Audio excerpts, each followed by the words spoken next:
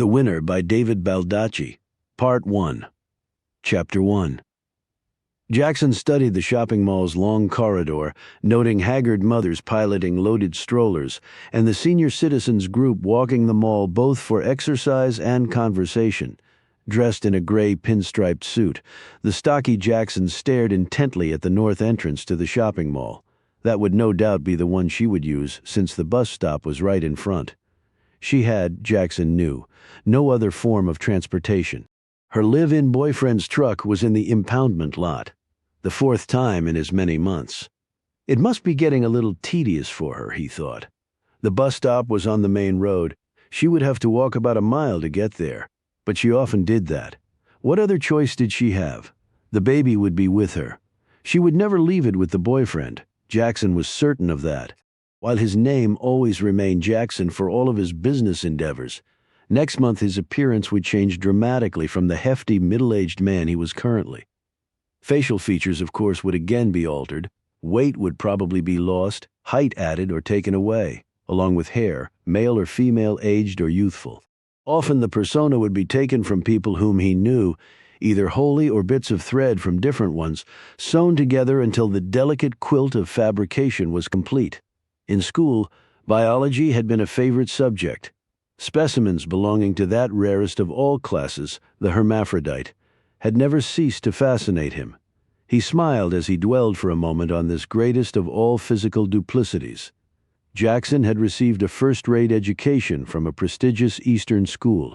Combining his love of acting with his natural acumen for science and chemistry, he had achieved a rare double major in drama and chemical engineering.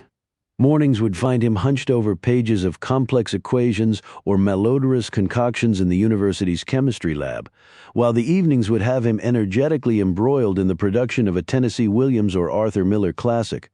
Those accomplishments were serving him very well. Indeed, if his classmates could only see him now, in keeping with today's character, a middle-aged male, overweight and out of shape from leading a sedentary lifestyle, a bead of perspiration suddenly sprouted on Jackson's forehead. His lips curled into a smile. This physical reaction pleased him immensely, aided as it was by the insulation of the padding he was wearing to provide bulky proportions and to conceal his own wiry frame. But it was something more than that, too. He took pride in the fact that he became the person totally, as though different chemical reactions took place within him depending on who and what he was pretending to be. He didn't normally inhabit shopping malls. His personal tastes were far more sophisticated. However, his clientele were most comfortable in these types of surroundings, and comfort was an important consideration in his line of work. His meetings tended to make people quite excited, sometimes in negative ways. Several interviews had become extremely animated, compelling him to think on his feet. These reminiscences brought another smile to Jackson's lips. You couldn't argue with success, though he was batting 1,000. However, it only took one to spoil his perfect record. His smile quickly faded. Killing someone was never a pleasant experience. Rarely was it justified. But when it was, one simply had to do it and move on. For several reasons, he hoped the meeting today would not precipitate such an outcome. He carefully dabbed his forehead with his pocket handkerchief and adjusted his shirt cuffs. He smoothed down a barely visible tangle in the synthetic fibers of his neatly groomed wig. His real hair was compressed under a latex skullcap. He pulled open the door to the space he had rented in the mall and went inside. The area was clean and orderly, in fact, too much so. He thought suddenly as he slowly surveyed the interior, it lacked the look of a true working space. The receptionist seated behind the cheap metal desk in the foyer looked up at him. In accordance with his earlier instructions, she didn't attempt to speak. She had no idea who he was or why she was here. As soon as Jackson's appointment showed up, the receptionist had been instructed to leave. Very soon she would be on a bus out of town, her purse a little fatter for her minimal troubles. Jackson never looked at her. She was a simple prop in his latest stage production. The phone beside her sat silent, the typewriter next to that unused. Yes, absolutely. Too well organized, Jackson decided with a frown. He eyed the stack of paper on the receptionist's desk. With a sudden motion, he spread some of the papers around the desk's surface. He then cocked the phone around just so and put a piece of paper in the typewriter. winding it through with several quick spins of the platen knob. Jackson looked around at his handiwork and sighed. You couldn't think of everything all at once. Jackson walked past the small reception area, quickly hitting the end of the shallow space, and then turned right. He opened the door to the tiny interior office, slipped across the room, and sat down behind the scuffed wooden desk. A small TV sat in one corner of the room, its blank screen staring back at him. He pulled a cigarette from his pocket, lit it, and leaned far back in the chair, trying his best to relax despite the constant flow of adrenaline. He stroked his thin, dark mustache. It, too, was made of synthetic fiber ventilated on a lace foundation and attached to his skin with spirit gum. His nose had been changed considerably as well. A putty base highlighted and shadowed to make his nose's actual delicate and straight appearance bulky and slightly crooked. The small mole resting next to the altered bridge of his nose was also fake, a concoction. He expected to have an extremely productive meeting with her, more to the point, a mutually beneficial meeting. He only had one question to ask Luann Tyler, one simple question that carried the potential for very complex repercussions based upon his experience. He was reasonably certain of her answer, but one just never knew. He dearly hoped for her sake that she would give the right one, for there was only one right answer.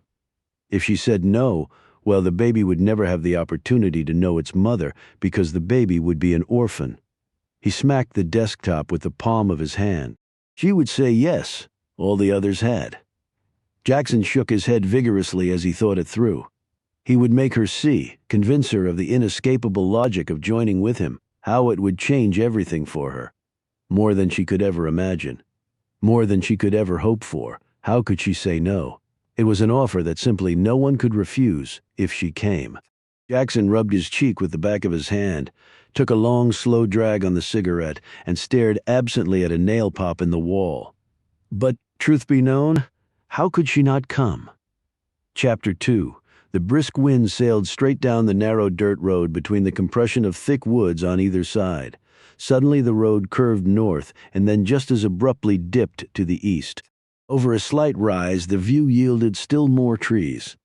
Some dying, bent into what seemed painful shapes by wind, disease, and weather, but the majority were ramrod straight with thickening girths and soaring leafy branches on the left side of the road. The more diligent eye could discern a half circle of open space consisting of mud interspersed with patches of new spring grass. Also nestled with nature into this clearing were rusted engine blocks, piles of trash, a small mountain of bone-dry beer cans, discarded furniture, and a litany of other debris that served as visual art objects when covered with snow and as home to snakes and other creatures when the mercury made its way north. Smack in the middle of that semicircular island rested a short, squat mobile trailer atop a crumbling cinder block foundation. Seemingly its only touch with the rest of the world were the electrical and telephone lines that ran down from the thick, leaning poles along the road and collided with one side of the trailer. The trailer was a decided eyesore in the middle of nowhere. Its occupants would have agreed with that description. The middle of nowhere was aptly applied to themselves as well. Inside the trailer, Luann Tyler looked at herself in the small mirror perched atop the leaning chest of drawers. She held her face at an unusual angle, not only because the battered piece of furniture listed to one side with a broken leg, but also because the mirror was shattered. Meandering lines grew outward on the surface of the glass like the slender branches of a sapling, such that if Luann had looked head-on into the mirror, she would have seen not one but three faces in the reflection. Luann didn't smile as she studied herself. She could never really remember smiling at her appearance. Her looks were her only asset that had been beaten into her head ever since she could remember, although she could have used some dental work. Growing up on unfluoridated well water and never stepping foot inside a dentist's office had contributed to that situation. No smarts, of course, her father had said over and over. No smarts or no opportunity to use them. She had never broached the subject with Benny Tyler dead now these past 5 years. Her mother, Joy, who had passed away almost 3 years ago, had never been happier than after her husband died. That should have completely dispelled Benny Tyler's opinions of her mental ability. But little girls believed what their daddy told them, mostly unconditionally.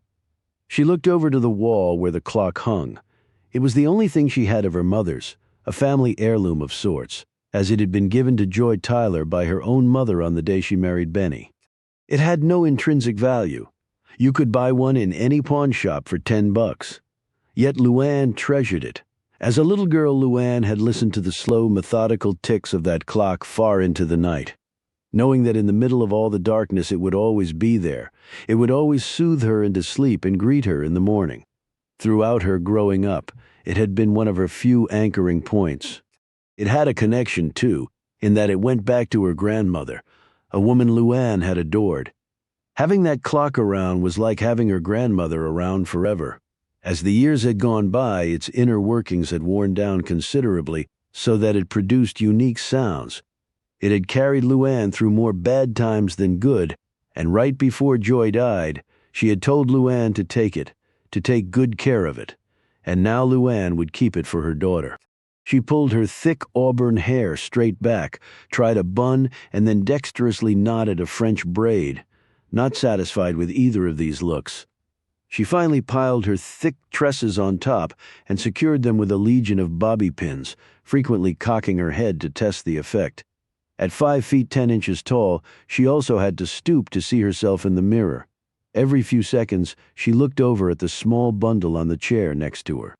She smiled as she took in the droopy eyes, the curved mouth, the chipmunk cheeks and doughy fists. 8 months and growing up fast.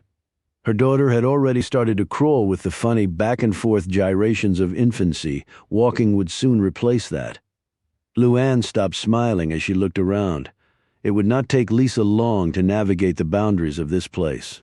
The interior, despite Luann's diligent efforts to keep it clean, resembled the exterior largely due to the temperamental outbursts of the man sprawled on the bed. Dwayne Harvey had twitched once or twice since, staggering into the house at 4 a.m., throwing off his clothes and climbing into bed. But otherwise he had remained motionless. She recalled fondly that on one night early in their relationship, Dwayne had not come home drunk. Lisa had been the result. Tears glimmered for the briefest time in Luann's hazel eyes. She hadn't much time or sympathy for tears, particularly her own. At 20 years of age, she had already cried enough of them to last her until the end of her days, she figured. She turned back to the mirror. While one of her hands played with Lisa's tiny fist, Luann used the other to pull out all the bobby pins. She swept her hair back and then let her bangs fall naturally forward over her high forehead. It was a style she had worn in school, at least through the 7th grade, when she had joined many of her friends in the rural county and dropping out and seeking work, and the paycheck that came with it. They had all thought wrongly, as it turned out, that a regular paycheck beat the hell out of an education any day of the week. For Luann, there hadn't been much choice. Half her wages went to help her chronically unemployed parents. The other half went to pay for things her parents couldn't afford to give her, such as food and clothes. She eyed Dwayne carefully as she undid her tattered robe, revealing her naked body. Seeing no sign of life from him, she swiftly pulled on her underwear. As she grew up, her blossoming figure had been a true eye-opener for the local boys, making them press for manhood even before the natural order of things would allow them official entry. Luann Tyler, the movie star/supermodel-to-be, many of the residents of Rikersville County, Georgia, had thoroughly considered the issue of Luann and bestowed upon her that title. Weighted down as it was with the highest of expectations, she was not long for their way of life. It was plain to see, proclaimed the wrinkled, thick local women holding court on their broad, decaying porches, and no one disagreed with them. The natural beauty she possessed would hold out for nothing less than the glossiest of all brass rings. She was the vicarious hope for the locals. New York or maybe Los Angeles would beckon to their Luann. It was only a matter of time. Only she was still here, still in the very same county where she had lived all her life. She was a disappointment of sorts without ever, despite being barely out of her teens, having had the opportunity to realize any of her goals. She knew the townsfolk would have been surprised to realize that her ambitions did not include lying naked in bed next to Hollywood's hunk of the month or treading the model's catwalk, wearing the latest creations of the haute couture crowd. Although, as she slipped into her bra, It occurred to her that right about now, sliding into the latest fashions in exchange for $10,000 a day was not such a bad deal. Her face and her body. Her father had often commented on that attribute too. Voluptuous, full-figured, he had described it as though it were an entity distinct from her. Weak mind, dazzling body. Thankfully, he had never gone beyond those verbalizations. Late at night, she sometimes wondered if he had ever wanted to, but simply lacked the courage or the opportunity. Sometimes the way he would look at her. On rare occasions, she would venture into the deepest parts of her subconscious and sense, like the sudden scary prick of a needle, the disjointed pieces of a memory that made her wonder if the opportunity maybe had presented itself. At that point, she would always shudder and tell herself that thinking such evil of the dead was not a good thing. She studied the contents of the small closet. Really, she owned only one dress that would be appropriate for her appointment. The short sleeve, navy blue with white trim around the collar and hemline. She remembered the day she bought it. A whole paycheck blown, 65 entire dollars. That was 2 years ago, and she had never repeated that insane extravagance. In fact, it was the last dress she had bought. The garment was a little frayed now, but she had done a nice touch-up job with needle and thread. A strand of small fake pearls, a birthday gift from a former admirer, encircled her long neck. She had stayed up late methodically coloring in the nicks on her only pair of high heels. They were dark brown and didn't match the dress, but they would have to do. Flip-flops or sneakers. Her only other two choices were not going to cut it today, although she would wear the sneakers on the mile-long trek to the bus stop. Today could be the start of something new, or at least different. Who knew it could lead to somewhere, anywhere? It could carry her and Lisa away to something other than the Duanes of the world. Luann took a deep breath, opened up the zippered interior pocket of her purse, and carefully unfolded the piece of paper. She had written down the address and other information from the phone call from someone who had identified himself as a Mr. Jackson, a call she had almost not answered after pulling the midnight to 7 shift as a waitress at the #1 truck stop. When the phone call came, Luann's eyes had been welded shut as she sat on the kitchen floor breastfeeding Lisa. The little girl's teeth were coming in, and Luann's nipples felt like they were on fire, but the baby formula was too damn expensive, and they were out of milk. At first, Luann had no desire to answer the phone. Her job at the popular truck stop right off the interstate kept her running nonstop, with Lisa, meanwhile, tucked safely under the counter in her baby seat. Luckily, the little girl could hold a bottle, and the diner's manager liked Luann enough that the arrangement hadn't jeopardized her position. They didn't get many calls. Mostly Dwayne's buddy looking for him to go drinking or strip a few cars that had broken down on the highway. Their bud and babe money, they called it, and often right to her face. No, it was not Dwayne's boys calling this early. 7 a.m. would find them 3 hours into the deep sleep of another drinking binge. After the third ring, for some reason, her hand had reached out and plucked up the phone. The man's voice was crisp and professional. He had sounded as though he were reading from a script, and her sleep-clouded mind had pretty much reasoned that he was trying to sell her something. That was a joke. No charge cards, no checking account, just the little bit of cash hung in a plastic bag inside the hamper she used for Lisa's dirty diapers. It was the only place Dwayne would never search. "Go ahead, mister. You just try to sell me something, credit card number? Well, let me just make one up right now. Visa, MasterCard, Amex, Platinum. I've got 'em all, at least in my dreams." But the man had asked for her by name, and then he had mentioned the work. He wasn't selling her anything. He essentially was offering her employment. "How did you get my phone number?" she had asked him. The information was readily available. He had replied so authoritatively that she instantly believed him. But she already had a job. She had told him. He asked what her salary was. She refused to answer at first, and then, opening her eyes while Lisa suckled contentedly, she told him she wasn't sure why. Later, she would think that it was a premonition of things to come, because that's when he had mentioned the pay. $100 per weekday for a guaranteed 2 weeks. She had quickly done the arithmetic in her head. A total of $1,000 with the very real possibility of more work to come at those same rates. And they weren't full days. The man had said 4 hours tops per day. That wouldn't affect her job at the truck stop at all. That came to $25 per hour. No one she knew had ever earned such money. Why, at a full year, that was $25,000, and really, she would only be working half-time, so the rate was more like $50,000 per year. Doctors, lawyers, and movie stars earned such gigantic sums. Not a high school dropout mother residing in the hopeless grip of poverty was someone called Dwayne. As if responding to her unspoken thoughts, Dwayne stirred for an instant, looking at her through brick-red eyes. "Where the hell you going?" Dwayne's voice was thick with the drawl of the area.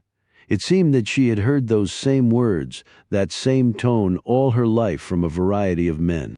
In response, she picked up an empty beer can off the chest of drawers. "How about another beer, baby?" She smiled coyly and arched her eyebrows wickedly. Her thick lips dangled each syllable seductively. It had the desired effect. Dwayne groaned at the sight of his malt and aluminum god and slumped back into the grip of his coming hangover. Despite his frequent drinking binges, he never could hold his liquor. In another minute, he was asleep once more. The baby doll smile instantly faded, and Luann looked at the note again. The work, the man had said, involved trying new products, listening to some ads, getting her opinion on things, sort of like a survey. Demographic analysis, he had termed it, whatever the hell that was. They did it all the time. It was connected to advertising rates and TV commercials, things like that. $100 a day for just giving her opinion. Something she did for free just about every minute of her life. Too good to be true, really. She had thought that a number of times since his phone call. She was not nearly as dumb as her father had thought.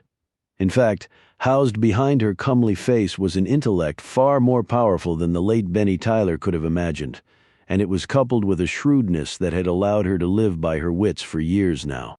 However, only rarely did anyone go beyond her looks. She often dreamed of an existence where her boobs and butt weren't the first, last, and only thing anyone ever noticed about her, ever commented on. She looked over at Lisa. The little girl was awake now, her eyes darting around the bedroom until they came to rest with much glee upon her mother's face. Luann's eyes crinkled back at her little girl. After all, could it be worse than her and Lisa's present reality? She normally held a job for a couple of months, or if she was really lucky, half a year, and then a layoff came with the promise of a rehire when times got better, which they never seemed to do. Without a high school diploma, she was immediately categorized as stupid. By virtue of living with Dwayne, she had long ago decided she deserved that label. But he was Lisa's father, even if he had no intention of marrying Luann. Not that she had pushed him on that. She was not overeager to take Dwayne's last name or the man-child that came with it. However, having grown up in something less than the embrace of a happy, caring household, Luann was firmly convinced that the family unit was vitally important to a child's well-being. She had read all the magazines and watched numerous talk shows on the subject. In Rikersville, Luann was one step ahead of the welfare rolls most of the time. There were about 20 people for every lousy job. Lisa could and would do far better than her mother. Luann had dedicated her life to making that a reality. But with $1,000, perhaps Luann would do all right for herself. A bus ticket to somewhere else. Some money to live off until she could find a job. The little nest egg she had so desperately wanted over the years, but had never been able to accumulate. Rikersville was dying. The trailer was Dwayne's unofficial sepulcher. He would never have it any better, and probably would have it much worse before the ground swallowed him up. It could be her crypt, too, Luann realized, only it wouldn't be. Not after today, not after she kept her appointment. She folded up the piece of paper and put it back in her purse. Sliding a small box out of one of the drawers, she found enough change for bus fare. She finished with her hair, buttoned her dress, swooped up Lisa, and quietly left the trailer, and Dwayne behind. Chapter 3. There was a sharp knock on the door. The man quickly stood up from behind the desk, adjusted his tie, and opened a file folder lying in front of him. In the ashtray next to him were the remains of 3 cigarettes. "Come in," he said, his voice firm and clear. The door opened and Luann stepped into the room and looked around. Her left hand clutched the handle of the baby carrier where Lisa lay, her eyes looking around the room with obvious curiosity. Over Luann's right shoulder hung a large bag. The man observed the vein plunging down Luann's long, sinewy biceps until it connected with a maze of others in her muscular forearm. The woman was obviously strong physically. What about her character? Was it as strong? Are you Mr. Jackson? Luann asked. She looked directly at him as she spoke, waiting for his eyes to take the inevitable inventory of her face, bosom, hips, and so on. It didn't matter from what walk of life they came. In that regard, men were all the same. She was thus very surprised when his gaze did not leave her face. He held out his hand and she shook it firmly. I am. Please sit down, Miss Tyler. Thank you for coming. Your daughter is quite beautiful. Would you care to put her down over here? He pointed to a corner of the room. She just woke up the walk, and the bus ride makes her go to sleep every time. I'll just keep her beside me if that's okay. As if in agreement, Lisa began to jabber and point. He nodded his assent, and then sat back down and took a moment to peruse the file. Luann put Lisa and the large bag down next to her, pulled out a set of plastic keys, and handed them to her daughter to play with. Luann straightened back up and studied Jackson with considerable interest. He was dressed expensively. A line of perspiration was strung across his forehead like a miniature set of pearls, and he appeared a little nervous. She ordinarily would put that down to her looks. Most of the men she encountered either acted like fools in attempts to impress her, or shut down within themselves like wounded animals. Something told her that neither was the case with this man. I didn't see a sign over your office. People might not know you're even here. She looked at him curiously. Jackson smiled tightly at her. In our business, we don't cater to foot traffic. It doesn't matter to us if people in the mall know we're here or not. All of our business is conducted via appointments, phone calls, that sort of thing. I must be the only appointment right now, then. Y'all's waiting room is empty. Jackson's cheek twitched as he formed a steeple with his hands. We stagger our appointments so as not to keep people waiting. I'm the only member of the firm at this location. So, you got other places of business? He nodded absently. Would you mind filling out this information sheet for me? Take your time. He slid a piece of paper and pen over to her. Luann quickly filled out the form, making short, tight motions with the pen. Jackson watched as she did so. He reviewed her information after she finished. He already knew everything on it. Luann looked around the place. She had always been observant. Being the object of many males' desires, she typically studied the configuration of every place she was in, if only to determine the fastest exit. When he looked up, he noted her scrutinizing the office surroundings. Something wrong? He asked. It's kind of funny. I'm afraid I don't understand. You got a funny office, is all. How do you mean? Well, there's no clock anywhere, no trash can, no calendar, and no phone. Now, I ain't worked in any places where people wear neckties on the job, but even Red over at the truck stop keeps a calendar, and he's on the phone more than he's not. And the lady out front, she don't got a clue as to what's going on. Hell with those 3-inch nails. Using that typewriter would be mighty hard anyway. Luann caught the stunned look on his face and quickly bit her lip.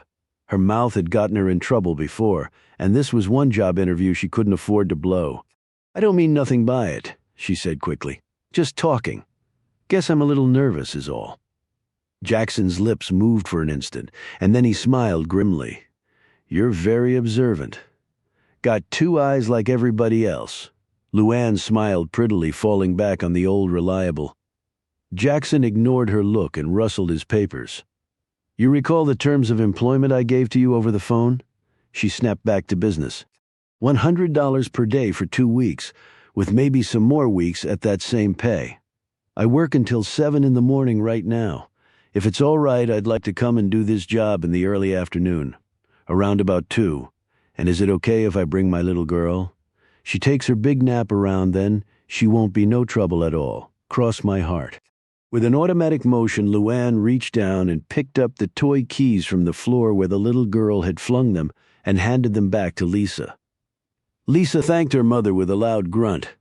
Jackson stood up and put his hands in his pockets. That's fine, it's all fine. You're an only child and your parents are dead, correct? Luann jerked at the abrupt change in subject. She hesitated and then nodded, her eyes narrowing. And for the better part of 2 years you have lived with one Dwayne Harvey. an unskilled laborer of sorts, currently unemployed in a trailer in the western part of Rikersville. He looked at her as he recounted this information. He was not waiting for affirmation now. Luann sensed that and merely stared back at him. Dwayne Harvey is the father of your daughter, Lisa, age 8 months. You quit school in the 7th grade and have held numerous low-paying jobs since that time. All of them, I think, would be accurately summed up as dead ends. You are uncommonly bright and possess admirable survival skills. Nothing is more important to you than your daughter's well-being. You are desperate to change the circumstances of your life, and you are just as desperate to leave Mr. Harvey far behind. Right now you're wondering how to accomplish any of this when you lack the financial means to do so and likely always will. You feel trapped, and well you should. You are most assuredly trapped, Miss Tyler. He stared across the desk at her. Luann's face was flushed as she stood up. What the hell's going on here? What right do you have? He impatiently broke in. You came here because I offered you more money than you've ever earned before. Isn't that right? How come you know all those things 'bout me? She demanded. He crossed his arms and studied her intently before answering. It's in my best interest to know everything I can about someone with whom I'm about to do business. What does knowing about me have to do with my opinions and surveys and such? Very simple, Ms. Tyler. To know how to evaluate your opinion on things, I need to know intimate details about the opinion maker, who you are, what you want, what you know and don't know. The things you like, dislike, your prejudices, your strengths and weaknesses. We all have them in varying degrees. In some, if I don't know all about you, I haven't done my job. He came around the corner of the desk and perched on the edge. I'm sorry if I offended you, I can be rather blunt. However, I didn't want to waste your time. Finally, the anger in Luann's eyes passed away. Well, I guess if you put it that way, I do, Miss Tyler. May I call you Luann? That's my name, she said brusquely. She sat back down. Well, I don't want to waste your time either. So what about the hours? Is the afternoon okay?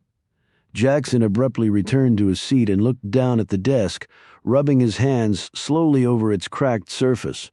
When he looked back up at her, his countenance was even more serious than it had been seconds before. Have you ever dreamed of being rich, Luann? I mean rich beyond all your wildest fantasies. So wealthy, in fact, that you and your daughter could literally do anything in the world you wanted to do, when you wanted to do it. Have you ever had that dream? Luann started to laugh until she caught the look in his eyes. There was no humor, no diffidence, no sympathy in their depths, merely an intense desire to hear her answer. Hell yes. Who hasn't had that dream? Well, those who are already filthy rich rarely do, I can tell you that. However, you're right. Most other people, at some point in their lives, have that fantasy, yet virtually no one ever makes that fantasy a reality. The reason is simple. They can't. Luann smiled disarmingly. But $100 a day ain't bad either. Jackson stroked his chin for several seconds, coughed to clear his throat, and then asked a question. Luann, do you ever play the lottery? She was surprised by the inquiry, but readily replied, now and then. Everybody around here does. It can get expensive, though. Dwayne plays every week. Sometimes half his paycheck. That is when he pulls a paycheck, which ain't usually the case. He's all fired certain he's going to win. Plays the same numbers every time. Says he saw them in a dream. I say he's just dumber than dirt. Why? Have you ever played the National Lotto? You mean the one for the whole country? Jackson nodded, his eyes fixed on her. Yes, he said slowly. That's exactly the one, I mean, once in a while. The odds are so big I got a better chance of going for a stroll on the moon than I do of winning that thing. You're absolutely right. In fact, the odds this month are approximately 1 in 30 million. That's what I mean. I'd rather go for the dollar scratch-offs. At least then you got a chance to make a quick $20. No sense throwing good money after bad, I always say. Particularly when you don't got none to speak of.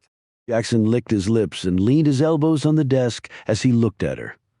What would you say if I told you I could drastically better your chances of winning the lottery? He kept his eyes trained resolutely on her. Excuse me? Jackson said nothing. Luann looked around the room as if expecting to see a surveillance camera somewhere. What's this got to do with the job? I didn't come here to play no games, mister. In fact, Jackson continued, ignoring her queries. What if I could lower your odds to 1 in 1? Would you do it?" Luann exploded. "Is this some kind of big joke? If I didn't know better, I'd think maybe Dwayne was behind this. You better tell me what the hell's going on before I really get mad. This is no joke, Luann." Luann rose out of the chair. "You darn sure got something else on the burner, and I don't want no parts of it." "No parts? $100 a day or not?" she said with deep disgust, mingled with deeper disappointment as her plans for the $1,000 payday rapidly faded away. She picked up Lisa and her bag and turned to leave. The quiet tones of Jackson's voice rippled across her back. "I am guaranteeing that you will win the lottery, Luann. I am guaranteeing that you will win at minimum $50 million. She stopped. Despite her brains telling her to run as fast as she could out of the place, she found herself slowly turning to face him. Jackson had not moved. He still sat behind the desk, his hands clasped in front of him. No more Duanes, no more graveyard shifts at the truck diner, no more worrying about having food and clean clothes for your daughter.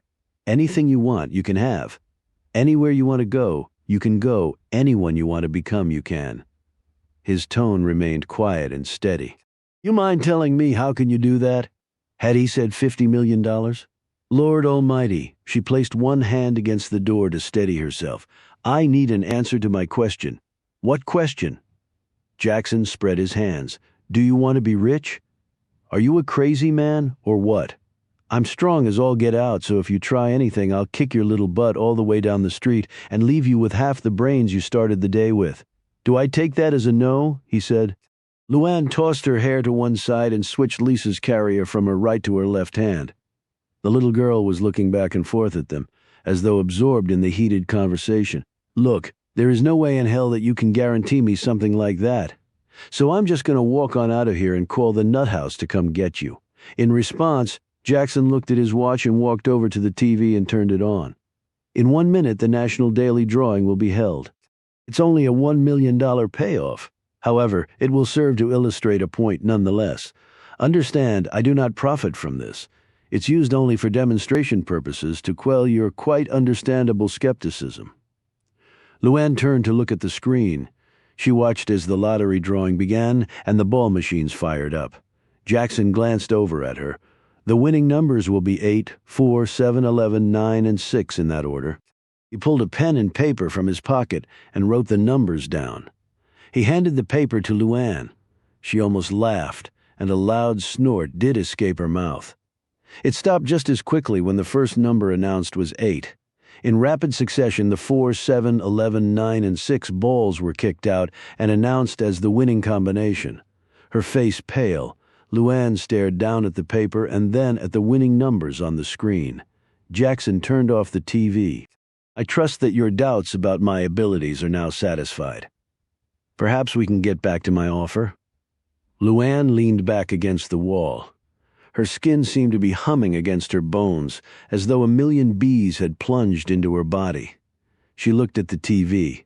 She saw no special wires or contraptions that could have aided him in predicting the outcome. No VCR. It was just plugged into the wall. She swallowed hard and looked back at him. "How the hell did you do that?" The words came out in a hushed, fearful tone. "You have no possible need to know that information. Just answer my question, please." His voice rose slightly. She took a deep breath, tried to calm her twitching nerves. "You're asking me if I want to do something wrong. Then I'm telling you flat out that I won't. I ain't got much, but I'm no criminal. Who says it's anything wrong? Excuse me, but are you saying that guaranteeing to win the lottery ain't wrong? Sure as hell sounds like a fix to me. You think just because I work crap jobs I'm stupid? I actually have a high opinion of your intelligence. That's why you're here.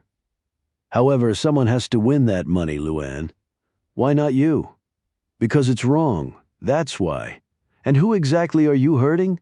Besides, it's not wrong, technically, if no one ever finds out. I'd know." Jackson sighed. "That's very noble. However, do you really want to spend the rest of your life with Dwayne? He has his good points. Really? Would you care to enumerate them? Why don't you go straight on to hell? I think my next stop's going to be at the police station. I got a friend who's a cop. I bet you he'll be real interested to hear about all this." Luann turned and gripped the doorknob. This was the moment Jackson had been waiting for. His voice continued to rise. So Lisa grows up in a filthy trailer in the woods. Your little girl will be extraordinarily beautiful if she takes after her mother. She reaches a certain age. The young men start to get interested. She drops out of school. A baby, perhaps, comes along. The cycle starts anew. Like your mother? He paused. Like you? Jackson added very quietly. Luann turned slowly around, her eyes wide and glimmering. Jackson eyed her sympathetically. It's inevitable, Luann. I'm speaking the truth, you know I am. What future do you and Lisa have with him? And if not him, another Dwayne, and then another and another. You'll live in poverty, and you'll die in poverty, and your little girl will do the same. There's no changing that. It's not fair, of course, but that doesn't make it any less certain. Oh, people who have never been in your situation would say that you should just pack up and go, take your daughter and just leave. Only they never tell you how you're supposed to do that. Where will the money for bus fare and motel rooms and food come from? Who'll watch your child first while you look for work, and then when you find it, if you ever do? Jackson shook his head in sympathy and slid the back of one hand under his chin as he eyed her. Of course you can go to the police if you want, but by the time you get back, there will be no one here. And do you think they'll really believe you? An expression of condescension played across his features. And then what will you have accomplished? You'll have missed the opportunity of a lifetime. Your only shot at getting out, gone. He shook his head sadly at her, as if to say, please don't be that stupid. Luann tightened her grip on the baby carrier. An agitated Lisa was starting to struggle to get out, and her mother automatically started rocking the little girl back and forth. You talking about dreams, Mr. Jackson? I got me my own dreams. Big ones. Damn big ones. Her voice was trembling, though. Luann Tyler had a very tough exterior built up over long, hard years of scrapping for an existence and never getting anywhere. However, Jackson's words had hurt Luann, or rather the truth in those words. I know you do, I said. You were bright, and you've done nothing at this meeting but reinforce that opinion. You deserve far better than what you have now. However, rarely do people get what they deserve in life. I'm offering you a way to achieve your big dreams. He abruptly snapped his fingers for effect. Like that. She suddenly looked wary. How do I know you're not the police trying to set me up? I ain't going to no prison over money. Because it would be a clear case of entrapment. That's why it would never hold up in court. And why in the world would the police target you for such an elaborate scheme? Luann leaned up against the door. Under her dress, she felt her heart beating erratically between her breasts. Jackson stood up. I know you don't know me, but I take my business very, very seriously. I never do anything without a very good reason. I would not be here wasting your time with some joke, and I most certainly never waste my time. Jackson's voice carried an unmistakable ring of authority, and his eyes bored into Luann with an intensity that was impossible to ignore. Why me out of all the people in the whole friggin' world? Why'd you come knocking on my door? She was almost pleading. Fair question, however. It's not one I'm prepared to answer, nor is it particularly pertinent. How can you know I'm going to win? He looked at the TV. Unless you think I was incredibly lucky with that drawing, then you shouldn't doubt the outcome. Right now, I doubt everything I'm hearing. So what if I play along and I still don't win?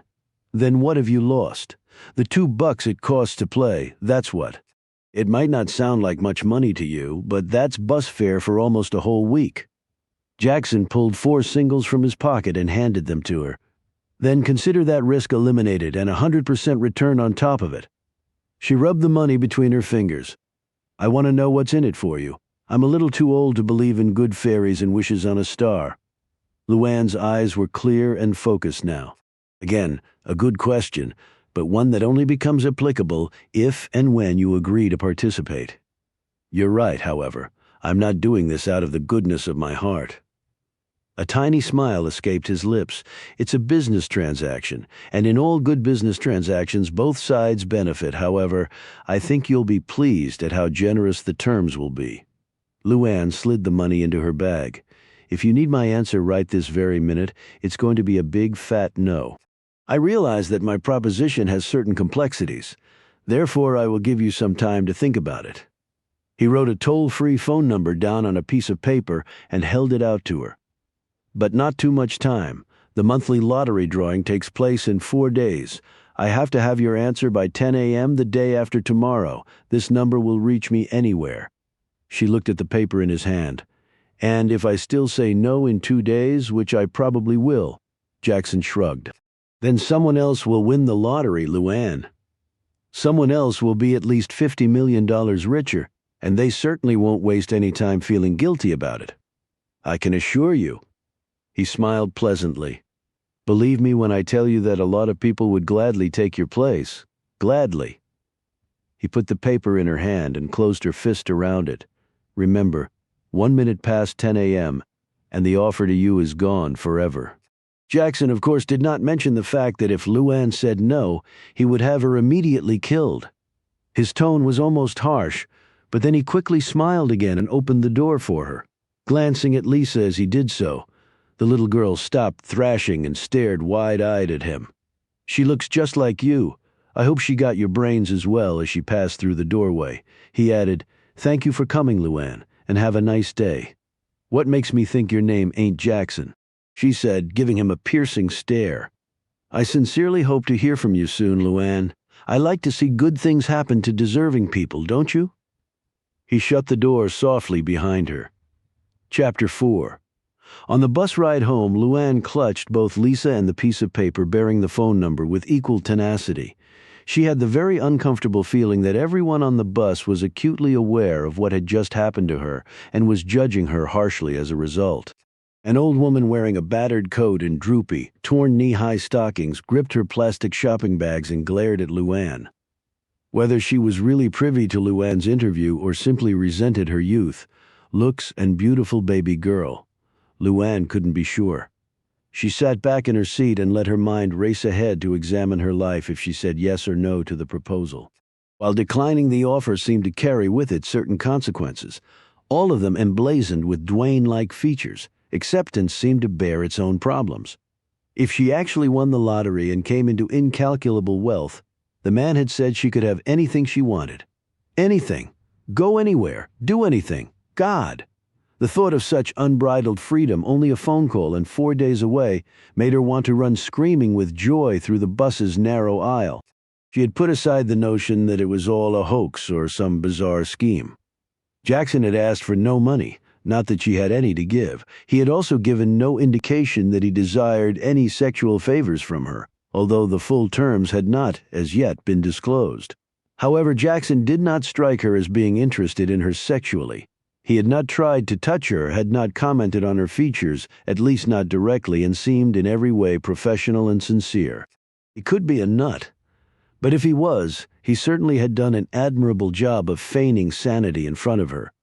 Plus, it had cost money to rent the space, hire the receptionist, and so forth. If Jackson was certifiable, he definitely had his normal moments. She shook her head, and he had called every number correctly on the daily drawing before the damn machines had even kicked them out. She couldn't deny that. So if he was telling the truth, then the only catch was that his business proposal resonated with illegality, with fraud, with more bad things than she cared to think about. That was a big catch, and what if she went along and then was caught somehow, the whole truth coming out? She could go to prison maybe for the rest of her life. What would happen to Lisa?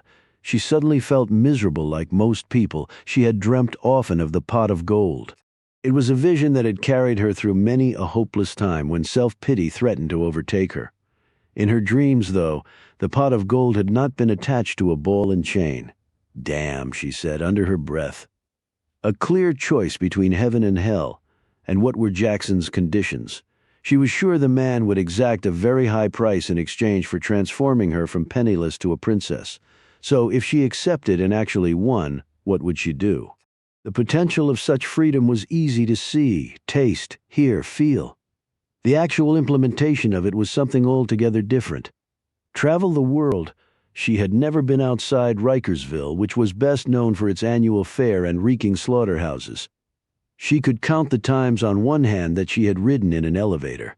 She had never owned a house or a car. In fact, she had never really owned anything. No bank account had ever borne her name.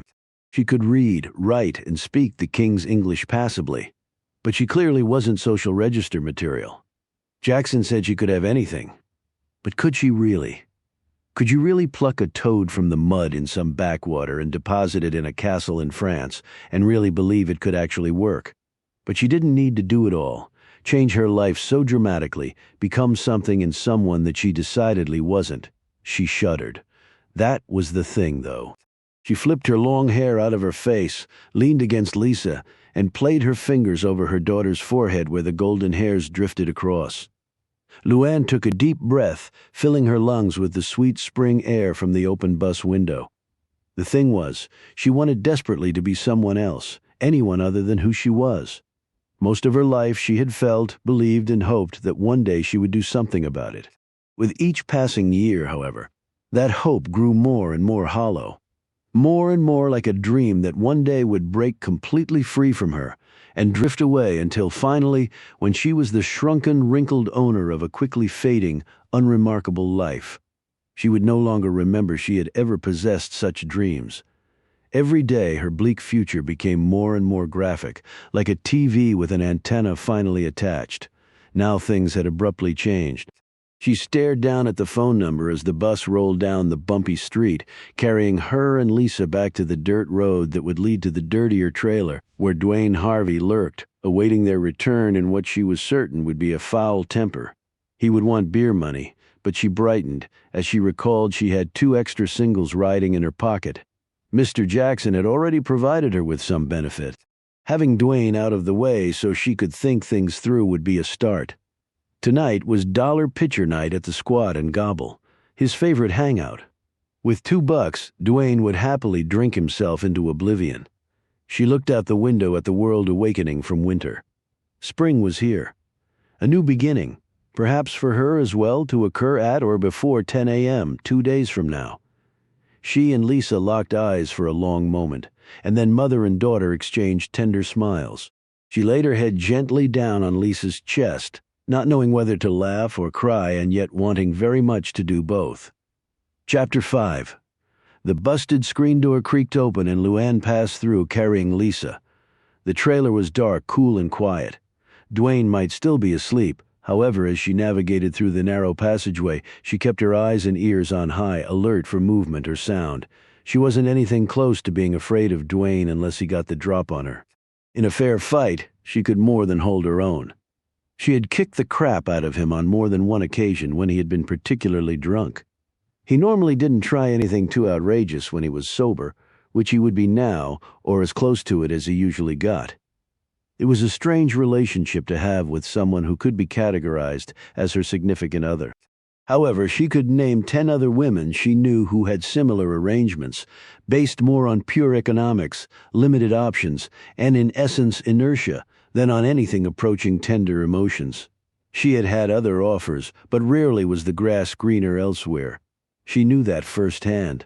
She picked up her pace as she heard the snores coming from the bedroom and leaned her head in the small room. She sucked in her breath as she eyed the twin figures lying under the sheets. Dwayne's head was visible on the right. The other person was completely covered by the sheet, however. The twin humps in the chest region suggested it was not one of Dwayne's male drinking buddies, sleeping it off.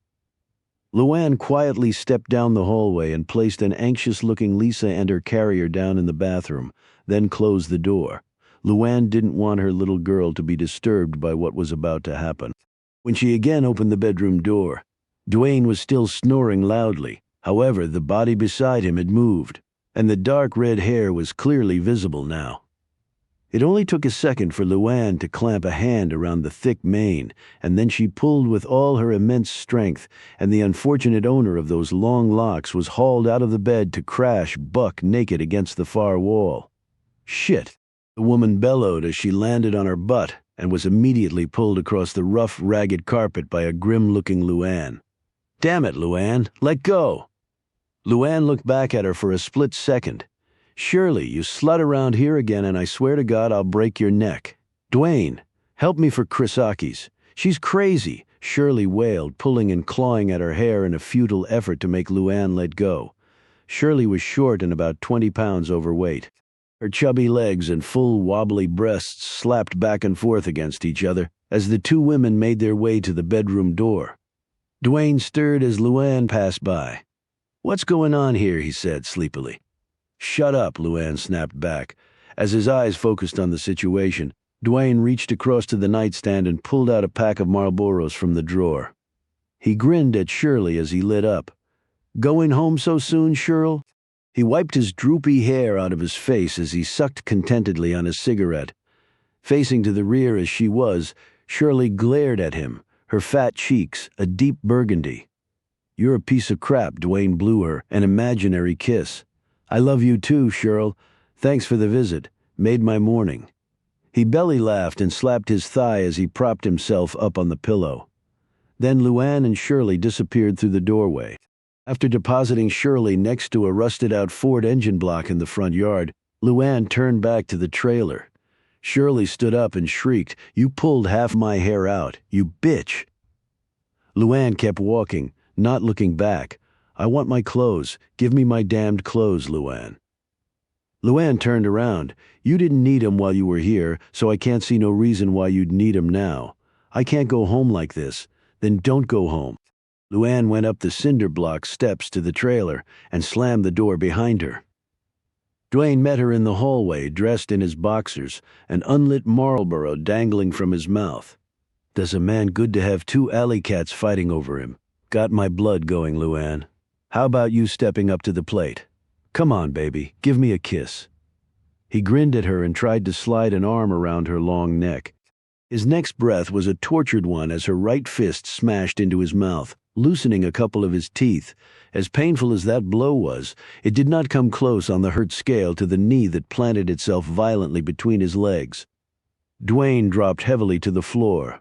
Luann hovered over him. "If you pull that crap again, Dwayne Harvey, so help me God, I'll rip it right off and flush it down the toilet." Crazy-ass woman.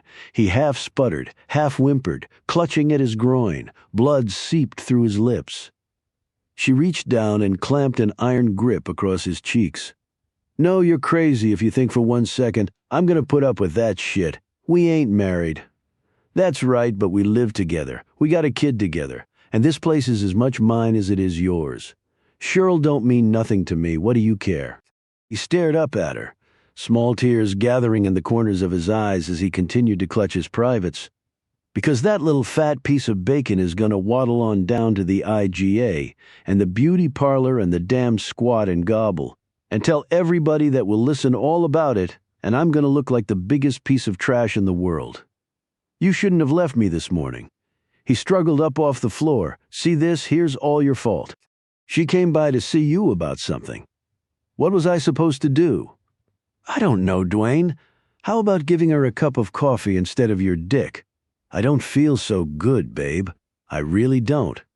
He leaned up against the wall. She roughly pushed past him on her way to check on Lisa. "Best news I've heard all day." A minute later, she marched past him again and entered the bedroom where she proceeded to rip the sheets off the bed. Dwayne sulkily watched her from the doorway. "Go ahead and throw 'em away. I don't give a crap you bought 'em." She didn't look at him as she answered. "I'm taking 'em over to Wanda's to wash. If you're gonna sleep around with sluts, it ain't gonna cost me nothing." As she lifted the mattress, a flash of green caught her eye. She shoved the mattress off the bed frame and then looked over at Dwayne. "What the hell is this?" she demanded. Dwayne looked at her coldly. He sauntered into the room, scooped up the piles of cash and stuffed them in a paper bag that had been sitting on the table beside the bed. He continued to eye her as he closed up the bag. "Let's just say I won the lottery," he said arrogantly. She perceptibly stiffened at his words as though she'd been slapped flush in the face. For a moment she felt as though she would topple right over in a dead faint. Had Dwayne actually been behind all of this? Were he and Jackson in this together? She could not have envisioned a more unlikely pair. It couldn't possibly be. She quickly recovered and crossed her arms. "Bull? Where'd you get it, Dwayne? Let's just say it's a real good reason to be nice to me and to keep your mouth shut." Angrily pushing him from the room, she locked the door. She changed into jeans, sneakers, and a sweatshirt, and then quickly packed an overnight bag. When she unlocked and threw open the door, Dwayne hadn't budged. The bag was still clutched in his hand. She moved quickly past him, opened the door to the bathroom, and scooped up a wriggling Lisa in one arm. The dirty linen and overnight bag in her other hand, she headed for the front door. "Where you going, Luann?" "None of your damn business. How long you going to be pissed about this? I didn't get mad at you for kicking me in the balls, did I? I done already forgot about it, in fact." She whirled around for a second. "Dwayne, you have got to be the dumbest person on the face of this earth. Is that right? Well, who do you think you are? Why, if it weren't for me, you and Lisa wouldn't even have a damn place to stay. I took you in, or you wouldn't have nothing." He lit up another cigarette, but warily kept out of range of her fist.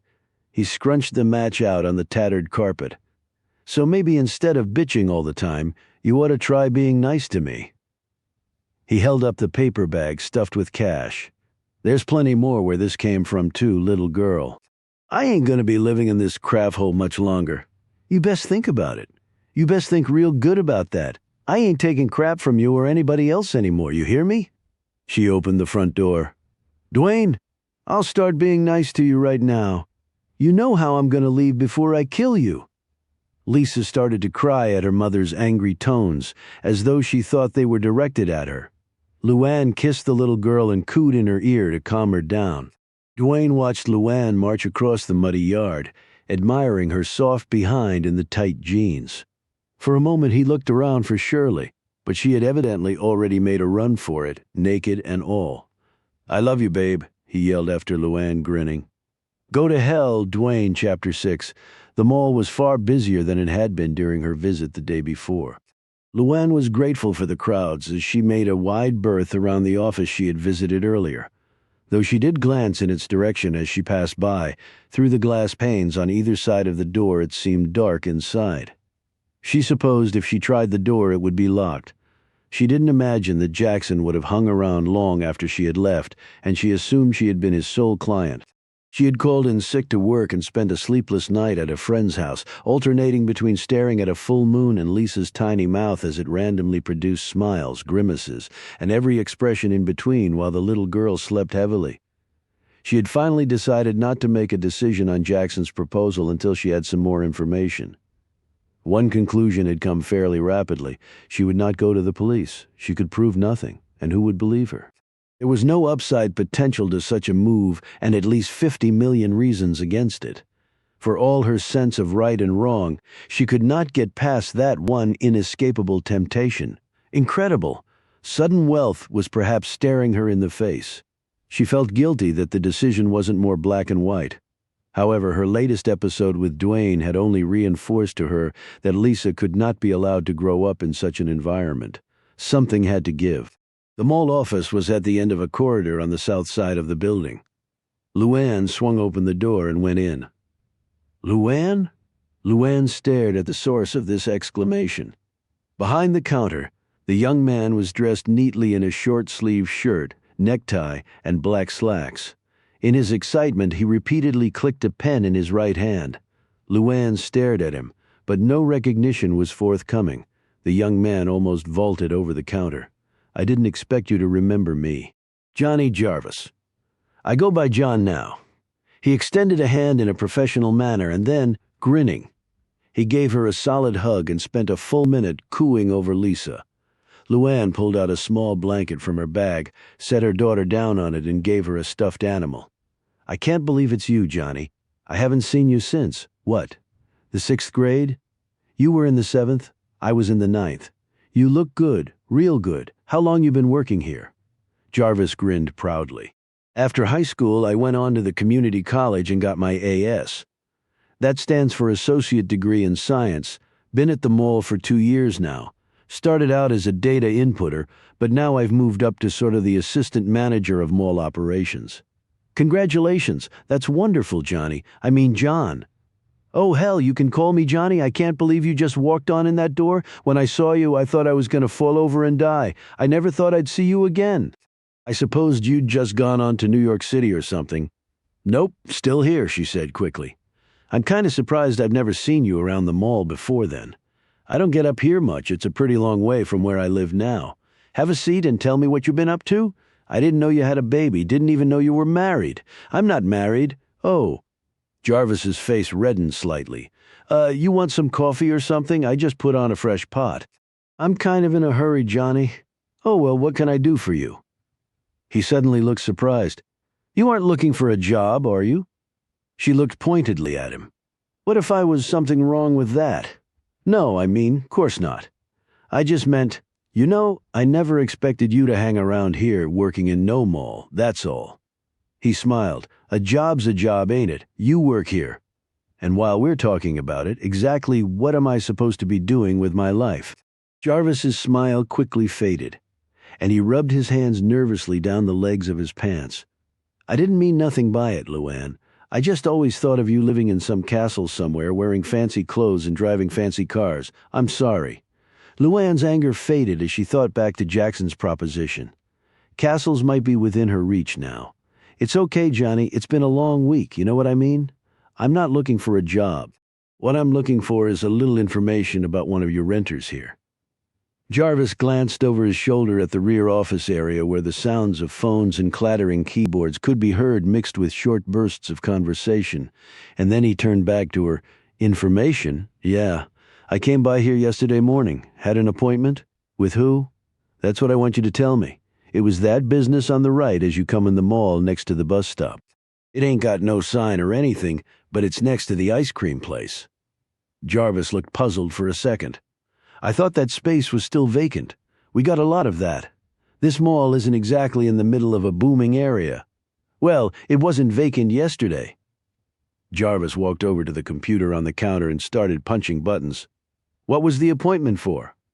Luann's reply was immediate. Oh, it was a sales job, pushing products door to door. Yeah, we've had some people like that come in on a temporary basis. More like an interview room than anything else. If we have the space, which we usually do, we rent it out, sometimes just for the day. Especially if it's already been built out, ready-made office space. He pulled up a screen and studied it. As voices continued to filter in from the back office, he went over and shut the door. He looked a little apprehensively at Luann. So, what'd you want to know? She noted his concerned look and glanced in the direction of the door he had just shut. You're not going to get in trouble over this, are you, Johnny? He waved his hand dismissively. Hell no. Remember, I'm the assistant manager here, he said importantly. Well, just tell me whatever you can, who the people are, what the business is, an address somewhere, stuff like that. Jarvis looked confused. Well, didn't they tell you that during the interview? Some of it, she said slowly. But I just want to make sure it's all legit, before I accept or not. I gotta buy some nicer clothes and maybe get me a car. I don't want to do that if it's not on the up and up. Jarvis snorted. Well, you're smart to do that. Just because we rent space to these people, it don't mean they're shooting straight with you, he added anxiously. They didn't ask for money from you, did they? No, as a matter of fact, the money they were talking about me getting was pretty unbelievable. Probably too good to be true then. That's what I'm afraid of. She watched his fingers sail across the computer keyboard. Where'd you learn to do that stuff, she said with admiration. What this? That's when I was at the community college. They got programs over there that teach you just about anything. Computers are cool. I wouldn't mind going back to school one day. You were always real smart in school, Luann. I bet you'd pick it up like nobody's business. She gave him a pretty look. Maybe one day. Now what you got for me? Jarvis studied the screen again. Company's name is Associates, Inc. At least that's what they put on the rental agreement. They leased for a week starting yesterday, in fact, paid in cash, didn't give any other address. When they pay in cash, we don't really care. They ain't nobody there now. Jarvis nodded absently as he tabbed down the screen. Guy named Jackson signed the lease agreement, he said. About my height with black hair, sort of fat. That's right, I remember him now. He seemed very professional. Anything out of the way happened during your interview? Depends on what you call out of the way. But he was real professional to me, too. Anything else you can tell me? Jarvis studied the screen again, hoping to find a few more kernels of information with which to entice Luann. Finally, strong disappointment etched across his features. He looked at her and sighed. Not really, I guess. Luann hoisted up Lisa and then eyed a stack of steno pads and a cup of pens on the counter. Could I have one of those pads and a pen, Johnny? I could pay you something for them. You kidding? Good golly, take all you want. One of each is all I need, thanks. She put the pad and pen in her handbag. No problem at all. We got tons of that stuff. Well, I appreciate what you told me, I really do, and it was real nice seeing you, Johnny. Hell, you made my whole year walking in the door like that. He took a peek at his watch. I take my lunch break in about 10 minutes. They got a nice Chinese place down at the food court. You have time, my treat? We could talk some more, catch up, maybe another time. Like I said, I'm kind of in a hurry. Luann observed Jarvis's disappointment and felt a little guilty. She put Lisa down and gave him a big hug. She smiled as she listened to him breathe deeply into her freshly washed hair. As he pressed his hands against the small of her back and the warmth and softness of her chest spread over his, Jarvis's spirits were instantly rekindled. "You've done real well for yourself, Johnny," Luann said as she stepped back. "Always knew you'd do just fine. Things might have been different," she thought, if she had come across Johnny a while back. Jarvis was now treading across fine white clouds. "You did? I'm kind of surprised you even thought about me at all. There you go, I'm just full of surprises. Take care of yourself. Maybe I'll see you around." She picked up Lisa, who was rubbing the stuffed animal against her mother's cheek and jabbering happily, and headed for the door. "Hey, Luann." She turned back around. "You gonna take that job?" She considered the question for a moment. "I don't know yet, but I expect you'll probably hear about it if I do." Luann's next stop was the public library, a place she had frequented when in school, but it had been years since she had last been there.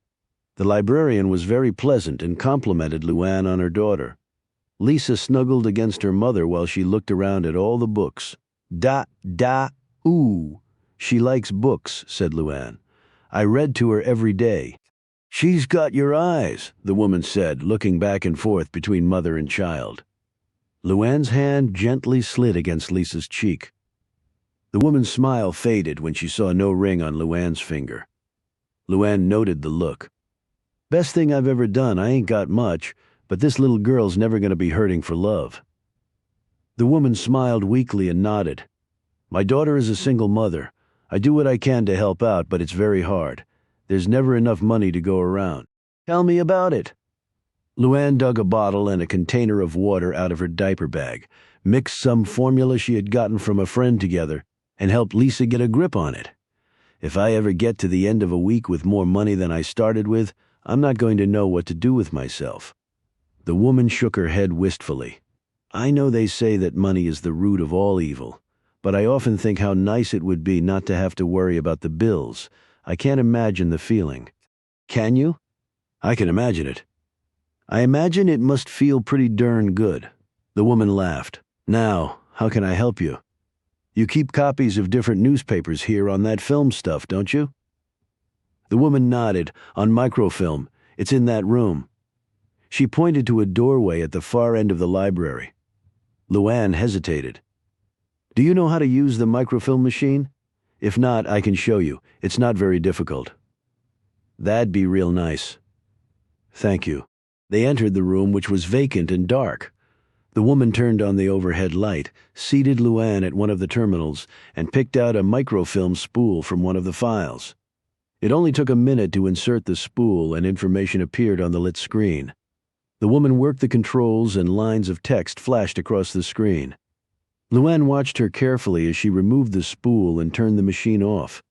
"Now you try it," the woman said. Luann expertly inserted the spool and manipulated the controls as the film advanced. "That's very good. You learn quickly. Most people don't get the hang of it right away. I've always been good with my hands." The catalog files are clearly marked. We carry the local paper, of course, and some of the national ones. The publication dates are printed on the outside of the file drawers. Thank you very much. As soon as the woman left, Luann carried Lisa, who was still slurping on the bottle, and started exploring the rows of file cabinets. She set Lisa down and watched in amusement as the little girl rolled to a cabinet, put down the bottle, and tried to pull herself up. Luann located a major newspaper in one of the cabinets and proceeded to check the boxes housing the spools until she found the dates corresponding to the last 6 months. She took a minute to change and burp Lisa, and then inserted the first spool into the microfilm machine. with Lisa perched on her lap and pointing excitedly and jabbering on about the sights on the screen. Luann's eyes scanned the front page. It didn't take long to locate the story and the accompanying 2-inch headline, "Lottery Winner Nets $45 million." Luann quickly read the story outside. The sound of a sudden rainstorm assailed her ears. Spring brought a lot of rain to the area, usually in the form of thunderstorms. As if in response to her thoughts, thunder boomed, and the entire building seemed to shake. Luann glanced anxiously over at Lisa, but the little girl was oblivious to the sounds. Luann pulled a blanket from her bag, set it down on the floor with some toys, and put Lisa down. Luann turned back to the headline. She pulled the steno pad and pen out of her handbag and started scribbling notes. She flipped to the next month. The U.S. Lotto drawing was held on the 15th of each month. The dates she was looking at were for the 16th through the 20th. 2 hours later, she had completed her review of the past 6 winners. She unwound the last spool and replaced it in the file drawer. She sat back and looked at her notes. Her head was pounding and she wanted a cup of coffee. The rain was still coming down hard. Carrying Lisa, she went back into the library, pulled some children's books down and showed Lisa the pictures in them and read to the little girl. Within 20 minutes, Lisa had fallen asleep, and Luann put her in the baby carrier and set it on the table next to her. The room was quiet and warm. As Luann felt herself starting to doze, she put one arm protectively across Lisa and gripped the little girl's leg in a gentle squeeze. The next thing she knew, she was startled awake when a hand touched her shoulder. She looked up into the eyes of the librarian. "I'm sorry to wake you, but we're closing up." Luann looked around, bewildered for a moment. "Good Lord, what time is it?" "A little after 6, dear." Luann quickly packed up. "I'm sorry for falling asleep in here like that. Didn't bother me a bit. I'm just sorry I had to wake you. You look so peaceful there with your daughter and all. Thanks again for all your help." Luann cocked her head as she listened to the rain pounding on the roof. The woman looked at her. "I wish I could offer you a ride somewhere, but I take the bus." "That's okay. The bus and me know each other real good." Luann draped her coat over Lisa and left. She sprinted to the bus stop and waited until the bus pulled up a half hour later with a squeal of brakes and a deep sigh of its air-powered door. She was 10 cents short on the fare, but the driver, a heavy-set black man whom she knew by sight, waved her on after dropping in the rest from his own pocket. All of us need help every now and again," he said. She thanked him with a smile. 20 minutes later, Luann walked into the number 1 truck stop several hours before her shift. "Hey girl, what you doing here so soon?" asked Beth, Luann's 50-ish and very matronly co-worker, as she wiped a wet cloth across the Formica counter. A 300-pound truck driver appraised Luann over the rim of his coffee cup, and even soaked as she was from her jaunt in the rain. He came away dutifully impressed, as always. "She come early so she wouldn't miss big old Frankie here," he said with a grin that threatened to swallow up his whole wide face. "She knew I got on the earlier shift and couldn't bear the thought of not seeing me no more." "You're right, Frankie. It'd just break her heart if Luann didn't see your big old hairy mug on a regular basis," Beth rejoined while prying between her teeth with a swizzle stick. "Hi, Frankie, how you?" Luann said. "Just fine now," Frankie replied, the smile still cemented on his features. "Beth, can you watch Lisa for a minute while I change into my uniform?" Luann asked as she wiped her face and arms down with a towel. She checked Lisa and was relieved to find her dry and hungry. "I'm going to make her up a bottle in just a minute and mix up some of that oatmeal. Then she should be ready to go down for the night, even though she had a pretty big nap not too long ago. You bet I can take that beautiful little child into my arms. Come here, darling." Beth hoisted up Lisa and settled her against her chest, where Lisa proceeded to make all manner of noises and pull at the pen stuck behind Beth's ear. "Really? Now, Luann, you ain't got to be here for hours. What's up?" "I got soaked and my uniform's the only clean thing I got. Besides, I felt bad about missing last night. Hey, is there anything left over from lunch? I sorta can't remember eating yet today."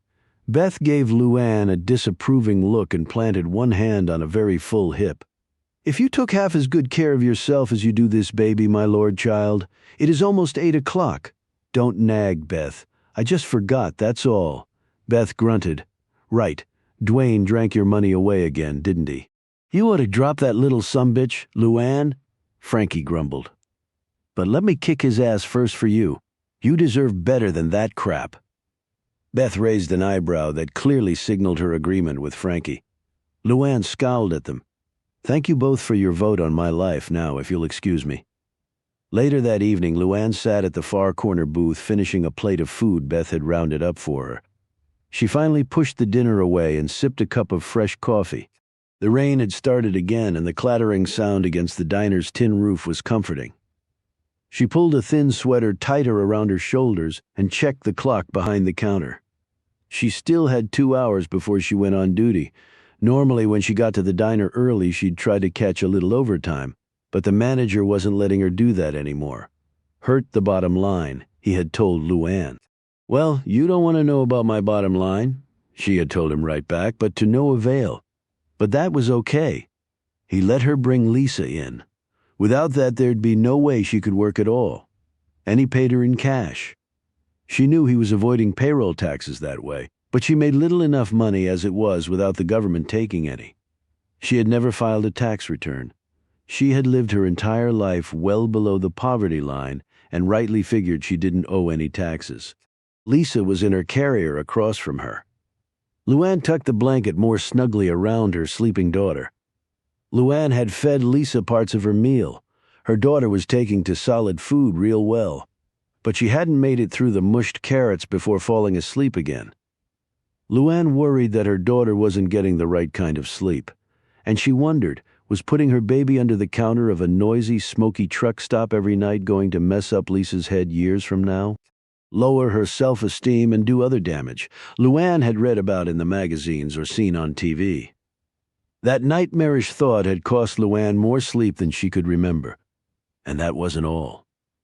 When Lisa turned to solid food for good, would there always be enough? Not having a car, always scrounging change for the bus, walking or running through the rain. What if Lisa caught something? What if Luann did? What if she were laid up for a while? Who would take care of Lisa? She had no insurance. She took Lisa to the free county clinic for her shots and checkups, but Luann hadn't been to a doctor in over 10 years.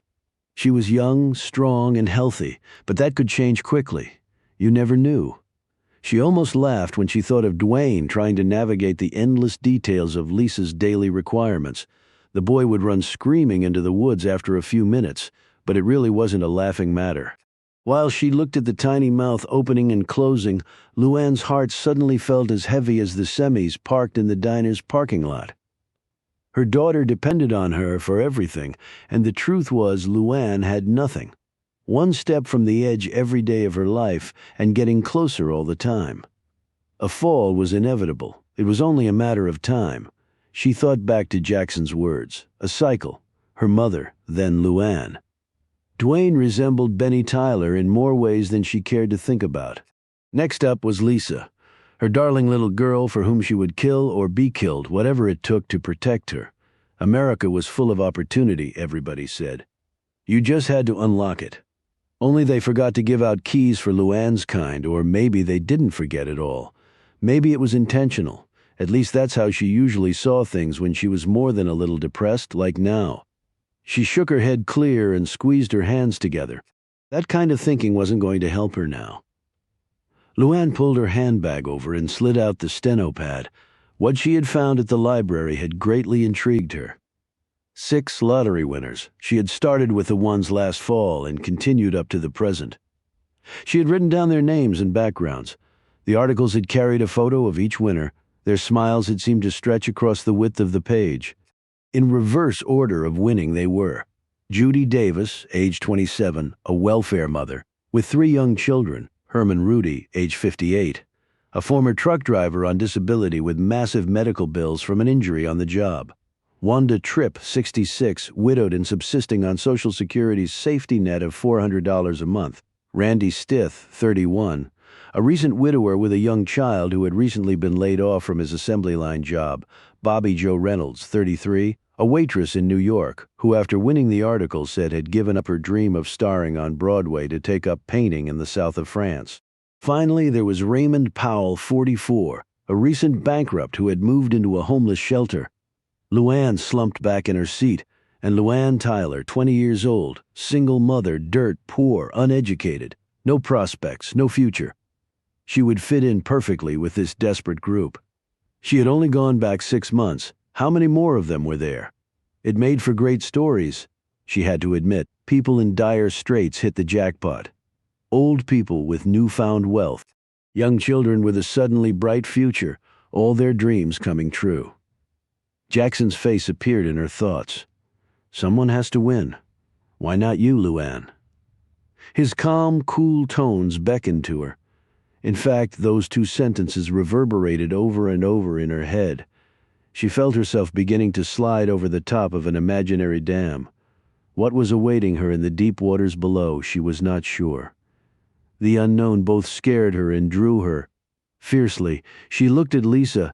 She could not shake the image of her little girl growing into a woman in a trailer with no way to escape while the young wolves circled. "What ya doing, sweetie?" Luann jerked around and stared into Beth's face. The older woman expertly juggled plates full of food in both hands. "Nothing much, just counting up all my fortune," Luann said. Beth grinned and looked at the steno pad, which Luann quickly closed. "Well, don't forget the little people when you hit the big time, Miss Luann Tyler." Beth cackled and then carried the food orders to the waiting customers. Luann smiled uneasily. "I won't, Beth, I swear," she said quietly. Chapter 7. It was 8 o'clock in the morning on the day. Luann stepped off the bus with Lisa. This was not her usual stop, but it was close enough to the trailer that she could walk it in half an hour or so, which was nothing to her. The rain had passed and left the sky a brilliant blue and the earth a lush green. Small clusters of birds sang the praises of the changing season and the exit of another tedious winter. Everywhere Luann turned as she tramped along under the newly risen sun, there was fresh growth she liked this time of the day. It was calm, soothing, and she tended to feel hopeful about things. Luann looked ahead to the gently rolling fields, and her manner grew both somber and expectant. She walked slowly through the arched gateway and past the patinated sign proclaiming her entrance into the Heavenly Meadows Cemetery. Her long, slender feet carried her automatically to Section 14, Lot 21, Plot 6. It occupied a space on a small knoll in the shadow of a mature dogwood that would soon begin showing its unique wares. She laid Lisa's carrier down on the stone bench near her mother's grave and lifted out the little girl. Kneeling in the dewy grass, she brushed some twigs and dirt off the bronze marker. Her mother, Joy, had not lived all that long, 37 years. It had seemed both brief and an eternity for Joy Tyler that Luann knew. The years with Benny had not been pleasant, and had Luann firmly believed now hastened her mother's exit from the living. "Remember? This is where your grandma is, Lisa. We haven't been for a while because the weather was so bad. But now that it's spring, it's time to visit again." Luann held up her daughter and pointed with her finger at the recessed ground. "Right there. She's sleeping right now, but whenever we come by, she sort of wakes up. She can't really talk back to us, but if you close your eyes tight as a baby bird's and listen real hard, you can kinda hear her. She's letting you know what she thinks about things." After saying this, Luann rose up and sat on the bench with Lisa on her lap, bundled against the chill of the early morning. Lisa was still sleepy. It usually took her a while to wake up, but once she did, the little girl wouldn't stop moving or talking for several hours. The cemetery was deserted except for a workman Luann could see far in the distance, cutting grass on a riding mower. The sounds of the mower's engine didn't reach her, and there were few cars on the roadway. The silence was peaceful, and she closed her eyes tight as a baby bird's and listened as hard as she could.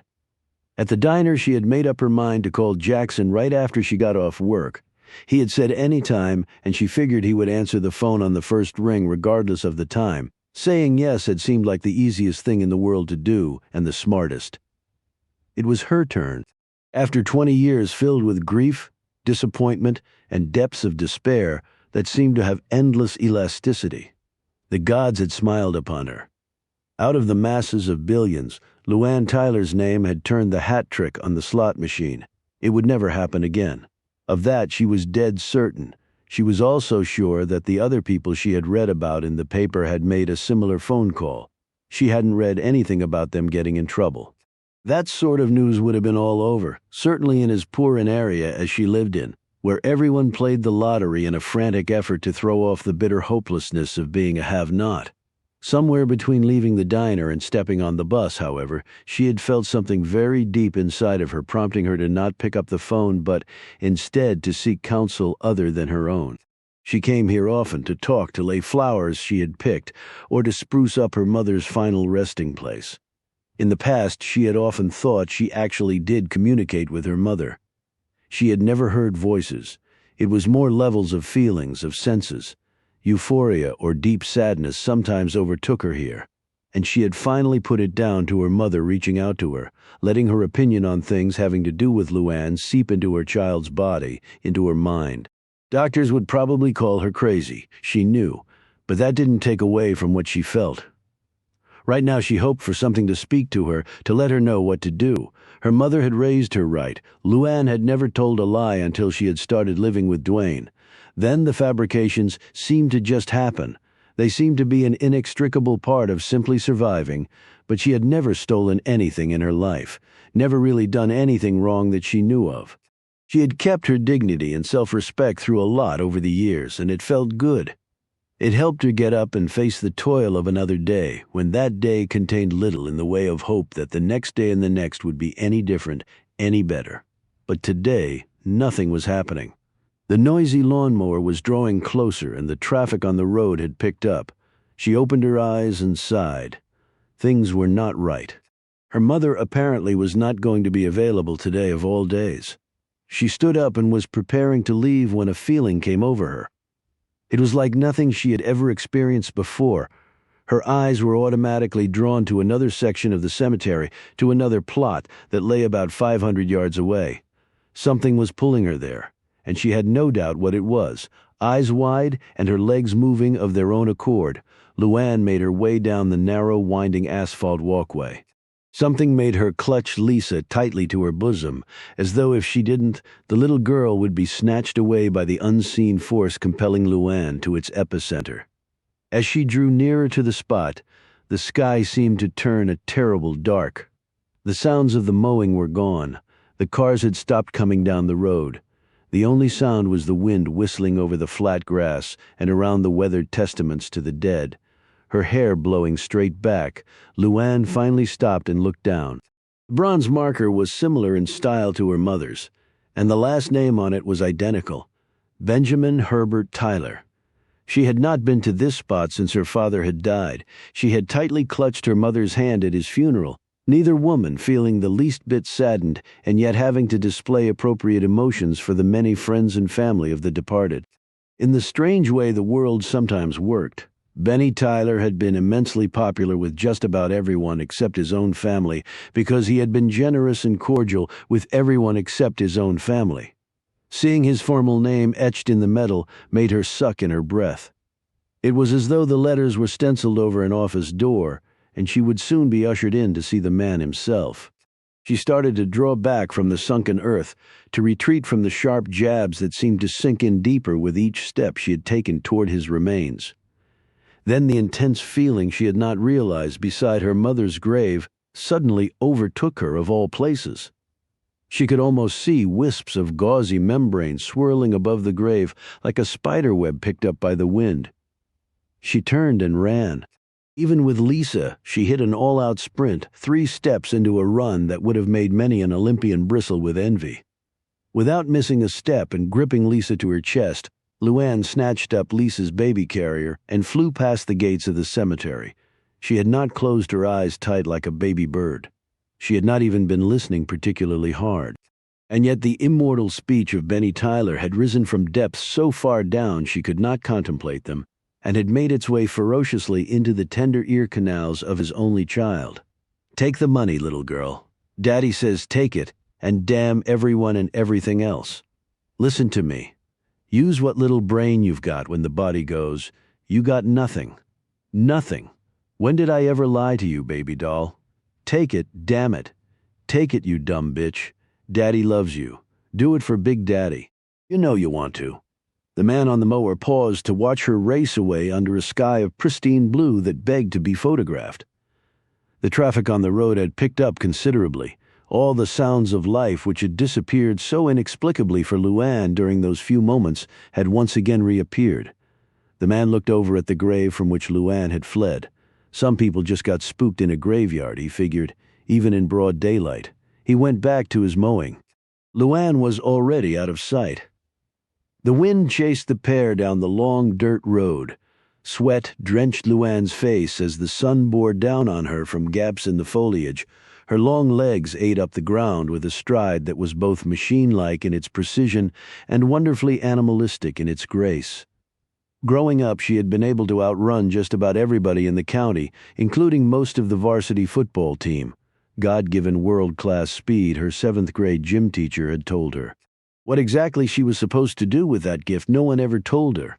For a 13-year-old girl with a woman's figure, it had just meant if she couldn't beat up the boy who was trying to feel her up, at least she could probably outrun him.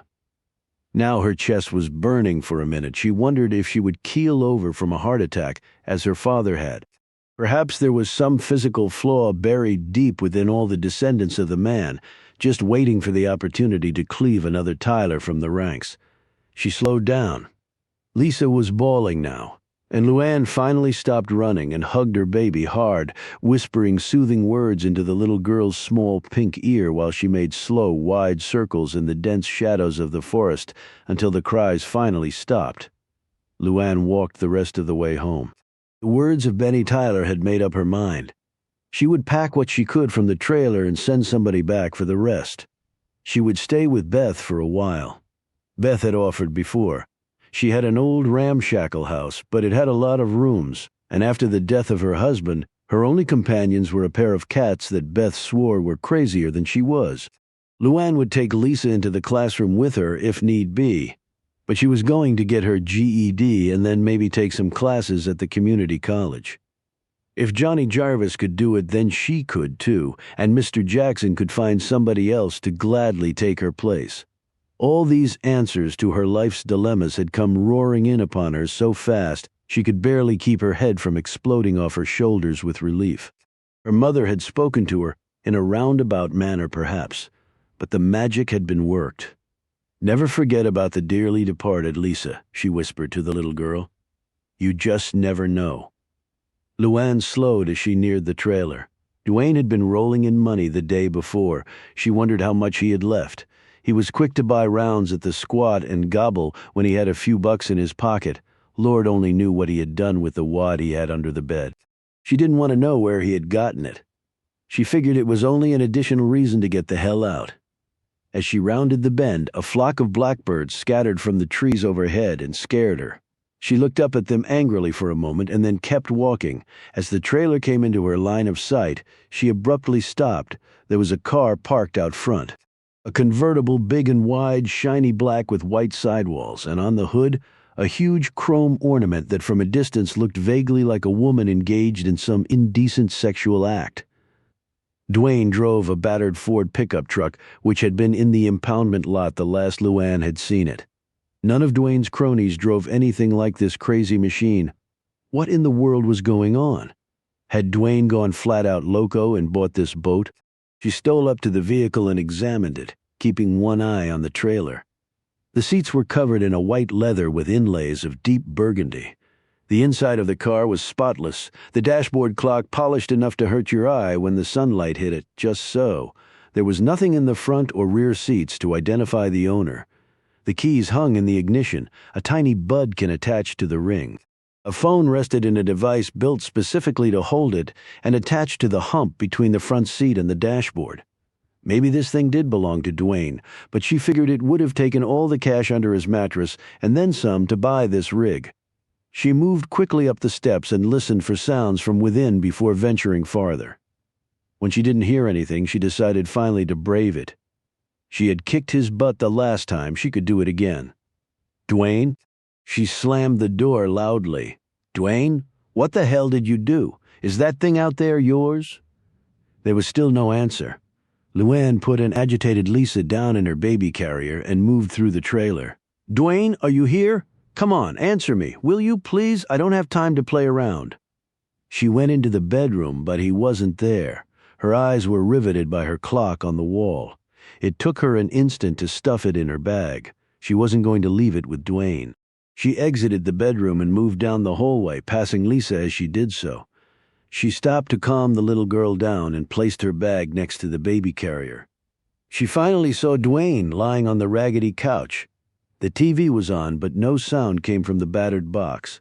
A grease-stained bucket of chicken wings was on the coffee table next to what Luann assumed was an empty can of beer. A mess of fries and an overturned bottle of ketchup were next to the bucket of wings. Whether this was breakfast or the remnants of dinner from last night, she didn't know. "Hey, Dwayne, didn't you hear me?" She saw him turn his head very, very slowly toward her. She scowled, still drunk. "Dwayne, ain't you never going to grow up?" She started forward. "We got to talk, and you ain't going to like it." But that's too bad, because she got no further as the big hand clamped over her mouth, cutting off her scream. A thick arm encircled her waist, pinning her arms to her sides. As her panicked eyes swept the room, she noted for the first time that the front of Dwayne's shirt was a mass of splotchy crimson. As she watched in horror, he fell off the couch with a small groan, and then didn't move again. The hand shot up to her throat and pushed her chin up so hard she thought her neck was going to snap under the pressure. She sucked in a huge breath as she saw the other hand holding the blade that descended toward her neck. "Sorry, lady, wrong time, wrong place." Luann didn't recognize the voice. The breath was a mixture of cheap beer and spicy chicken wings. The foul odor pressed against her cheek as fiercely as the hand against her mouth. He had made a mistake, though.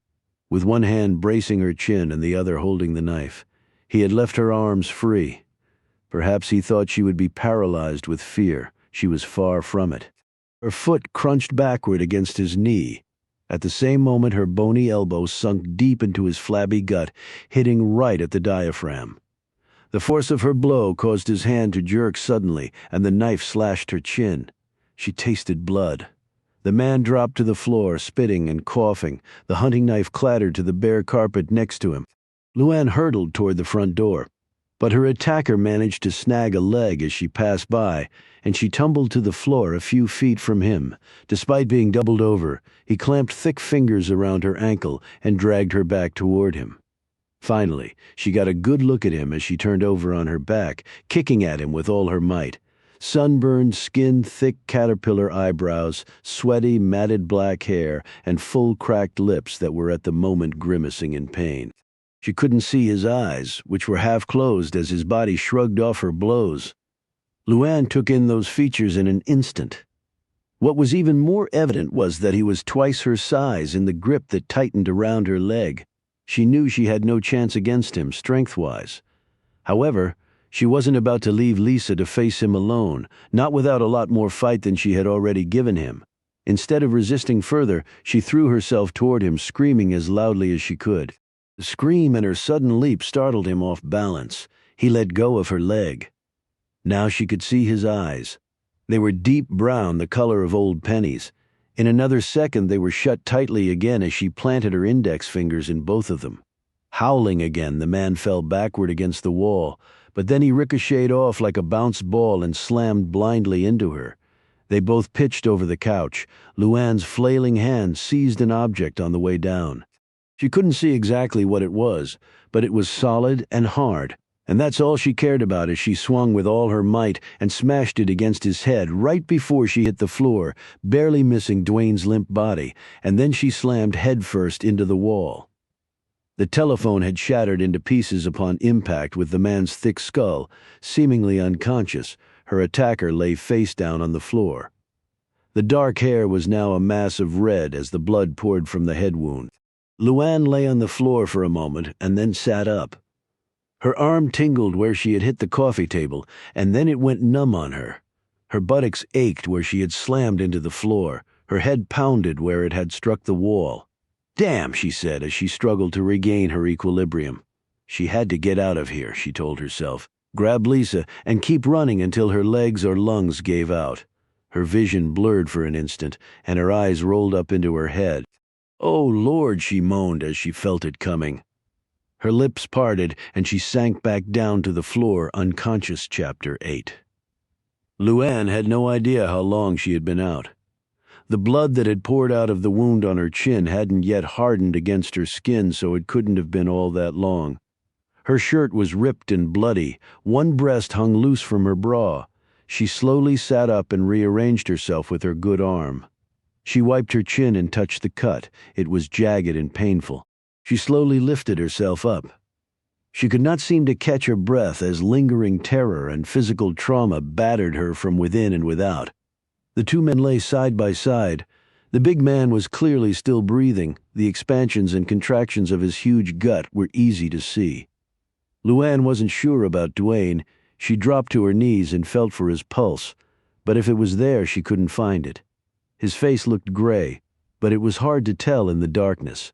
She jumped up and flipped on a light, but the illumination was still poor.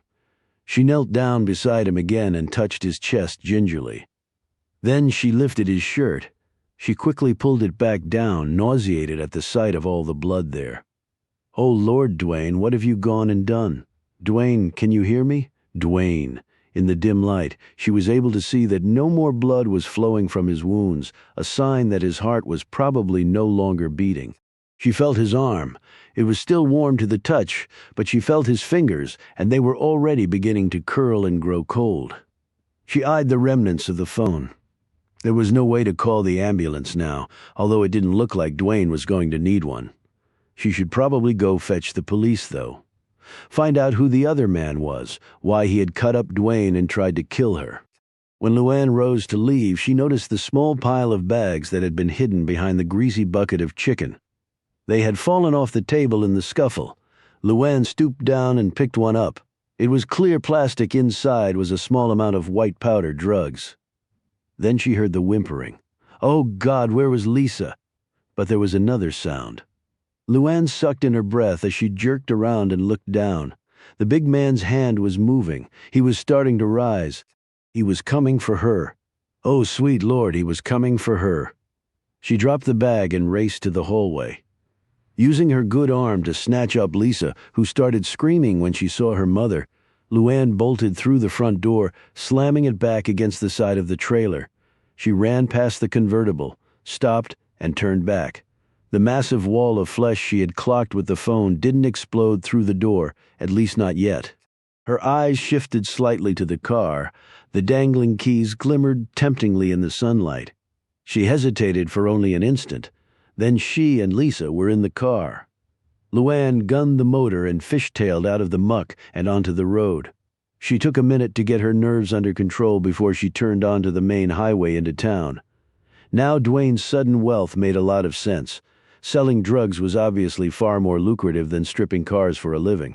Only Duane had apparently gotten greedy and kept a little too much of the drugs or green for himself. The stupid idiot. She had to call the police even if Duane was alive, which she doubted. She was probably only saving him for a long spell in jail. But if he was still alive, she couldn't just leave him to die.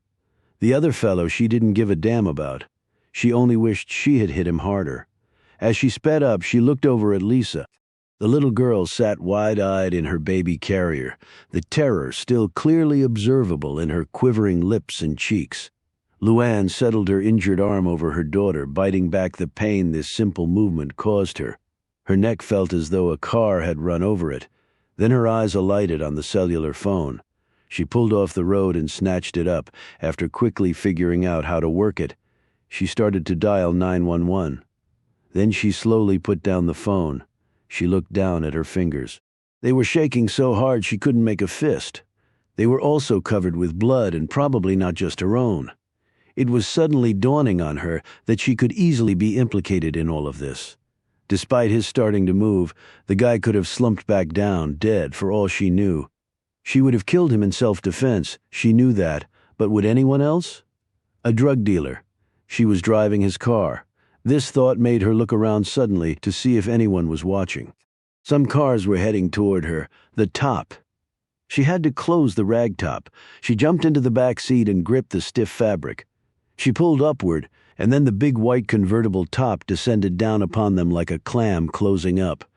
She hit the ragtop's clamps, jumped back into the driver's seat, and tore down the road. Would the police believe that she knew nothing about Duane selling drugs? Somehow Duane had kept the truth from her. But who would accept that as the truth?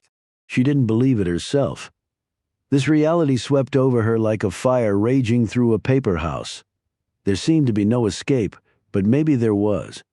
She almost shrieked as she thought of it. For an instant, her mother's face appeared in her thoughts. It was with immense difficulty that she pushed it away. "I'm sorry, Mama. I ain't got no choices left." She had to do it, the call to Jackson. That's when her gaze came to rest on the dashboard. For several seconds, she could not even manage a breath. It was like every ounce of blood had evaporated from her body as her eyes stayed locked on the shiny clock. It was 5 minutes past 10. Gone. Forever, Jackson had said, and she didn't doubt for an instant he had meant it. She pulled off the road and slumped over the steering wheel in her misery. What would happen to Lisa while she was in prison? Stupid Dwayne. Screwed her in life and now in death. She slowly raised her head up and looked across the street, wiping her eyes so she could make out the image, a bank branch, squat, solid, all brick. If she had owned a gun, she would have seriously contemplated robbing it. Even that was not an option, though. It was Sunday and the bank was closed. As her eyes drifted over the front of the bank, her heart started to beat rapidly again. The change in her state of mind was so sudden as to feel almost drug-induced. The bank clock showed 4 minutes before 10. Bankers were supposed to be steady, reliable folk. She hoped to God their clocks were reliable as well. She snatched up the phone at the same time digging frantically in her pocket for the slip of paper with the number on it. Her coordination seemed to have totally deserted her. She could barely force her fingers to punch in the numbers. It seemed to take forever for the line to begin ringing. Fortunately for her nerves, it rang only once before being answered. "I was beginning to wonder about you, Luann," Jackson said. She could envision him checking his watch, probably marveling at how close she had cut it. She forced herself to breathe normally. "I guess the time just got away from me. I had a lot going on. Your cavalier attitude is refreshing, although quite frankly it's a bit amazing to me. So what now?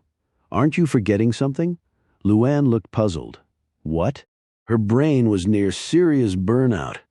A series of pains shot throughout her body. If all this turned out to be a joke, "I made you an offer, Luann. In order to have a legally enforceable arrangement, I need an acceptance from you. A formality, perhaps, but one on which I have to insist. I accept."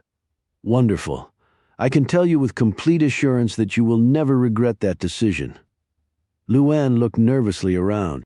2 people walking on the other side of the highway were staring at the car. She put the vehicle in gear and headed down the road. "So now what?" she again asked. "Jackson, where are you?" Her tone was wary. "Why then?" she added quickly. "I'm at home." "Fine, you are to go to the nearest outlet selling lottery tickets. You will purchase one. What numbers do I play?" "That doesn't matter. As you know, you have 2 options.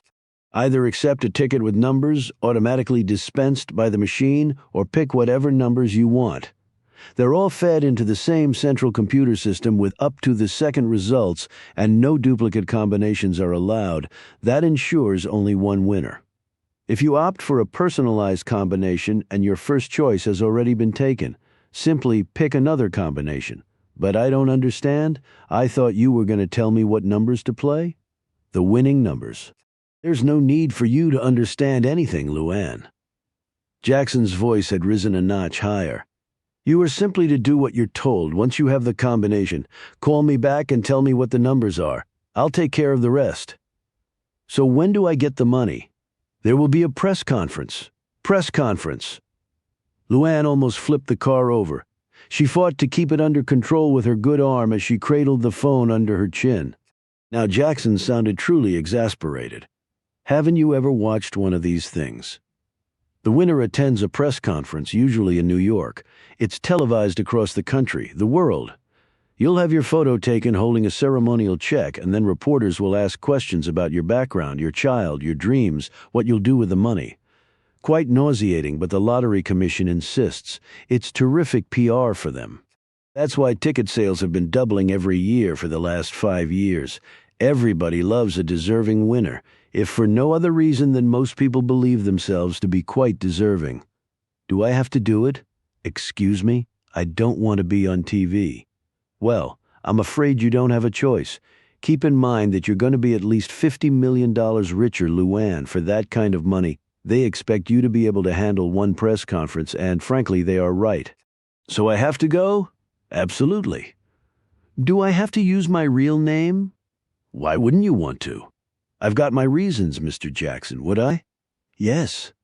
There is a certain statute, Luann, not that I would expect you to be aware of it, popularly termed the right to know law. To put it simply, it says that the public is entitled to know the identities, the real identities, of all lottery winners. Luann let out a deep breath filled with disappointment. Okay, so when do I get the money? Now Jackson discernibly paused. The hair on the back of Luann's neck started to bristle. Listen, don't try pulling no crap on me here. What about the damn money? There's no cause to get testy, Luann. I was merely pondering how to explain it to you in the simplest terms possible. The money will be transferred into an account of your designation. But I don't have any account. I've never had enough money to open a damn account. Calm down, Luann. I'll take care of all of that. You don't have to worry about it. The only thing you have to do is win. Jackson's voice tried to sound upbeat. Go to New York with Lisa? Hold that big check, smile, wave, say nice, humble things, and then spend the rest of your life on the beach. How do I get to New York? Good question, however, one for which I have already prepared. There's no airport near where you live, but there is a bus station. You'll take a bus to the train station in Atlanta. That's on Amtrak's Crescent Line. The Gainesville station is closer to you, but they don't sell tickets there. It's a long ride, about 18 hours or so, with numerous stops. However, a good part of it will be while you're sleeping. It will take you to New York, and you won't have to change trains. I'd put you on a plane to New York, but that's a little more complicated. You have to show identification, and frankly, I don't want you in New York that quickly. I'll make all the arrangements. A reserved ticket will be waiting for you at each station. You can leave for New York right after the lottery drawing takes place. The prone figures of Dwayne and the man who had tried his best to kill her flashed across Luann's mind. I'm not sure I want to hang around here that long. Jackson was startled. Why not? That's my business, she said sharply. Then her tone softened. It's just that if I'm going to win this thing, I don't want to be around here when people find out, is all. It'll be like a pack of wolves on a calf, if you know what I mean. That won't happen. You won't be publicly identified as the winner until the press conference occurs in New York. When you arrive in the city, someone will be waiting for you and will take you to the lottery headquarters. Your winning ticket will be confirmed, and then the press conference will occur the next day. It used to take weeks to verify the winning ticket. With the technology they have today, it takes hours. How about if I drive to Atlanta and take the train up today? You have a car? My goodness, what will Dwayne say? There was considerable mirth in Jackson's tone. Let me worry about that, Luann snapped. You know, Luann, you might want to act a little more grateful unless, of course, someone makes you rich beyond your wildest dreams on a routine basis. Luann swallowed hard. She was going to be rich, all right, by cheating. I am, she said slowly. It's just now that I made up my mind. Everything's going to change. My whole life. And Lisa's too. It's a little mind-boggling. Well, I understand that. But keep in mind that this particular change is definitely of the positive variety. It's not like you're going to prison or anything. Luann fought back the catch in her throat and clenched her bottom lip between her teeth. Can I please take the train up today, please? Hold on for 1 minute. He clicked off. Luann looked up ahead. A police cruiser sat on the side of the road, a radar gun perched on the door. Luann automatically checked her speedometer and, although she was under the speed limit, slowed down slightly. She didn't breathe again until she was several hundred yards down the road. Jackson clicked back on, his abrupt tone startling her. The Crescent pulls into Atlanta at 7:15 this evening and arrives in New York at 1:30 tomorrow afternoon. Atlanta is only a couple hours' drive from where you are. He paused for an instant. You're going to need money for the ticket, though. And I'm assuming you'll need additional funds, perhaps for some travel-related incidentals. Luann unconsciously nodded at the phone. Yes. She suddenly felt very dirty, like a whore pleading for some extra cash after an hour's work. There's a Western Union office near the train station. I'll wire you $5,000 there. Luann gulped at the amount. Remember my initial job offer? We'll just call it your salary for a job well done. You just have to show proper identification. I don't have any. Just a driver's license or passport. That's all they need. Luann almost laughed. Passport? You don't need a passport to go from the Piggly Wiggly to the Walmart, do you? And I don't have a driver's license either. But you're planning to drive a car to Atlanta. Jackson's astonished tone was even more amusing to her. Here the man was, orchestrating a multi-million-dollar scam, and he could not comprehend that Luann would operate an automobile without a license. You'd be surprised how many people ain't got a license for anything and they still do it. Well, you can't get the money without proper identification. Are you anywhere nearby? Luann, I only came to glorious Rikersville to conduct my meeting with you. Once it was done, I didn't hang around. He paused again, and Luann could hear the displeasure in his voice when he spoke next. Well, we have a problem then. Well, how much would the train ticket be? About $1,500. Remembering Dwayne's money hoard, a sudden thought struck Luann. She again pulled off the road, put down the phone, and quickly searched the car's interior. The brown leather bag she pulled from underneath the front seat didn't disappoint her. There was enough cash in there probably to buy the train. A woman I work with, her husband left her some money when he passed on. I can ask her for the money, a loan. I know she'll give it to me, she told Jackson. I won't need no ID for cash, will I? She added. Money is king, Luann. I'm sure Amtrak will accommodate you. Just don't use your real name, of course. Use something simple, but not too phony sounding now. Go buy the lottery ticket and then call me back immediately. Do you know how to get to Atlanta? It's a big place or so, I've heard. I'll find it. Wear something to hide your face? The last thing we need is for you to be recognized. I understand, Mr. Jackson. You're almost there, Luann. Congratulations. I don't feel much like celebrating. Not to worry. You have the rest of your life to do that. Luann put down the phone and looked around.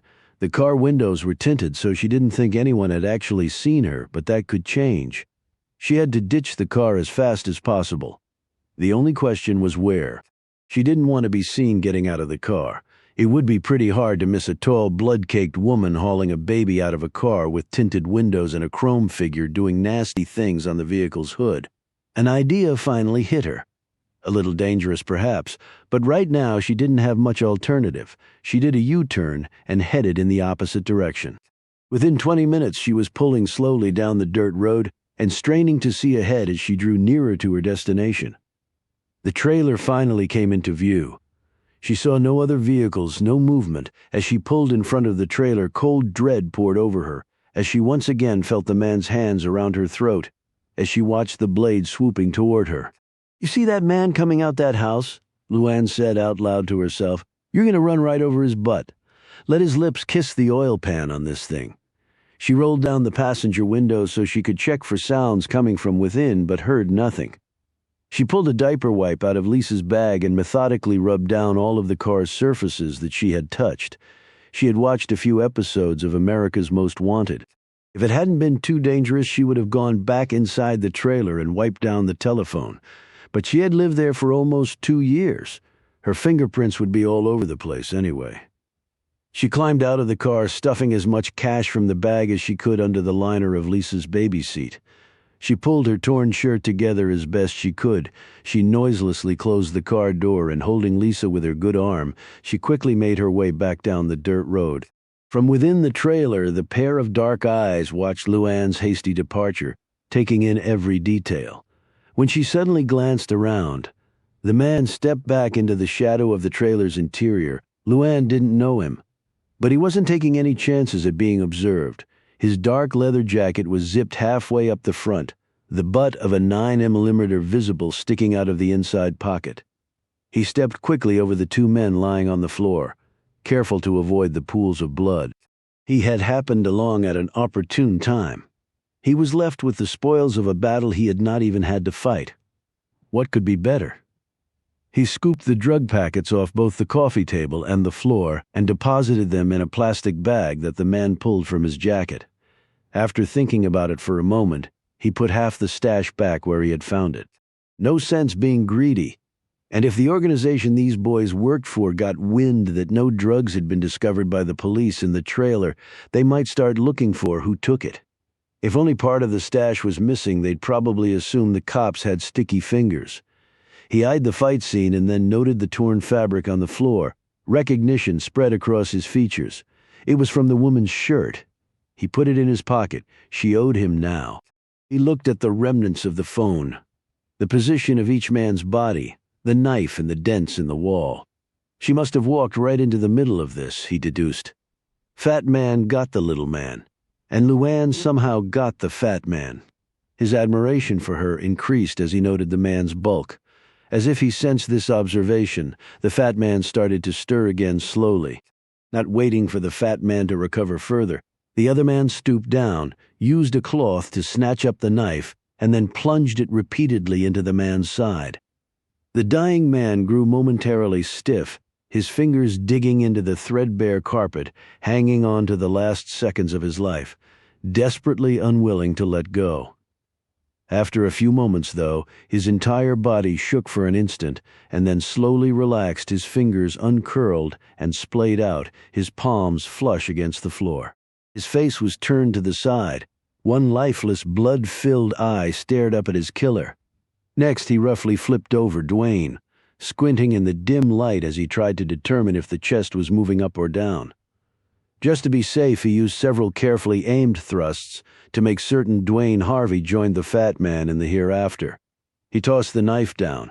In another few seconds, he was through the front door and around the back of the trailer where he plunged into the woods. His car was parked off a little used dirt trail that snaked through the heavy woods. It was windy and rough, but it would deliver him onto the main road in plenty of time to take up his real task, following Luann Tyler when he climbed into his car. His car phone was ringing. He picked it up. "Your duties are at an end," Jackson said. "The hunt has officially been called off. The balance of your payment will be sent to you via the usual channels. I thank you for your work, and I'll keep you in mind for future employment." Anthony Romanello gripped the phone hard. He debated whether to tell Jackson about the two bodies in the trailer, and then decided not to. He might have stumbled onto something really interesting. "I saw the little lady tearing out of here on foot. But she doesn't look like she has the resources to go very far," Romanello said. Jackson chuckled. "I think money will be the least of her worries." Then the line went dead. Romanello clicked off his phone and pondered the matter for a moment. Technically, he had been called off.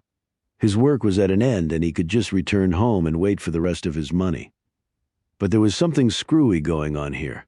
Everything about the job was somehow off. Sending him down here to the sticks to kill some hick chick, and then being told not to. And there was Jackson's passing reference to money. Dollars were something that always held Romanello's interest. He made up his mind and put the car in gear. He was going to follow Luann Tyler, Chapter 9. Luann stopped at a gas station restroom and cleaned up as best as she could. She cleaned the wound on her jaw, pulled a Band-Aid out of Lisa's diaper bag and covered the cut with it. While Lisa slurped contentedly on a bottle, Luann bought her lottery ticket and some ointment and gauze at the local 7-Eleven. As part of the 10 numbers she picked, she used her own and Lisa's birthdays. "People been coming in here like damn cattle," said the clerk, who was a friend of hers named Bobby. "What happened there?" he asked, pointing to the large Band-Aid on her face. "Fell and cut myself," she said quickly. "So what's the jackpot up to?" Luann asked. "A cool 65 mil and counting." Bobby's eyes gleamed with anticipation. "I got a dozen tickets myself. I'm feeling good about this one, Luann." "Hey, you know that movie where the cop gives the waitress half his lottery winnings?" "Luann, tell you what, darling, I win this thing. I'll give half to you, cross my heart." "I appreciate that, Bobby, but what exactly do I have to do for the money?" "Why, marry me, of course." Bobby grinned as he handed her the ticket she had purchased. "So, what do you say? How about half of yours if you win? We'll still get hitched. I think I'll just play this one all by myself. Besides, I thought you were engaged to Mary Ann Simmons." "I was, but that was last week." Bobby looked her up and down in obvious admiration. "Dwayne is dumb as dirt." Luann jammed the ticket far down into her jeans. "You been seeing much of him lately?" Bobby shook his head. "Nah, he's been keeping to himself lately." I heard he's been spending a lot of time over Gwinnett County way. Got some business over there or something. What kind of business? Bobby shrugged. Don't know, don't want to know.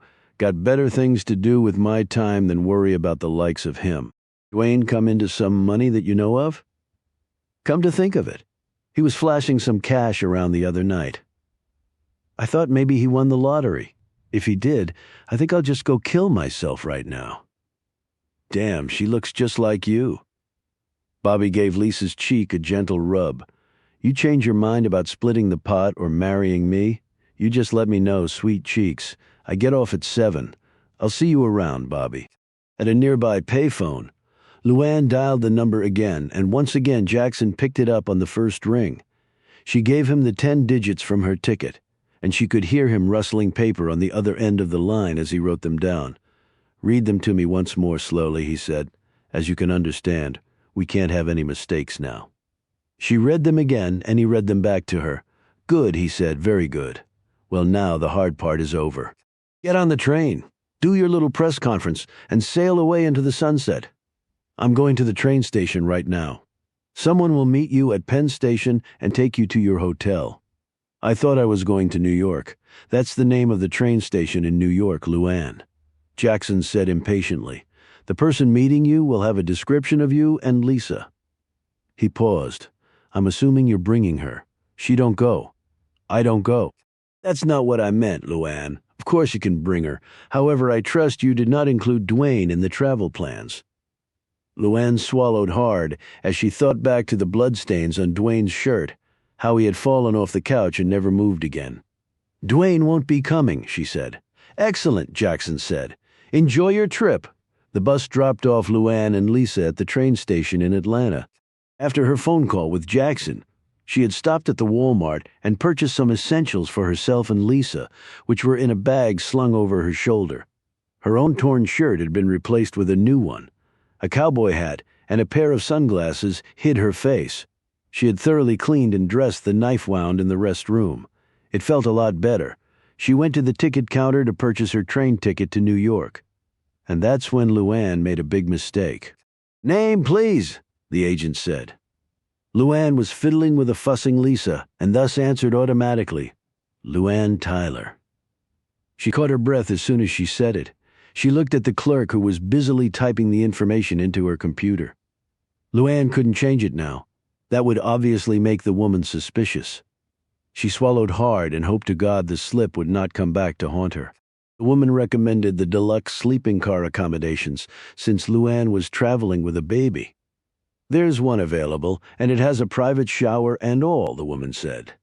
Luann quickly agreed. While the ticket was being processed, the sales agent raised an eyebrow when Luann pulled some bills from under Lisa's baby seat to pay for the ticket, stuffing the rest in her pocket. Luann observed the woman's look, thought quickly, and smiled at her. My rainy day money. Figured I might as well use it while the weather's nice. Go up to New York and see the sights. Well, enjoy yourself, the woman said. But be careful, you shouldn't be carrying a lot of cash up there. My husband and I made that mistake when we went years ago. We weren't 5 minutes out of the train station when we got robbed. Had to call my mother to send us some money so we could come home. Thanks, I'll be real careful. The woman looked behind Luann. Where's your luggage? Oh, I like to travel light. Besides, we got family up there. Thanks again. Luann turned and walked toward the departure area. The woman stared after her and then turned back and was startled by the person who had seemingly appeared from nowhere and was now standing in front of her window. The man in the dark leather jacket put his hands on the counter. One-way ticket to New York City, please, Anthony Romanello said politely, and then stole a sideways glance in Luann's direction. He had watched through the plate glass of the 7-Eleven as Luann had purchased her lottery ticket. Next, he had observed her make the phone call from the payphone, although he had not risked getting close enough to overhear the conversation.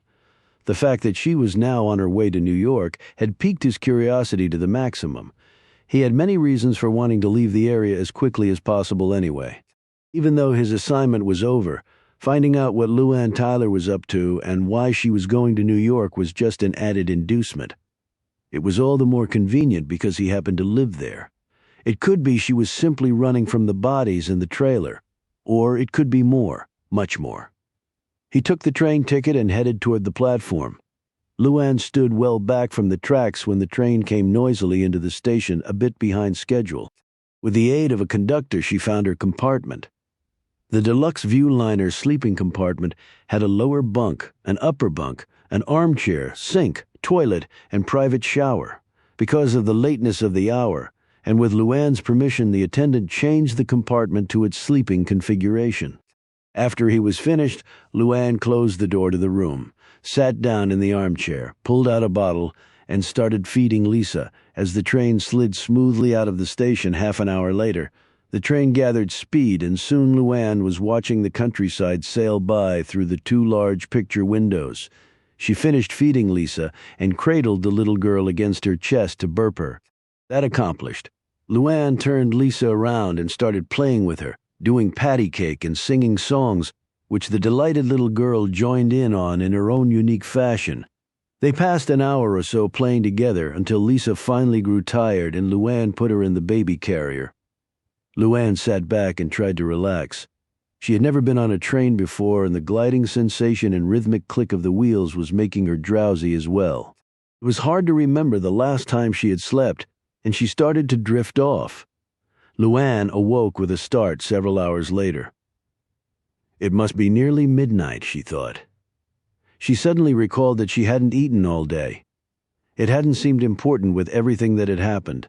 She popped her head out the compartment door, spied an attendant, and asked if there was food on the train.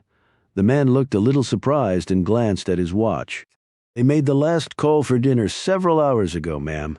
The dining car is closed now." "Oh," Luann said. It wouldn't be the first time she had gone hungry. At least Lisa had eaten. However, when the man caught sight of Lisa and then looked at how tired Luann seemed, he smiled kindly and told her to wait just a bit. 20 minutes later, he came back with a tray loaded with food and even set it out for her, using the lower bunk as an impromptu table. Luann tipped him generously from her stash of funds. After he left, she devoured her meal.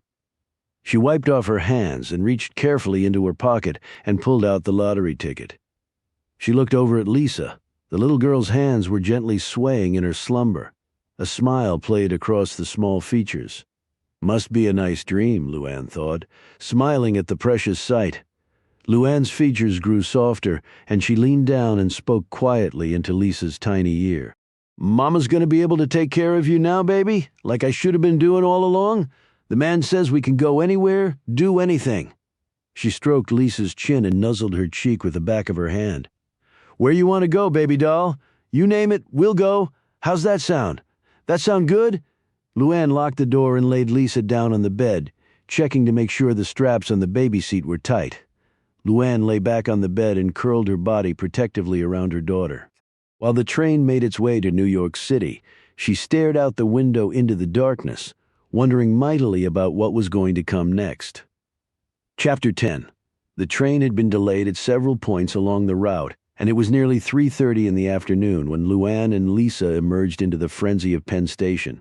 Luann had never seen this many people in one place in all her life. She looked around, dazed, as people and luggage flew past her like sprays of buckshot.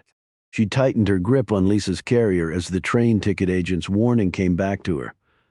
Her arm was still throbbing painfully, but she figured she could still deck just about anybody who tried something. She looked down at Lisa. With so many interesting things going on around her, the little girl seemed ready to explode out of her seat. Luann moved slowly forward, not knowing how to get out of the place. She saw a sign for Madison Square Garden and vaguely recalled that several years ago she had watched a boxing match on TV that had been telecast from there. Jackson said someone would be here, but Luann couldn't imagine how the person would find her in the middle of all this chaos. She jerked slightly as the man brushed against her. Luann looked up into dark brown eyes with a silvery mustache resting below the broad, flattened nose. For an instant, Luann wondered if he was the man she had seen fighting at the garden. However, she quickly realized that he was much too old, at least in his early 50s. He had the breadth of shoulders, flattened, crusty ears, and battered face, though that marked the man as an ex-boxer. "Miss Tyler?" His voice was low but clear.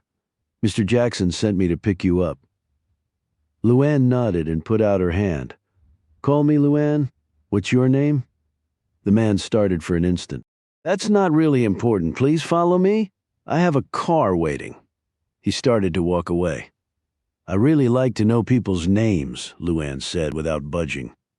He came back to her, looking slightly irritated, although somewhere in his features she thought she discerned the beginnings of a smile. Okay, you can call me Charlie. How's that? That's fine, Charlie. I guess you work for Mr. Jackson. Do you use your real names with each other? He didn't answer as he led her toward the exit. You want me to carry the little girl? That thing looks heavy. I've got it, okay. She winced as another stab of pain shot through her injured arm. You sure? He asked. He eyed her bandaged jaw. You look like you've been in a fight. She nodded. I'm okay. The pair exited the train station, moved past the line of people waiting in the cab stand, and Charlie opened the door of a stretch limo for Luann. She gawked for a minute at the luxurious vehicle before climbing in. Charlie sat across from her. Luann couldn't help staring at the vehicle's interior. We'll be at the hotel in about 20 minutes. You want something to eat or drink in the meantime? Train food sucks, said Charlie. I've had a lot worse, although I'm kinda hungry. But I don't want you to have to make a special stop. He looked at her curiously. We don't have to stop. He reached into the refrigerator and pulled out soda, beer, and some sandwiches and snack foods. He unlocked a section of the limo's interior paneling and a table materialized. As Luann watched in astonishment, Charlie laid the food and drink out and completed the repast with a plate, silverware, and napkin, his big hands working quickly and methodically. I knew you were bringing the baby, so I had the limo stocked with milk bottles and stuff like that. At the hotel, they'll have everything you need. Luann made up a bottle for Lisa, cradled her against one arm, and fed her with one hand while she devoured a sandwich with the other. Charlie watched the tender way she handled her daughter. She's cute. What's her name? Lisa Marie. You know, after Elvis's daughter. You look a little young to be a fan of the king. I don't really listen to that kind of music, but my mama did. She was a big fan. I did it for her. She appreciated it, I guess. I don't know. I hope she does. She died before Lisa was born. Oh, sorry. Charlie fell silent for a moment. Well, what kind of music do you like? Classical. I really don't know nothing about that kind of music. I just like the way it sounds, the way it makes me feel sort of clean and graceful, like swimming in a lake somewhere up in the mountains where you can see all the way to the bottom. Charlie grinned. I never thought about it that way. Jazz is my thing. I actually play a little horn myself, outside of New Orleans. New York has some of the best jazz clubs around. Play until the sun comes up, too. A couple of them not too far from the hotel. Which hotel are we going to? She asked. Waldorf Astoria, the Towers. You ever been to New York City? Charlie took a swig of club soda and sat back against the seat, unbuttoning the front of his suit coat. Luann shook her head and swallowed a bite of sandwich. I ain't never really been anywhere. Charlie chuckled softly. Well then, the Big Apple is a helluva place to start. What's the hotel like? It's real nice, first rate, especially the Towers. Now it's not the Plaza, but then what is? Maybe you'll be staying at the Plaza one day, who knows? He laughed and wiped his mouth with a napkin. She noticed that his fingers were abnormally large and thick, the knuckles massive and knobby. Luann looked at him nervously as she finished her sandwich and took a sip of Coke. You know why I'm here? Charlie settled a keen gaze upon her. Let's just say I know enough not to ask too many questions. Let's leave it at that. He smiled curtly. Have you ever met Mr. Jackson? Charlie's features grew grim. Let's just leave it alone, okay? Okay, just curious is all. Well, you know what curiosity did to that old cat? The dark eyes glittered briefly at Luann as the words rolled off his tongue. Just stay cool, do what you're told, and you and your kid have no problems ever again. Sound good to you? Sounds good to me, Luann said meekly, cradling Lisa closer to her hip. Right before they climbed out of the limo, Charlie pulled out a black leather trench coat and matching wide-brimmed hat and asked Luann to put them on. For obvious reasons, we don't want you to be observed right now. You can ditch the cowboy hat. Luann put on the coat and hat, cinching the belt up tight. I'll check you in. Your suite is under the name of Linda Freeman, an American business executive with a London-based firm traveling with her daughter on a combination of business and pleasure. A business executive? I hope nobody asks me no questions. Don't worry, nobody will. So that's who I'm supposed to be? Linda Freeman? At least until the big event. Then you can go back to being Luann Tyler. Do I have to? Luann wondered to herself. The suite Charlie escorted her to, after he checked her in, was on the 32nd floor and was mammoth in size. It had a large sitting room and a separate bedroom. Luann looked around in wonderment at the elegant furnishings and almost fell over when she saw the opulent bathroom. You get to wear these robes? She fingered the soft cotton. You can have it if you want, for $75 or so a pop, that is, Charlie replied. She walked over to the window and partially drew back the curtains. A goodly slice of the New York City skyline confronted her. The sky was overcast and it was already growing dark. I ain't never seen so many buildings in all my life. How in the world do people tell 'em apart? They all look the same to me. She looked back at him. Charlie shook his head. You know, you're real funny. If I didn't know better, I'd think you were the biggest hick in the world. Luann looked down. I'm the biggest hick in the world. At least the biggest one you'll probably ever see. He caught her look. Hey, I didn't mean anything by it. You grow up here, you get an attitude about things. You know what I mean? He paused for a minute while he watched Luann go over and stroke Lisa's face. Look, here's the refreshment bar, he finally said. He showed her how it worked. Next, he opened the thick closet door. Over here is the safe. He indicated the heavy metal door inserted into the wall. He punched in a code and the cylinders whirled into place. It's a real good idea to keep your valuables in there. I don't think I have anything worth putting in there. How about that lottery ticket? Luann gulped, dug into her pocket and produced the lottery ticket. So you know that much, huh? Charlie didn't answer her. He took the ticket, barely glancing at it, before thrusting it in the safe. Pick a combo. Nothing obvious like birthdays or stuff like that, but choose something you'll remember off the top of your head. You don't want to be writing the numbers down anywhere. Got that? He opened the safe again. Luann nodded and input her own code and waited until the safe was in the lock mode before shutting the closet door. Charlie headed to the door. I'll be back tomorrow morning about 9. In the meantime, you get hungry or anything. Just order up room service. Don't let the waiter get a good look at your face, though. Put your hair up in a bun or wear the shower cap like you're about to jump in the tub. Open the door, sign the bill as Linda Freeman, and then go into the bedroom. Leave some tip money on the table here. Charlie took a wad of bills from his pocket and handed them to her. Generally, keep a low profile. Don't go walking around the hotel or stuff like that. Don't worry, I know I don't sound like no executive person.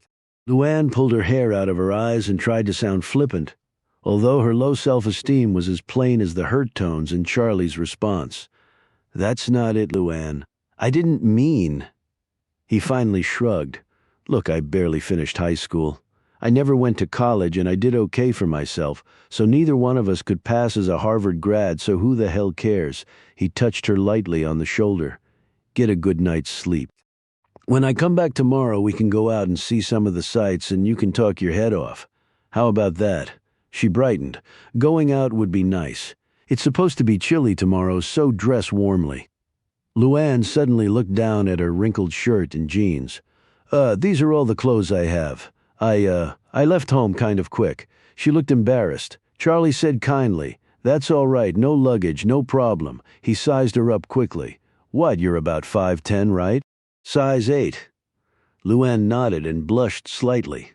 Maybe a little bigger on top than that. Charlie's eyes hovered over her chest area for a moment. Right, he said. I'll bring some clothes with me tomorrow. I'll get some things for Lisa, too. I'll need a little extra time, though. I'll be here around noon. I can take Lisa with us, right? Absolutely, the kid comes with us. Thanks, Charlie, I really appreciate it. I wouldn't have the nerve to go out on my own. But I'm kind of itching to, if you know what I mean.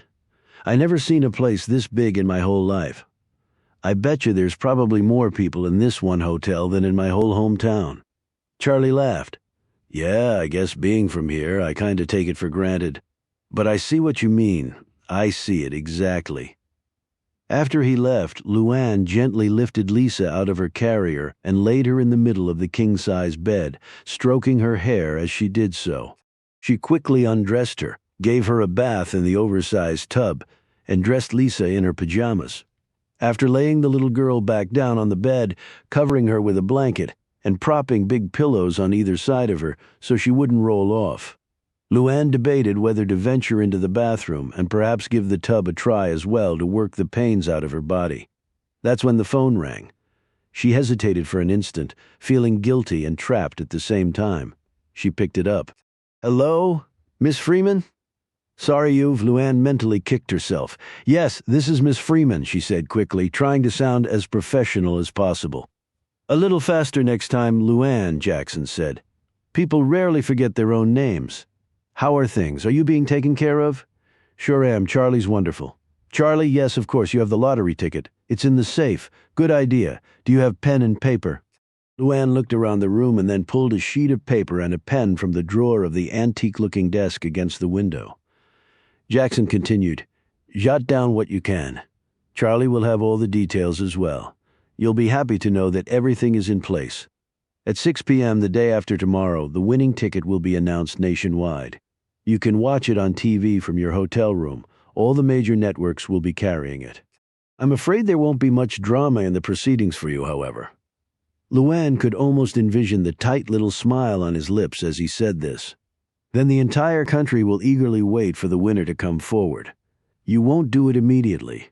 We have to give you time, in theory, of course, to calm down, start thinking clearly, perhaps get some advice from financial people, lawyers, etc., and then you make your joyous way up to New York. Winners aren't required to come to New York, of course. The press conference can be held anywhere, even in the winner's hometown.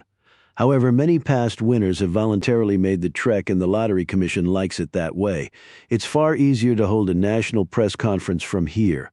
Thus, all your activities will take a day or two. Officially, you have 30 days to claim the money, so there's no problem there. By the way, in case you haven't figured it out, that's why I wanted you to wait before coming. It would not look good if people were aware you arrived in New York before the winning number was announced. You'll have to remain incognito until we're ready to present you as the winner." He sounded upset that his plans had been altered. Luann scribbled down notes as fast as she could. "I'm sorry, but I really couldn't wait, Mr. Jackson," Luann said hurriedly. "I told you what it would be like back home. It's such a small place, and everything people would know I'd got the winning ticket. They just would." "All right, fine. There's no sense wasting time discussing it now," he said brusquely. "The point is we have to keep you under cover until a day or so after the lottery drawing. You took the bus to Atlanta, correct?" "Yes. And you took suitable precautions to disguise your appearance. Big hat and glasses. I didn't see anybody I knew. And you, of course, didn't use your real name when buying your ticket." "Of course not," Luann lied. "Good. I think your tracks have been effectively erased." "I hope so. It won't matter, Luann." "It really won't. In a few days you'll be much farther away than New York. Where exactly will I be?" "As I said before, you tell me Europe, Asia, South America. Just name it and I'll make all the arrangements." Luann thought for a moment. "Do I have to decide now? Of course not. But if you want to leave immediately after the press conference, the sooner you let me know the better. I've been known to work miracles with travel arrangements, but I'm not a magician, particularly since you don't have a passport or any other identification documents." He sounded incredulous as he said this. "Those will have to be prepared as well. Can you get them made up even like a Social Security card?" "You don't have a Social Security number. That's impossible." "It ain't if your parents never filled out the paperwork for one," she fired back. "I thought the hospital wouldn't let a baby leave without that paperwork having been completed." Luann almost laughed. "I wasn't born in no hospital, Mr. Jackson. They say the first sight I saw was the dirty laundry stacked in my mama's bedroom, because that's right where my grandma delivered me." "Yes, I suppose I can get you a Social Security number," he said huffily. "Then could you have them put another name on the passport? I mean with my picture on it, but with a different name? And on all the other paperwork, too?" Jackson said slowly. "Why would you want that, Luann?" "Well, because of Dwayne. I know he looks stupid and all, But when he finds out I want all this money, he's going to do everything he can to find me. I thought it'd be best if I disappeared. Start over again, fresh, so to speak. New name and everything." Jackson laughed out loud. "You honestly think Dwayne Harvey will be able to track you down?" "I seriously doubt if he could find his way out of Rikersville County if he had a police escort. Please, Mr. Jackson, if you could do it that way, I'd really appreciate it. Of course, if it's too hard for you, I'll understand." Luann held her breath desperately, hoping that Jackson's ego would take the bait. "It's not," Jackson snapped. "It's quite simple, in fact, when you have the right connections as I do." "Well, I suppose you haven't thought of the name you want to use, have you?" She surprised him by rattling one off immediately, as well as the place where the fictitious person was from. "It seems you've been thinking about doing this for a while, perhaps with or without the lottery money." "True. You got secrets, Mr. Jackson. Why not me too?" She heard him sigh. "Very well, Luann. Your request is certainly unprecedented, but I'll take care of it. I still need to know where you want to go." "I understand. I'll think real hard about it and let you know real soon."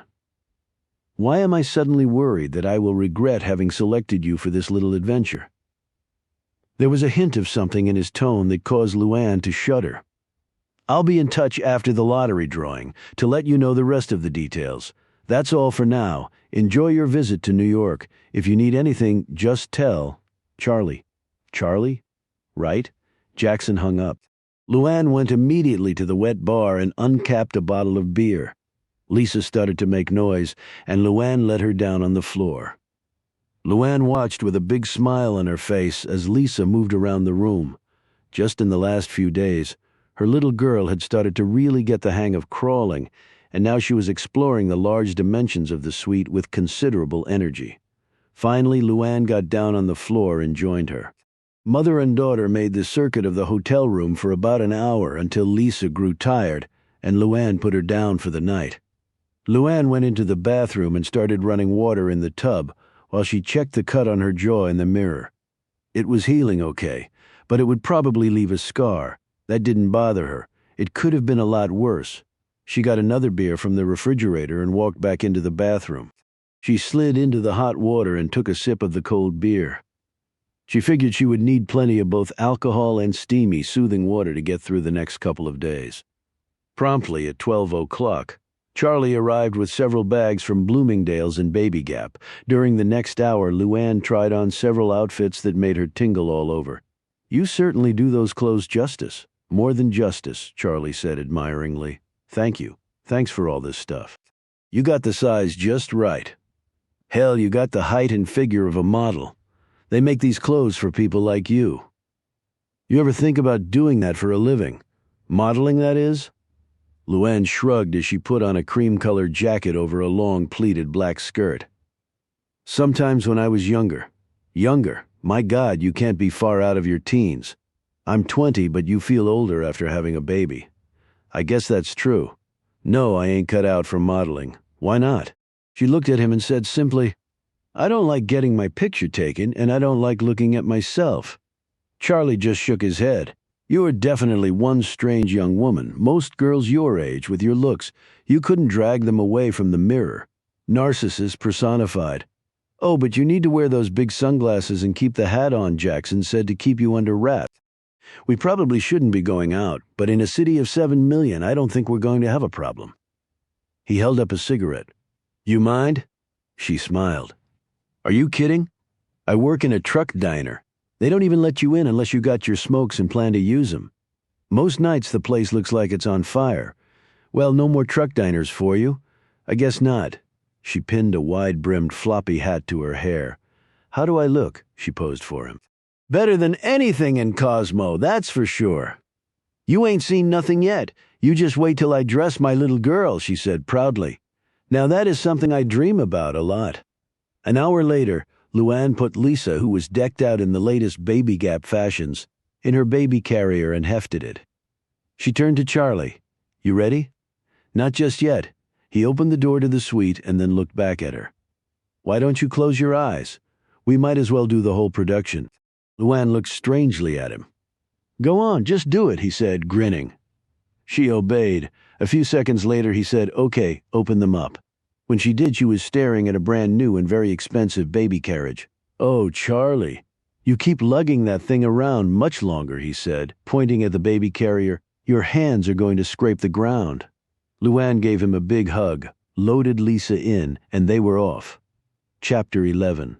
Shirley Watson was madder than hell, in seeking appropriate revenge for her humiliation at the hands of Luann Tyler. Shirley had taxed her ingenuity, to the extent she had any, to the maximum. She parked her pickup in an out-of-the-way spot about a quarter of a mile from the trailer and got out, a metal canister held tightly in her right hand. She looked at her watch as she made her way toward the trailer, where she was pretty certain Luann would be deeply sleeping after working at the diner all night. Where Dwayne was, she didn't really care. If he was there, then she might get a piece of him too, for not defending her against the Amazon-like Luann with each step. The short, squat Shirley grew even angrier. She had gone to school with Luann, and had also dropped out before graduating also. Like Luann, she had lived in Rikersville all her life. Unlike Luann, however, she had no desire to leave it, which made what Luann had done to her even more awful. People had seen her sneaking home, completely naked.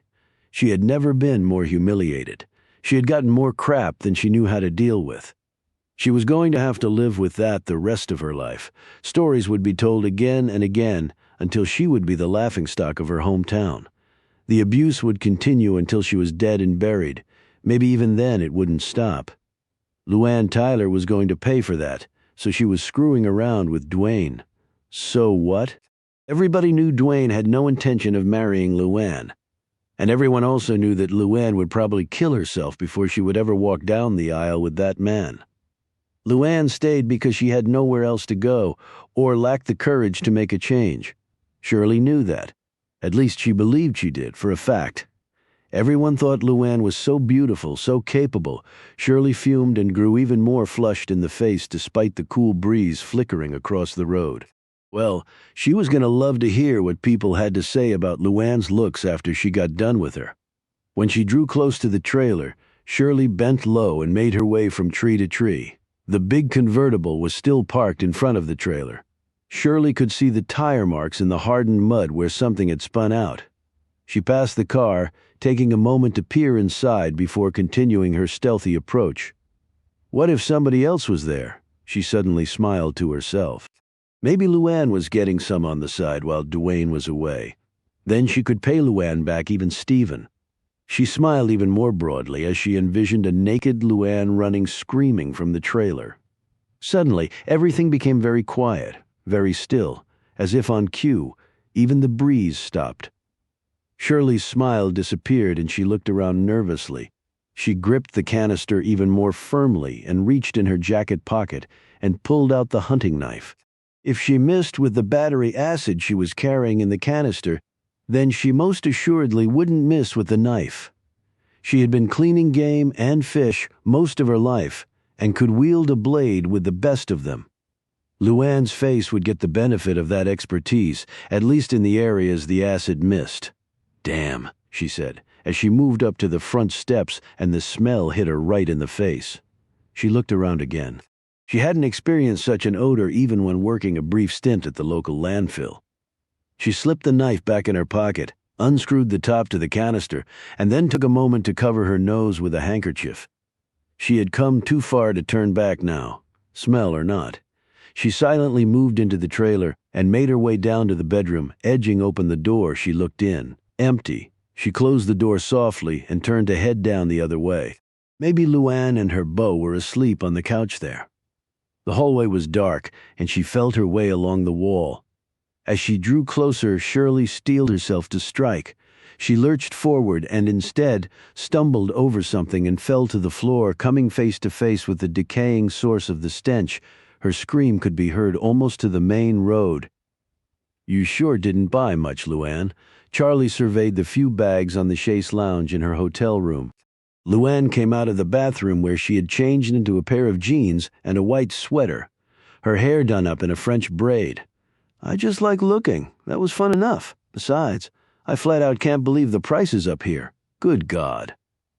"But I would have paid for it," Charlie protested. I told you that 100 times. I don't want you spending money on me, Charlie. Charlie sat down in a chair and stared at her. Luann, it's not my money. I told you that too. I'm on an expense account. Whatever you wanted, you could have. Is that what Mr. Jackson said? Something like that. Let's just call it an advance on your future winnings, he grinned. Luann sat down on the bed and played with her hands, a deep frown on her face.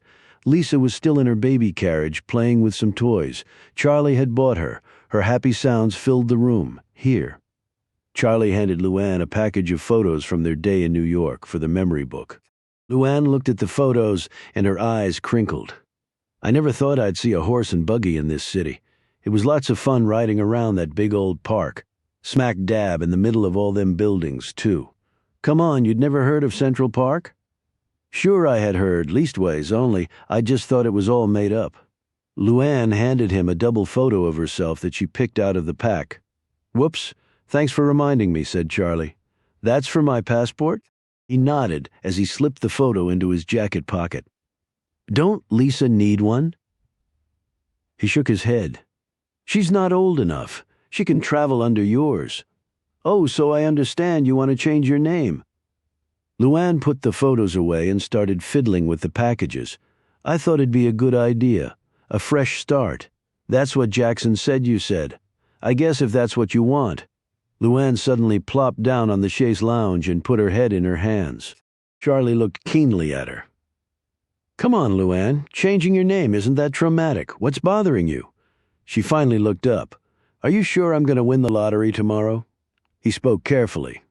Let's just wait until tomorrow, Luann, but I don't think you'll be disappointed. All that money, but I don't feel good about it, Charlie, not one bit. He lit a cigarette and puffed on it as he continued to watch her.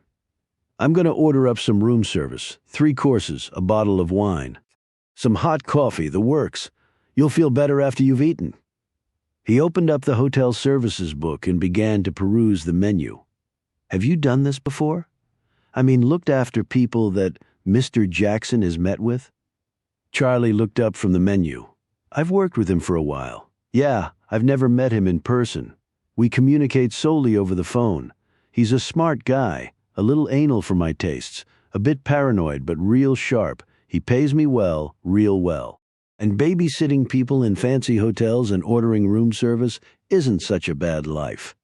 He added with a big smile, I've never looked after anybody I had this much fun with, though.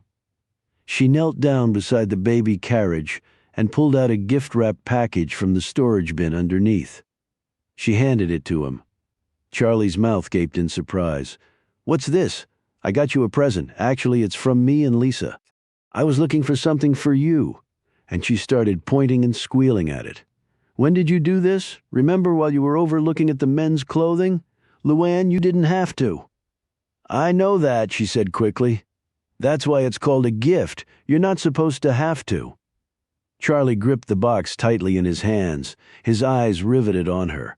Well, go ahead and open it for gosh sakes, she said.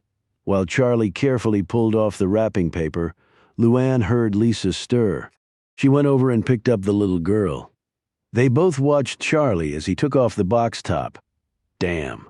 He gently lifted out the dark green fedora. It had an inch-wide leather band on the outside and a ribbon of cream-colored silk lining the inside. I saw you trying it on at the store. I thought you looked real nice in it, real sharp, but then you put it back. I could tell you didn't want to. Luann, this thing cost a lot of money. She waved him off. I had some saved up. I hope you like it. I love it, thank you. He gave her a hug and then took one of Lisa's dimpled fists in his. He gave it a gentle, formal shake, and thank you, little lady. Excellent taste. Well, try it on again. Make sure you still like it. He slid it over his head and checked himself out in the mirror. Slick Charlie, real slick. He smiled. Not bad, not bad. He fussed with it a little until he caught the proper angle. Then he took it off and sat back down. I've never gotten a gift from the people I've looked after. I'm usually only with them for a couple of days anyway. Then Jackson takes over. Luann quickly picked up on the opening. So how'd you come to be doing this kind of work? I take it you'd like to hear my life story. Sure. I've been bending your ear enough. Charlie settled back in the chair and assumed a comfortable look. He pointed to his face. "Bet, you didn't guess I used to ply my skills in the boxing ring." He grinned. "Mostly, I was a sparring partner, a punching bag for up-and-comers. I was smart enough to get out while I still had my brains, at least some of them after that. I took up semi-pro football. Let me tell you, that isn't any easier on the body, but at least you get to wear helmets and pads.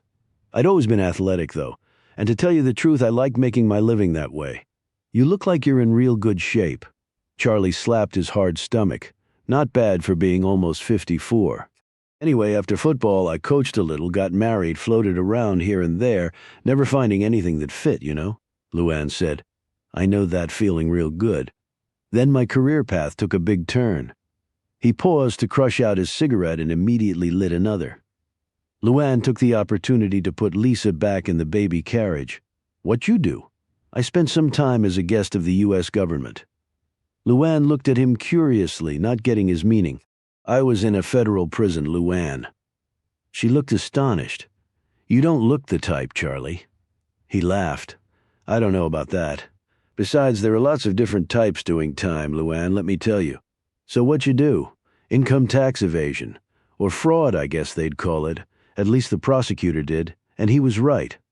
I guess I just got tired of paying it. Never seemed like there was enough to live on, let alone giving a chunk to the government." He brushed his hair back. "That little mistake cost me 3 years in my marriage." "I'm sorry, Charlie," he shrugged. "Probably the best thing that ever happened to me, really. I was in a minimum security facility with a bunch of other white-collar criminal types, so I didn't have to worry every minute about somebody cutting my head off. I took a bunch of classes, started thinking about what I wanted to do with my life. Really, only one bad thing happened to me on the inside." He held up the cigarette. "Never smoked until I got to prison there. Just about everybody did. When I got out, I finally quit for a long time. Took it back up about 6 months ago. What the hell, anyway? When I got out, I went to work for my lawyer, sort of as an in-house investigator. He knew I was an honest, reliable sort, despite my little conviction, and I knew a lot of people up and down the socioeconomic scale, if you know what I mean. A lot of contacts. Plus, I learned a lot while I was in the slammer. Talk about your education. I had professors in every subject from insurance scams to auto chop shops. That experience helped out a lot when I jumped to the law firm. It was a good gig. I enjoyed the work. So, how'd you hook up with Mr. Jackson?" Now, Charlie didn't look so comfortable. Let's just say he happened to call one day. I had gotten myself in a little bit of trouble. Nothing real serious, but I was still on parole and it could have cost me some serious time inside. He offered to help me out, and I accepted that offer. "Kind of like I did," said Luann, an edge to her voice. "His offers can be kind of hard to refuse." He glanced at her, his eyes suddenly wary. "Yeah," he said curtly. She sat down on the edge of the bed and blurted out, "I've never cheated on anything in my whole life, Charlie." Charlie dragged on his cigarette and then put it out. "I guess it all depends on how you look at it." "What do you mean by that?" "Well, if you think about it, people who are otherwise good, honest, and hard-working cheat every day of their lives. Some in big ways, most in small ones. People fudge on their taxes, or just don't pay them like me, or they don't give money back when somebody figures up a bill wrong. Little white lies folks tell almost automatically on a daily basis, sometimes just to get through the day with their sanity. Then there's the big cheat. Men and women have affairs all the time. That one I know a lot about. I think my ex-wife majored in adultery." "I got a little taste of that, too," Luann said quietly. Charlie stared at her. "One dumb sub is all I can say anyway. It all adds up over a lifetime. But not to know $50 million worth. Maybe not in dollar terms, no, but I might take one big cheat in a lifetime over 1,000 little ones that eat away at you eventually. Make you not like yourself too much." Luann hugged herself and shivered. He studied her for a moment and then looked once more at the room service menu. "I'm going to order dinner. Fish okay with you?" Luann nodded absently and stared down at her shoes while Charlie conveyed their dinner order over the phone. That done. He flipped another cigarette out of the pack and lit up. "Hell, I don't know one single person who would turn down the offer you got. As far as I'm concerned, you'd be stupid too." He paused and fiddled with his lighter. "And from the little I've seen of you, maybe you can redeem yourself, at least in your eyes. Not that you'd need much redeeming." She stared up at him. "How can I do that?" "Use some of the money to help other people," he said simply. "Maybe treat it like a public trust or something like that. I'm not saying don't enjoy the money. I think you deserve that," he added. "I saw some background info on you. You haven't exactly had the easiest life." Luann shrugged. "I got by." Charlie sat down beside her. "That's exactly right, Luann. You're a survivor. You'll survive this, too," he looked at her intently. "You mind me asking a personal question now that I've spilled my guts to you?" "Depends on the question." "Fair enough," he nodded. "Well, like I said, I looked at some of your background stuff. I was just wondering how you ever hooked up with a guy like Dwayne Harvey. He has loser stamped all over him." Luann thought of Dwayne's slender body lying face down on the dirty carpet, the small groan he had made before plummeting over, as though he were calling to her, pleading for help. But she hadn't answered that call. "Dwayne's not so bad. He had a bunch of bad breaks." She stood up and paced. "I was going through a real bad time. My mama had just died. I met Dwayne while I was thinking of what to do with my life. You either grow up in that county and die there, or you get out just as fast as you can. Ain't nobody ever moved into Rikersville County, least not that I ever heard of." She took a deep breath and continued. "Dwayne had just moved into this trailer he had found. He had a job then. He treated me nice. We talked some about getting married. He was just different. You wanted to be one of the ones who was born and died there." She looked at him, shocked. "Hell no. We were going to get out. I wanted to, and that's what Dwayne wanted. At least that's what he said." She stopped pacing and looked over at Charlie. "Then we had Lisa," she said simply. "That kind of changed things for Dwayne. I don't think having a kid was part of his plan. But we did, and it's the best thing that ever happened to me. But after that, I knew things weren't going to work out between us. I knew I had to leave. I was just trying to figure out how when Mr. Jackson called." Luann looked out the window at the twinkling lights etched against the darkness. "Jackson said there were some conditions with all this. With the money, I know he's not doing this because he loves me." She looked over her shoulder at Charlie. Charlie grunted. "No, you're absolutely right about that. You got any idea what the conditions are?" Charlie was shaking his head before she finished asking the question. "I do know that you'll have more money than you'll know what to do with. And I can use that money any way I want, right?" "That's right. It's yours, free and clear. You can clean out Saks Fifth Avenue in Tiffany, or build a hospital in Harlem. It's up to you." Luann looked back out the window and her eyes began to shine as the thoughts plowing through her head seemed to dwarf the skyline staring back at her. Right that very instant, everything seemed to click. Even the massive number of buildings in New York City seemed far too small to hold the things she wanted to do with her life, with all that money.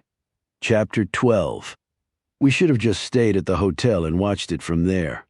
Charlie looked around nervously. "Jackson would kill me if he knew we were here. I have strict orders never to take any of the clients here." Here was the headquarters of the United States National Lottery Commission, located in a brand new state-of-the-art, needle-thin skyscraper on Park Avenue. The huge auditorium was filled with people.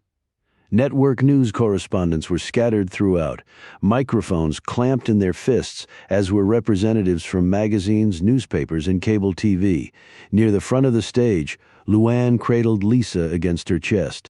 She wore the glasses Charlie had bought for her, and a baseball cap turned backward under which her long hair was balled up. Her memorable figure was hidden under the full-length trench coat. "It's okay, Charlie. Nobody's going to remember me under all this stuff." He shook his head. "I still don't like it. I had to come see. It just wouldn't be the same sitting in the hotel room watching on TV. Jackson's going to probably call the hotel right after the drawing," he grumbled.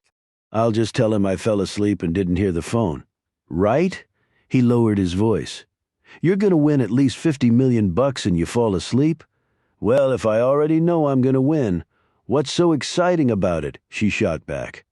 Charlie had no ready answer for that, so he clamped his mouth shut and again took up a careful scrutiny of the room and its occupants. Luann looked at the stage where the lottery pinball machine was set up on a table. It was about 6 feet long and comprised 10 large tubes, each one rising above an attached bin of ping-pong balls. Each ball had a number painted on it. After the machine was activated, the air would circulate the balls until one made its way through the tiny hatch, popped up into the tube, and was caught and held by a special device inside the tube. Once a ball was thus captured, the bin of balls below that tube would immediately shut down and the next bin would automatically activate. Down the line it would go, the suspense building, until all 10 winning numbers were finally revealed. People were nervously looking at their lottery tickets. Many held at least a dozen in their hands. One young man had an open laptop computer in front of him. The screen was filled with hundreds of lottery combinations he had purchased as he reviewed his electronic inventory. Luann had no need to look at her ticket. She had memorized the numbers, 081080521, which represented her and Lisa's birthdays, and the age Luann would be on her next birthday. She didn't feel any more guilt as she observed the hopeful looks on the faces surrounding her, the silently mouthed prayers as the time for the drawing drew nearer. She would be able to handle their imminent disappointment. She had made up her mind, set her plan, and that decision had bolstered her spirits incredibly, and it was the reason she was standing in the middle of this sea of tense people instead of hiding under the bed back at the Waldorf. She stirred out of her musings as a man walked onto the stage. The crowd instantly hushed. Luann had half expected to see Jackson striding across the stage, but the man was younger and far better looking. Luann wondered for a moment if he was in on it. She and Charlie exchanged tight smiles. A blonde woman in a short skirt, black nylons and spike heels joined the man and stood next to the sophisticated-looking machine, hands clasped behind her back. The man's announcement was brief and clear as the TV cameras focused on his handsome features. He welcomed everyone to the drawing, and then he paused, stared dramatically out at the crowd, and delivered the real news of the evening, the official jackpot, based upon ticket sales up to the very last minute, was a record-setting $100 million. A collective gasp went up from the crowd at the mention of the gigantic sum. Even Luann's mouth dropped open. Charlie looked over at her, shook his head slightly, and a small grin escaped his lips. He playfully elbowed her, leaned close, and whispered into her ear, "Hell, you can clean out Saks and Tiffany and still build that hospital, just with the friggin' interest." It was indeed the largest jackpot ever, and one incredibly fortunate person, was about to win it. The lottery man declared with a beaming smile and a ton of showmanship. The crowd cheered wildly. The man gestured dramatically to the woman, who hit the power switch on the side of the machine. Luann watched as the balls in the first bin started bouncing around. When the balls started attacking the narrow pathway into the tubes, Luann felt her heart race and her breathing constrict. Despite the presence of Charlie beside her, the calm, authoritative manner of Mr. Jackson, his correct predicting of the daily lottery, and all the other things she had been through in the last several days, she suddenly felt that her being here was totally crazy. How could Jackson or anyone else control what those gyrating balls would do? It occurred to her that what she was witnessing resembled sperm dive-bombing an egg, something she had seen once on a TV program. What were the chances of correctly picking the one that would break through and impregnate? Her spirits plummeted as she confronted a very distinct set of options. Travel back home and somehow explain the deaths of 2 men in a drug-filled trailer she happened to call home, or seek the hospitality of the nearest homeless shelter here in the city and contemplate what to do with the wrecked state of her life. She clutched Lisa even more tightly, and one of her hands drifted over and clasped Charlie's thick fingers. A ball squirted through the opening and was caught in the first tube. It was the number 0. It was shown on a large screen suspended over the stage. As soon as this occurred, the second bin of balls started popping. In a few seconds, it too had produced a winner, the number 8. In quick succession, 6 more of the balls popped through into their respective tubes and were caught. The tally now stood as follows: 081000805. Luann mouthed the familiar numbers silently. Sweat appeared on her forehead, and she felt her legs begin to give way. "Oh my God," she whispered to herself. "It's really going to happen." Jackson had done it somehow, some way. The uppity, anal little man had done it. She heard many moans and groans next to her as lottery tickets were torn up and thrown to the floor as the numbers stared back at the crowd from the stage. Luann watched completely mesmerized as the ninth bin of balls started bouncing. The entire process now seemed to be occurring in the slowest of slow motion. Finally, the number 2 ball kicked out and held in tube number 9. There were no hopeful faces left in the crowd except for one. The last bin fired up, and the number 1 ball quickly fought its way right against the hatch of the last tube and appeared to be ready to shoot through to victory at any moment. Luann's grip on Charlie's fingers began to loosen. Then, like a pricked balloon hemorrhaging air, the number 1 ball suddenly slid back down to the bottom and was replaced near the hatch by a suddenly energetic and determined number 4 ball. With sharp, jerky motions, it grew closer and closer to the open pathway leading into the number 10 and final tube, although it appeared to be repeatedly repelled from the opening.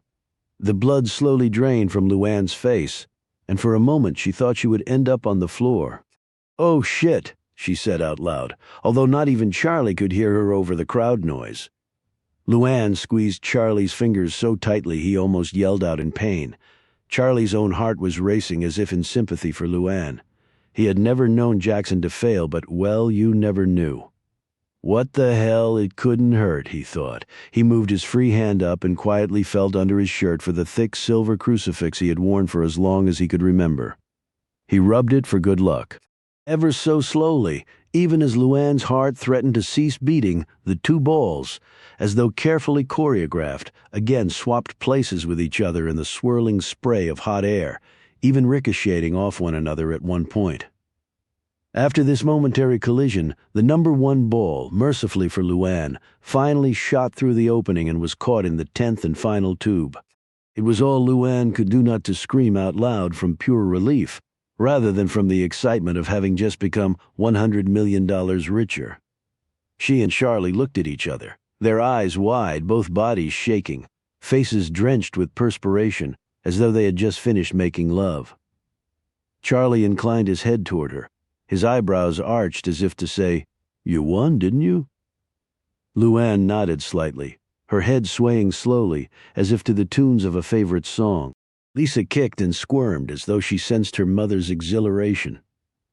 "Damn," Charlie said. "I thought I was going to pee in my pants waiting for that last number to drop."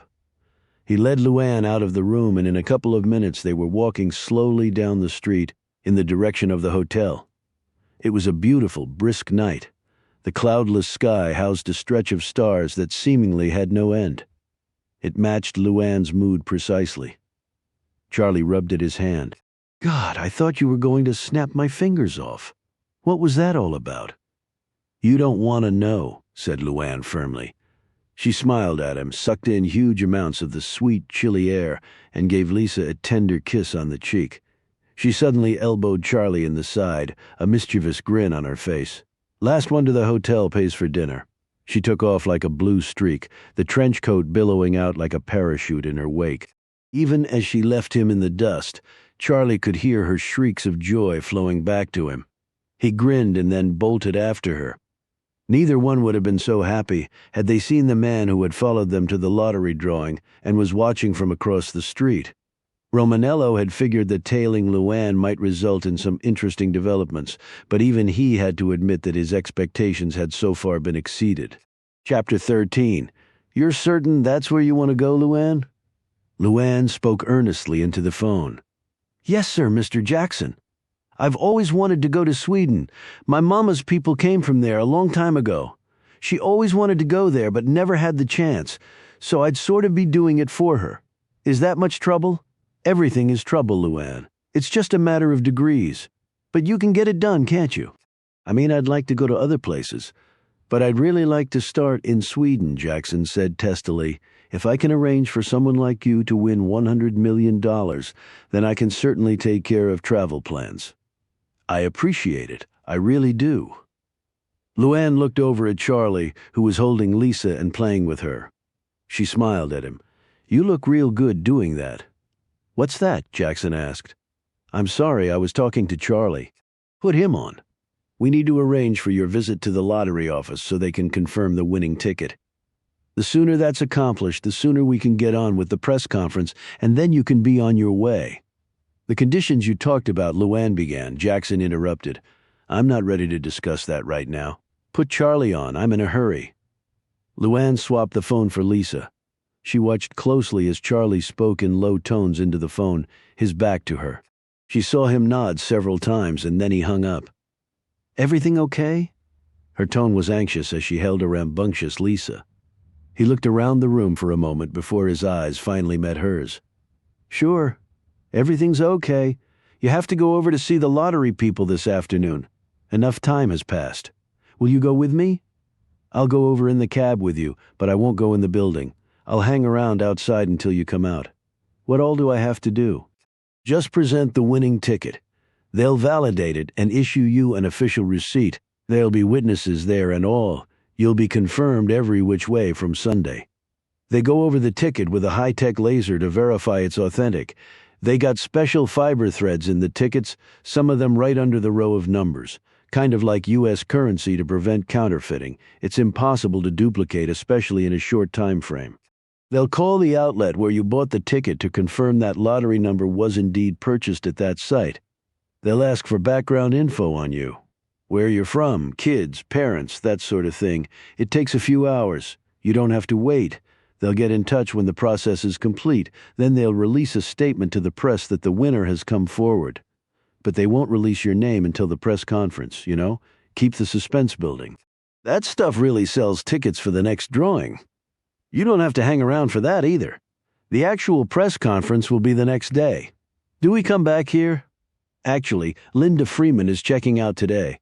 We'll go to another hotel where you can check in as Luann Tyler, one of the richest people in the country. Fresh in town and ready to take on the world. You ever been to one of these press conferences before? He nodded. A few. They can be a little crazy. Especially when the winners bring family with them. Money can do strange things to people, but it doesn't last too long. You get asked a bunch of questions and then off you go. He paused and then added, "That's nice what you're doing, going to Sweden for your mom like that." Luann looked down as she played with Lisa's feet. "I hope so. It's sure going to be different. Well, sounds like you can use a little different. I don't know how long I'll stay. Stay as long as you want.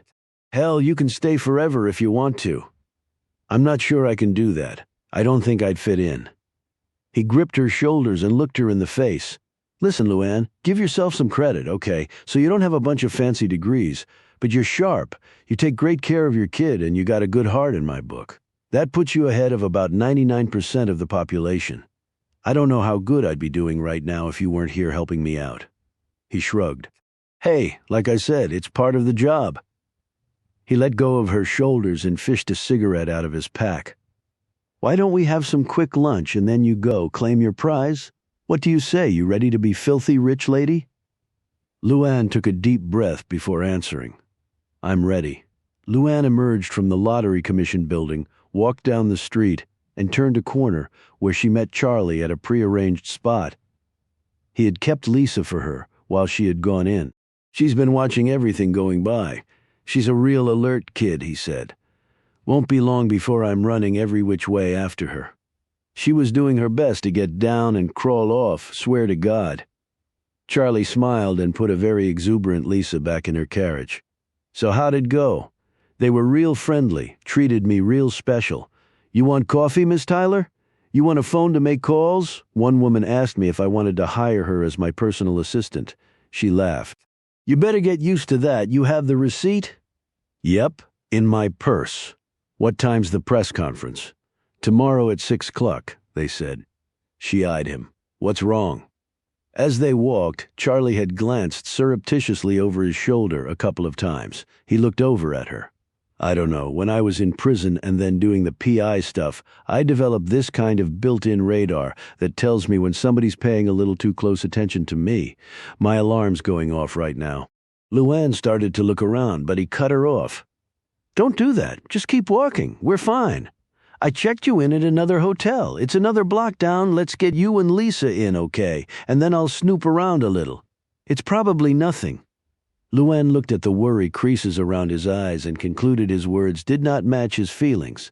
She gripped the baby carriage tighter as they continued down the street. 20 yards behind and on the other side of the street, Anthony Romanello debated whether or not he had been spotted. The streets were filled with people at this hour, but something in the sudden rigidity of the people he was tracking had set off his own warning bell. He hunkered in his jacket and dropped back another 10 yards, still keeping them well in sight. He kept a constant lookout for the closest taxi in case they decided to snare one. He had the advantage, though, in that it would take some time to load the baby carriage and baby in. He would have plenty of opportunity to hail a cab in that time. But they continued on foot until they reached their destination. Romanello waited outside the hotel for a moment, looked up and down the street, and then went in. "When did you get these?" Luann stared at the new set of luggage stacked in a corner of the hotel suite. Charlie grinned. "You can't go on your big trip without the proper baggage, and this stuff is super durable. Not that expensive crap that falls apart if you look at it wrong. One bag is already packed with things you'll need for the trip over. Things for Lisa and whatnot. I had a lady friend of mine do it. We'll have to do some more shopping today to fill up the other bags, though." "My God, I can't believe this, Charlie." She gave him a hug and a peck on the cheek. He looked down in embarrassment, his face flushed. It wasn't such a big deal here. He handed her passport to her. She solemnly looked at the name inside, as though the fact of her reincarnation were just sinking in, which it was. She closed the small blue book. It represented a gateway to another world, a world she would soon, with a little luck, be embracing. "Fill that sucker up, Luann. See the whole damned planet, you and Lisa." He turned to leave. "I'm going to go check on some things. I'll be back shortly." She fingered the passport and looked up at him, her cheeks slightly red. "Why don't you come with us, Charlie?" He turned slowly back around and stared at her. "What?" Luann looked down at her hands and spoke hurriedly. "I was thinking I got all this money now, and you've been real nice to me and Lisa, and I never been anywhere before and all, and, well, I'd like you to come with us, that is, if you want to. I'll understand if you don't." "That's a very generous offer, Luann," he said softly, "but you don't really know me, and that's a big commitment to make to someone you don't really know." "I know all I need to," she said stubbornly. "I know you're a good person. I know you've been taking care of us, and Lisa took to you like nobody's business. That counts for a darn lot in my book." Charlie smiled in the little girl's direction and then looked back at Luann.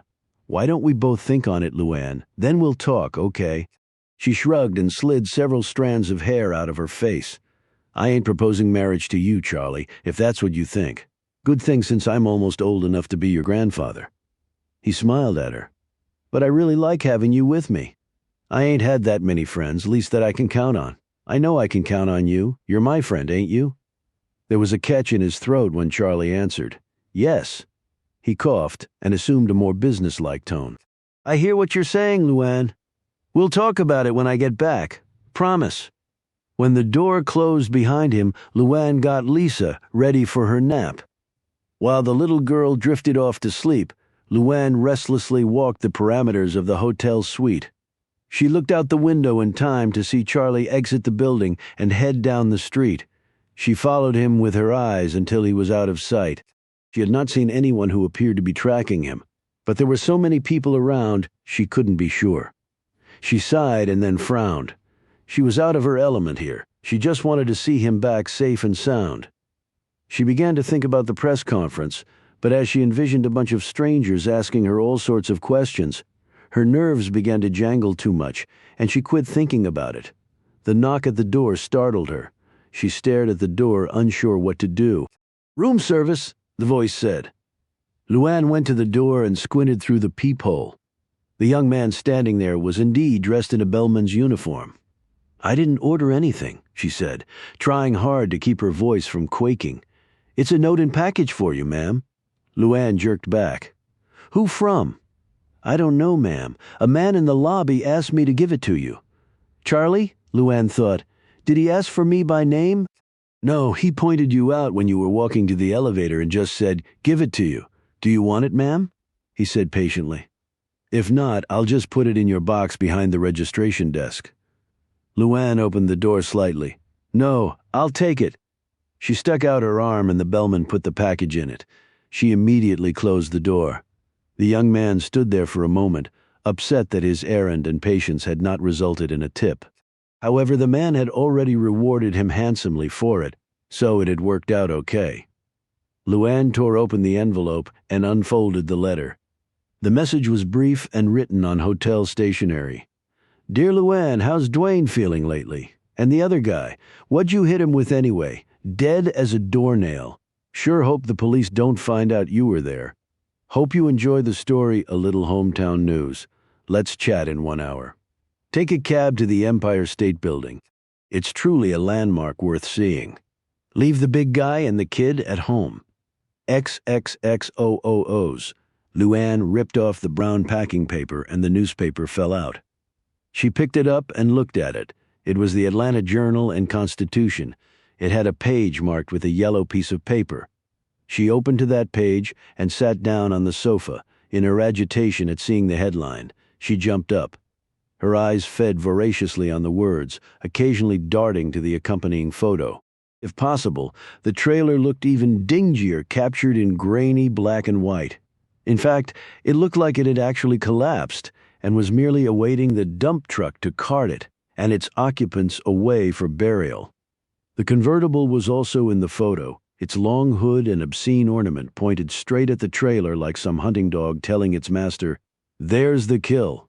2 men dead, the story said, drugs involved. As Luann read the name Dwayne Harvey, a teardrop splattered onto the page and blurred some of the text. She sat down and did her best to compose herself. The other man had not yet been identified. Luann read quickly and then she stopped searching when she found her name. The police were looking for her right now. The paper didn't say she had been charged with any crime, although her disappearance had probably only increased the police's suspicions. She flinched when she read that Shirley Watson had discovered the bodies. A canister of battery acid had been found on the floor of the trailer. Luann's eyes narrowed. Battery acid. Shirley had come back to avenge herself and had brought that acid to do the job, that was clear. She doubted, though, if the police would care about a crime that had not occurred when they had their hands full with at least 2 that had. While she sat staring in shock at the paper, another knock on the door almost made Luann jump out of her chair. "Luann?" She took a deep breath. "Charlie? Who else? Just a minute." Luann jumped up hastily, ripped the news article out of the paper and stuffed it in her pocket. She slid the letter and the rest of the newspaper under the couch. She unlocked the door and he entered the room and shrugged off his coat. "Stupid idea. Like I'm going to be able to spot somebody out on those streets." He slid a cigarette from its pack and lit up, thoughtfully staring out the window. "Still can't shake the feeling that somebody was tailing us, though. It could have just been somebody looking to rob us, Charlie. You got a lot of that up here, don't you?" He shook his head. "Crooks have gotten more daring lately, but if that was the case, they would have hit us and run. Grabbed your purse and disappeared. It's not like they were going to pull a gun and stick us up in the middle of 1,000,000 people. I had the sense whoever it was tracking us for a while." He turned to stare at her. "Nothing unusual happened to you on the way up, did it?" Luann shook her head, staring back at him with wide eyes, afraid to speak. "Nobody followed you up to New York that you know of, did they?" "I didn't see anybody, Charlie, I swear I didn't." Luann started to shake. "I'm scared." He put a big arm around her. "Hey, it's okay. Probably just paranoid Charlie going off on nothing. But sometimes it pays to be paranoid. Look, how about we go do some more shopping? It'll make you feel better." Luann nervously fingered the newspaper article in her pocket. Her heart seemed to be climbing up her throat, seeking a larger space in which to explode. However, when she looked up at him, her face was calm, bewitching. "You know what I really want to do? What's that? Name it, and it's done. I want to get my hair done and maybe my nails. They both look kind of crappy. And with the press conference going on across the whole country and all, I'd like to look good. Damn, why didn't I think of that? Well, let's just look up the fanciest beauty parlor in the phone book. There's one in the lobby," Luann said hurriedly. "I saw it coming in. They do hair and nails and feet and facials, stuff like that. It looked real nice, real nice. Even better then. Could you watch Lisa for me?" "We can come down and hang out with you, Charlie. I swear, don't you know nothing?" "What? What'd I say? Men don't come down to the beauty parlor and watch the goings-on. That's for us females to keep secret. If you knew how much trouble it takes to get us all pretty, it wouldn't be nearly as special. But you got a job to do. What's that? You can ooh and ah when I get back and tell me how beautiful I look. Charlie grinned. I think I can handle that one. I don't know how long I'll be. I might not be able to get in right away. There's a bottle ready in the refrigerator for Lisa for when she gets hungry. She's going to want to play for a while, and then you can put her down for a nap. Take your time. I've got nothing else on the agenda.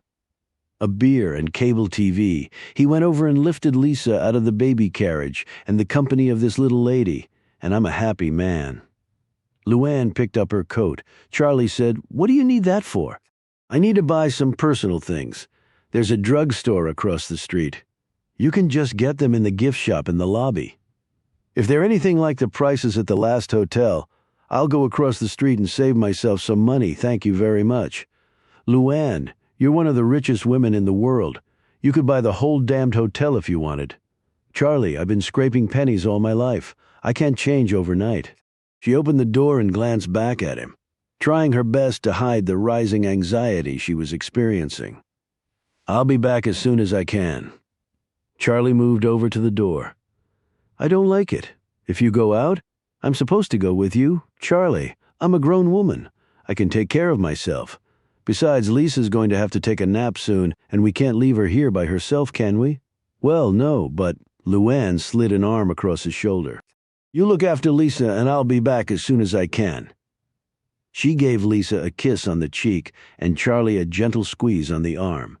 After she left, Charlie grabbed a beer from the wet bar and settled into his chair with Lisa on his lap and the TV remote in hand. He suddenly paused and looked over at the doorway, a frown appearing on his features as he did so. Then he turned back and did his best to interest Lisa in channel surfing. Chapter 14.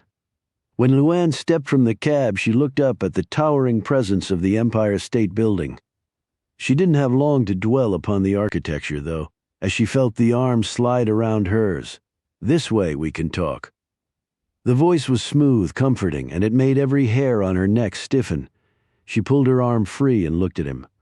Very tall and broad-shouldered, his face was clean-shaven, the hair thick and dark, matching the eyebrows. The eyes were big and luminous. What do you want, now that she could actually see the man behind the note? Luann's fear quickly receded. Romanello looked around. Even in New York, we're bound to attract attention if we conduct this conversation out in the open. There's a deli across the street. I suggest we continue our chat there. Why should I? He crossed his arms and smiled at her. You read my note and the news article, obviously, or you wouldn't be here. I read it, Luann said, keeping her voice level. Then I think it's clear we have some things to discuss. What the hell do you have to do with it? Were you involved in that drug dealing? The smile faded from the man's lips, and he stepped back for a moment. Look, I didn't kill nobody, she said fiercely. Romanello looked around nervously. Do you want everybody here to know our business? Luann looked around at the passers-by and then stalked toward the deli with Romanello right behind. Inside they found an isolated booth far in the back. Romanello ordered coffee and then looked at Luann. Anything interest you on the menu? He asked pleasantly. Nothing. She glared back at him. After the waitress departed, he looked at her. Since I can understand you're not wanting to prolong this discussion, let's get to the heart of it. What's your name? He looked startled. Why? Just make up one. That's what everybody else seems to be doing. What are you talking? He stopped and considered for a moment. All right, call me Rainbow. Rainbow, huh? That's a different one. You don't look like no rainbow I've ever seen. See, that's where you're wrong. His eyes gleamed for an instant. Rainbows have pots of gold at the end, so? Luann's tone was calm, but her look was wary. So you're my pot of gold, Luann, at the end of my rainbow. He spread apart his hands. She started to get up. Sit down, the words shot out of his mouth. Luann stopped in mid-rise, staring at the man. Sit down unless you want to spend the rest of your life in prison instead of paradise. The calm returned to his manner, and he politely gestured for her to resume her seat. She did so, slowly, her eyes squarely on his. I ain't never been real good at games, Mr. Rainbow, So why don't you say whatever the hell it is you want to say and let's be done with it? Romanello waited for a moment as the waitress returned with his coffee. You sure you don't want some? It's quite chilly outside. The chill in Luann's eyes compelled him to move on. He waited until the waitress had set the coffee and cream down and asked if they wanted anything else. After she left, he leaned across the table, his eyes bare inches from Luann's. I was at your trailer, Luann. I saw the bodies. She flinched for an instant. What were you doing there? He sat back. Just happened by. You're full of crap and you know it. Maybe. The point is, I saw you drive up to the trailer in that car, the same one in the newspaper photo. I saw you pull a wad of cash out of your kid's baby seat at the train station. I saw you make a number of phone calls. So what? I'm not allowed to make phone calls. The trailer had 2 dead bodies and a shitload of drugs in it. Luann, that was your trailer. Luann's eyes narrowed. Was Rainbow a policeman sent to get her to confess? She fidgeted in her seat. I don't know what you're talking about. I never seen no bodies. You must have seen somebody else get out of that car. And who says I can't keep my money wherever the hell I want to keep it? She dug her hand into her pocket and pulled out the newspaper article. Here, why didn't you take this back and go try scaring somebody else? Romanello picked up the piece of paper, glanced at it and put it in his pocket. When his hand returned to view, Luann could barely keep from trembling as she saw the torn piece of bloody shirt. Recognize this, Luann? She struggled to maintain her composure. Looks like a shirt with some stains on it, so what? He smiled at her. You know, I didn't expect you to remain this calm about it. You're a dumb chick from Hooterville. I pictured you dropping to your knees pleading for mercy. Sorry I ain't what you imagined. And if you call me a dumb anything again, I'll knock you flat on your ass. His face suddenly became hard and he slid down the zipper of his jacket until the butt of his 9mm was revealed. The last thing you want to do, Luann, is make me upset, he said quietly. When I get upset, I can be very unpleasant. In fact, I can be downright violent. Luann barely glanced at the weapon. What do you want from me? He zipped the jacket back up. Like I said, you're my pot of gold. I ain't got any money, she said quickly. He almost laughed. Why are you in New York, Luann? I bet you've never been out of that godforsaken county before. Why of all places did you take off for the Big Apple? He cocked his head at her, waiting for an answer. Luann rubbed her hands nervously across the uneven surface of the table. She didn't look at him when she finally spoke. Okay, maybe I knew what happened in that trailer. But I didn't do nothing wrong.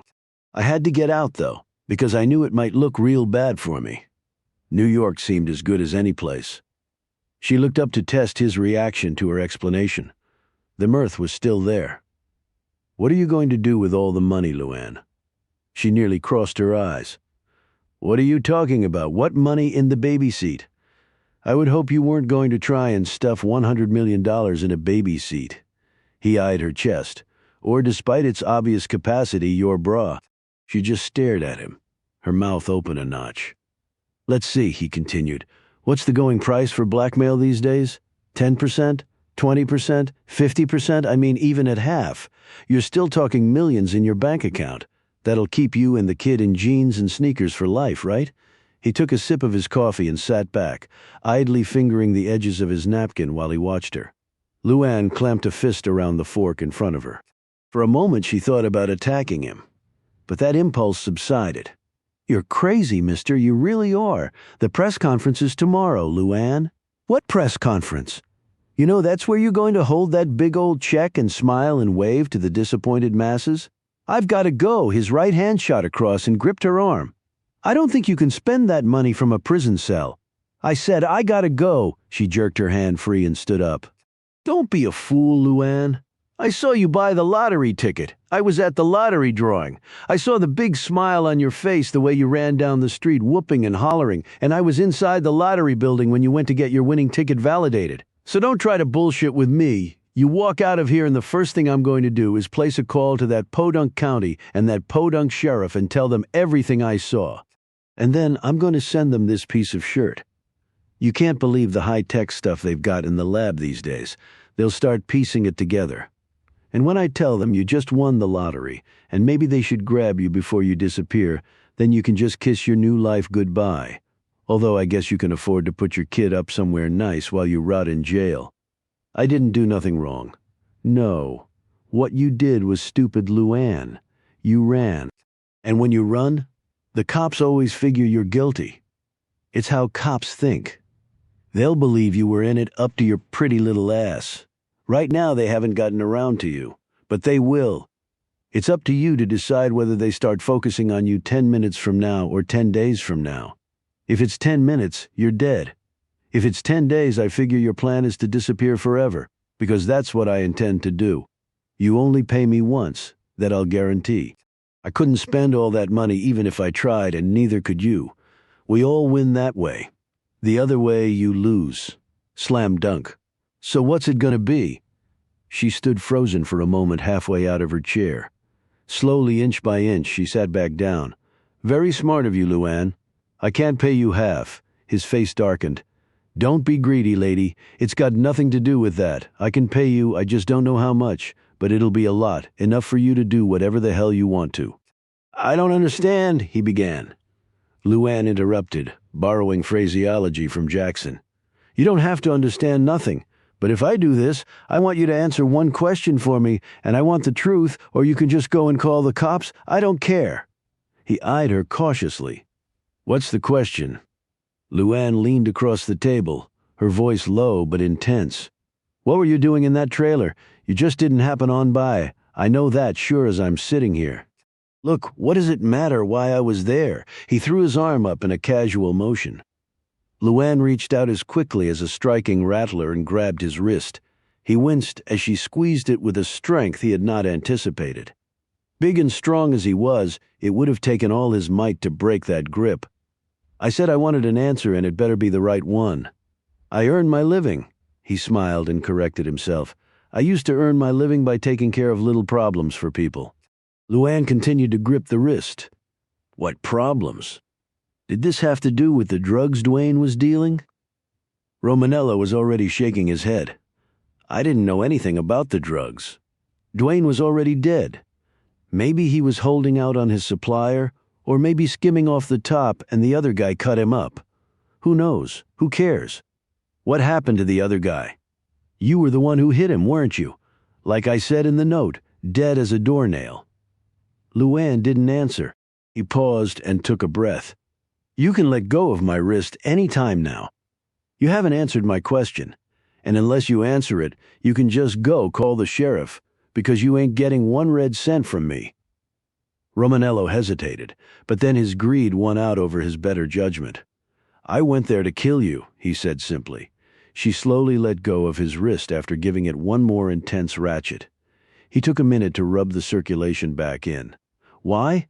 Luann demanded fiercely. I don't ask questions. I just do what I'm paid to do. Who told you to kill me? He shrugged. I don't know. She reached for his wrist again, but this time he was ready for her and jerked it out of danger. I'm telling you, I don't know.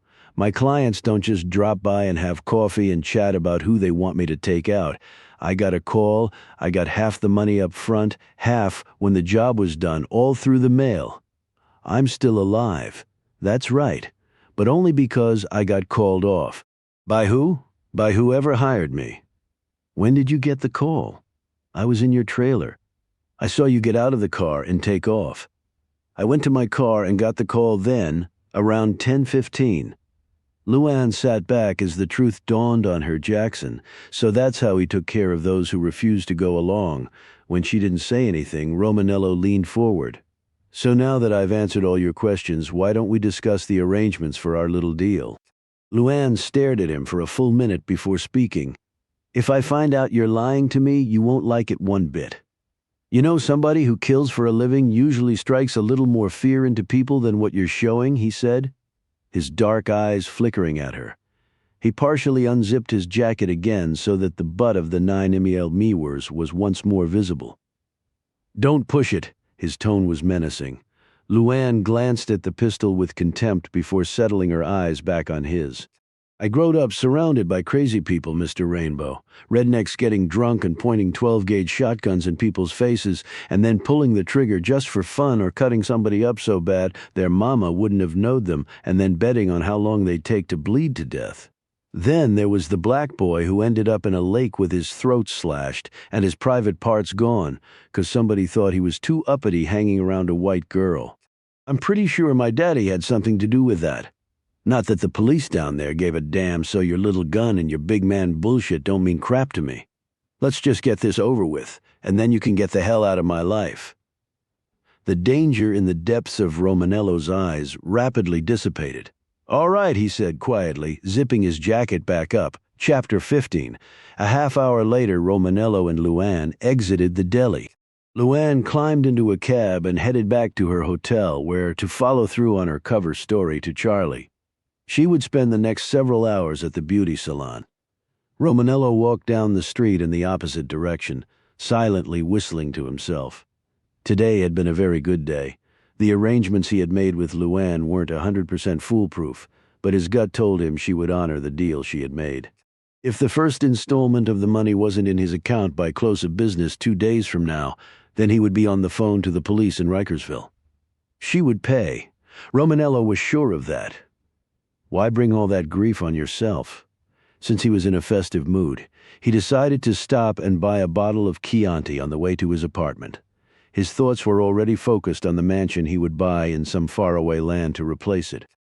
He had earned good money over the years exterminating human beings, but he had to be careful in how he spent it or where he kept it. The last thing he wanted was the IRS knocking on his door asking to see his W-2s.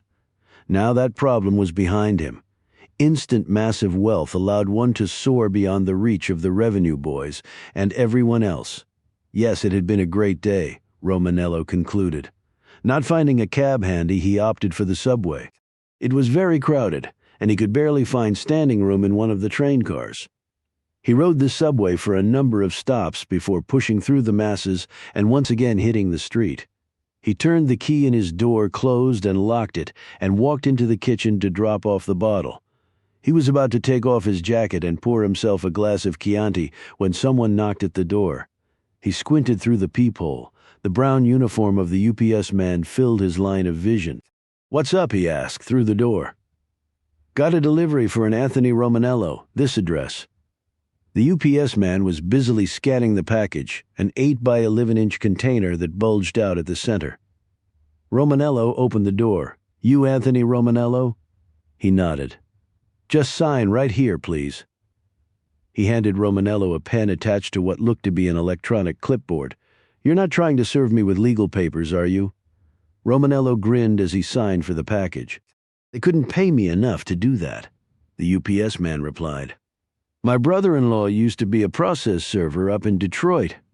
After he was shot the second time, he went to work driving a bakery truck. Here you go. Have a good one." Romanello closed the door and felt the contents of the package through the thin cardboard. A smile broke across his lips, the second installment on his Luann. Tyler hit.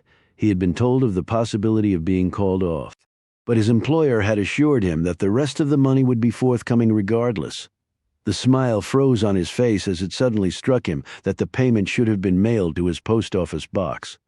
Nobody was supposed to know where he lived, or his real name. He whirled around at the sound behind him. Jackson emerged from the shadows of the living room, dressed as immaculately as when he had interviewed Luann. Jackson leaned against the doorway to the kitchen and looked Romanello up and down behind a pair of dark glasses. Jackson's hair was streaked with gray, and a neatly trimmed beard covered his chin. His cheeks were large and puffy, the ears red and flattened looking, both the result of carefully designed latex molds. "Who the hell are you and how did you get in here?" In response, Jackson pointed one gloved hand at the package. "Open it." "What?" Romanello growled back. "Count the money and make certain it's all there. Don't worry, you won't hurt my feelings by doing so." "Look." Jackson slipped off the glasses and his eyes bored into Romanello. "Open it." The voice was barely above a whisper and spoken in an entirely non-threatening manner that made Romanello wonder why he was shivering inside. After all, he had murdered 6 people in premeditated fashion over the span of the last 3 years. Nobody intimidated him. He quickly ripped open the package and the contents spilled out.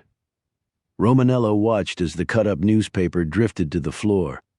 Is this supposed to be funny? If it is, I'm not laughing. He glowered at Jackson. Jackson shook his head sadly.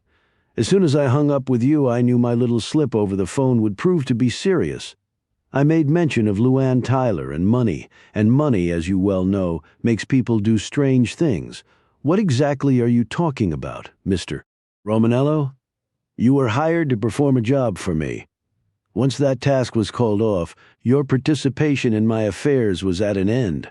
Or let me rephrase that. Your participation in my affairs was supposed to be at an end. They were at an end. I didn't kill the lady, and all I get from you is cut-up newspaper. I'm the one who should be pissed. Jackson ticked the points off with his fingers. You followed the woman back to New York. You, in fact, have been following her all over the city. You sent her a note. You met with her, and while I wasn't privy to the conversation itself, from the looks of things, the subject matter wasn't pleasant. How the hell do you know all that? There isn't much. I don't know, Mr. Romanello. There really isn't. Jackson put the glasses back on. Well, you can't prove anything. Jackson laughed, a laugh that sent every hair on Romanello's neck skyward and made him reach for his gun, a gun that was no longer there. Jackson looked at the man's amazed face and shook his head sadly. Subways are so crowded this time of night. Pickpockets, I understand, can stalk honest people with impunity. There's no telling what else you might find missing. Well, like I said, you can't prove it, and it's not like you can just go to the cops. You hired me to kill someone that doesn't do a whole lot for your credibility. I have no interest in going to the authorities. You disobeyed my instructions, and in doing so jeopardized my plans. I came here to inform you that I was aware of this, to plainly show you that the rest of your money has been forfeited because of your improper actions, and that I have decided upon the appropriate punishment, a punishment that I fully intend to mete out now. Romanello drew himself up to his full 6 feet 3 inch height, towering over Jackson, and laughed heartily. Well, if you came here to punish me, I hope you brought somebody else with you to do the punishing. I prefer to handle these matters myself. Well then, this is going to be your last job. In a flash, Romanello's hand went down to his ankle and he was erect again in a second, the jagged-edged blade in his right hand. He started forward and then stopped as he eyed the device in Jackson's hand. The touted advantages of strength and superior size are so often overrated, wouldn't you agree? Said Jackson. The twin darts shot out from the taser gun and hit Romanello dead center in the chest. Jackson continued to squeeze the trigger, sending 120,000 volts of electricity along the thin metal cords that were attached to the darts. Romanello went down as though poleaxed, and he lay there staring up as Jackson stood over him. I've held the trigger down for a full minute now, which will incapacitate you for at least 15 minutes, more than ample for my purposes. Romanello watched helplessly as Jackson knelt down beside him and gingerly pulled the 2 darts free and packed the apparatus back in his pocket. He carefully opened Romanello's shirt. Quite hairy, Mr. Romanello. A medical examiner will never pick up on the extremely small holes in your chest. The next item Jackson withdrew from his coat would have left Romanello numb if he hadn't already been. With his tongue feeling as big as a knobby tree root, Romanello thought he had suffered a stroke. His limbs were useless to him. There was no physical sensation at all. He could still see clearly, however, and suddenly wished he had been blinded as well. He watched in horror as Jackson methodically checked the hypodermic needle he held in his hand. It's mostly an innocuous saline solution, you know, Jackson said, as though he were addressing a science class. I say mostly because what's lurking in here can be quite deadly under certain conditions. He smiled down at Romanello and paused for a moment as he considered the import of his own words and then continued. This solution contains prostaglandin, a substance produced naturally in the body. Normal levels are measured in micrograms. I'm about to give you a dose several thousand times that, measured in milligrams in fact. When this dose hits your heart, it will cause the coronary arteries to severely constrict, triggering what doctors would technically term a myocardial infarction or coronary occlusion, also known as a heart attack of the most devastating kind. To tell you the truth, I've never combined the effects of electrification caused by the stun gun with this method of inflicting death. It might be interesting to observe the process. Jackson was betraying no more emotion than if he were about to dissect a frog in biology class. Since prostaglandin occurs naturally in the body, as I mentioned, it's also naturally metabolized by the body, meaning there will be no suspiciously high traces left for a medical examiner to detect.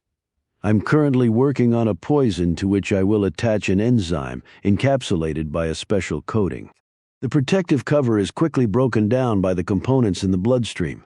However, the poison will have ample time to do its work before that occurs. Once the protective coating is gone, the enzymes will instantly react with the poison compound and break it down, in effect destroying it. They use a similar process to clean up oil slicks. It's absolutely untraceable.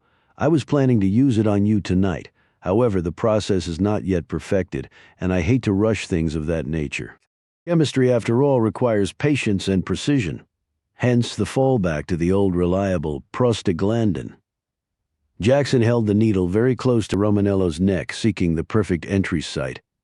They will find you here, a young strapping man felled in his prime by natural causes, another statistic in the ongoing health debate. Romanello's eyes almost exploded out of his head as he struggled with every ounce of will to break the grip of inertia the stun gun had caused.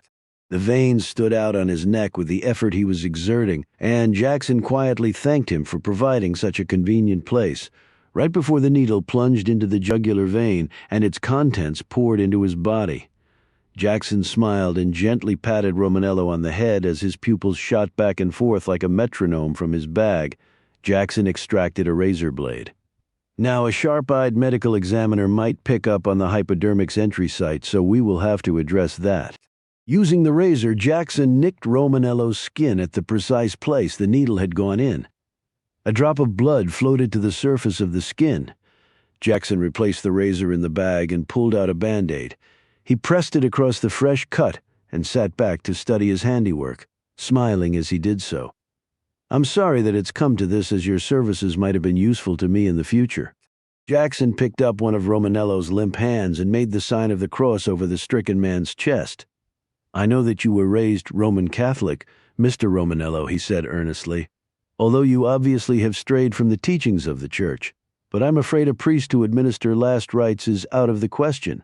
I hardly think it matters where you're going anyway, do you? Purgatory is such a silly notion after all. He picked up Romanello's knife and placed it back in the sheath, strapped to his ankle. Jackson was about to stand up when he noted the edge of the newspaper sticking out from the inside of Romanello's jacket pocket. He nimbly plucked it out as he read the article detailing the story of the two murders, drugs, Luann's disappearance, and the police's search for her. His features became grim. That explained a lot. Romanello was blackmailing her or attempting to. Had he discovered this piece of information a day earlier, Jackson's solution would have been simple. He would have executed Luann Tyler on the spot. Now he could not do that, and he hated that he had lost partial control of the situation. She had already been confirmed as the winning ticket holder. She was scheduled to appear to the world in less than 24 hours as the lottery's newest winner. Yes, now her requests made more sense. He folded up the piece of paper and put it in his pocket. Like it or not, he was wedded to Luann Tyler, warts and all. It was a challenge, and if nothing else, he loved a challenge. However, he would take control back. He would tell her exactly what she had to do, and if she didn't follow his instructions precisely, then he would kill her after she won the lottery. Jackson gathered up the shredded newspaper and remnants of the UPS package. The dark suit he was wearing came off with a tug on certain discrete parts of the garment, and together with the now revealed body moldings that had given Jackson his girth. All of these items were packed in a pizza carrier bag that Jackson pulled from a corner of the living room. Underneath, a much slimmer Jackson was wearing the blue and white shirt, proclaiming him to be a Domino's pizza delivery person. From one of his pockets, he pulled out a piece of thread and, edging it carefully under the putty on his nose, lifted the piece cleanly off and stuck it in the pizza box. The mole, beard, and earpieces he similarly discarded. He swabbed his face down with alcohol from a bottle pulled from his pocket, removing the shadows and highlights that had aged his face. His hands worked quickly and methodically from years of long practice. Last, he combed a gel through his hair that effectively removed the sprayed-on streaks of gray. He checked his altered appearance in a small mirror hanging on the wall. Then this chameleon landscape was swiftly altered by a small bristly mustache applied with spirit gum, and a hair extender hung in a long ponytail out from under the Yankee baseball cap he was now putting on. Dark glasses covered his eyes. Dress shoes were replaced with tennis shoes. He once again checked his appearance. Completely different. He had to smile. It was quite a talent. When Jackson quietly left the building a few seconds later, Romanello's features were relaxed, peaceful. They would forever remain so. Chapter 16. Everything will be all right, Luann. Roger Davis, the young handsome man who had announced the lottery drawing, said these words as he patted her on the hand.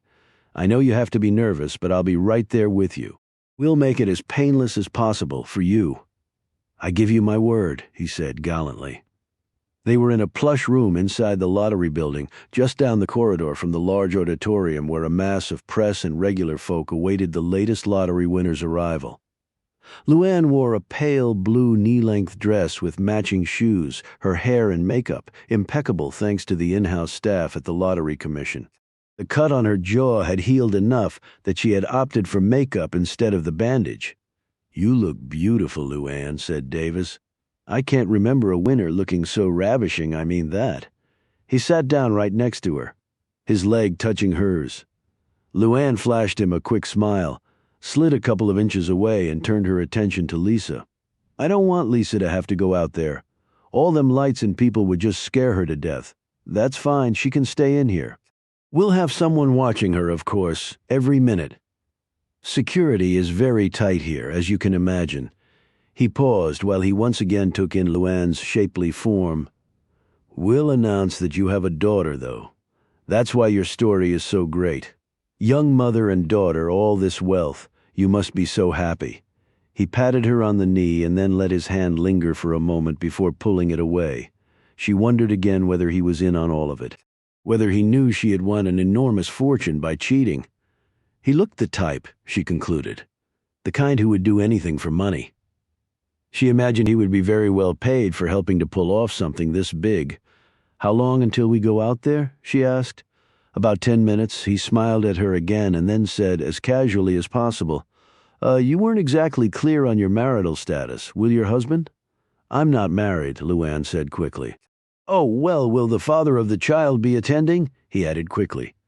We just have to know for scheduling purposes. Luann looked dead at him. No, he won't. Davis smiled confidently and inched closer. I see. He made a steeple with his hands and rested them against his lips for a moment, and then he laid one arm casually across the back of her seat. Well, I don't know what your plans are, but if you need anyone to show you around town, I am absolutely here for you, Luann, 24 hours a day. I know after living all your life in a small town that the big city, Davis lifted his other arm dramatically toward the ceiling, must be very overwhelming, but I know it like the back of my hand. The best restaurants, theaters, shopping, we could have a great time. He edged still closer, his eyes hugging the contours of her body as his fingers drifted toward her shoulder. Oh, I'm sorry, Mr. Davis. I think maybe you got the wrong idea. Lisa's father ain't coming for the press conference, but he's coming up after he had to get leave first. Leave? He's in the Navy. He's with the SEALs. She shook her head and stared off as if digging up some shocking memories. Let me tell you, it downright scares me, some of the stuff he's told me about. But if there's anybody that can take care of himself, it's Frank. Why, he beat 6 guys unconscious in a bar one time because they were coming on to me. He probably would have killed them if the police hadn't pulled him off, and it took 5 of them to do it. Big, strong cops, too. Davis's mouth dropped open, and he scooted away from Luann. Good Lord. Oh, but don't say nothing about that at the press conference, Mr. Davis. What Frank does is all top secret like, and he'd get real pissed at you if you said anything. Real pissed. She stared intently at him. watching the waves of fear pour over his pretty boy features. Davis stood up abruptly. "No, of course not. Not one word. I swear." Davis licked his lips and put a shaky hand through his heavily mosed hair. "I'd better go check on things, Luann." He managed a weak smile and gave her a shaky thumbs up. She returned the gesture. "Thanks so much for understanding, Mr. Davis." After he had gone, Luann turned back to Lisa. "You ain't never gonna have to do that, baby doll, and pretty soon your mama ain't gonna have to do it no more either." She cradled Lisa against her chest and stared across at the clock on the wall, watching the time tick down. Charlie glanced around the crowded auditorium while he methodically pushed his way toward the front of the stage. He stopped at a spot where he could see clearly and waited. He would have liked to be up on the stage with Luann, giving her what he knew would be much-needed moral support. However, that was out of the question. He had to remain in the background. Raising suspicion was not part of his job description. He would see Luann after the press conference was completed. He also would have to tell her his decision about whether he would accompany her or not. The problem was he hadn't made up his mind yet. He stuffed his hand in his pocket for a cigarette, and then remembered smoking wasn't permitted in the building. He really was craving the soothing influences of the tobacco, and for a brief instant he contemplated sneaking outside for a quick one, but there wasn't enough time. He sighed and his broad shoulders collapsed. He had spent the better part of his life roaming from point to point with nothing in the way of a comprehensive plan, nothing resembling long-term goals. He loved kids and would never have any of his own. He was paid well, but while money went a long way toward improving his physical surroundings, it didn't really contribute to his genuine overall happiness. At his age, he figured this was as good as it was going to get. The avenues he had taken as a young man had pretty much dictated what the remaining years of his life would be like until now. Luann Tyler had offered him a way out of that. He held no delusions that she was interested in him sexually, and in the cold face of reality, away from her unpretentious and yet incredibly seductive presence, Charlie had concluded that he did not want that either. What he wanted was her sincere friendship, her goodness, two elements that had been appallingly lacking in his life, and that brought him back to the choice, should he go or not? If he went, he had little doubt that he would enjoy the hell out of Luann and Lisa, with an added plus of being a father figure for the little girl, for a few years anyway. But he had sat up most of the night thinking about what would happen after those first few years. It was inevitable that beautiful Luann, with her new wealth, and the refinement that would come from those riches, would be the target of dozens of the world's most eligible men. She was very young, had one child, and would want more. She would marry one of these men. That man would assume the responsibilities of fathering Lisa, and properly so, he would be the man in Luann's life. And where would that leave Charlie? He edged forward, squeezing between two CNN cameramen as he thought about this again. At some point, Charlie figured he would be compelled to leave them. It would be too awkward. It wasn't like he was family or anything. And when that time came, it would be painful, more painful than allowing his body to be used for a punching bag during his youth. After spending only a few days with them, he felt a bond with Luann and Lisa that he had not managed to form in over 10 years of marriage with his ex-wife. What would it be like after 3 or 4 years together? Could he calmly walk away from Lisa and her mother without suffering an irreparably broken heart, a screwed-up psyche? He shook his head. What a tough guy he had turned out to be. He barely knew these simple people from the South, and he was now engulfed in a life-churning decision, the consequences of which he was extrapolating out years into the future. A part of him said simply, "Go for the ride and enjoy the hell out of yourself. You could be dead from a heart attack next year. What the hell did it matter?" The other part of him, though, he was afraid, was winning the day. He knew that he could be Luann's friend for the rest of his life, but he didn't know if he could do it close up every day with the knowledge that it might end abruptly. Shit, he muttered. It came down to pure envy, he decided. If he were only 20, he shrugged. Okay, 30 years younger, envy of the guy who would eventually win her love, a love that he was sure would last forever, at least on her side, and heaven help the poor man who betrayed her. She was a hellcat that was easy to see, a firecracker with a heart of gold, but that was a big part of the attraction. Polar opposites like that in the same fragile shell of skin and bones and raw nerve endings was a rare find. Charlie abruptly stopped his musings and looked up at the stage. The entire crowd seemed to tense all at once, like a biceps flexing and forming a ridge of muscle. Then the cameras started clicking away as Luann, tall, queenly, and calm, walked gracefully into their field of vision and stood before them all. Charlie shook his head in silent wonderment. "Damn," he said, under his breath. She had just made his decision that much harder. Sheriff Roy Waymer nearly spit his mouthful of beer clear across the room as he watched Luann Tyler waving back at him from the TV. Jesus, Joseph, Mary. He looked over at his wife Doris, whose eyes were boring into the 27-inch screen. "You've been looking for her all over the county, and there she is right there in New York City," Doris exclaimed. "The gall of that girl, and she just won all that money." Doris said this bitterly as she wrung her hands together. 24 torn-up lottery tickets resided in the trash can in her backyard. Waymer wrestled his considerable girth out of his lazy-boy and headed toward the telephone. "I phoned up to the train stations around here and at the airport in Atlanta, but I hadn't heard nothing back yet. I didn't take her to be heading up to New York, though. I didn't put no APB out on Luann because I didn't think she'd be able to get out of the county, much less the state. I mean, the girl ain't even got a car, and she had the baby and all. I thought for sure she'd just hightail it over to some friend's house. Well, it sure looks like she slipped right out on you." Doris pointed at Luann on the TV. "Right or wrong, there ain't many people that look like that, that's for sure." "Well, Mother," he said to his wife, "we don't exactly have the manpower of the FBI down here. With Freddie out with his back, I only got 2 uniformed officers on duty, and the state police are up to their eyeballs in work. They couldn't spare nobody." He picked up the phone. Doris looked at him anxiously. "You think Luann killed Dwayne and that other boy?" Waymer held the phone up to his ear and shrugged. "Luann could kick the crap out of most men I know. She sure as hell could Dwayne. But that other guy was a hoss. Almost 300 pounds. He started punching in numbers on the phone, but she could have snuck up behind him and smashed that phone over his head.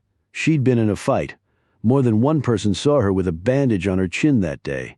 Drugs was behind it, that's for sure," Doris said. "That poor little baby in that trailer with all them drugs." Waymer was nodding his head. "I know that. I bet you Luann was the brains behind it all. She's sharp. All right, we all know that. And she was always too good for us. She tried to hide it, but we could all see through that. She didn't belong here. She wanted to get out, but she didn't have no way. Drug money, that was her way. You mark my words, Roy. I hear you, Mother, except she don't need drug money no more." He nodded toward the TV.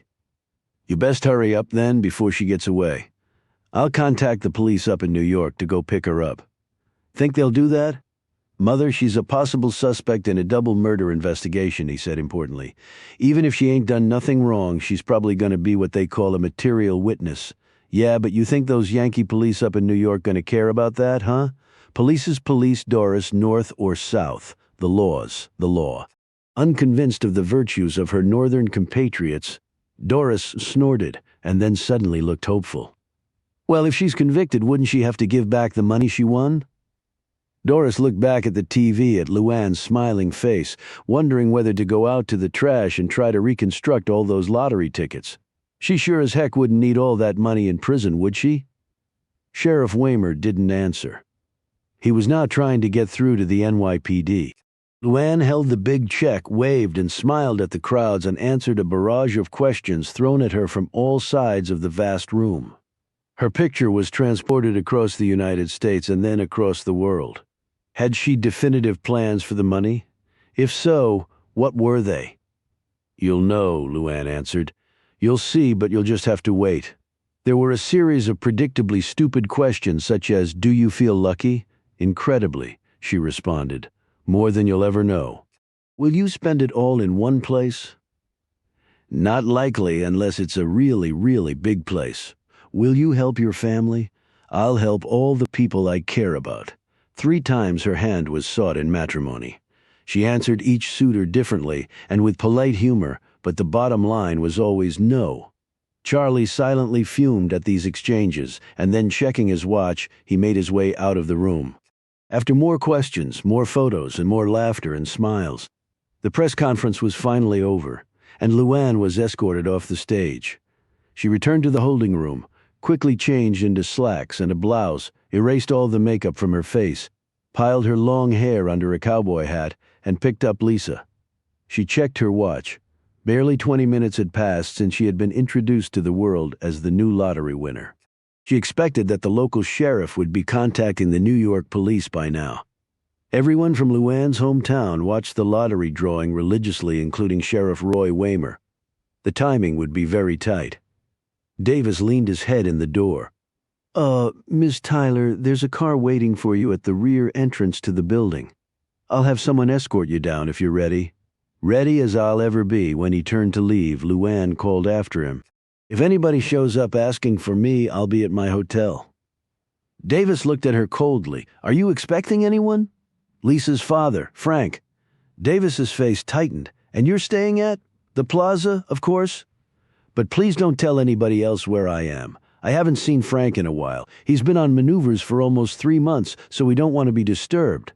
She arched her eyebrows wickedly and smiled. "You know what I mean?" Davis managed a very insincere smile and made a mock bow. "You can trust me implicitly, Miss Tyler. Your chariot awaits." Inwardly, Luann smiled. Now she was certain that when the police came for her, they would be directed as fast as possible to the Plaza Hotel. That would gain her the precious moments she would need to escape this town and this country. Her new life was about to begin. Chapter 17. The rear exit was very private and thus very quiet. A black stretch limo confronted Luann as she left the building. The chauffeur tipped his cap to her and held open the door. She got in and settled Lisa in the seat next to her. "Good work, Luann. Your performance was flawless," Jackson said. Luann nearly screamed out as she jerked around and stared into the dark recesses of the limo's far corner. All the interior lights in the rear of the limo were off except for a solitary one directly over her head that suddenly came on, illuminating her. She felt as though she were back on the stage at the lottery building. She could barely make out his shape as he hunkered back into his seat. His voice drifted out to her. Really very poised and dignified, a touch of humor when it was called for. The reporters eat that up, you know, and of course the looks to top it all off. Trey's marriage proposals during one press conference is certainly a record as far as I'm aware. Luann composed herself and settled back into her seat as the limo proceeded down the street. "Thank you. Quite frankly, I was concerned that you would make a complete fool of yourself. Nothing against you, of course. As I said before, you are an intelligent young woman. However, anyone, no matter their sophistication, thrust into a strange situation is more apt to fail than not, wouldn't you agree?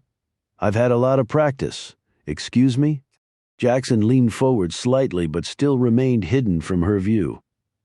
"Practice with what?" Luann stared toward the darkened corner, her vision blocked by the shining light.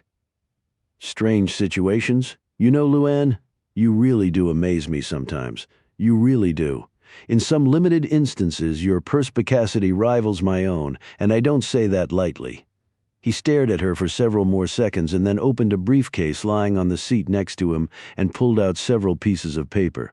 As he sat back against the soft leather, a smile played across his features and a sigh of contentment escaped his lips. "And now, Luann, it's time to discuss the conditions." Luann fumbled with her blouse before crossing her legs. "We need to talk about something first." Jackson cocked his head. "Really? And what might that be?" Luann let out a deep breath. She had stayed awake all night deciding how best to tell him about the man calling himself Rainbow. She had first wondered whether Jackson needed to know it all. Then she decided that since it was about the money, that he would probably find out at some point. Better it be from her. "A man came and talked to me yesterday." "A man, you say? What about?" "He wanted money from me," Jackson laughed. "Luann, my dear, everybody will want money from you." "No, it's not like that. He wanted half of my winnings." "Excuse me, that's absurd." "No, it ain't. He had some information about me, things that had happened to me that he said he would tell if I didn't pay him." "My goodness, what sorts of things?" Luann paused and looked out the window. "Can I have something to drink?" "Help yourself." A gloved finger came out of the darkness and pointed to the door built into one side of the limo. Luann did not look in his direction as she opened the refrigerator door and pulled out a Coke. She took a long drink, wiped her lips, and continued. "Something happened to me right before I called to tell you I was going to take your offer." "Would that possibly be the 2 dead bodies in your trailer? The drugs there? The fact that the police are looking for you? Or perhaps something else you tried to hide from me?" She didn't answer at first, nervously cradling the soda in her lap, the astonishment clear on her face. "I didn't have nothing to do with those drugs, and that man was trying to kill me. I was just protecting myself. I should have realized when you wanted to leave town so quickly, change your name, all that there was something up." He shook his head sadly. "My poor Luann. I guess I would have left town quickly too, confronted with those circumstances. And who would have thought it of our little Dwayne Drugs? How terrible. But I tell you what, out of the goodness of my heart, I won't hold it against you. What's past is past." However, here Jackson's tone became starkly forceful. "Don't ever try to hide anything from me again, Luann. Please don't do that to yourself. But this man," Jackson spoke impatiently, "that's taken care of. You certainly won't be giving any money to him." She stared into the darkness, amazement again spreading across her face. "But how could you have done that? People are always saying that about me. How could I have done that?" Jackson looked amused and said in a slightly hushed voice, "I can do anything, Luann. Don't you know that by now? Anything? Does that frighten you? If it doesn't, it should. It even frightens me sometimes. The man said he was sent to kill me." "Indeed. But then he got called off. How terribly peculiar. Time-wise, I figure he got called off right after I called you and said I'd do it. Life is chock full of coincidence, isn't it?" Jackson's tone had become mocking. Now Luann's features took on their own glint of ferocity. "I get bit. I bite back real hard. Just so we understand each other, Mr. Jackson. I think we understand each other perfectly, Luann." In the darkness, she heard papers rustling. "However, this certainly complicates matters. When you wanted your name changed, I thought we could still do everything above board." "What do you mean, taxes, Luann?" "We do have the issue of taxes, but I thought all that money was mine to keep. The government couldn't touch it." "That's what all the ads say." "That's not exactly true. In fact, the advertising is very misleading. Funny how the government can do that. The principal is not tax-free, it's tax-deferred, but only for the first year. What the hell does that mean? It means that for the first year the winner pays no federal or state taxes, but the amount of that tax is simply deferred until the next year. The underlying tax is still owed, it's just the timing that's affected. No penalties or interest will accrue, of course, so long as payment is made on a timely basis during the next tax year. The law states that the tax must be paid over 10 years in equal installments. On $100 million, for example, you will owe roughly $50 million in state and federal income tax, or 1/2 the total amount. You're obviously in the highest tax bracket now. Divided by 10 years, the tax payment comes to $5 million per year.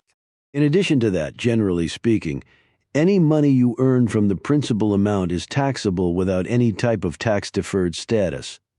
And I must tell you, Luann, I have plans for that principal, rather grand plans. You will make a great deal more money in the coming years. However, it will almost all be taxable income, dividends, capital gains, interest from taxable bonds, that sort of thing. That ordinarily would not present a problem, since law-abiding citizens who are not on the run from the police under an assumed name can file their tax returns, pay their fair share of tax, and live quite nicely. You can no longer do that if my people filed your tax return under the name Luann Tyler with your current address and other personal information. Don't you think the police might come knocking on your door? Well, can't I pay tax under my new name? Ah, potentially a brilliant solution. However, the IRS tends to get quite curious when the very first tax return filed by someone barely out of her teens has so many zeros on it. They might wonder what you were doing before and why all of a sudden you're richer than a Rockefeller. Again, the result would probably be the police or even more likely the FBI knocking on your door. No, that won't really do. So what do we do? When Jackson next spoke, the tone that reached Luann's ears made her tighten her grip on Lisa. "You will do exactly as I tell you, Luann. You are ticketed on a flight that will take you out of the country. You will never return to the United States. This little mess in Georgia has bestowed upon you a life on the move forever, I'm afraid. But there's no but to it, Luann. That is the way it will be, do you understand?" Luann sat back against the leather seat and said stubbornly, "I got enough money now to where I can handle myself okay. And I don't like people telling me what to do. Is that right?" Jackson's hand closed around the pistol he had lifted from his briefcase. In the darkness, he could have swung it up in an instant, mother and child obliterated. "Well then, why don't you take your chances on getting out of the country by yourself? Would you like to do that?" "I can take care of myself. That's not the point. You made a deal with me, Luann. A deal I expect you to honor unless you're a fool. You will work with me and not against me. You will see that in the long run your and my interests are the same. Otherwise, I can stop the limo right here, toss you and the child out, and I'll phone the police to come and pick you up. It's your choice. Decide. Now." Confronted with that option, Luann looked desperately around the interior of the limo. Her eyes finally settled on Lisa. Her daughter looked up at her with big, soft eyes. There was complete faith there. Luann let out a deep breath. What choice did she really have? All right. Jackson again rustled the papers he held. "Now we have just enough time to go over these documents. There are a number of them for you to sign. But let me discuss the principal terms first. I will try to be as simple in my explanation as possible. You have just won $100 million in change. As we speak, that money has been placed into a special escrow account set up by the Lottery Commission under your name. By the way, I have obtained a Social Security number for you under your new name. It makes life so much easier when you have one of those. Once you execute these papers, my people will be able to transfer the funds out of that account and into one over which I will have complete and total control." "But how do I get to the money?" Luann protested. "Patience, Luann. All will be explained. The money will be invested as I see fit and for my own account. However, from those investment funds, you will be guaranteed a minimum return of 25% per annum, which comes to approximately $25 million per year. Those funds will be available to you all during the course of the year. I have accountants and financial advisors who will handle all of that for you. Don't worry." He held up a cautionary finger. "Understand that that is income from principal. The $100 million is never touched. I will control that principal amount for a period of 10 years and invest it however I choose. It will take several months or more to fully implement my plans for the money, so the 10-year period will commence approximately in the late fall of this year. I will provide you with the exact date later. 10 years from that date, you will receive the full $100 million back. Any of the yearly income you've earned over the 10 years is of course yours to keep. We will invest that for you as well, free of charge. I'm sure you're ignorant of this, but at that rate, your money compounded, less even an exorbitant personal allowance, will double approximately every 3 years, particularly when you don't pay any taxes. Under practically any reasonable projection, you will be worth hundreds of millions of dollars at the end of the 10-year period, risk-free."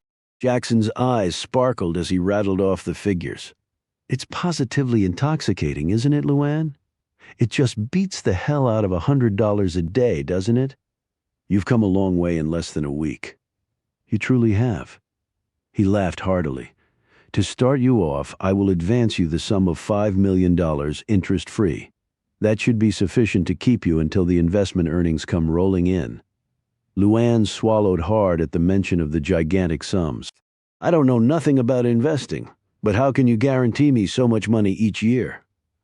Jackson looked disappointed. "The same way I could guarantee that you would win the lottery. If I can perform that magic, I think I can handle Wall Street. What if something should happen to me? The contract you will be signing binds your heirs and assigns." He nodded at Lisa. "Your daughter, however, that income would go to her, and at the end of the 10-year period so would the principal amount. There's also a power of attorney form. I took the liberty of already having filled in the notary panel.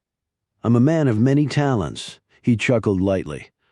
From out of the darkness, Jackson extended the packet of documents and a pen to her. They're clearly marked where your signature is required. I trust that you are satisfied with the terms. I told you from the start that they would be generous, didn't I?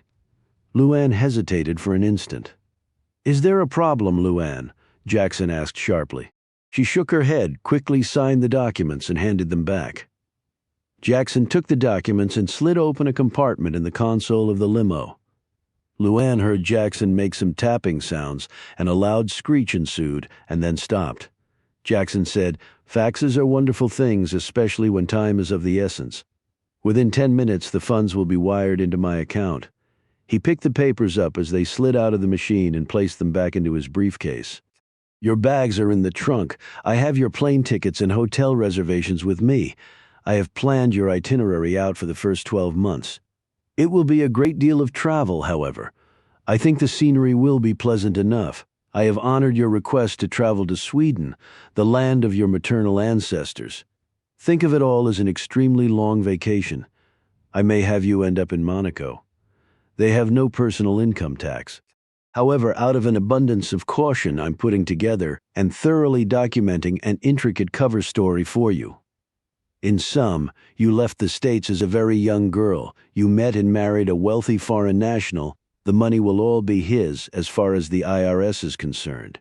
You see, the funds will be kept only in foreign banks and offshore accounts. U.S. banks have stringent reporting requirements to the IRS. None of your money will ever be kept in the United States. However, keep in mind that you will be traveling under a United States passport as a United States citizen.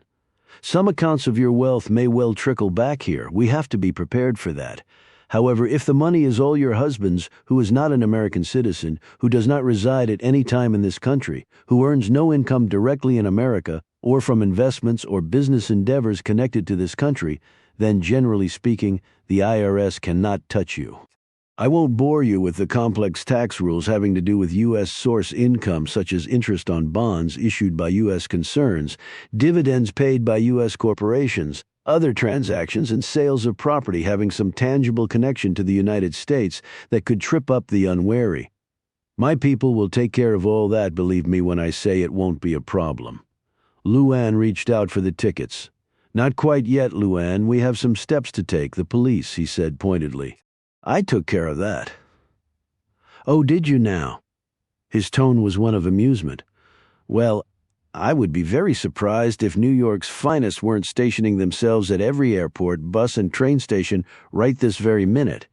Since you're a felon fleeing across state lines, they've probably called the FBI in as well. They're sharp. It's not like they'll be waiting patiently at your hotel for you to show up. He looked out the window of the limo. We have some preparations to take care of. It'll give the police additional time to set up their net. However, it's a trade-off we have to make. As Jackson was talking, Luann felt the limo slow down and then stop. Then she heard a long, slow clanking sound, as though a door were being raised. When it stopped, the limo pulled through and then stopped again. The limo phone rang and Jackson quickly answered it. He listened for a few moments and then hung up. Confirmation that the $100 million has been received. Though it's after regular banking hours, I'd had special arrangements in place. Omniscience is such a rewarding gift. He patted the seat. Now I need you to sit next to me first. Close your eyes and then give me your hand so I can guide you, Jackson said, reaching for it out of the darkness. Why do I have to close my eyes? Indulge me, Luann. I can't resist a little drama in life, particularly since it's so rare. I can assure you that what I'm about to do will be absolutely essential to your safely evading the police and starting your new life. Luann started to question him again, but then thought better of it. She took his hand and closed her eyes. He settled her down beside him. She could feel a light shine down on her features. She jerked as she felt the scissors cut into her hair. Jackson's breath was right next to her ear. I would advise you not to do that again. It's hard enough to do this in such a small space with limited time and equipment. I wouldn't want to do you serious damage. Jackson continued cutting until her hair stopped just above her ears. He periodically stuffed the cut hair into a large trash bag. A wet substance was continually run through the remaining strands, and then it quickly hardened almost like concrete. Jackson used a styling brush to manipulate the remaining strands into place. Jackson next clamped a portable mirror surrounded by non-heating light bulbs to the edge of the limo's console. Ordinarily, with the nose job he was going to perform, he would employ 2 mirrors to test profile constantly. However, he didn't have that luxury sitting in a limo in a Manhattan underground parking garage. He opened up his kit, a 10-tray case filled with makeup supplies and a myriad of tools with which to apply them, and then set to work. She felt his nimble fingers flying over her face.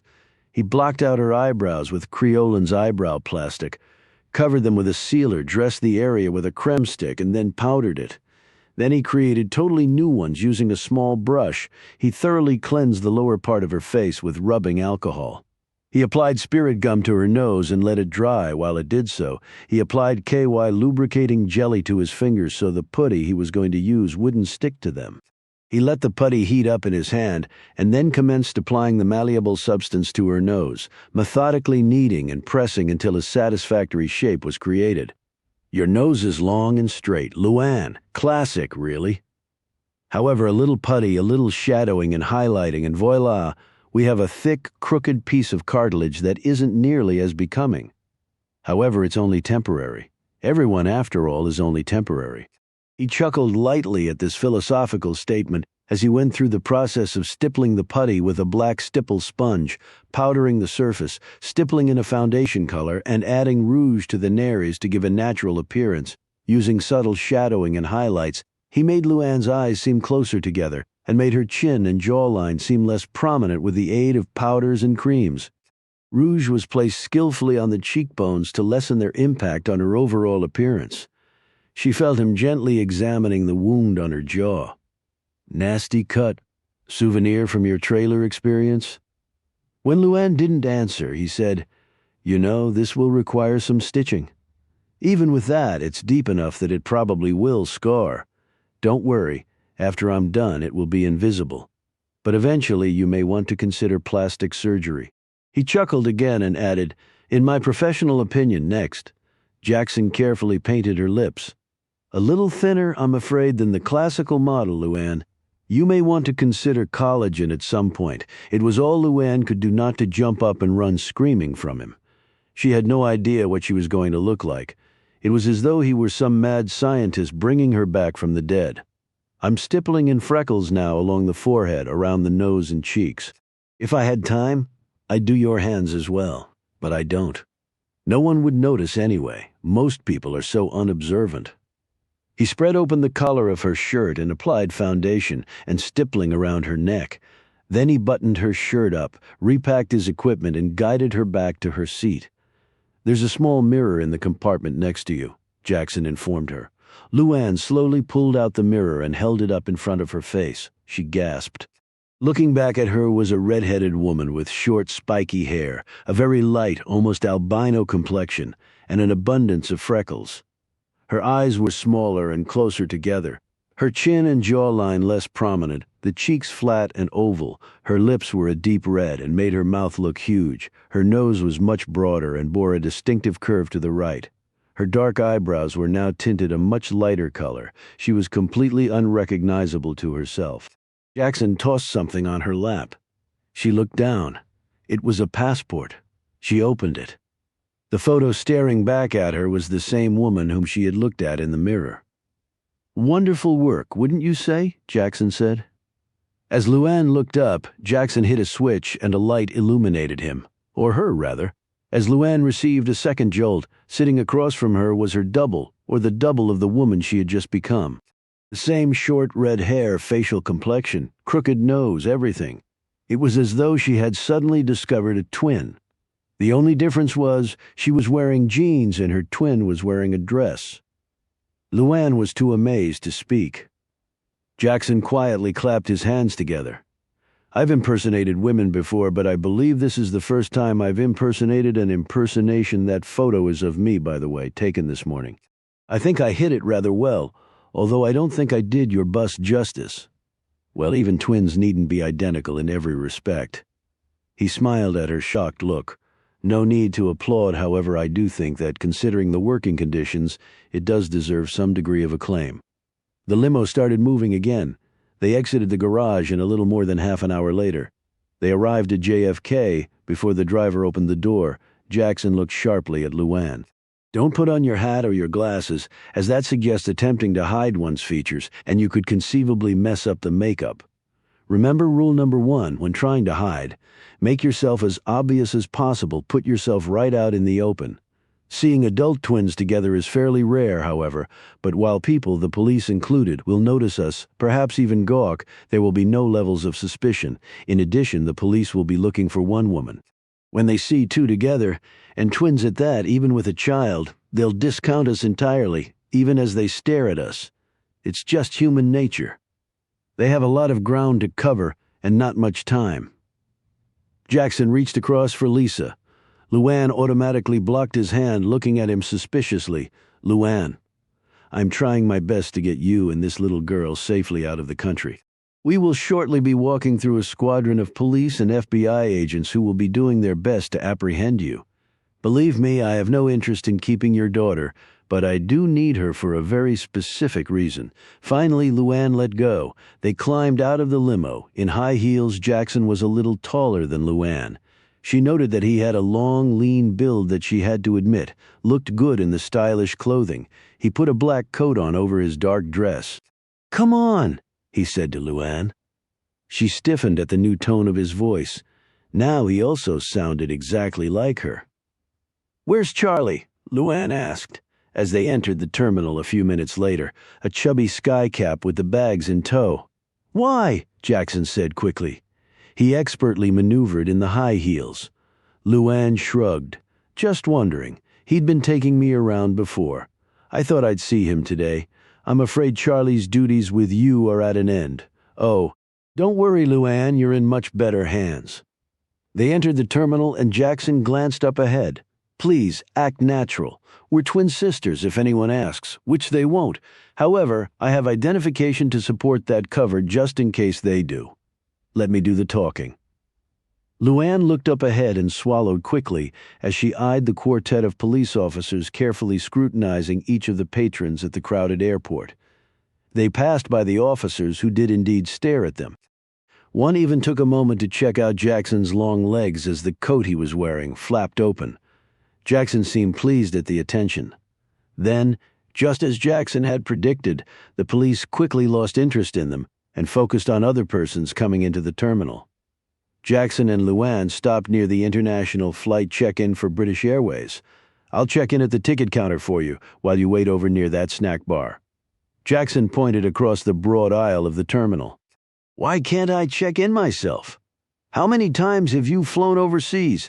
I ain't never flown, precisely. I can get through the process a lot faster than you. If you messed up something, said something you weren't supposed to, then we might attract some attention that we don't really need right now. Airline personnel aren't the most security-conscious people I've ever run across, but they're not idiots either, and you'd be surprised what they pick up on. All right. I don't want to mess nothing up. Good. Now, give me your passport, the one I just gave you."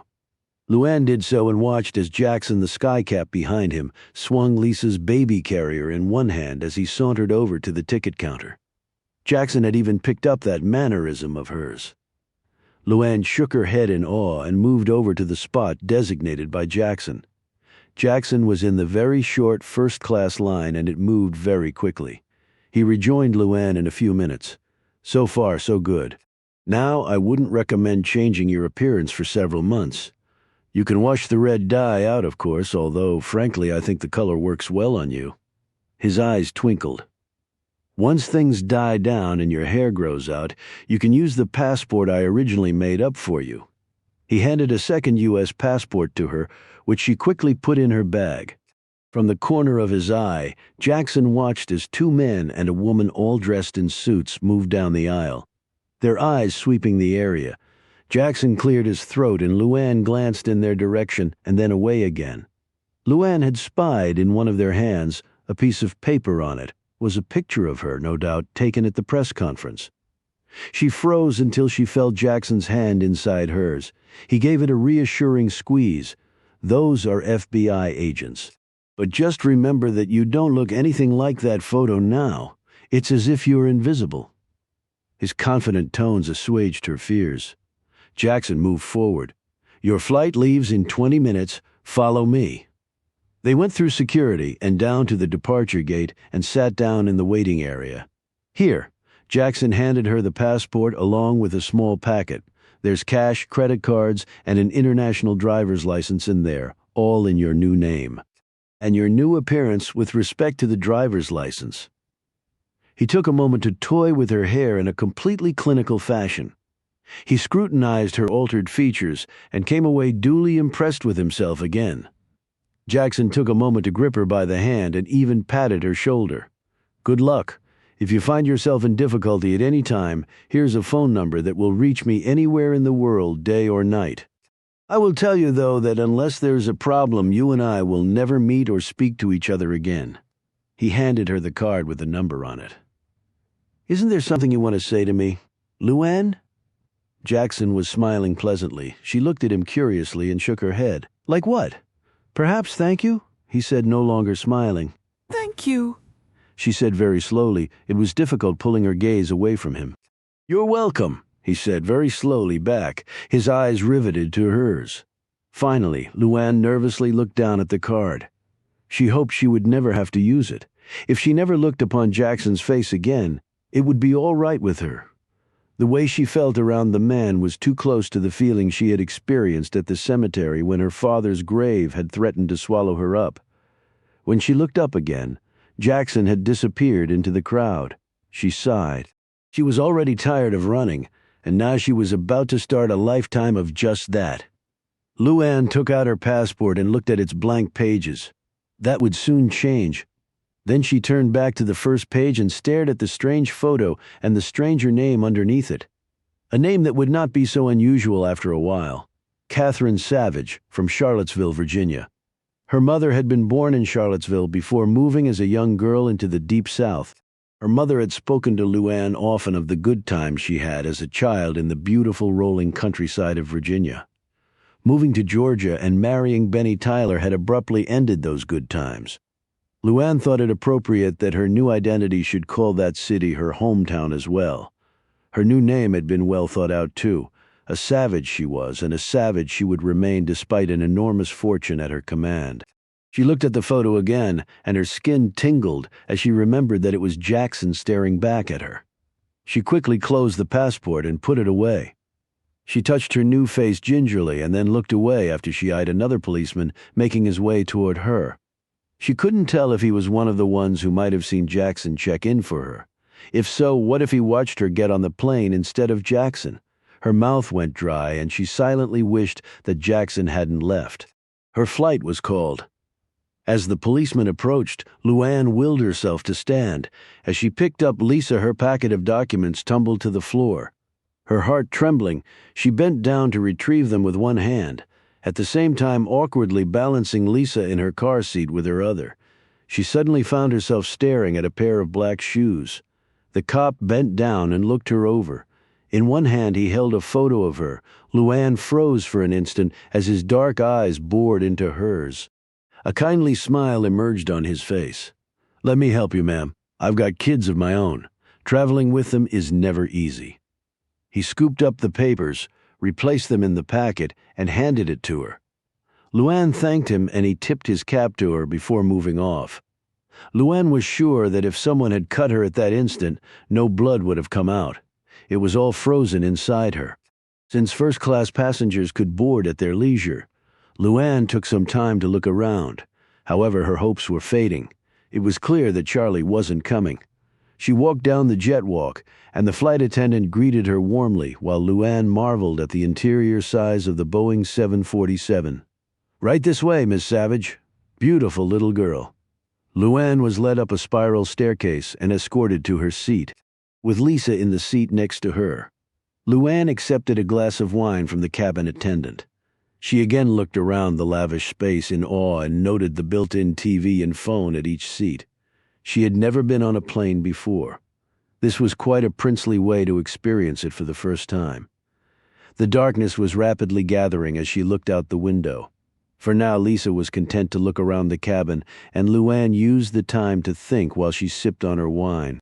She took a series of deep breaths and then studied the other passengers as they entered the first-class compartment. Some were elderly and expensively dressed. Others were in business suits. One young man wore jeans and a sweatshirt.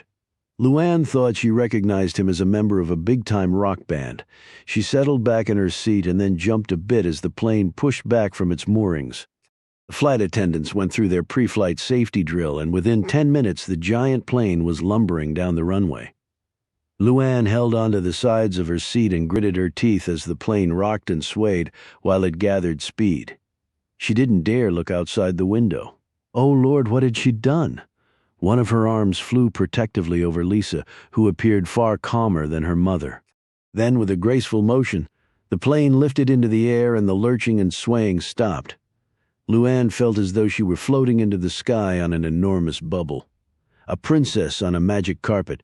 The image swept into her mind and stayed there. Her grip relaxed, her lips parted. She looked out the window and down at the twinkling lights of the city, the country she was leaving behind. Forever, according to Jackson. She gave a symbolic wave out the window and then leaned back against the seat. 20 minutes later, she had put on her headphones and was gently swaying her head to some classical music. She jerked upright when the hand fell upon her shoulder and Charlie's voice filtered down to her. He wore the hat she had bought him. His smile was big and genuine, but there was nervousness evident in his body language, the twitching of his eyes. Luann took off the headphones. "Good gosh," he whispered. "If I hadn't recognized Lisa, I would have passed right by you.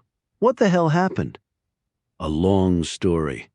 She gripped his wrist tightly and let out a barely audible sigh. "Does this mean you're finally going to tell me your real name, Charlie?" A light rain had started to fall on the city shortly after the 747 had lifted off. Walking slowly down the street in Midtown Manhattan with the aid of a cane, the man in the black trench coat and waterproof hat seemed not to notice the inclement weather. Jackson's appearance had changed drastically since his last encounter with Luann. He had aged at least 40 years. Heavy pouches hung under his eyes. A fringe of brittle white hair circled the back of his bald head, which was mottled all over with age spots. The nose was long and saggy, the chin and neck equally so. His gait, slow and measured, matched the feebleness of his character. He often aged himself at night. As though when darkness came, he felt compelled to shrink down, to draw nearer to old age, to death. He looked up into the cloudy sky. The plane would be over Nova Scotia about now as it traveled along its convex path to Europe. And she had not gone alone. Charlie had gone off with her. Jackson had stayed behind after dropping off Luann and watched Charlie board the aircraft, not knowing his employer was only a few feet away.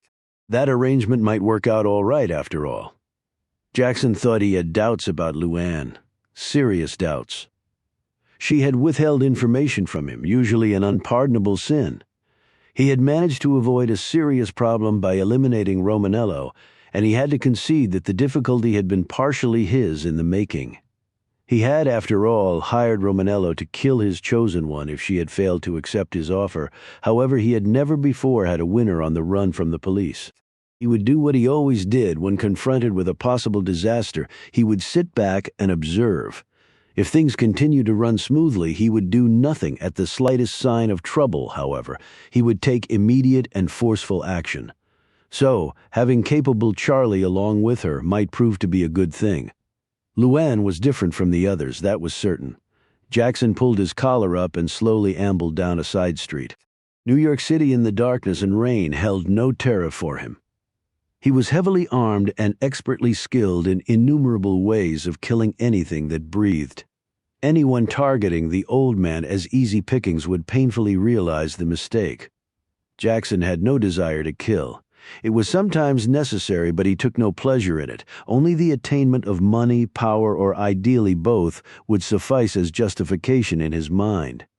He had far better things to do with his time. Jackson turned his face once again to the sky.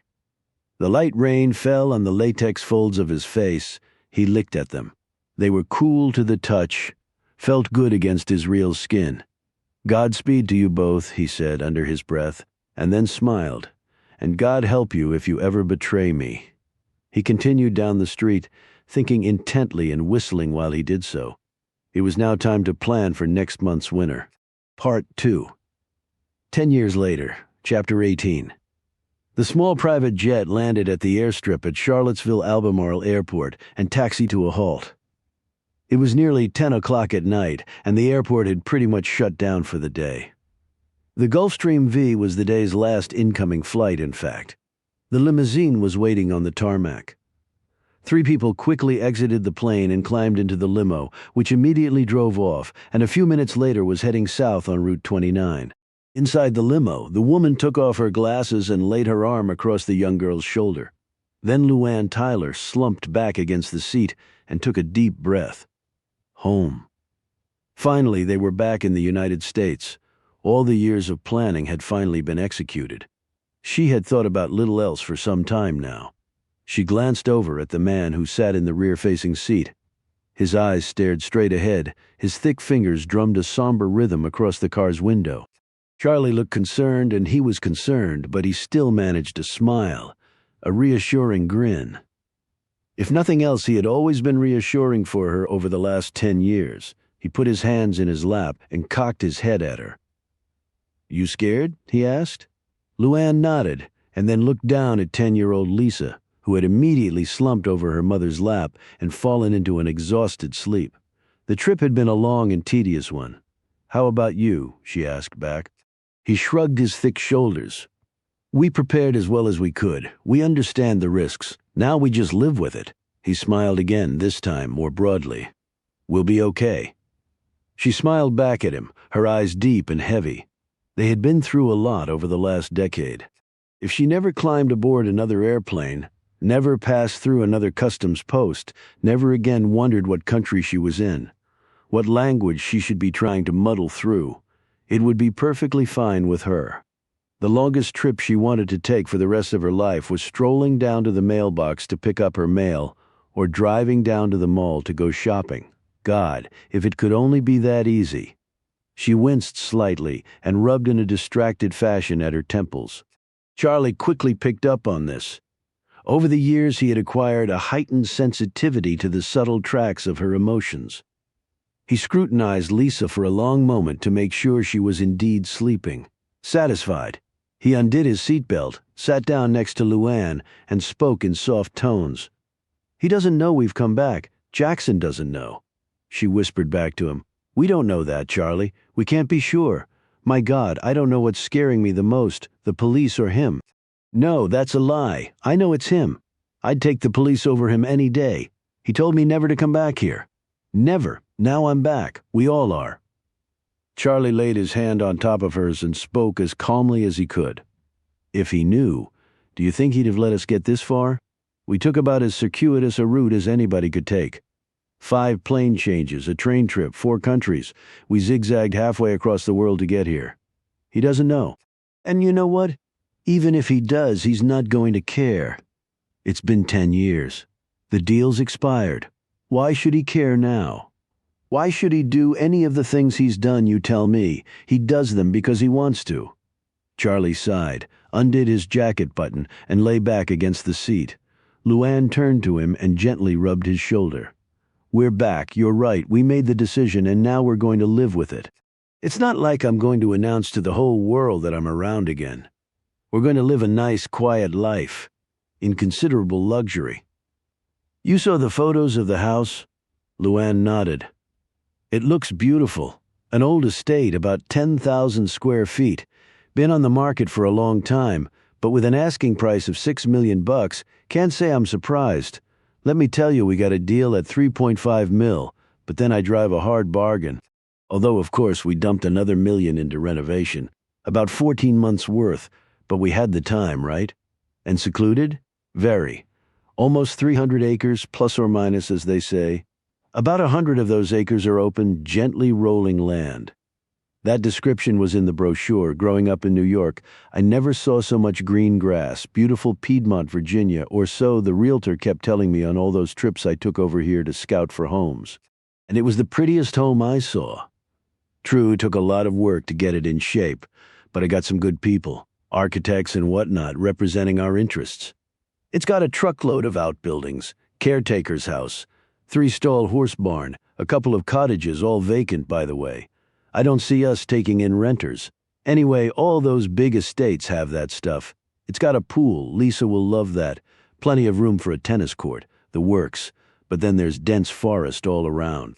Look at it as a hardwood moat, and I've already started shopping around for a firm to construct a security fence and gate around the property line fronting the road. Probably should have already gotten that done. Like you didn't have enough to do. You do too much as it is. I don't mind. I kind of like it. And my name's not on the ownership papers? Catherine Savage appears nowhere.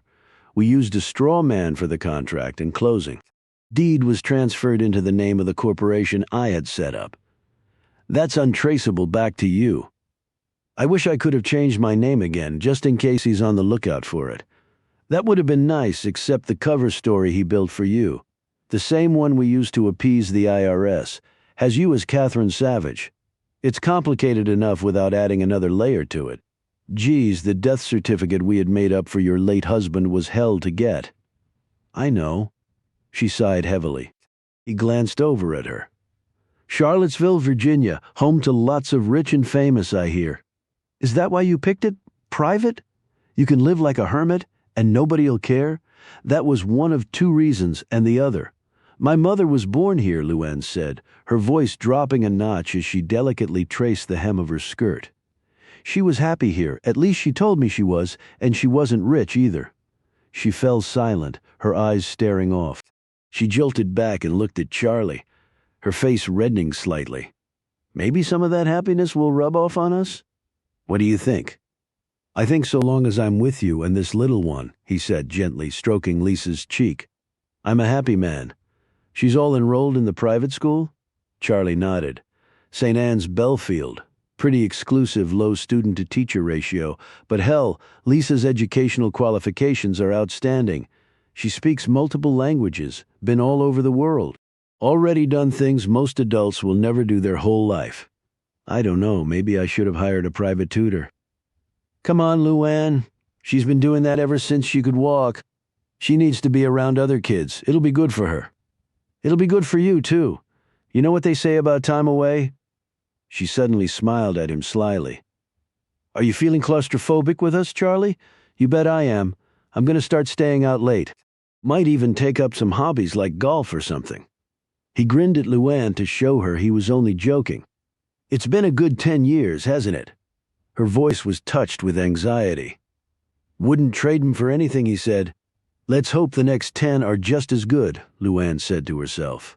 She laid her head against his shoulder. When she had stared out at the New York skyline all those years ago, she had been brimming with excitement, with the potential of all the good she could do with the money. She had promised herself that she would, and she had fulfilled that promise. Personally, however, those wonderful dreams had not been met. The last 10 years had only been good to her, if you define good as constantly on the move, fearful of discovery, having pangs of guilt every time she bought something because of how she had come by the money. She had always heard that the incredibly rich were never really happy, for a variety of reasons. Growing up in poverty, Luann had never believed that. She simply took it to be a ruse of the wealthy. Now, she knew it to be true, at least in her own case. As the limo drove on, she closed her eyes and tried to rest. She would need it. Her second new life was about to commence. Chapter 19. Thomas Donovan sat staring at his computer screen in the frenetic newsroom of the Washington Tribune. Journalistic awards from a number of distinguished organizations dotted the walls and shelves of his cluttered cubicle, including a Pulitzer he had won before he was 30. Donovan was now in his early 50s, but still possessed the drive and fervor of his youth. Like most investigative journalists, he could dish out a strong dose of cynicism about the workings of the real world, if only because he had seen the worst of it.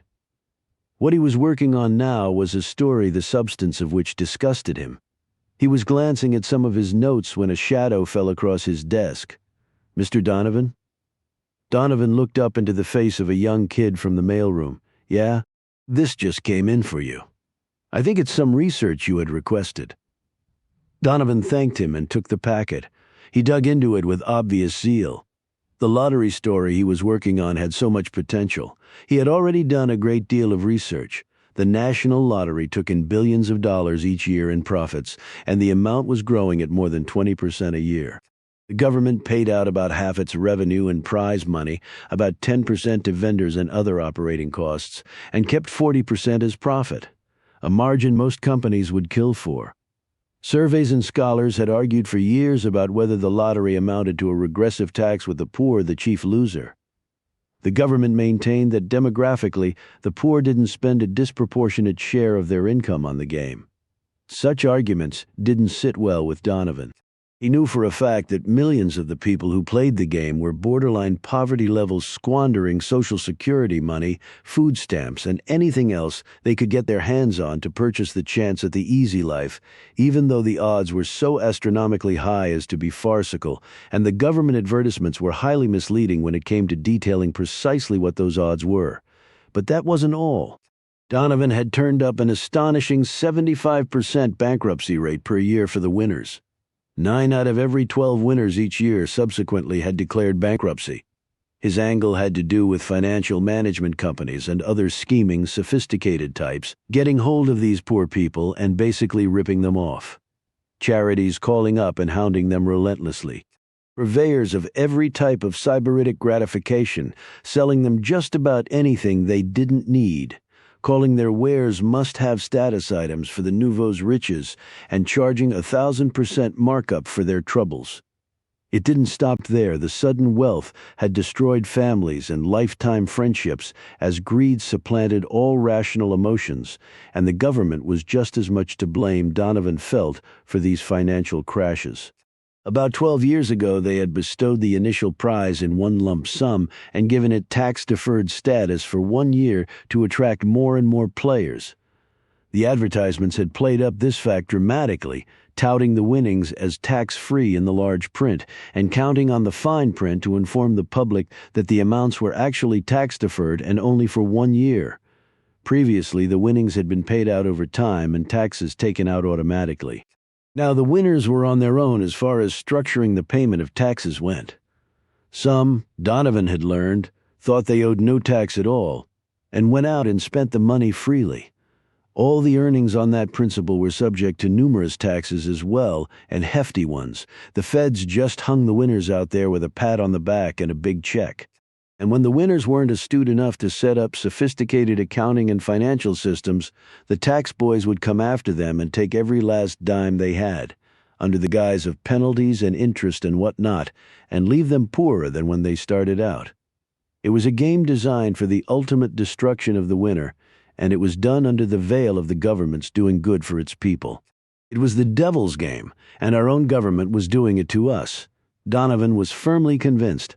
And the government did it for one reason and one reason only: money, just like everybody else. He had watched other papers give the problem lip service, and whenever a real attack or expose was formed in the news media, government lottery officials quickly squelched it with oceans of statistics showing how much good the lottery monies were doing. The public thought the money was earmarked for education, highway maintenance, and the like, but a large part of it went into the general purpose funds and ended up in some very interesting places, far away from buying school books and filling potholes. Lottery officials received fat paychecks and fatter bonuses. Politicians who supported the lottery saw large funds flow to their states. All of it stunk, and Donovan felt it was high time the truth came out. His pen would defend the less fortunate, just as it had over his entire career. If he did nothing else, Donovan would at least shame the government into reconsidering the morals of this gargantuan revenue source. It might not change anything, but he was going to give it his best. He refocused on the packet of documents. He had tested his theory on the bankruptcy rate going back 5 years.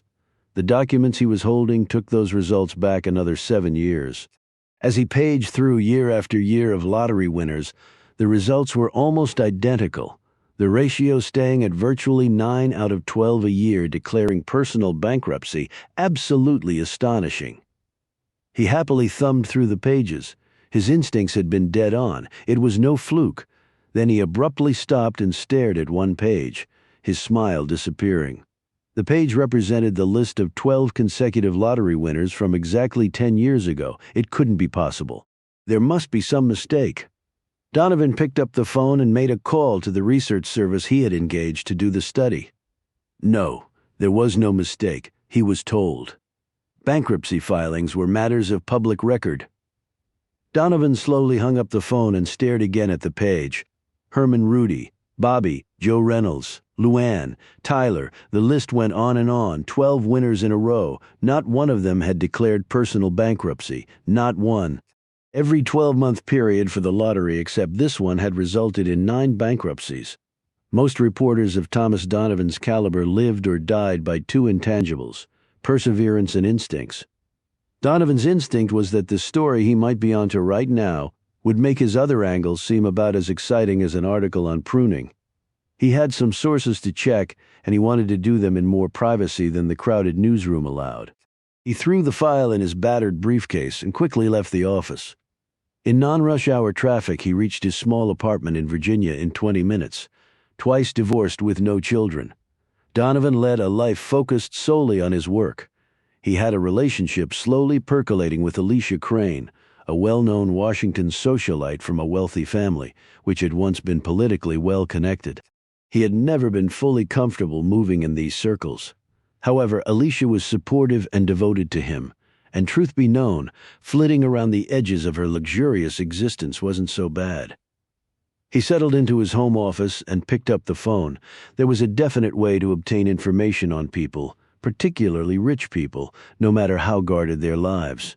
He dialed the number of a longtime source at the Internal Revenue Service. Donovan gave that person the names of the 12 consecutive lottery winners who had not declared bankruptcy. 2 hours later, he got a call back as he listened. Donovan checked off the names on his lists. He asked a few more questions, thanked his friend, hung up, and looked down at his list. All of the names were crossed off except for 111 of the lottery winners had duly filed their tax returns each year. His source had reported. That was as far as his source would go, however. He would tell Donovan no specifics except to add that the income reported on all of the 11 tax returns was enormous. While the question still intrigued Donovan as to how all of them had avoided bankruptcy and apparently done very well over the last 10 years, another more puzzling question had emerged. He stared down at the name of the sole lottery winner that wasn't crossed off. According to his source, this person had not filed any tax returns, at least under her own name. In fact, this person had outright disappeared. Donovan had a vague recollection of the reason why. 2 murders, her boyfriend in rural Georgia, and another man, drugs had been involved. The story had not interested him all that much 10 years ago. He would not have recalled it at all except that the woman had disappeared just after winning $100 million, and the money had disappeared with her. Now his curiosity was much greater as he eyed that particular name on his list, Luann Tyler. She must have switched identities on her run from the murder charge. With her lottery winnings, she could easily have invented a new life for herself. Donovan smiled for an instant, as it suddenly occurred to him that he might have a way of discovering Luann Tyler's new identity, and maybe a lot more. At least he could try. The next day, Donovan telephoned the sheriff in Rikersville, Georgia, Luann's hometown. Roy Waymer had died 5 years ago. Ironically, the current sheriff was Billy Harvey, Dwayne's uncle. Harvey was very talkative with Donovan when the subject of Luann came up. "She got Dwayne killed," he said angrily. "She got him involved in those drugs, sure as I'm talking to you. The Harvey family ain't got much, but we got our pride." "Have you heard from her in any way over the last 10 years?" Donovan asked. Billy Harvey paused for a lengthy moment. "Well, she sent down some money." "Money? To Dwayne's folks?" "They didn't ask for it. I can tell you that. Did they keep it?" "Well, they're on in years and poor in dirt. You don't just turn your back on that kind of money. How much are we talking about?" $200,000. If that doesn't show Luann's guilty conscience, I don't know what would. Donovan whistled under his breath. "Did you try to trace the money?" "I wasn't sheriff then, but Roy Waymer did. He even had some local FBI boys over to help, but they never turned up a darn thing. She's helped some other people around here too, but we could never get a handle on her whereabouts from them either, like she was a damned ghost or something. Anything else?" "Yeah, you ever talk to her. You tell her that the Harvey family ain't forgot, Not even after all these years, that murder warrant is still outstanding. We get her back to Georgia. She'll be spending some nice quality time with us. I'm talking 20 to life. No statute of limitations on murder, am I right? I'll let her know, Sheriff, thanks. Oh, I'm wondering if you could send me a copy of the file on the case. The autopsy reports, investigative notes, forensics, the works. You really think you can find her after all this time? I've been doing this kind of stuff for 30 years, and I'm pretty good at it. I'm sure going to try. Well, then I'll send it up to you, Mr. Donovan. Donovan gave Harvey the Trib's FedEx number and address, hung up, and wrote down some notes. Tyler had a new name that was for certain. In order even to begin to track her down, he had to find out what that name was. He spent the next week exploring every crevice of Luann's life. He got copies of her parents' death notices from the Rikersville Gazette. Obituaries were full of interesting items, birthplaces, relatives, and other items that could conceivably lead him to some valuable information. Her mother had been born in Charlottesville, Virginia. Donovan talked to the relatives listed in the obituary, at least the few who were alive, but received few useful facts. Luann had never tried to contact them. Next, Donovan dug up as many facts as he could on Luann's last day in the country. Donovan had conversations with personnel from the NYPD and the FBI field office in New York. Sheriff Waymer had seen her on TV and immediately notified the police in New York that Luann was wanted in Georgia in connection with a double murder and drug trafficking. They, in turn, had put a blanket over the bus and train stations and the airports. In a city of 7 million, that was the best they could do. They couldn't exactly put up roadblocks. However, there hadn't been one sign of the woman. That had greatly puzzled the FBI. According to the agent Donovan talked to, who was somewhat familiar with the file, the Bureau wanted to know how a 20-year-old woman with a 7th-grade education from rural Georgia, carrying a baby no less, had waltzed right through their net. An elaborate disguise and cover documents were out of the question, or so they thought. The police had thrown out their net barely a half hour after she had appeared on national TV. No one was that fast.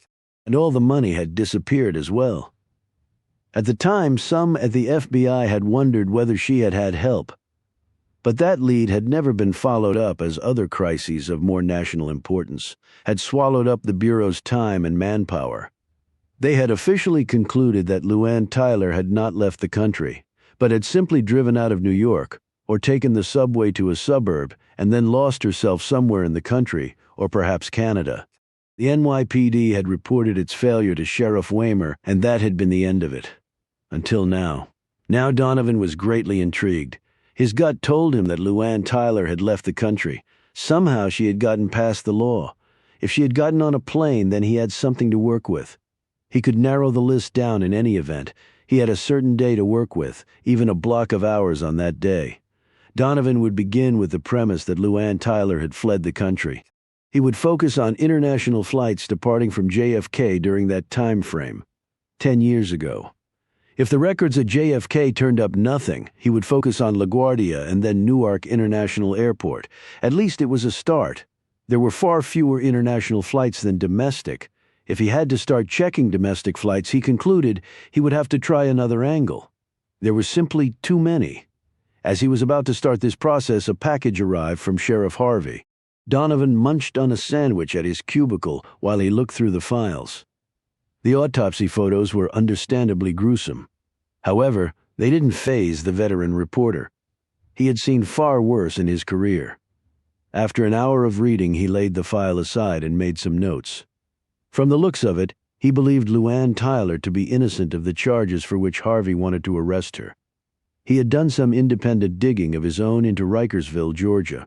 By virtually all accounts, Dwayne Harvey was a lazy good-for-nothing with no greater ambition than to spend his life drinking beer, chasing women, and adding nothing whatsoever of value to mankind.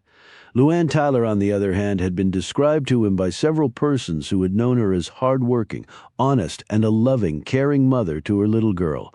Orphaned as a teenager, she seemed to have done as well as she could under the circumstances.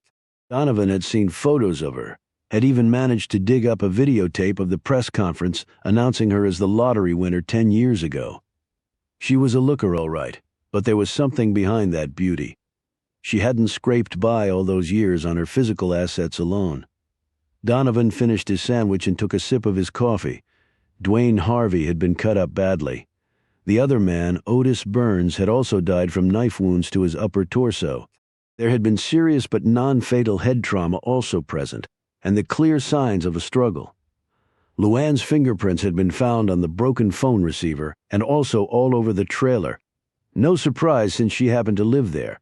There had been one witness account of seeing her in Otis Burns's car that morning. Despite Sheriff Harvey's protest to the contrary, Donovan's research led him to believe that Dwayne was the drug dealer in the family and had been caught skimming. Burns was probably his supplier. The man had a lengthy rap sheet in neighboring Gwinnett County, all drug-related. Burns had probably come to settle the score. Whether Luann Tyler knew of Dwayne's drug dealing was anybody's guess. She had worked at the truck stop up until the time she had bought her lottery ticket and disappeared only to resurface, however briefly, in New York City. So if she had known of Dwayne's sideline, she hadn't reaped any discernible benefits from it. Whether she had been in the trailer that morning and had had anything to do with either man's death was also unclear. Donovan really didn't care one way or another. He had no reason to sympathize with Dwayne Harvey or Otis Burns. At this point, he didn't know what he felt about Luann Tyler. He did know that he wanted to find her. He wanted that very much. Chapter 20. Jackson sat in a chair in the darkened living room of a luxurious apartment in a pre-war building overlooking Central Park. His eyes were closed, his hands neatly folded in his lap. Approaching 40 years of age, he was still lean and wiry in build. His actual facial features were androgynous, although the years had etched fine lines around his eyes and mouth. His short hair was cut stylishly. His clothing was quietly expensive. His eyes, however, were clearly his most distinctive feature, which he had to disguise very carefully when he was working. He rose and moved slowly through the amply proportioned apartment. The furnishings were eclectic: English, French, and Spanish antiques mixed liberally with Oriental art and sculpture. He entered an area of his apartment reminiscent of a Broadway star's dressing room. It was his makeup room and workshop. Special recessed lighting covered the ceiling. Multiple mirrors with their own special non-heating bulbs ringed the room. Two padded reclining leather chairs sat in front of two of the largest mirrors. The chairs had casters which allowed them to be rolled about the room. Innumerable photos were neatly pinned to cork bulletin boards on the walls. Jackson was an avid photographer, and many of his subjects were the basis for most of the identities he had created over the years. Both full wigs and hairpieces, neatly separated into toupees and falls, lined one wall, each hanging on special cotton-covered wire. Customized wall cabinets housed dozens of latex caps and other body pieces, along with acrylic teeth, caps and molds, and other synthetic materials and putties.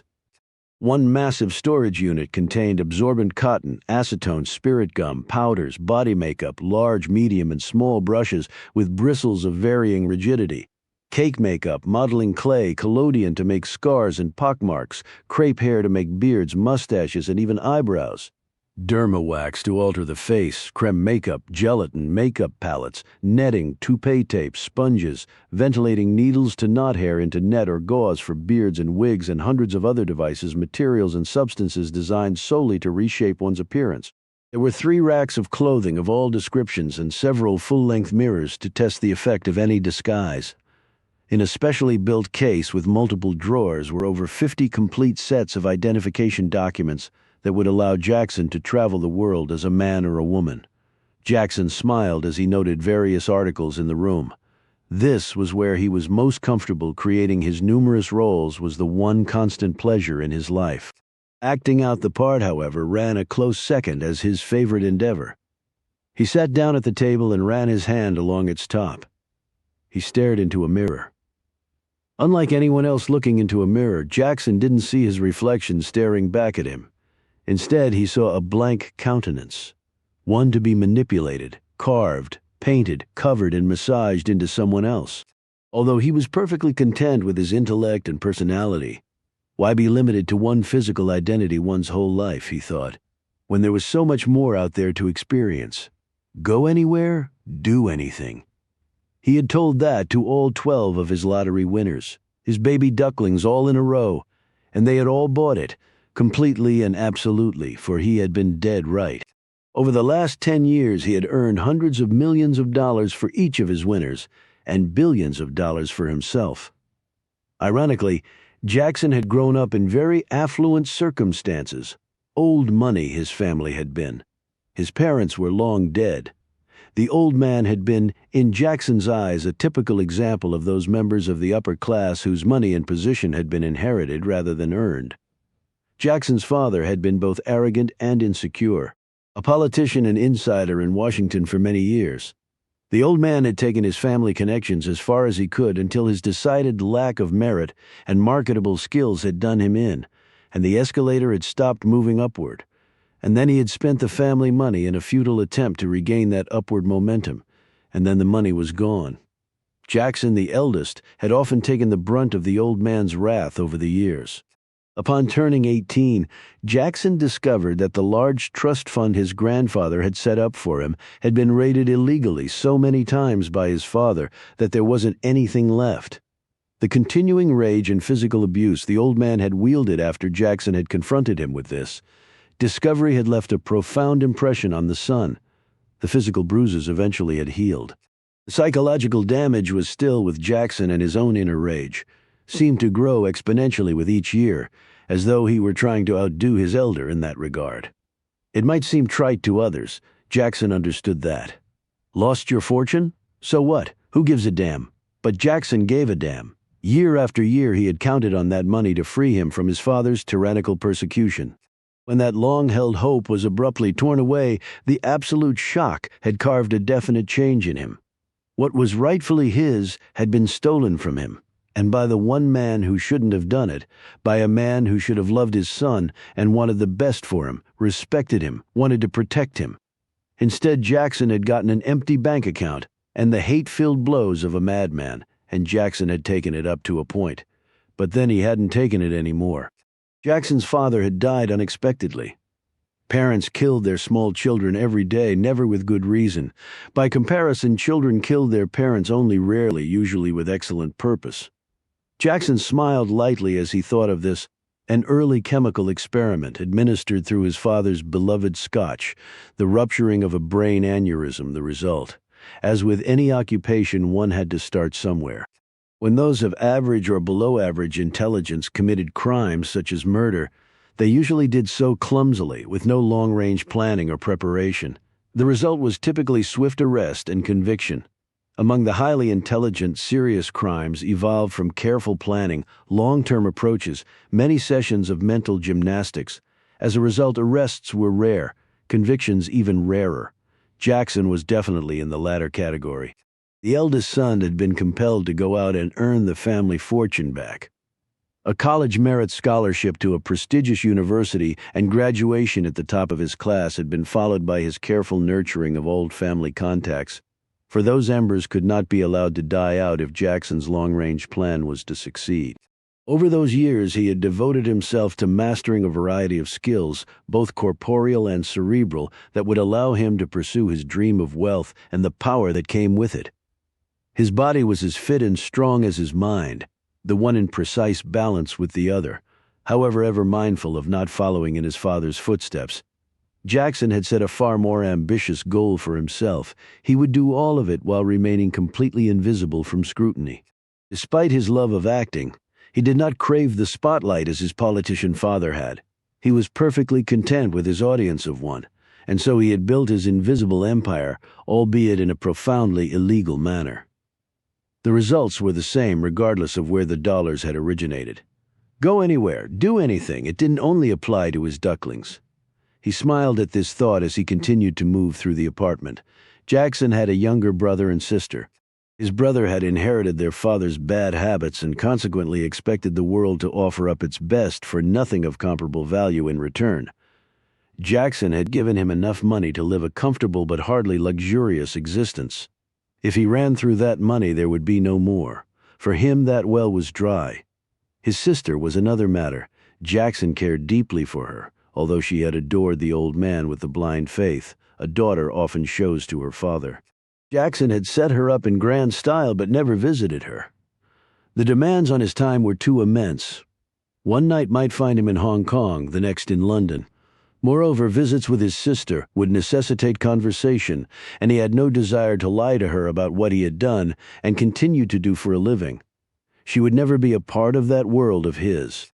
She could live out her days in idle luxury and complete ignorance, looking for someone to replace the father she believed had been so kind, so noble. Still, Jackson had done right by his family. He had no shame, no guilt there. He was not his father. He had allowed himself one constant reminder of the old man, the name he used in all his dealings, Jackson. His father's name was Jack, and no matter what he did, he would always be Jack's son. As he continued to drift around his apartment, he stopped at a window and looked out at a spectacular evening in New York. The apartment he was living in was the very same one he had grown up in, although he had completely gutted it after purchasing it. The ostensible reason had been to modernize and make it suitable for his particular needs. The more subtle motivation had been to obliterate, to the extent he could, the past. That compulsion did not only apply to his physical surroundings. Every time he put on a disguise, he was, in effect, layering over his real self, hiding the person his father had never felt deserved his respect or his love. None of the pain would ever be fully wiped away, though. So long as Jackson lived, as long as he could remember. The truth was, every corner of the apartment held the capability of flinging painful memories at him at any moment. But that wasn't so bad, he had long since concluded. Pain was a wonderful motivational tool. Jackson entered and exited his penthouse by private elevator. No one was ever allowed in his apartment under any circumstances. All mail and other deliveries were left at the front desk, but there was very little of that. Most of his business was conducted by means of phone, computer modem, and fax.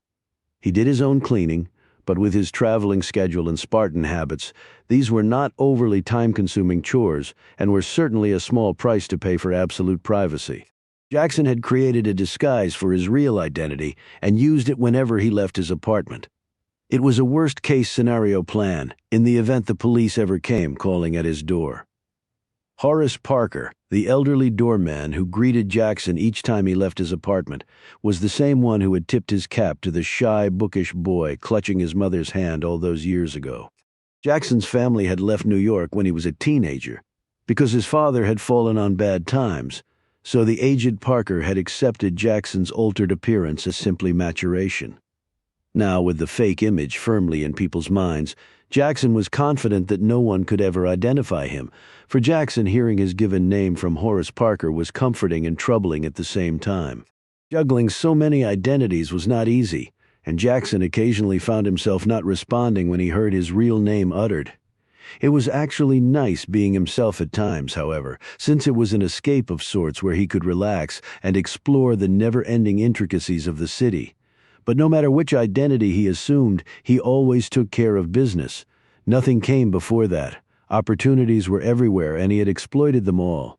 With such limitless capital, he had made the world his playpen for the last decade, and the effects of his manipulations could be felt in financial markets and political paradigms all across the globe. His funds had propelled enterprises as diverse as his identities, from guerrilla activities in third-world countries to the cornering of precious metal markets in the industrialized world. When one could mold world events in that way, one could profit enormously in the financial markets. Why gamble on futures markets when one could manipulate the underlying product itself and thereby know precisely which way the winds would be blowing? It was predictable and logical. Risk was controlled. These sorts of climates he loved. He had exhibited a distinctly benevolent side as well, and large sums of money had been funneled to deserving causes across the globe. But even with those situations, he demanded and received ultimate control, however invisible it was, figuring that he could exercise far better judgment than anyone else. With so much money at stake, who would deny him? He would never appear on any power list or hold any political office. No financial magazine would ever interview him. He floated from one passion to another with the utmost ease. He could not envision a more perfect existence, although he had to admit that even his global meanderings were becoming a little tedious lately. Redundancy was beginning to usurp originality in his numerous lines of business, and he had begun searching around for a new pursuit that would satisfy an ever-growing appetite for the unusual, for the extremely risky, if only to test and retest his skills of control, of domination, and ultimately of survival. He entered a smaller room, which was filled floor to ceiling with computer equipment. This represented the nerve center of his operation. The flat screens told him in real time how his many worldwide interests were doing. Everything from stock exchanges to futures markets to late-breaking news stories was captured, cataloged, and eventually analyzed here by him.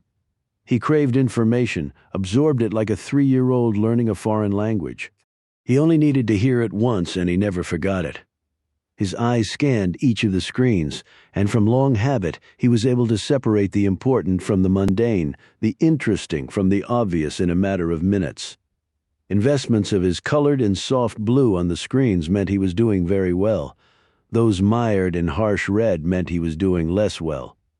He sighed in satisfaction as a sea of blue blinked back at him. He went into another larger room that housed his collection of mementos from past projects. He pulled out a scrapbook and opened it. Inside were photographs of and background information on his 12 precious pieces of gold, the dozen individuals upon whom he had bestowed great wealth and new lives, and who in turn had allowed him to recoup his family's fortune. He flipped idly through the pages, occasionally smiling as various pleasant memories flickered through his mind. He had handpicked his winners carefully, culling them from welfare rolls and bankruptcy filings, logging hundreds of hours tramping through poor, desolate areas of the country, both urban and rural, searching for desperate people who would do anything to change their fortunes, normal law-abiding citizens who would commit what was technically a financial crime of immense proportion without blinking an eye. It was wonderful what the human mind could rationalize given the appropriate inducement. The lottery had been remarkably easy to fix. It was often that way. People just assumed institutions like that were absolutely above corruption or reproach. They must have forgotten that government lotteries had been banned on a wholesale basis in the last century because of widespread corruption. History did tend to repeat itself, if in a more sophisticated and focused manner. If Jackson had learned one thing over the years, it was that nothing, absolutely nothing, was above corruption so long as human beings were involved.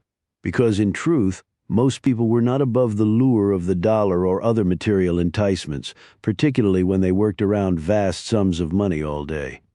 They tended to believe that part of it was rightfully theirs anyway, and an army of people wasn't required to carry out his plans. Indeed, to Jackson, the notion of a widespread conspiracy was an oxymoron anyway. He had a large group of associates working for him around the globe. However, none of them knew who he really was, where he lived, how he had come by his fortune. None of them were privy to the grand plans he had laid, the worldwide machinations he had orchestrated. They simply performed their small slice of the pie and were very well compensated for doing so. When he wanted something, a bit of information not readily available to him, he would contact one of them, and within the hour he would have it. It was the perfect setting for contemplation, planning, and then actions, swift, precise, and final. He completely trusted no one, and with his ability to create flawlessly more than 50 separate identities, why should he? With state-of-the-art computer and communications technology at his fingertips, he could actually be in several different places at the same time as different people. His smile broadened. Could the world be any more his personal stage? As he perused one page of the scrapbook, his smile faded and was replaced with something more understated. It was a mixture of discernible interest and an emotion that Jackson almost never experienced, uncertainty, and something else. He would never have characterized it as fear. That particular demon never bothered him. Rather, he could adequately describe it as a feeling of destiny, of the unmistakable conviction that two trains were on a collision course, and no matter what one or the other did, their ominous meeting would take place in a very memorable manner. Jackson stared at the truly remarkable countenance of Luann Tyler. Of the 12 lottery winners, she had been by far the most memorable. There was danger in that woman. Danger and a definite volatility that drew Jackson like the most powerful magnet in the world.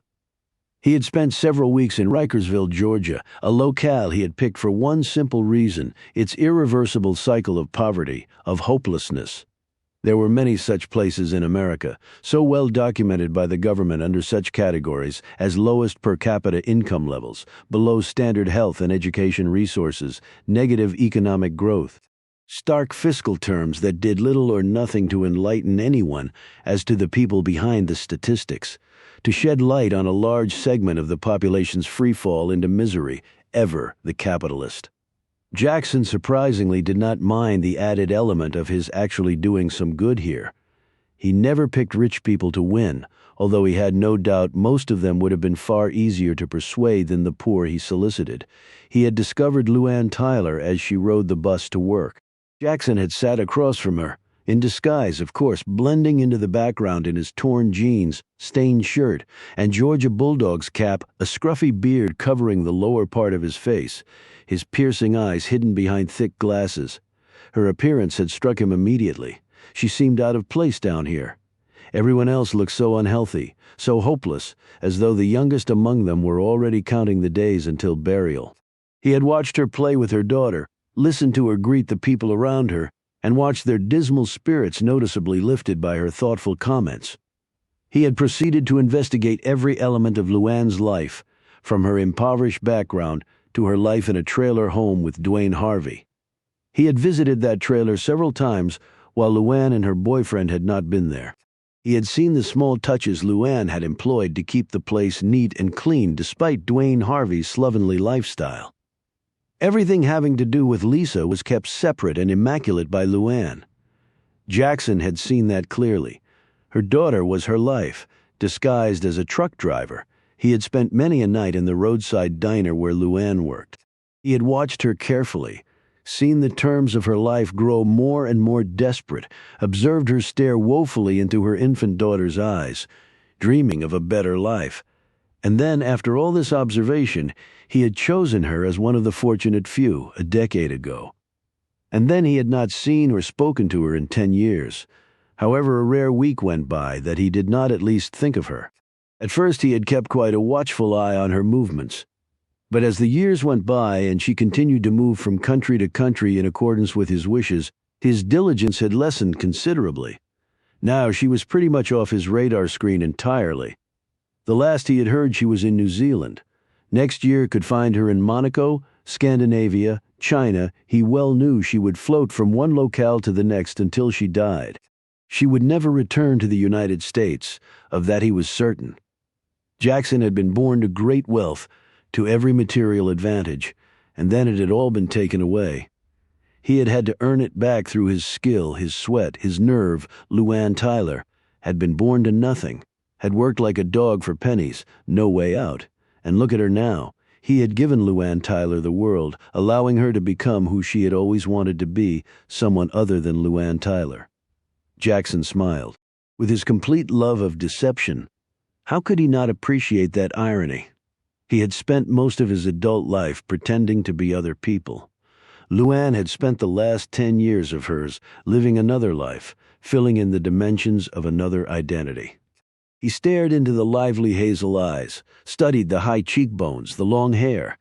He traced with his index finger the slender yet strong neck and began to wonder once more about those trains and the truly wonderful collision they might one day create. His eyes began to shine with the thought. Chapter 21. Donovan entered his apartment and sat down at the dining room table, spreading the pages he had taken out of his briefcase in front of him. His manner was one of subdued excitement. It had taken several weeks, dozens of phone calls, and a massive amount of legwork to accumulate the information he was now sifting through. Initially, the task seemed more than daunting. Indeed, it had seemed destined for failure through sheer numbers. During the year Luann Tyler had disappeared, there had been over 70,000 scheduled international passenger aircraft movements at JFK. On the day she presumably fled there had been 200 flights or 10 per hour, because there had been no flights between 1 and 6 a.m. Donovan had whittled down the parameters of his search at JFK to include women between the ages of 20 and 30 traveling on an international flight on the date of the press conference 10 years ago between the hours of 7 p.m. and 1 a.m. The press conference had lasted until 6:30, and Donovan doubted she could have made a 7 o'clock flight, but the flight could have been delayed, and he wasn't taking any chances. That meant checking 60 flights and about 15,000 passengers.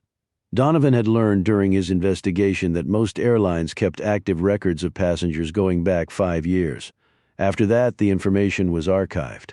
His task promised to be easier because most airline records had been computerized in the mid-70s. However, Donovan had met a stone wall in seeking passenger records from 10 years ago. The FBI could get such records, he had been told, but usually only through a subpoena. Through a contact at the bureau who owed him a favor, Donovan had been able to pursue his request. Without going into particulars and naming names with his FBI contact, Donovan had been able to convey the precise parameters of his search, including the fact that the person he was seeking had probably been traveling under a newly issued passport and traveling with a baby that had narrowed things down considerably. Only 3 people satisfied those very narrow criteria, and he was now looking at a list of them together with their last known addresses. Next, Donovan pulled out his address book. The number he was calling was a firm called Best Data, a well-known national credit check agency. Over the years, the company had amassed a large database of names, addresses, and most important social security numbers. They serviced numerous firms requiring that information, including collection agencies and banks, checking up on the credit of potential borrowers. Donovan gave the 3 names and last known addresses of the people on his list to the person at Best Data, and then provided his credit card number to pay for Best Data's fee. Within 5 minutes, he was given the social security numbers for all 3 people, their last known addresses, and 5 nearbys or neighbors' addresses. He checked those against the records from the airlines. 2 of the women had moved, which wasn't surprising given their ages 10 years ago. In the interim, they had probably moved on to careers and marriages. One woman, however, had not changed her address. Catherine Savage was still listed as living in Virginia. Donovan called directory assistants in Virginia, but no number came up for that name and address. Undeterred, he next called the Virginia Department of Motor Vehicles, or DMV, and gave the woman's name, last known address, and social security number, which in Virginia was also the driver's license number. The person at DMV would only tell Donovan that the woman had a current, valid Virginia driver's license, but would not reveal when it had been issued or the woman's current address. Unfortunate, but Donovan had chased lots of leads into brick walls in the past. At least he knew she was now living in Virginia, or at least had a driver's license in the Commonwealth. The question now was, where in the Commonwealth might she be? He had ways of finding that out, but decided in the meantime to dig up some more information on the woman's history. He returned to the office where he had an online account through the newspaper and accessed the Social Security Administration's PBs, or Personal Earnings and Benefit Estimate Statement database on the World Wide Web. Donovan was from the old school when it came to research methods, but even he occasionally lumbered out to do some net surfing. All one needed to find out information on a person was their social security number, mother's maiden name, and the birthplace of the person. Donovan had all of those facts in hand. Luann Tyler had been born in Georgia, that he knew for certain. However, the first 3 digits of the social security number he had been given identified Catherine Savage as having been born in Virginia. If Luann Tyler and Catherine Savage were one and the same, then Tyler had obtained a phony SSN. It wasn't all that difficult to do, but he doubted whether the woman would have had the connections to do it. The PBs listed a person's earnings going back to the early 50s, their contributions to the Social Security Fund, and their expected benefits upon retirement based upon those contributions. That was normally what was shown, however. Donovan was looking at a blank screen. Catherine Savage had no history of wage earnings of any kind. Luann Tyler had worked. Donovan knew that. Her last job had been at a truck diner. If she had received a paycheck, her employers should have withheld payroll taxes, including amounts for Social Security. Either they hadn't or Luann Tyler didn't have a Social Security number to begin with. Or both. He called up Best Data again and went through the same process. The answer this time, however, was different. As far as the Social Security Administration was concerned, Luann Tyler didn't exist. She simply did not have a Social Security number. There was no more to be learned here. It was time for Donovan to take some more serious steps. That evening, Donovan returned home, opened a file, and took out IRS Form 2848. The form was entitled Power of Attorney and Declaration of Representative, a relatively simple form as internal revenue documents went, but one that carried extraordinary power. With it, Donovan could obtain all sorts of confidential tax documents on the person he was investigating. True, he would have to stretch the truth a little in filling out the form, and a little falsification of signature was involved, but his motives were pure, and thus his conscience was clear. Besides, Donovan knew that the IRS received tens of millions of requests a year from taxpayers for information about their tax returns. The fact that somebody would take the time to match signatures was beyond the realm of probability. Donovan smiled. The odds of it would be greater even than the odds of winning the lottery.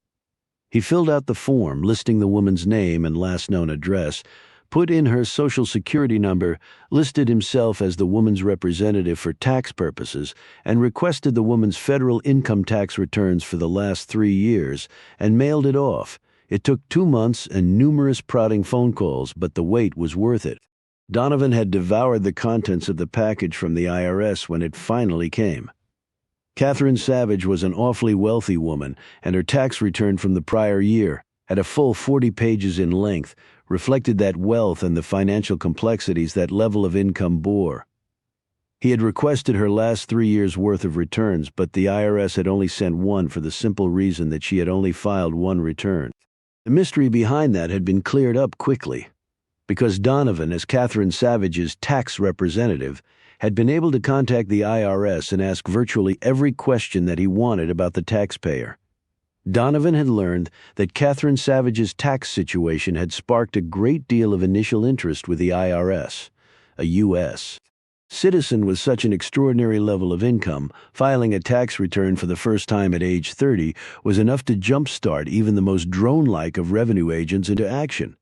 There were over 1 million Americans living abroad who simply never filed returns, costing the government billions in unpaid taxes, and consequently this was an area that always received the IRS's attention. However, the initial interest had quickly dissipated, as every question the agency had asked had been answered, and every answer had been supported by substantial documentation, Donovan had been told.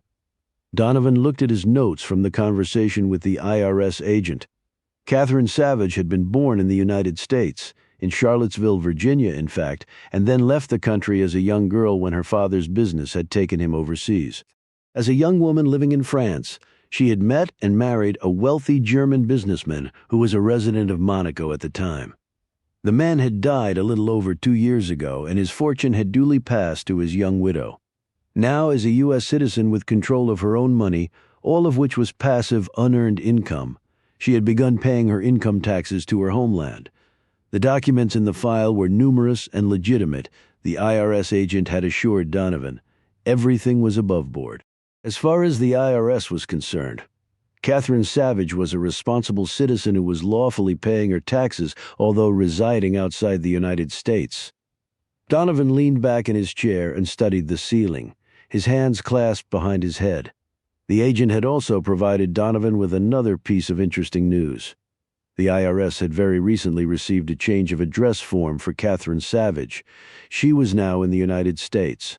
In fact, she had returned, at least according to her records, to the town of her birth, Charlottesville, Virginia, the same town where Luann Tyler's mother had been born. That was far too much of a coincidence for Donovan, and with all that information in hand, Donovan was fairly certain of one thing.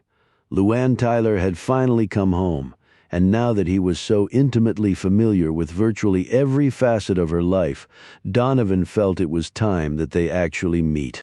How and where was what he started to think about. Chapter 22, sitting in his pickup truck parked on the side of a sharp bend in the road. Matt Riggs surveyed the area through a pair of lightweight field binoculars.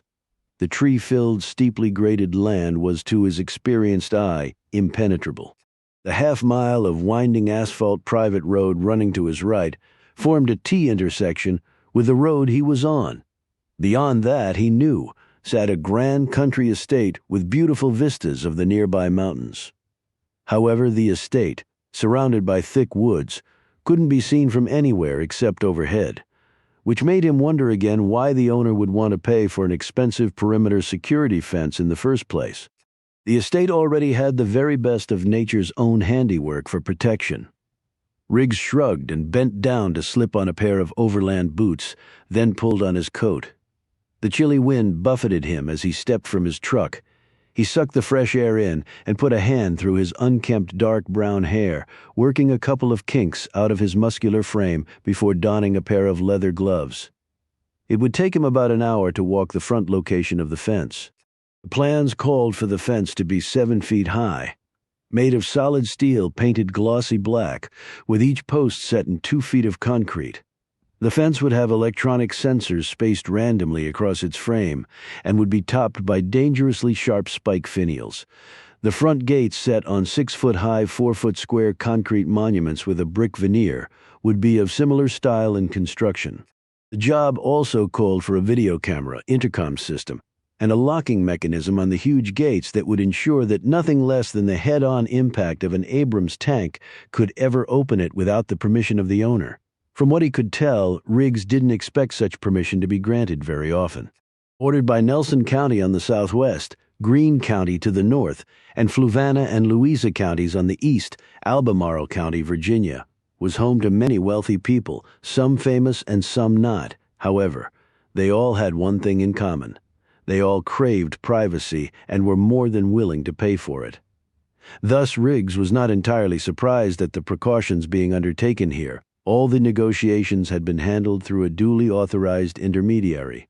He reasoned that someone who could afford a fence such as this, and the cost was well into the hundreds of thousands of dollars, probably had better things to do with his time than sit down and chat with a lowly general contractor.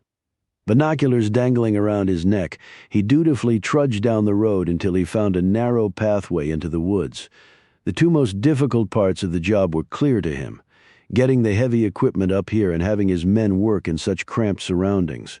Mixing concrete, punching post holes, laying out the frames, clearing land, and angling sections of a very heavy fence, all of that took space, ample space that they would not have here. He was very glad to have added a healthy premium to the job, plus a provision for a cost overrun for exactly those reasons. The owner apparently had not set a limit as to the price, because the representative had promptly agreed to the huge dollar amount Riggs had worked up. Not that he was complaining. This single job would guarantee his best year ever in business, and although he had only been on his own for 3 years, his operation had been growing steadily ever since the first day he got to work. The BMW pulled slowly out from the garage and headed down the drive. The road going down was lined on either side with 4-board oak fencing painted a pristine white.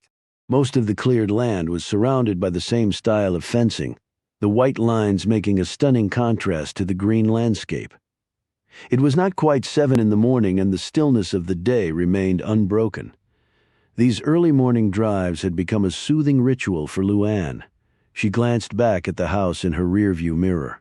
Constructed of beautiful Pennsylvania stone and weathered brick with a row of new white columns bracketing a deep front porch, a slate roof, aged-looking copper gutters, and numerous French doors. The house was elegantly refined despite its imposing size as the car passed down the drive and out of sight of the house. Luann turned her eyes back to the road and suddenly took her foot off the gas and hit the brake. The man was waving at her, his arms crisscrossing themselves as he flagged her down. She inched forward and then stopped the car. He came up to the driver's side window and motioned for her to open it. Out of the corner of her eye, she saw the black Honda parked on a grass strip bordering the road. She eyed him with deep suspicion, but hit the button and the window descended slightly. She kept one foot on the accelerator, ready to mash it down if the situation called for it. His appearance was innocent enough, middle-aged and slight of build, with a beard laced around the edges with gray. "Can I help you?" she asked, her eyes attempting to duck his gaze at the same time she tried her best to note any sudden movements on his part. "I think I'm lost. Is this the old Brillstein estate?" He pointed up the road toward where the house was. Luann shook her head. "We just recently moved in, but that wasn't the name of the owners before us. It's called Wicken's Hunt." "Huh? I could have sworn this was the right place. Who were you looking for?"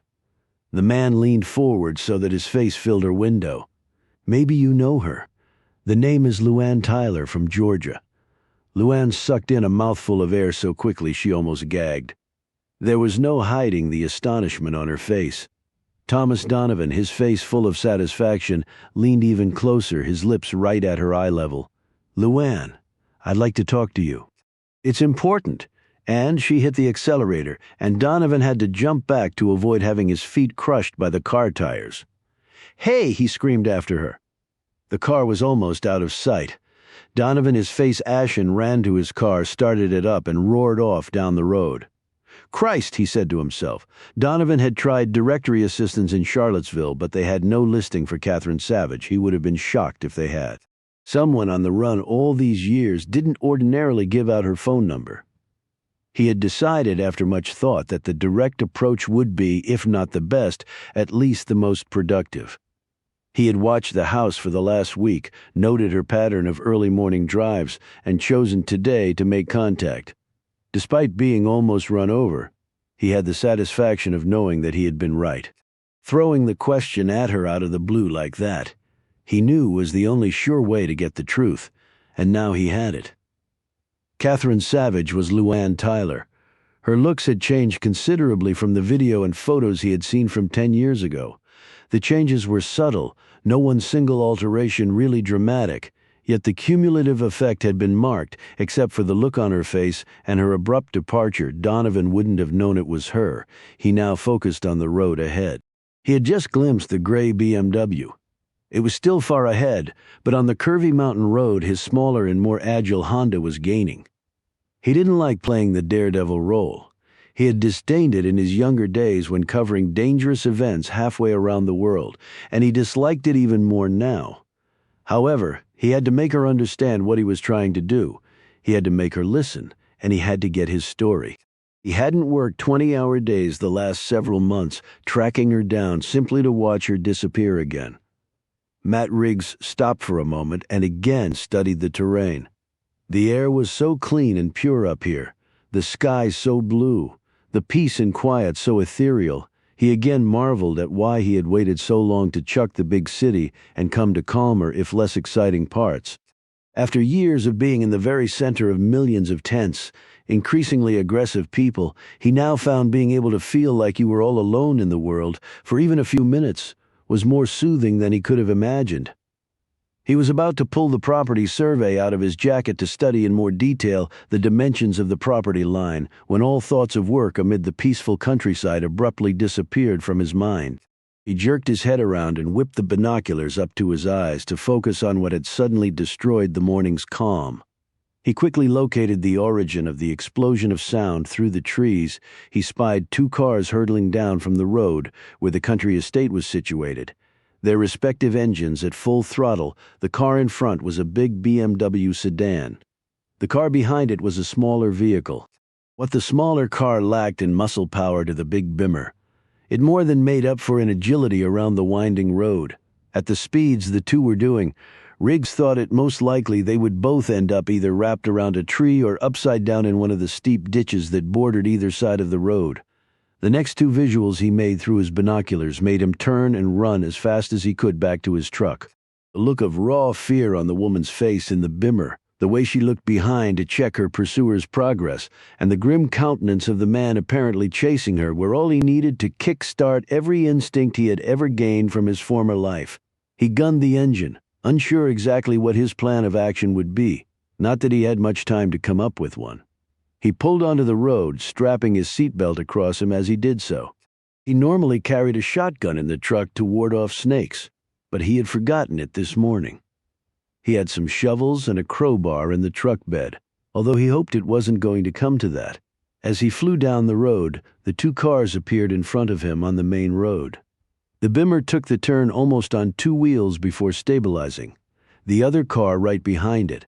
However, now on the straightaway, the 300-plus horses of the BMW could be fully used, and the woman quickly opened a 200-yard gap between herself and her pursuer, a gap that grew with every second. That wouldn't last, Riggs knew, because a curve that would qualify for deadman status was fast approaching. He hoped to God the woman knew it. If she didn't, He would be watching the BMW turn into a fireball as it sailed off the road and crashed into an army of unyielding hardwoods. With that prospect nearly upon them, his plan finally came together. He punched the gas, the truck flew forward, and he gained on what he now saw was a black Honda.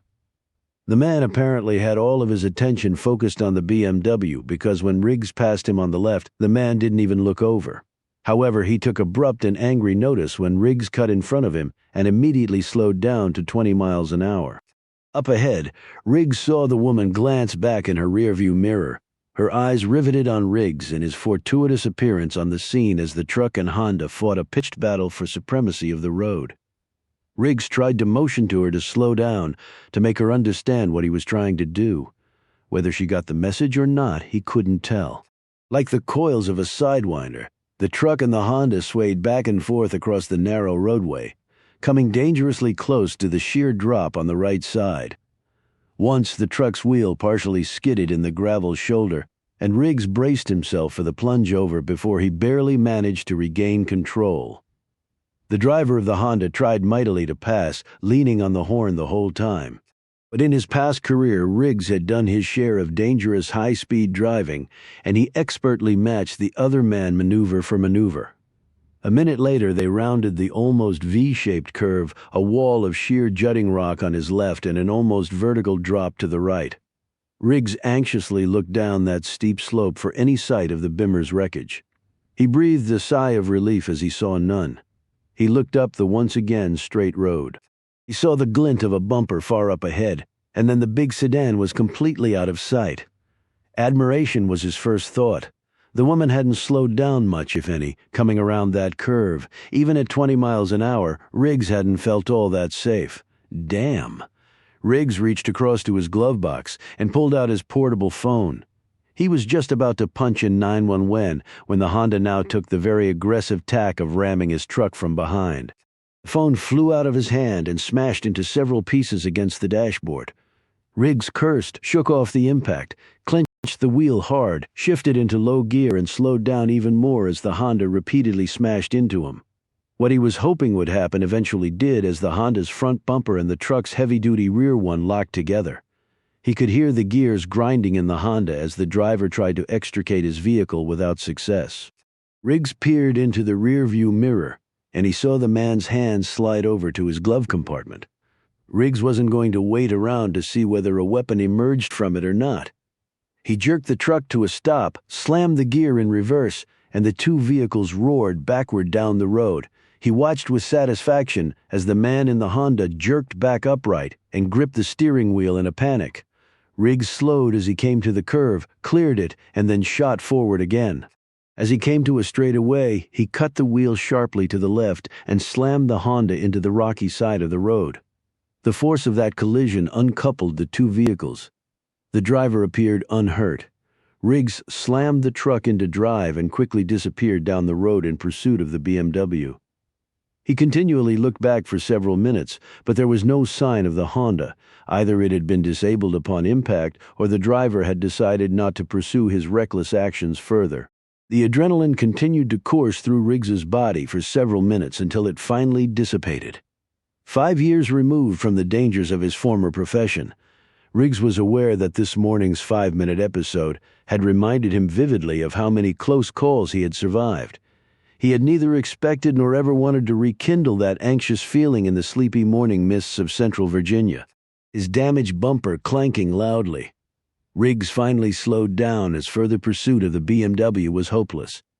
There were innumerable roads off the main track, and the woman could have taken any one of them and be long gone by now.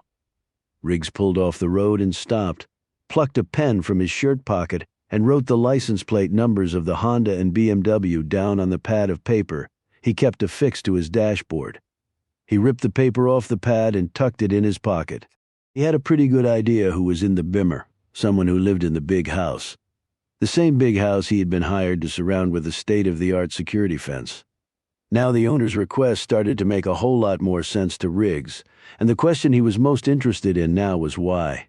He drove off deep in thought, the morning's peacefulness irretrievably shattered by the look of sheer terror on a woman's face. Chapter 23. The BMW had indeed pulled off on a side road several miles away from where Riggs and the Honda had tangled. The driver's side door was open, the motor running, arms clutched tightly around her sides.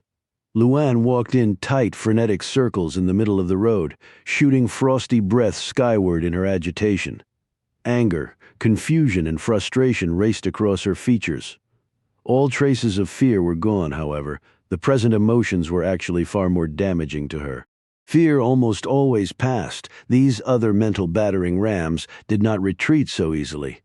She had learned this over the years and had even managed to cope with it as best as she could. Now 30 years old, Luann Tyler still carried the impulsive energy and sleek animal movements of her youth. The years had grafted onto her a more complete, mature beauty. However, the basic elements of that beauty had been discernibly altered. Her body was leaner, the waist even tighter. The effect was to make her appear even taller than she already was. Her hair had grown out, and now was far more blonde than auburn, and cut in a sophisticated manner that highlighted her more defined facial features, including the minor nose job done for disguise rather than aesthetics. Her teeth were now perfect, having benefited from years of expensive dentistry. There was, however, one imperfection. She had not followed Jackson's advice regarding the knife wound to her jaw. She had had it stitched, but let the scar remain. It wasn't all that noticeable, but every time she looked in the mirror, it was a stark reminder of where she had come from, how she had gotten here. It was her most visible tie to the past, and not a pleasant one. That was the reason she would not cover it over with surgery. She wanted to be reminded of the unpleasantness of the pain. People she had grown up with would probably have recognized her. However, she never planned to see anyone like that here. She had resigned herself to wearing a big hat and sunglasses whenever she ventured out into public, which wasn't very often. A lifetime of hiding from the world that had come with her deal. She went and sat back down on the front seat of the BMW, rubbing her hands back and forth across the padded steering wheel. She continually looked back down the road for any sign of her pursuer. However, the only sounds were her car's engine and her own uneven breathing. Huddled in her leather jacket, she hitched up her jeans, swung her long legs inside the car, and closed the door and locked it. She took off, and for a few moments as she drove, her thoughts centered on the man in the truck.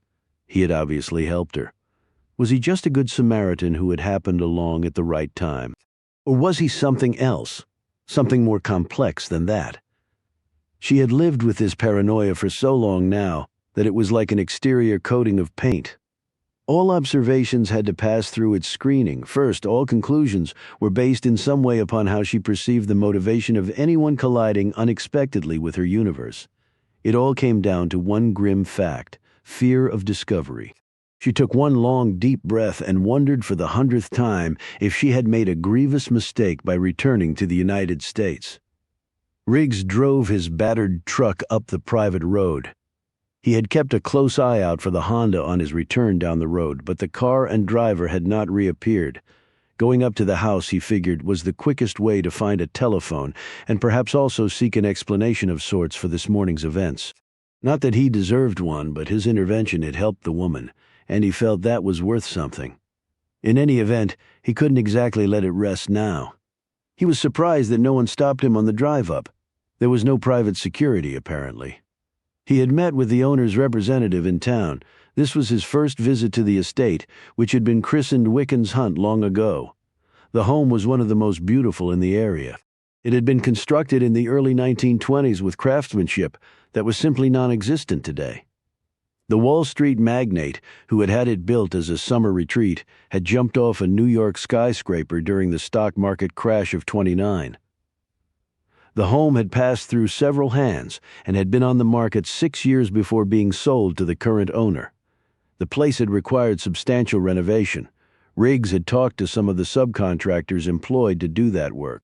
They had spoken with awe of the craftsmanship and beauty of the place. Whatever moving trucks had hauled the owner's possessions up the mountain road had apparently done so in the middle of the night, because Riggs could find no one who had seen them. No one had seen the owner either. He had checked at the courthouse land records. The home was owned by a corporation that Riggs had never heard of. The usual channels of gossip had not yielded an answer to the mystery, although St. Anne's Belfield school had admitted a 10-year-old girl named Lisa Savage, who had given Wickens Hunt as her home address. Riggs had heard that a tall young woman would occasionally drop off and pick up the child, although she had always worn sunglasses and a large hat. Most often picking up the little girl would be an elderly man who had been described to Riggs as built like a linebacker, a strange household. Riggs had several friends who worked at the school, but none of them would talk about the young woman. If they knew her name, they wouldn't say what it was. When Riggs rounded a curve, the mansion suddenly appeared directly in front of him. His truck resembled a plain, squat tug bearing down on the QEII. The mansion stood 3 stories tall, with a double doorway spanning at least 20 feet. He parked his truck in the wraparound drive that encircled a magnificent stone fountain that, on this cold morning, was not operating. The landscaping was as lush and as carefully planned as the house, and where annuals and even late-blooming perennials had died out, evergreens and other hardy foliage of all descriptions filled in the spaces. He slid out of his seat, making sure he had the piece of paper with the license plate numbers still in his pocket. As he walked up to the front door, he wondered if a place like this would condescend to have a doorbell, or would a butler automatically open the door at his approach. Actually, neither happened, but as he cleared the top step, a voice did speak to him from a brand-new-looking intercom built into the side of the wall next to the door. "Can I help you?" It was a man's voice, big, solid, and Riggs thought slightly threatening. "Matthew Riggs? My company was hired to build the privacy fence on the property's perimeter." "Okay." The door didn't budge, and the tone of the voice made clear that unless Riggs had more information to impart, this status was not going to change. He looked around, suddenly conscious that he was being observed. Sure enough, above his head, recessed within the back of one of the columns, was a video camera that looked new as well. He waved. "Can I help you?" The voice said again, "I'd like to use a telephone." "I'm sorry, that's not possible." "Well, I'd say it should be possible since I just crashed my truck into a car that was chasing a big charcoal gray BMW that I'm pretty sure came from this house. I just wanted to make sure that the woman driving the car was okay. She looked pretty scared the last time I saw her." The next sound Riggs heard was the front door being unbolted and thrown open. The elderly man facing him matched the 6'1" Riggs in height, but was far broader across the shoulders and chest. However, Riggs noted that the man moved with a slight limp as though the legs and perhaps the knees in particular were beginning to go. The possessor of a very strong, athletic body himself, Riggs decided he would not want to have to take this guy on. Despite his advancing age and obvious infirmities, the man looked strong enough to break Riggs's back with ease. This was obviously the guy seen at the school picking up Lisa Savage, the doting linebacker. "What the hell are you talking about?" Riggs pointed toward the road. "About 10 minutes ago, I was out doing a preliminary survey of the property line in advance of ordering up men and equipment when this BMW comes bolting down the road. A woman driving, blonde from what I could see, and scared to death. Another car, a black Honda Accord, probably a 1992 or 93 model, right on her butt. A guy was driving that one, and he looked determined as hell." "The woman, is she all right?" The elderly man edged forward perceptibly. Riggs backed up a notch, unwilling to let the guy get too close until he had a better understanding of the situation. For all he knew, this guy could be in cahoots with the man in the Honda. Riggs's internal radar was all over the place on this one. As far as I know, I got in between them and took the Honda out, banged the crap out of my truck in the process. Riggs briefly rubbed his neck as the recollection of his collision brought several distinct painful twinges to that location. He would have to soak in the tub tonight. "We'll take care of the truck. Where's the woman?" "I didn't come up here to complain about the truck, mister." "Charlie. Call me Charlie." The man extended his hand, which Riggs shook. He had not underestimated the strength the old guy possessed. As he took his hand back, Riggs observed the indentations in his fingers caused by the other man's vice-like grip. Whether he was merely anxious about the safety of the woman or he mangled visitors' fingers on a routine basis, Riggs didn't know. "I go by Matt. Like I said, she got away, and as far as I know, she's fine. But I still wanted to call it in." "Call it in?" "The police. The guy in the Honda was breaking at least several laws that I know of, including a couple of felonies. Too bad I didn't get to read him his rights. You sound like a cop. Had Charlie's face darkened, or was that his imagination, Riggs wondered. Something like that? A long while back, I got the license plate number of both cars. He looked at Charlie, studying the battered and grizzled face, trying to get beyond the stolid stare he was getting in return. I'm assuming the BMW belongs to this house and the woman. Charlie hesitated for a moment and then nodded. She's the owner. And the Honda? Never seen it before. Riggs turned and looked back down the road. The guy could have been waiting partially down the entry road. There's nothing stopping him from doing that. Riggs turned and looked back at Charlie. That's why we contracted with you to build the fence and gate. A glint of anger rose in Charlie's eyes. Now I can see why that might be a good idea. But I only got the signed contract yesterday. I work fast, but not that fast. Charlie relaxed at the obvious logic of Riggs's words and looked down for a moment. What about using that phone, Charlie? Riggs took a step forward. Look, I know a kidnap attempt when I see one. He looked up at the facade of the house. It's not hard to see why either, is it? Charlie took a deep breath, his loyalties sharply divided. He was sick with worry about Luann. Catherine, he corrected himself mentally. Despite the passage of 10 years, he had never been comfortable with her new name. He was finding it close to impossible to allow the police to be called in. I take it you're her friend or family? Both, actually. Charlie said with renewed vigor as he stared over Riggs's shoulder, a smile breaking across his face. The reason for that change in attitude reached Riggs's ears a second later. He turned and watched the BMW pull up behind his truck. Luann got out of the car, glanced at the truck for a moment, until her eyes riveted on the damaged bumper. Then she strode up the steps, passing over Riggs to focus on Charlie. This guy said you ran into some trouble, said Charlie, pointing at Riggs. Matt Riggs. Riggs extended his hand in her boots. The woman wasn't much shorter than he. The impression of exceptional beauty he had gotten through his binoculars was considerably magnified up close. The hair was long and full, with golden highlights that seemed to catch every streak of the sun's rays as it slowly rose over them. The face and complexion were flawless to the point of seeming impossible to achieve naturally. Yet the woman was young, so the cut of the plastic surgeon's knife could not have beckoned to her yet. Riggs reasoned the beauty must be all her own. Then he spotted the scar that ran along her jawline. That surprised him. It seemed so out of place with the rest of her. The scar also intrigued Riggs because, to his experienced eye, the wound seemed to have been made by a knife with a serrated edge. Most women, he figured, especially those who had the kind of money she obviously did, would have paid any amount to cover up that blemish. The pair of calm hazel eyes that stared into Riggs made him conclude that this woman was different. The person he was looking at was one of those rare creations, a very lovely woman who cared little about her looks. As his eyes continued to sweep over her, he noted the lean, elegant body. But from the smallish hips and waist there grew a breadth of shoulders that suggested exceptional physical strength. When her hand closed around his, he almost gasped. The grip was almost indistinguishable from Charlie's.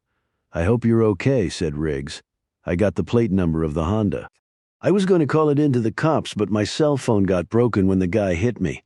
The car's probably stolen anyway. I got a good look at the guy. This is a pretty isolated place. We should be able to nail him if we act fast enough. Luann looked at him, confusion on her face. What are you talking about? Riggs blinked and stepped back, the car that was chasing you. Luann looked over at Charlie. Riggs watched closely, but he saw no discernible signals passing between them. Then Luann pointed over at Riggs's truck. I saw that truck and another car driving erratically, but I didn't stop to ask any questions. It was none of my business. Riggs gaped for a moment before he responded. The reason I was doing the two-step with the Honda was because he was trying his best to run you off the road. In fact, I almost took your place as the wreck of the week. Again, I'm sorry, but I don't know what you're talking about. Don't you think I would know if someone were trying to run me off the road? So you're saying that you always drive 80 miles an hour around curvy, mountainous roads just for the fun of it? Riggs asked, heatedly. I don't think my driving methods are any of your concern, she snapped back. However, since you happen to be on my property, I think it is my concern to know why you're here," Charlie piped in. "He's the guy who's building the security fence." Luann eyed Riggs steadily. "Then I would strongly suggest you concentrate on that task rather than come up here with some outrageous account of my being chased." Riggs's face flushed and he started to say something, but then decided against it. "Have a good day, ma'am." He turned and headed back to his truck. Luann didn't look back. She passed by Charlie without a glance and walked quickly into the house. Charlie stared after Riggs for a moment before shutting the door. As Riggs climbed back in his truck, another car pulled up the drive. An older woman was driving. The back seat of the car was stacked with groceries. The woman was Sally Beecham, Luann's live-in housekeeper, just back from early morning grocery shopping. She glanced over at Riggs in a cursory fashion. Though his features were laced with anger, he curtly nodded at her, and she returned the gesture. As was her custom, she pulled around to the side-load garage and hit the garage door opener clipped to the car's visor. The door in from the garage led directly to the kitchen, and Beecham was an efficient person who detested wasted effort. As Riggs pulled off, he glanced back up at the massive house. With so many windows staring back at him, he didn't catch the one framing Luann Tyler, arms folded across her chest, looking resolutely at him, a mixture of worry and guilt on her face. Chapter 24.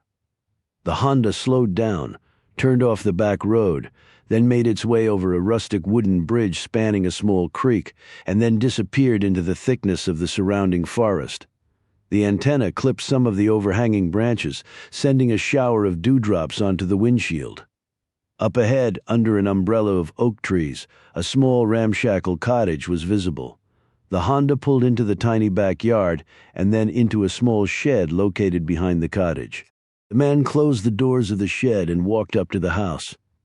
Donovan rubbed his lower back and then worked his neck around some in an attempt to overcome the after effects of his early morning escapade. He was still visibly shaking. Donovan stamped into the house, threw off his coat, and proceeded to make coffee in the small kitchen. Nervously smoking a cigarette while the coffee percolated, he looked outside the window with a slight feeling of apprehension, although he was fairly certain no one had followed him. He rubbed his brow. The cottage was isolated, and the landlord didn't know his real name, or the reason he had decided to take up temporary residence here. The guy in the truck, who the hell had he been? Friend of the woman or some guy who had happened by? Since he had been seen, Donovan would have to shave off his beard and do something with his hair. He would also have to rent another car. The Honda was damaged and the guy in the truck could have gotten the license plate number. But the Honda was a rental, and Donovan had not used his real name in leasing it. He wasn't worried about the woman doing anything about it, but the guy might put a crimp in his plans. He wouldn't risk driving the Honda back into town to exchange it for another rental. He didn't want to be spotted driving it, and he didn't want to have to explain the damage to the bumper right now. Tonight he'd walk to the main road and catch a bus into town where he would pick up another rental car. He poured a cup of coffee and walked into the dining room that had been set up as an office. A computer terminal, printer, and fax and phone were set up on one table. File boxes were stacked neatly in one corner. On two walls hung several large bulletin boards. They were filled with newspaper clippings. The car chase had been stupid, Donovan muttered to himself. It was a miracle both of them weren't dead in some ravine right now. Tyler's reaction had absolutely astonished him, although, thinking about it now, it probably shouldn't have. She was scared, and she had ample reason to be. Donovan's next problem was apparent. What if she disappeared again? Finding her the first time had been part hard work and part luck. There was no guarantee he would be as fortunate the next time. However, there was nothing he could do about that now. He could only wait and watch. He had established a contact at the regional airport who would advise Donovan if any person matching Luann Tyler's description or traveling under the name Catherine Savage was headed out of the area via plane. Unless she had another identity already set up, it would be difficult for Tyler to travel any time soon except under the name Catherine Savage, and that would leave him a trail if she left the area by means other than airplane. Well, he could watch the house, but he couldn't do it 24 hours a day. He briefly contemplated calling in reinforcements from the Trib, but there were many factors that cautioned him against doing that. He had worked alone for almost 30 years, and bringing in a partner now was not very appealing, even if the newspaper would consent to do it. No, he would do what he could to dog her movements, and he would work very hard to set up another face-to-face. He was convinced that he could make the woman trust him, work with him. He didn't believe that she had killed anybody, but he was fairly certain that she and perhaps some of the other winners were hiding something about the lottery. He wanted that story, wherever it led him. A fire blazed in the hearth of the spacious two-story library, which had floor-to-ceiling maple bookcases on 3 walls and inviting, overstuffed furniture arranged in intimate conversation patterns. Luann sat on a leather sofa, her legs drawn up under her, bare feet protruding, an embroidered cotton shawl covering her shoulders, a cup of tea, and a plate of uneaten breakfast sat on the table next to her. Sally Beecham, dressed in a gray uniform with a sparkling white apron, was just leaving carrying the serving tray. Charlie closed the arched double doors behind her and sat down next to Luann. "Listen, are you going to tell me what really happened or not?" When Luann didn't answer, Charlie gripped one of her hands. "Your hands are like ice. Drink the tea." He rose and stoked the fire until the flames made his face redden. He looked at her expectantly. "I can't help you if you don't tell me what's wrong, Luann. Over the last 10 years, a lasting bond had been built between the two that had seen them through many crises, both minor and major in their travels, from the time Charlie had touched her shoulder as the 747 climbed into the skies until they had arrived back in America. They had been inseparable. Even though his given name was Robert, he had taken Charlie as his accepted name. It wasn't too far from the truth, as his middle name was Charles. What was in a name anyway? However, he referred to her as Luann, only in private as now.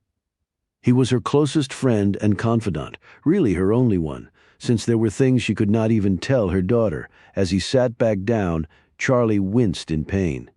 He was acutely aware that he was slowing down, a process that was exacerbated by the rough treatment of his body in his youth. The difference in years between the two was now more pronounced than ever, as nature took its toll on him. Even with all that, he would do anything for her, would face any danger, confront any enemy she had with every ounce of strength and ingenuity he had left. It was the look in Charlie's eyes as Luann read these very thoughts that made her finally start talking. "I had just left the house. He was standing in the middle of the driveway waving for me to stop." "And you did?"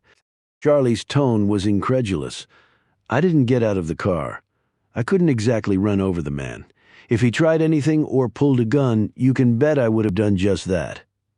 Charlie hitched one leg up over the other, an action that was accompanied by another painful wince. "Go on, eat while you're talking, and drink your tea.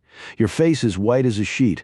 Luann did as he said, managing to get some bites of egg and toast down and a few sips of the hot tea.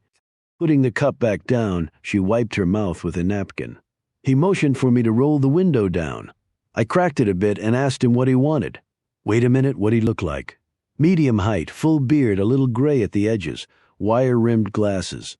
Olive complexion, maybe 160 pounds, probably late 40s or early 50s. Over the last 10 years, memorizing minute details of people's appearances had become second nature to Luann. Charlie mentally filed away her description of the man. "Go on." "He said he was looking for the Brillstein estate." She hesitated and took another sip of the tea. "I told him that this wasn't the place." Charlie suddenly leaned forward.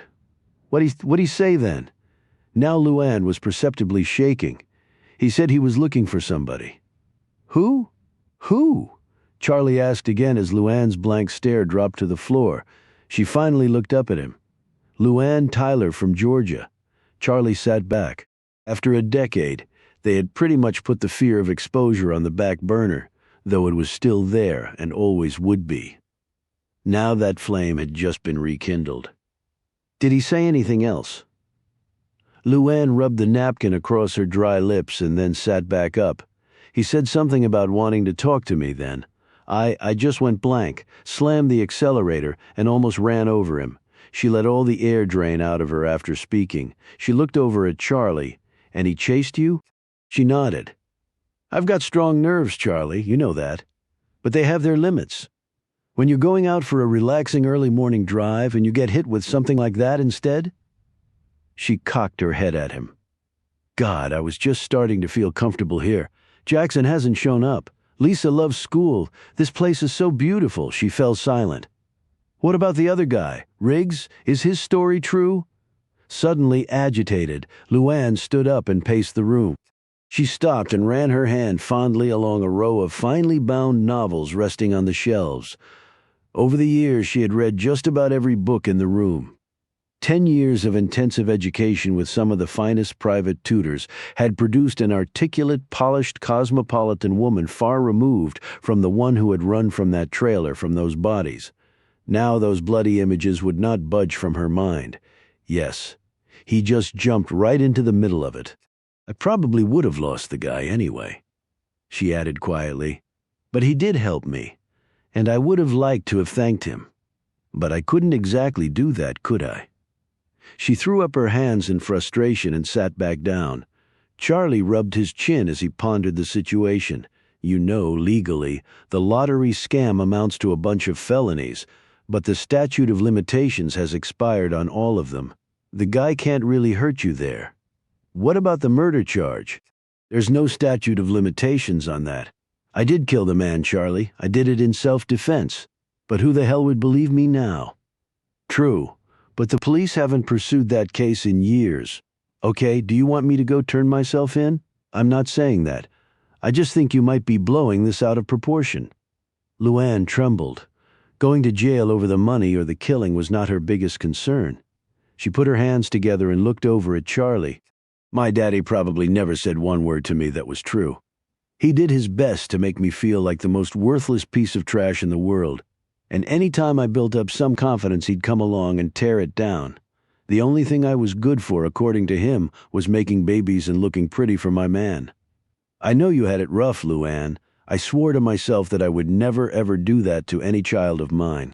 I swore that to God on a stack of Bibles, set it on my mother's grave, and whispered it to Lisa while I was carrying her, and every night for 6 months after she was born. Luann swallowed hard and stood up. And you know what? Everything I've told her, everything she knows about herself, you, me, every damned molecule of her existence is a lie. It's all made up, Charlie. Okay, maybe the statute of limitations is expired. Maybe I won't go to jail because the police don't care that I killed a drug dealer. But if this man has found out my past and he brings it all out into the open, then Lisa will know. She'll know that her mother told her more lies than my daddy probably ever thought of in his entire life. I'll be 100 times worse than Benny Tyler, and I'll lose my little girl as certain as the sun comes up. I'll lose Lisa. After this outburst, Luann shuddered and closed her eyes. I'm sorry, Luann. I hadn't thought about it like that. Charlie looked down at his hands. Luann's eyes opened and they held a distinctly fatalistic look. And if that happens, if she finds out, then it's over for me. Jail will seem like a day in the park, because if I lose my little girl, then I won't have any reason to be anymore, despite all this. She swept her arms around the room. No reason at all. Luann sat back down and rubbed at her forehead. Charlie finally broke the silence. Riggs got the license plate number on both cars. He fiddled with his shirt and added, Riggs is an ex-cop, Luann. Her head in her hands, Luann looked at him. Oh, God, and I didn't think it could get any worse. Don't worry, he runs your plate. He gets nothing except Catherine Savage with this address, legit social security number, the works. Your identity has no holes in it, not after all this time. I think we have a very big hole, Charlie. The guy in the Honda. Charlie conceded the point with a quick nod of his head. Right, but I'm talking about Riggs. Your end with him is okay. But if he tracks the other guy down, maybe talks to him, then maybe we got a big problem. Charlie finished the thought for her. You think Riggs might do that? I don't know. I do know that he didn't buy your story about not knowing you were being chased. Under the circumstances, I don't blame you for not acknowledging it, but an ex-cop? Hell, he's got to be suspicious. I don't think we can count on him letting it lie. Luann rubbed the hair out of her eyes. So what do we do? Charlie gently took one of her hands. You do nothing. You let old Charlie see what he can find out. We've been in tight places before, right? She slowly nodded and then licked her lips nervously. But this might be the tightest one of them all. Matt Riggs walked quickly up the steps of the old Victorian with a wraparound porch that he had meticulously restored over the last year. He had had a few years of carpentry and woodworking experience before coming to Charlottesville. They had been pursuits he had taken up to alleviate the stress that had come with what he used to do for a living. He wasn't thinking about the graceful lines of his home right now, however. He went inside and down the hall to his office. For his home also housed his business. He shut the door, grabbed the phone, and placed a call to an old friend in Washington, D.C. The Honda had D.C. tags. Riggs was pretty sure what running the license plate would reveal, either a rental or stolen. The BMW would be another matter. At least he would find out the woman's name, since it had suddenly occurred to him on the drive home that neither the man calling himself Charlie nor the woman had ever mentioned it. He was assuming the last name would be Savage, and that the woman in the BMW was either Lisa Savage's mother or perhaps, from her youthful looks, an older sister. A half hour later he had his answers. The Honda was indeed a rental out of the nation's capital. Tom Jones was the name of the lessee, and he had rented the vehicle 2 weeks ago. Tom Jones? That was real clever, Riggs thought. The address he had for the man would be as phony as the name, he was certain. A total dead end. He had expected nothing less. Then he stared down at the woman's name he had written on a piece of paper.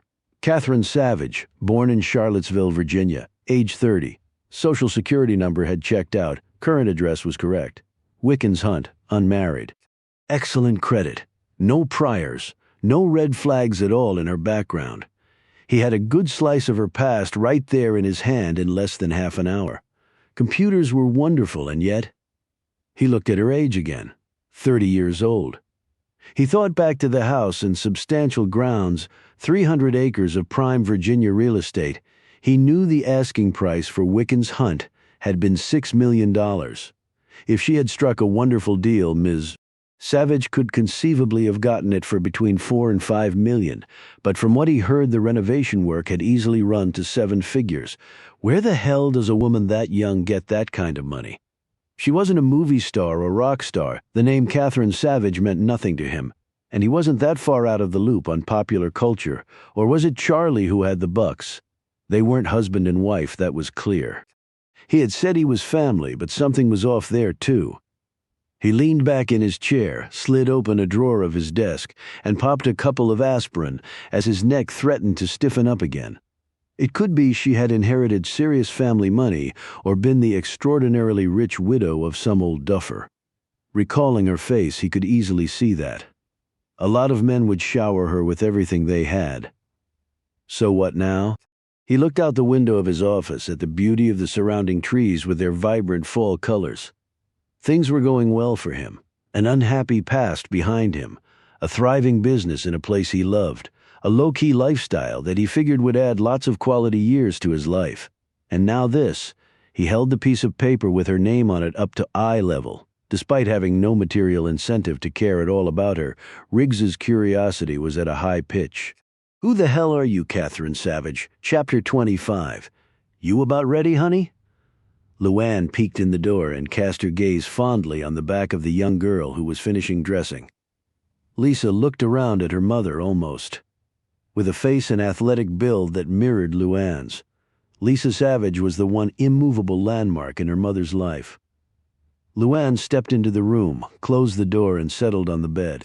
"Miss Sally says you didn't eat much breakfast. Are you feeling all right?" "I have a test today. I guess I'm just a little nervous." One result of having lived all over the world was that her speech carried myriad traces of the different cultures, dialects, and accents. The mesh was a pleasing one. Although several months in Virginia had already started to graft upon Lisa the beginnings of a mild southern inflection, Luann smiled. "I would have thought that by now, after so many straight A's, you wouldn't get so nervous." She touched her daughter's shoulder. During the time spent traveling, Luann had thrown every ounce of energy and a great deal of money into reshaping herself to be who she had always wanted to be, which was as far from southern white trash named Luann Tyler as she could get. Well-educated, able to speak 2 foreign languages, she noted with pride that Lisa could speak 4 as much at home in China as in London. She had covered several lifetimes in the last 10 years. With this morning's developments, maybe that was a good thing. Had she run out of time? Lisa finished dressing and sat down with her back to her mother. Luann picked up a brush and started doing her daughter's hair, a daily ritual between the two that allowed them to talk and catch up with each other. I can't help it. I still do get nervous. It's not always easy. Most things worthwhile in life aren't easy, but you work hard, and that's the important thing. You do your best. That's all I'll ever ask, regardless of what your grades are. She combed Lisa's hair into a thick ponytail and then clipped on a bow. Just don't bring home any B's. They both laughed as they walked downstairs together. Lisa looked over at her mother. I saw you talking to a man outside this morning. You and Uncle Charlie. Luann tried to hide her apprehensiveness. You were up? It was pretty early. Like I said, I was nervous about the test, right? Who was he? He's putting up the security fence and gate around the property. He had some questions about the plans. Why do we need a security fence? Luann took her hand. We've talked about this before, Lisa. We're very well off financially. You know that? There are some bad people in the world. They might try to do things to get money from us. Like robbing us? Yes, or maybe something else. Like what? Luann stopped and sat down on the steps, beckoning Lisa to join her. Remember how I'm always telling you to be careful? Watch out for people. Lisa nodded. Well, that's because some bad people might try to take you away from me. Lisa looked frightened. I'm not telling you that to scare you, baby. But in a way, I guess I do want you to be concerned, to be aware of what's going on. If you use your head and keep your eyes open, everything will be fine. Me and Uncle Charlie won't let anything happen to you. Mommy promises. Okay, Lisa nodded, and they went down the stairs hand in hand. Charlie met them in the hallway. My, don't we look extra pretty this morning? I've got a test. You think I don't know that? I was up last night until 10:30 with you going over the stuff. You're gonna ace it, sure as anything. Go get your coat. I'll be out front in the car. Isn't Mommy taking me today? Charlie glanced over at Luann.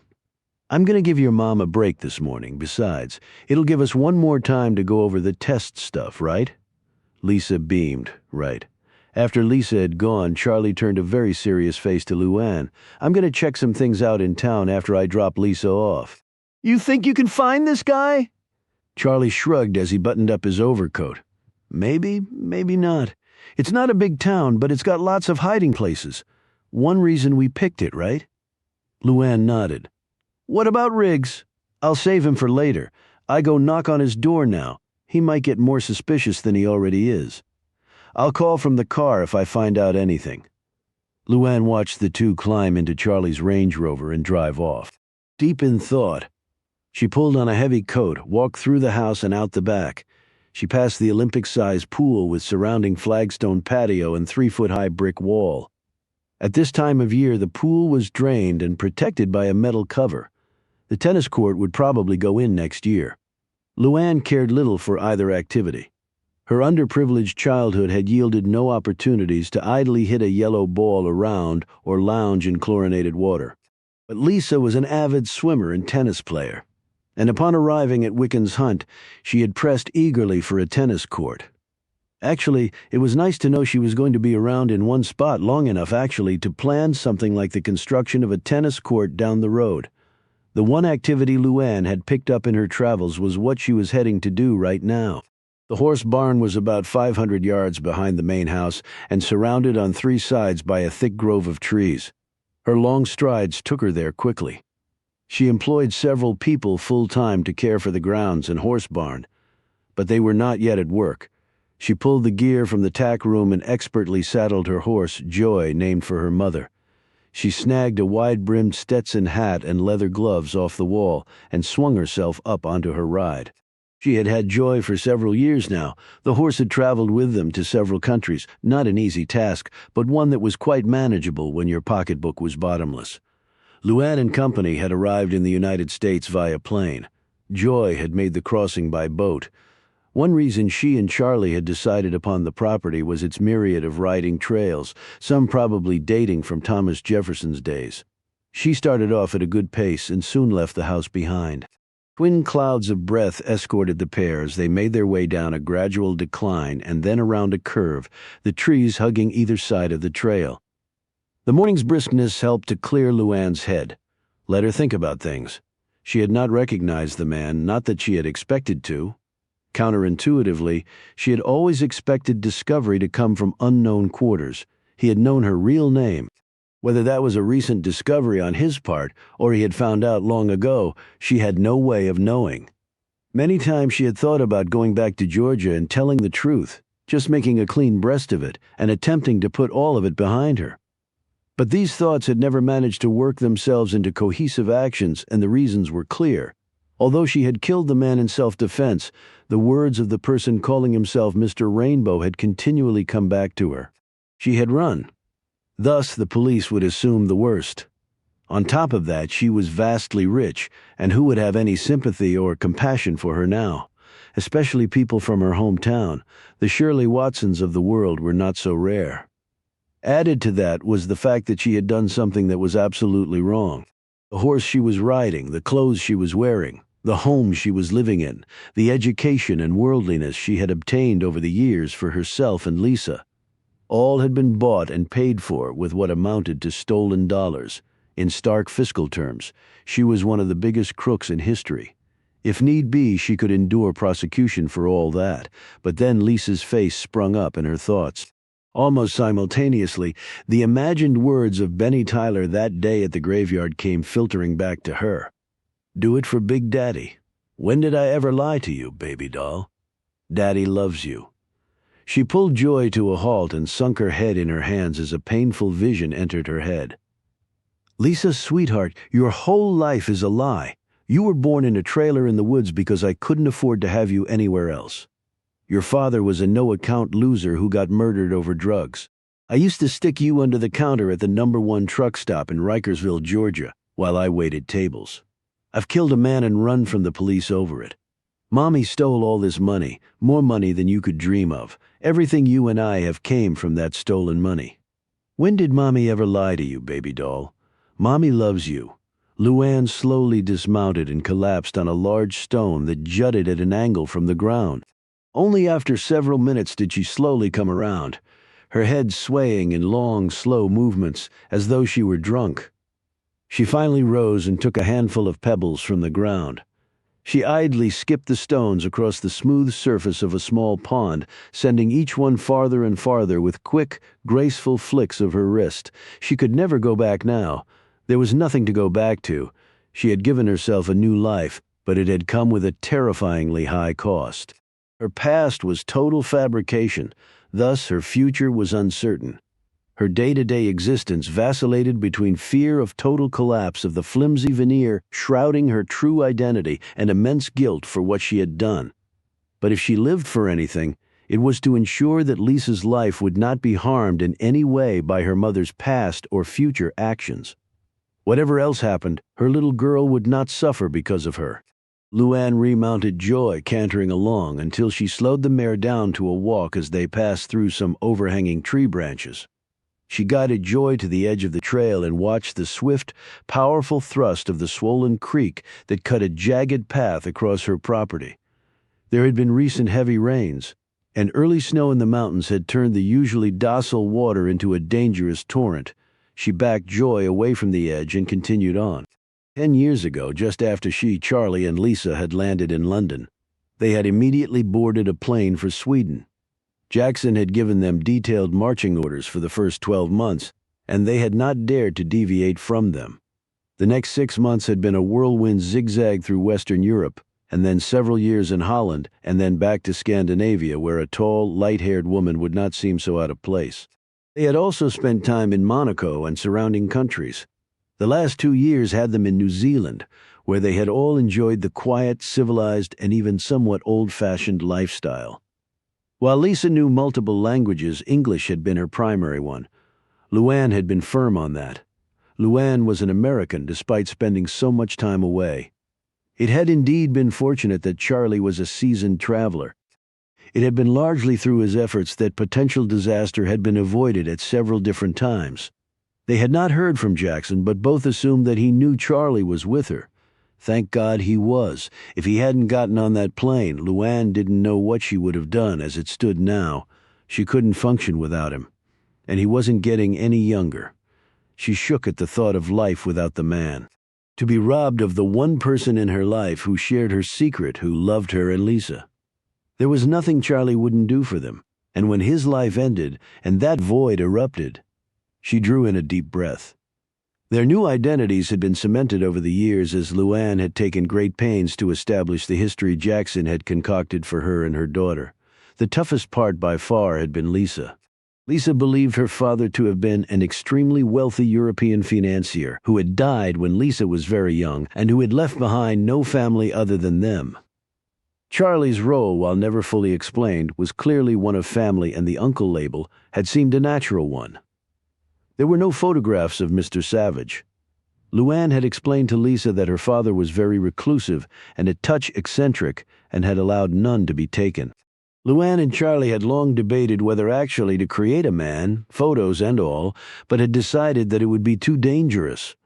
A wall with holes punched through it would eventually fall. Thus Lisa believed her mother to be the very young widow of an extremely wealthy man, whose wealth in turn had made her mother one of the wealthiest women in the world, and one of the most generous. Luann had sent Beth, her former co-worker, enough money to start her own chain of restaurants. Johnny Jarvis from the mall had received enough to pay for several advanced degrees at the country's most prestigious universities. Dwayne's parents had received enough money to keep them secure in their retirement.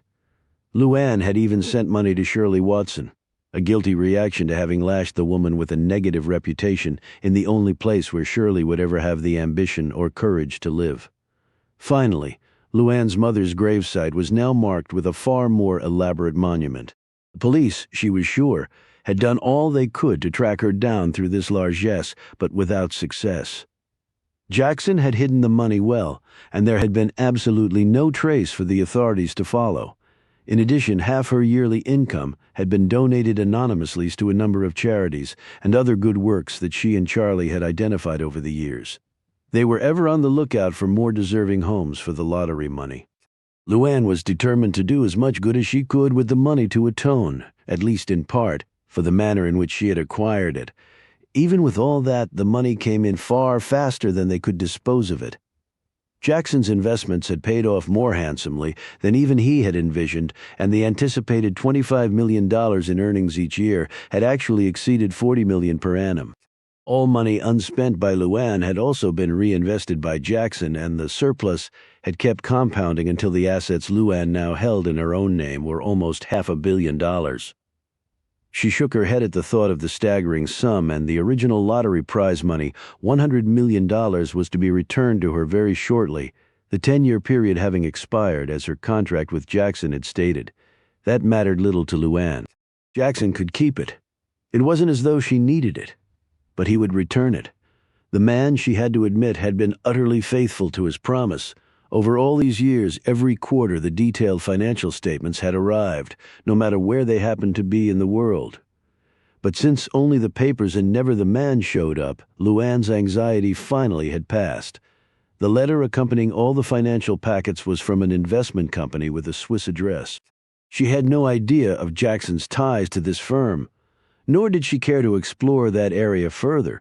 She had seen enough of him to be respectful of his volatility, and more disturbingly, of the extreme consequences which he was capable of causing. She also remembered how he had been prepared to kill her if she had rejected his offer. There was something not quite natural about him. The powers he seemed to possess could hardly be of this world. She stopped at a large oak. From one of its branches a long knotted rope dangled. Luann gripped the rope and lifted herself off the saddle while Joy, already quite familiar with this ritual, waited patiently, her arms moving like wonderfully calibrated pistons. Luann swiftly climbed to the other end of the rope, which was tied around a thick branch almost 30 feet off the ground, and then made her way back down. She repeated the process twice more. She had a fully equipped gymnasium in her home where she worked out diligently. It wasn't vanity. She had little interest in how it made her look. She was naturally strong, and that physical strength had carried her through many a crisis. It was one of the few constant things in her life, and she was loath to let it disappear. Growing up in Georgia, she had climbed many trees, run through miles of countryside, and jumped many ravines. She had just been having fun.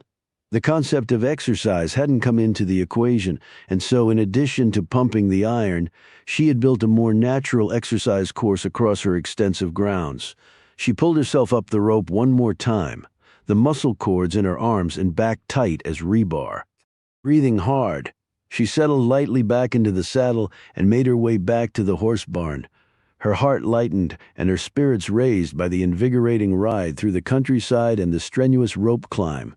In the large storage building next to the horse barn, one of the groundspeople, a beefy man in his early 30s, had just started splitting logs with a sledgehammer and wedge. Luann glanced at him through the open doorway as she rode by. She quickly unsaddled Joy and returned the horse to its stall. She walked over to the doorway of the outbuilding. The man briefly nodded to her and then continued his work. He knew she lived in the mansion. Other than that, he knew nothing about her. She watched the man for a minute and then took off her coat, lifted a second sledgehammer off the wall, squeezed a spare wedge between her fingers, testing its weight, set a log up on the block, tapped the wedge into its rough surface, stepped back and swung cleanly. The wedge bit deep but didn't cleave the log in two. She hit it again, dead center, and then again. The log broke clean. The man glanced at her in surprise, then shrugged and kept splitting. They both pounded away, barely 10 feet from each other. The man could split a log with one swing of the hammer, while it continued to take Luann 2 and sometimes 3 blows. He smiled over at her, the sweat showing on his brow. She kept pounding away, though, her arms and shoulders working in precise unity, and within 5 minutes she was cracking a log with one blow, and before he knew it she was doing it faster than he. The man picked up his pace, the sweat falling faster across his brow, his grin gone as his breaths became more painful. After 20 minutes he was taking 2 and 3 strikes to crack a log as his big arms and shoulders started to tire rapidly, his chest heaving and his legs rubbery. He watched in growing amazement as Luann continued, her pace steady, the strength of her blows against the wood totally undiminished. In fact, she seemed to be hitting the wedge harder and harder. The sound of metal on metal rang out louder and louder. Finally, the man dropped the sledgehammer and leaned back against the wall, his gut heaving, his arms dead, his shirt drenched in perspiration despite the chilly weather. Luann finished her pile of logs and, barely missing a stroke, finished off his stack as well. Her work complete, she wiped her forehead and replaced the sledgehammer on the wall hook before glancing over at the puffing man as she shook out her arms. "You're very strong," she said, looking at the substantial pile of wood he had split as she put her coat back on. He looked at her in surprise and then started laughing. "I was thinking that too before you came along. Now I've half a mind to go work in the kitchen." She smiled and patted him on the shoulder. She had chopped wood virtually every day of her life from the time she had started school until she was 16. She hadn't done it for exercise like now. Back then she had done it to keep warm. "Don't feel bad. I've had a lot of practice." As she walked back up to the house, she took a moment to admire the rear facade of the mansion. The purchase and renovation of this house had been by far her greatest extravagance, and she had done it for 2 reasons. First, because she was tired of traveling and wanted to settle down, although she would have been happy in something far less magnificent than what she was staring at. Second, and more important, she had done it for the same reason she had done most things over the years, for Lisa to give her a real home with a sense of permanence where she could grow up, marry, and have children of her own. Home the last 10 years had been hotels, rented villas, and chalets. Not that Luann was complaining about existing in such luxury, but none of them were home. The tiny trailer in the middle of the woods all those years ago had had far deeper roots for her than the most extravagant residence in Europe. Now they had this. Luann smiled at the sight, big, beautiful, and safe. At the thought of the last word, Luann suddenly huddled in her coat as a wind broke through the stand of trees. Safe? When they had gone to bed last night, they had been safe and secure, or as much as one could be living the kind of existence they all did. The face of the man in the Honda sprang up before her, and she closed her eyes tightly until it finally went away. In its place came another image. The man's face stared at her with many emotions passing across it. Matthew Riggs had risked his life for her, and the best she could do was accuse him of lying. And with that response, she had only served to make him more suspicious. She pondered a moment, and then sprinted toward the house. Charlie's office was straight out of a men's club in London, with a magnificent wet bar of polished walnut occupying one corner. The custom-built mahogany desk had neatly sorted piles of correspondence, bills, and other household matters. Luann quickly flipped through his card file until she found the one she wanted and plucked it out. She then took out a key Charlie kept high up on a shelf and used it to open a drawer in his desk. She took out the .38 revolver, loaded it, and carried it upstairs with her. The weight of the compact weapon restored some of her confidence. She showered, changed into a black skirt and sweater, threw on a full-length coat, and went down to the garage. As she drove down the private road, one hand tight around the pistol in her coat pocket, Luann anxiously looked around. For the Honda could be lurking. She breathed a sigh of relief when she hit the main road and was still all alone. She glanced at the address and phone number on the business card and wondered whether she should call first. Her hand hesitated over the car phone, and then she decided just to chance it. If he wasn't there, then maybe it was best. She didn't know whether what she was planning would help or hurt matters. Ever one to choose action over passivity, she couldn't change her ways now.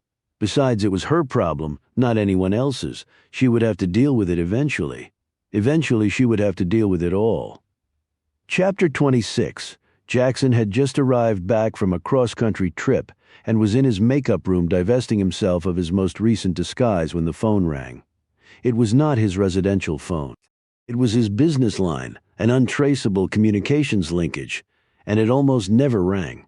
Jackson called out on the line often during the business day to convey precise instructions to his associates across the globe. Almost no one ever called him, however, and that was the way he wanted it. He had a myriad of other ways to ascertain whether his instructions were being carried out. He snatched up the phone. "Yes? I think we might have a problem here, or it may be nothing," the voice said. "I'm listening."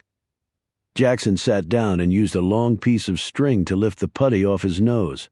Then he removed the latex pieces adhering to his face by tugging gently on their edges. "As you know, 2 days ago we wired income from the last quarter to Catherine Savage's account in the Caymans, to Banque Internationale, just like always." "So? Is she complaining about the rate of return?" Jackson said sarcastically. He tugged firmly on the back edges of his snow-white wig and then pulled up and then forward. He next removed the latex skullcap and his own hair sprang free. "No, but I got a call from the wire department at Banque and they wanted to confirm something." "What was that?" Jackson cleansed his face while he was listening, his eyes scanning the mirror as layer after layer of concealment was removed. That they had wired all the monies from Savage's accounts to Citibank in New York. New York! As he absorbed this stunning news, Jackson opened his mouth wide and removed the acrylic caps. Instantly, dark, misshapen teeth became white and straight. His dark eyes glittered menacingly, and he stopped removing his disguise. "First, why would they call you if it was her account?" "They shouldn't have. I mean, they never have before. I think the guy at the wire desk down there is new. He must have seen my name and phone number on some of the paperwork and figured I was a principal on the receiving account instead of being on the other end of the transaction, the sending account." "What did you tell him? I hope you didn't excite any suspicion." "No, not at all," the voice said nervously. "I simply thanked him and said that was correct. I hope I did the right thing, but of course I wanted to report it to you right away. It seemed unusual." "Thank you. Anything you want me to do on follow-up?" "I'll handle it." Jackson hung up the phone. He sat back and fiddled absently with the wig. None of Luann's money was ever supposed to end up in the United States. Money in the United States was traceable. Banks filed 1099s with the IRS and other documents detailing income and account balances. Social Security numbers were communicated and kept as part of the official record filings with the IRS on behalf of the taxpayer were required. None of that was ever supposed to happen in Luann's case. Luann Tyler was a fugitive. Fugitives did not return to their homeland and start paying their taxes, even under assumed names. He picked up his phone and dialed a number. "Yes, sir?" the voice asked. Jackson said the taxpayer's name is Catherine Savage. Jackson provided her social security number and other pertinent information. You will find out immediately whether she has filed a U.S. tax return or any other type of documents with the IRS.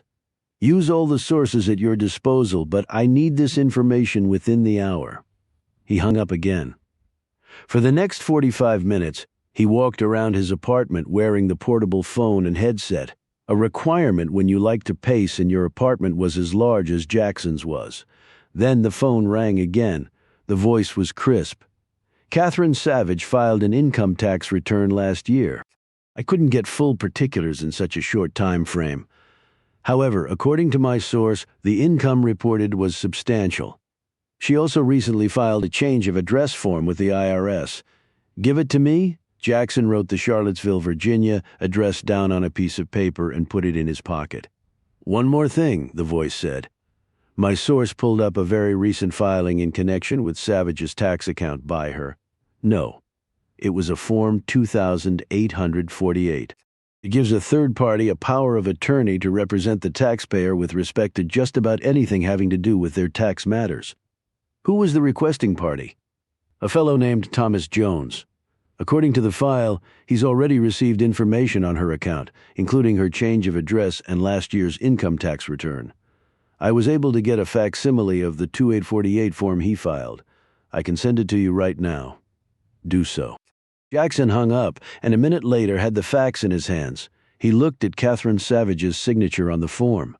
He pulled out the originals of the documents Luann had signed 10 years earlier in connection with their agreement for the lottery winnings.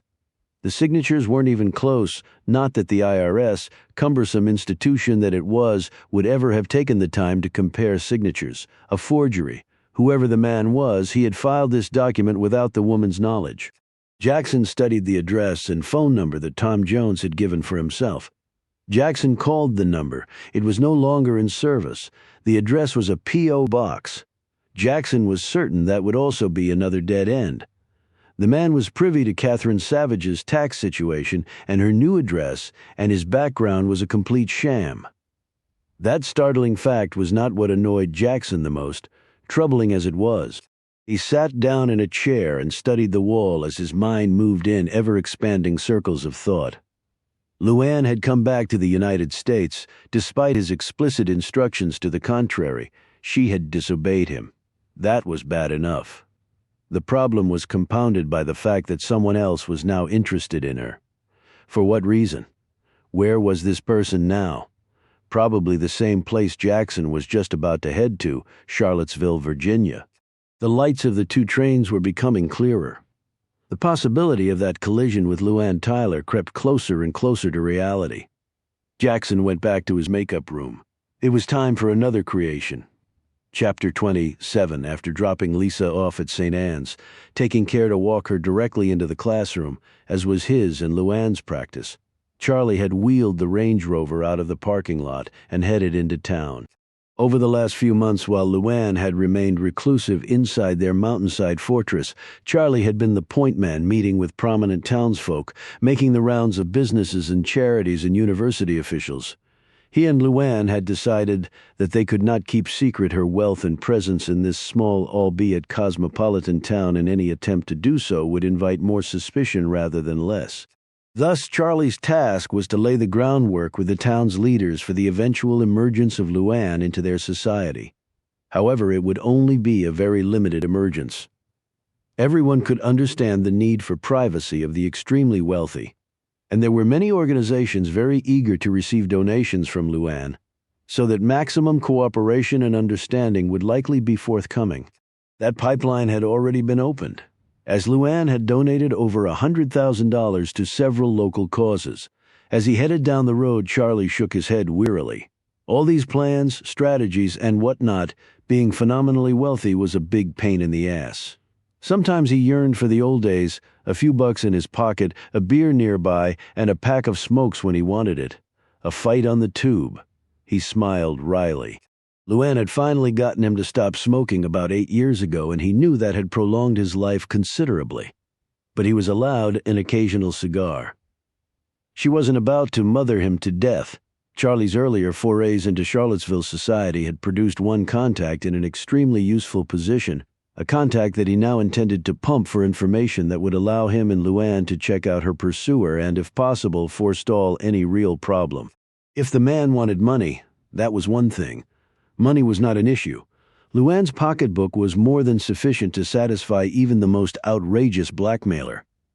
But what if the issue wasn't simply money? The problem was, Charlie was unsure exactly what the man knew or didn't know. He had mentioned Luann's real name. Did he also know about Dwayne Harvey's murder and Luann's relationship to the dead man? The warrant that had been issued for Luann's arrest 10 years ago.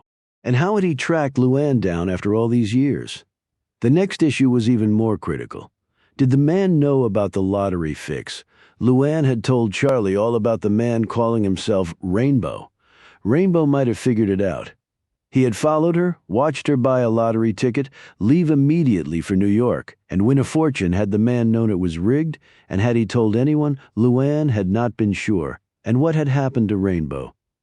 Charlie licked his lips nervously. He had never really known Jackson, never even seen him.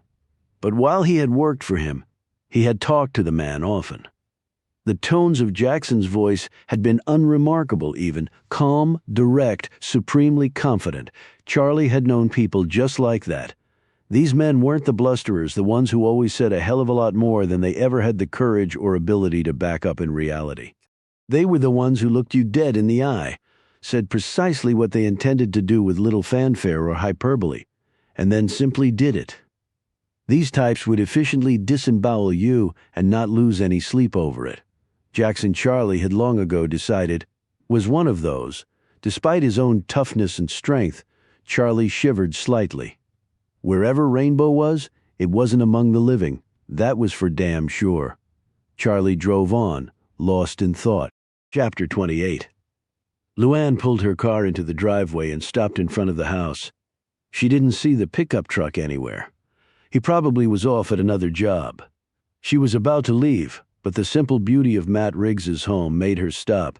Get out of the BMW and go up the plank steps, the graceful lines of the old structure, the obvious care and skill which had gone into rehabbing it made her eager to explore the place, even if its owner was absent. She moved around the broad porch, running her hand along its intricate wooden scrollwork. She opened the screen door and knocked at the front door, but there was no answer. She hesitated and then tried the doorknob. It turned easily in her hand. People had not locked their doors where she had grown up either. As security conscious as she was now, it was good to know there were still places like that left in the world. She hesitated again. Entering the man's home without his knowledge might only compound matters. However, if he never found out, she might be able to obtain some useful information about him, something she could use to help extricate herself from this potential disaster. She pushed open the front door and then closed it softly behind her. The living room had random width oak flooring splotched and mottled with age. The furnishings were simple but carefully arranged, and each was of excellent quality. Luann wondered whether Matt Riggs bought the pieces in broken condition and then worked on them. She moved through the rooms, stopping to admire the man's handiwork here and there. The slight smell of varnish hovered over various pieces of furniture. The place was neat and clean. There were no pictures of family, no wife, no kids. She didn't know why, but this struck her as odd. She reached his office and peered inside, quietly moving over to his desk. She stopped for a moment as she thought she heard a sound come from somewhere within the house. Her heart started to race and she briefly contemplated fleeing. The sound wasn't repeated, however, and she calmed down and seated herself behind the desk. The first thing that caught her eye was the paper on which Riggs had jotted down the notes, her name and other information about her. Then she glanced at the information on the Honda. She looked at her watch. Riggs was clearly not a man who believed in idleness, and he was able to get information from sources that were obviously more than a little sophisticated. That was troubling. Luann jerked her head up as she looked out the broad window into the backyard. There was a barn-like structure there. The door was open slightly. Luann had thought she had noted movement there. As she got up to go outside, her hand dipped into her jacket pocket and closed around the .38. When she exited the house, she started to head back to her car. Then her curiosity got the better of her, and she crept over to the barn door and peered inside. An overhead light illuminated the area. Well, it was set up as a workshop and storage facility. In front of two entire walls were sturdy workbenches and tables and more tools than Luann had ever before seen in one place. The two other walls had shelving where wood supplies and other materials were stacked in precise configurations. As Luann moved inside, she eyed the staircase at the rear of the structure. In former times, she was certain it would have led to a hayloft. Riggs, however, had no animals in need of hay, at least that she could see. She wondered what it housed now. She took the steps slowly. When she reached the top, she stared in amazement. The place was set up as a small study and observation area. Two bookcases, a beat-up leather chair, an ottoman, and an ancient pot-bellied stove stared back at her. In one corner, an old-fashioned telescope was set up to look out a huge window in the rear of the barn. As Luann climbed up and looked through the window, her heart started to pound. Riggs's truck was parked behind the barn. As she turned to run down the stairs, she found herself staring down the barrel of a 12-gauge shotgun. When Riggs saw who it was, he slowly lowered the weapon. "What the hell are you doing here?" She tried to move past him, but Riggs grabbed her arm. She just as quickly pulled it free. "You scared me to death," she said. "Sorry. Now what the hell are you doing here?" "Is this how you usually welcome company into your home?" "Company usually comes in through the front door and only after I've opened it." He looked around. "This sure as hell isn't my front door, and I don't remember inviting you in." Luann moved away from him as she looked around the space and then returned her gaze to his angry features. "This is a nice place to come and think. How would you like to build me something like this at my house?" Riggs leaned up against the wall. He still held the shotgun in the down position, but he could swing it up into a firing position in the matter of a second. "I would think you'd want to see my work on the fence before you hired me for something else, Miss Savage." She feigned surprise at the sound of her name, but apparently not enough to satisfy Riggs. "So, did you find anything else of interest in my office besides my homework on you?" She looked at him with even more respect. "I'm a little paranoid about my privacy. So I noticed. Is that why you carry a pistol?" Luann looked down at her pocket. A sliver of the .38 was visible. "You have good eyes. A .38 doesn't have such great stopping power. If you're serious about your privacy and your security, you might want to step up to a 9mm. A semi-automatic over a revolver is a no-brainer." The hand holding the shotgun twitched for an instant. "I tell you what, you take the revolver out, muzzle first, and I'll stop fussing with my shotgun here. I'm not going to shoot you." "That's absolutely right, you're not," he said evenly. "Please do as I say, Miss Savage, and do it very slowly." Luann took the pistol out, holding it by the barrel. "Now unload it and put the bullets in one pocket and the pistol in the other. And I can count to 6, so don't try to be cute." Luann did as she was told, looking at him angrily. "I'm not used to being treated like a criminal. You break into my house carrying a weapon, that's exactly how I'm going to treat you. Count yourself lucky that I didn't shoot first and ask questions later. Buckshot can be very irritating to the skin. I didn't break in, the door was open. Don't try that one in a court of law," he fired back. When Riggs had confirmed that she had emptied the revolver, he broke open the shotgun and laid it down on the bookcase. He crossed his arms and studied her, slightly unnerved. Luann went back to her original train of thought. "My circle of friends is very small. When somebody intrudes on that circle, I tend to get curious." "That's funny, you call it intrusion. But what I did this morning ordinarily would be called coming to the rescue." Luann brushed a strand of hair out of her face and looked away for a moment. "Look, Mr. Riggs, my friends call me Matt. We're not friends, but I'll allow you the privilege," he said coolly. "I'd rather call you Matthew. I don't want to break any of your rules." Riggs looked startled for a moment before settling back down. "Whatever. Charlie said you were a cop." "I never said so." She looked at him, surprise now clear on her features. "Well, were you? What I was really isn't any of your business. And you still haven't told me what you're doing here." She rubbed her hand across the old leather chair. She didn't answer right away, and Riggs was content to let the silence endure until she broke it. "What happened this morning is a little more complicated than it appeared. It's something that I'm taking care of."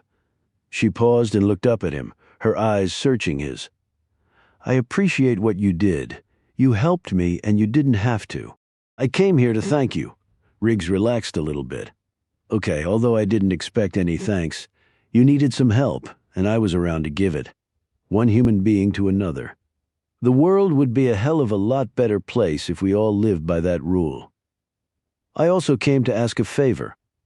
Riggs inclined his head toward her, waiting. "The situation this morning, I would appreciate it if you'd just forget about it. Like I said, Charlie and I are taking care of it. If you got involved, it might make things more difficult for me." Riggs took this in for a few moments. "Do you know the guy?" "I really don't want to get into it." Riggs rubbed his chin. "You know, the guy banged me up, so I already feel like I'm involved." Luann moved closer to him. "I know you don't know me, but it would mean a lot if you would just drop it. It really would." Her eyes seemed to widen with each word spoken. Riggs felt himself drawing closer to her, although he hadn't physically budged an inch. Her gaze seemed to be pasted onto his face. All the sunlight streaming through the window seemed to be blocked out as though an eclipse were occurring. "I'll tell you what, unless the guy gives me any more trouble, I'll forget it ever happened." Luann's tensed shoulders slumped in relief. "Thank you." She moved past him toward the stairs. The scent of her perfume drifted through his nostrils. His skin started to tingle. It had been a long time since that had happened. "Your home is beautiful," she said. "It certainly doesn't compare to yours." "Did you do it all yourself?" "Most of it. I'm pretty handy." "Why don't you come by tomorrow and we can talk about you doing some more work for me?" "Miss Savage." "Call me Catherine." "Catherine, you don't have to buy my silence? Around noon, I can have some lunch ready?" Riggs gave her a searching look and then shrugged. "I can make that." As she started down the stairs, he called after her. "That guy in the Honda. Don't assume he's going to give up?" She glanced back at the shotgun for one significant moment before settling her gaze on him. "I never assume anything anymore, Matthew." "Well, it's a good cause, John, and she likes to help good causes." Charlie leaned back in his chair and sipped the hot coffee. He was sitting at a window table in the dining room of the Boar's Head Inn off Ivy Road, a little west of the University of Virginia. 2 plates held the remnants of breakfast. The man across from him beamed. "Well, I can't tell you how much it means to the community. Having her here, both of you, is just wonderful." Wearing a costly double-breasted suit, with a colorful handkerchief dangling from the outer pocket and matching his polka-dot tie, the wavy-haired John Pemberton was one of the area's most successful and well-connected real estate agents. He also sat on the boards of numerous charities and local committees. The man knew virtually everything that happened in the area, which was precisely the reason Charlie had asked him to breakfast. Further, the commission on the sale of Luann's home had landed 6 figures in Pemberton's pocket, and he was, thus, an eternal friend. Now he looked down at his lap, and a sheepish grin appeared on his handsome features when he looked back up at Charlie. "We are hoping to actually meet Miss Savage at some point." "Absolutely, John. Absolutely. She's looking forward to meeting you, too. It'll just take some time. She's a very private person, you understand." Of course, this place is full of people like that. Movie stars, writers, people with more money than they know what to do with." An involuntary smile played across Pemberton's lips. Charlie assumed the man was daydreaming about future dollars of commission when these wealthy folk moved in or out of the area. "You'll just have to live with my company for a little while longer." A grin creased Charlie's features. "And very enjoyable company it is, too," Pemberton replied automatically. Charlie put down his coffee cup and pushed his breakfast plate away. If he still smoked cigarettes, he would have stopped to light one up. "We have Matt Riggs doing some work for us," putting in the security fence. "Yes, I know." Undoubtedly his biggest job to date. Upon noting Charlie's surprised look, Pemberton smiled in an embarrassed fashion. Despite its cosmopolitan appearance, Charlottesville really is a small town. There is very little that happens that isn't known by most people soon thereafter. At those words, Charlie's spirits plummeted. Had Riggs already told someone? Had they made a mistake coming here? Should they have planted themselves amid the 7 million residents of New York City instead? With an effort, he shook off these numbing thoughts and plunged ahead. "Right. Well, the guy had some terrific references. He does very good work, dependable and professional." He hasn't been here all that long by the standards of most locals, about 5 years. But I've never heard a bad word said about him. Where'd he come from? Washington, D.C., not the state of Pemberton, fingered his teacup. So he was a builder up there then? Pemberton shook his head. No, he got his general contractor's license after he got here. Still, he could have apprenticed up there. I think he had some natural talent for the trade. He's a first-rate carpenter, but he apprenticed with Ralph Steed, one of our best local builders, for 2 years. Ralph passed away about that time, and that's when Riggs went out on his own. He's done very well. He's a hard worker, and landing that fence job doesn't hurt any. True. Still, the guy just shows up in town one day and plunges into something new that takes some balls.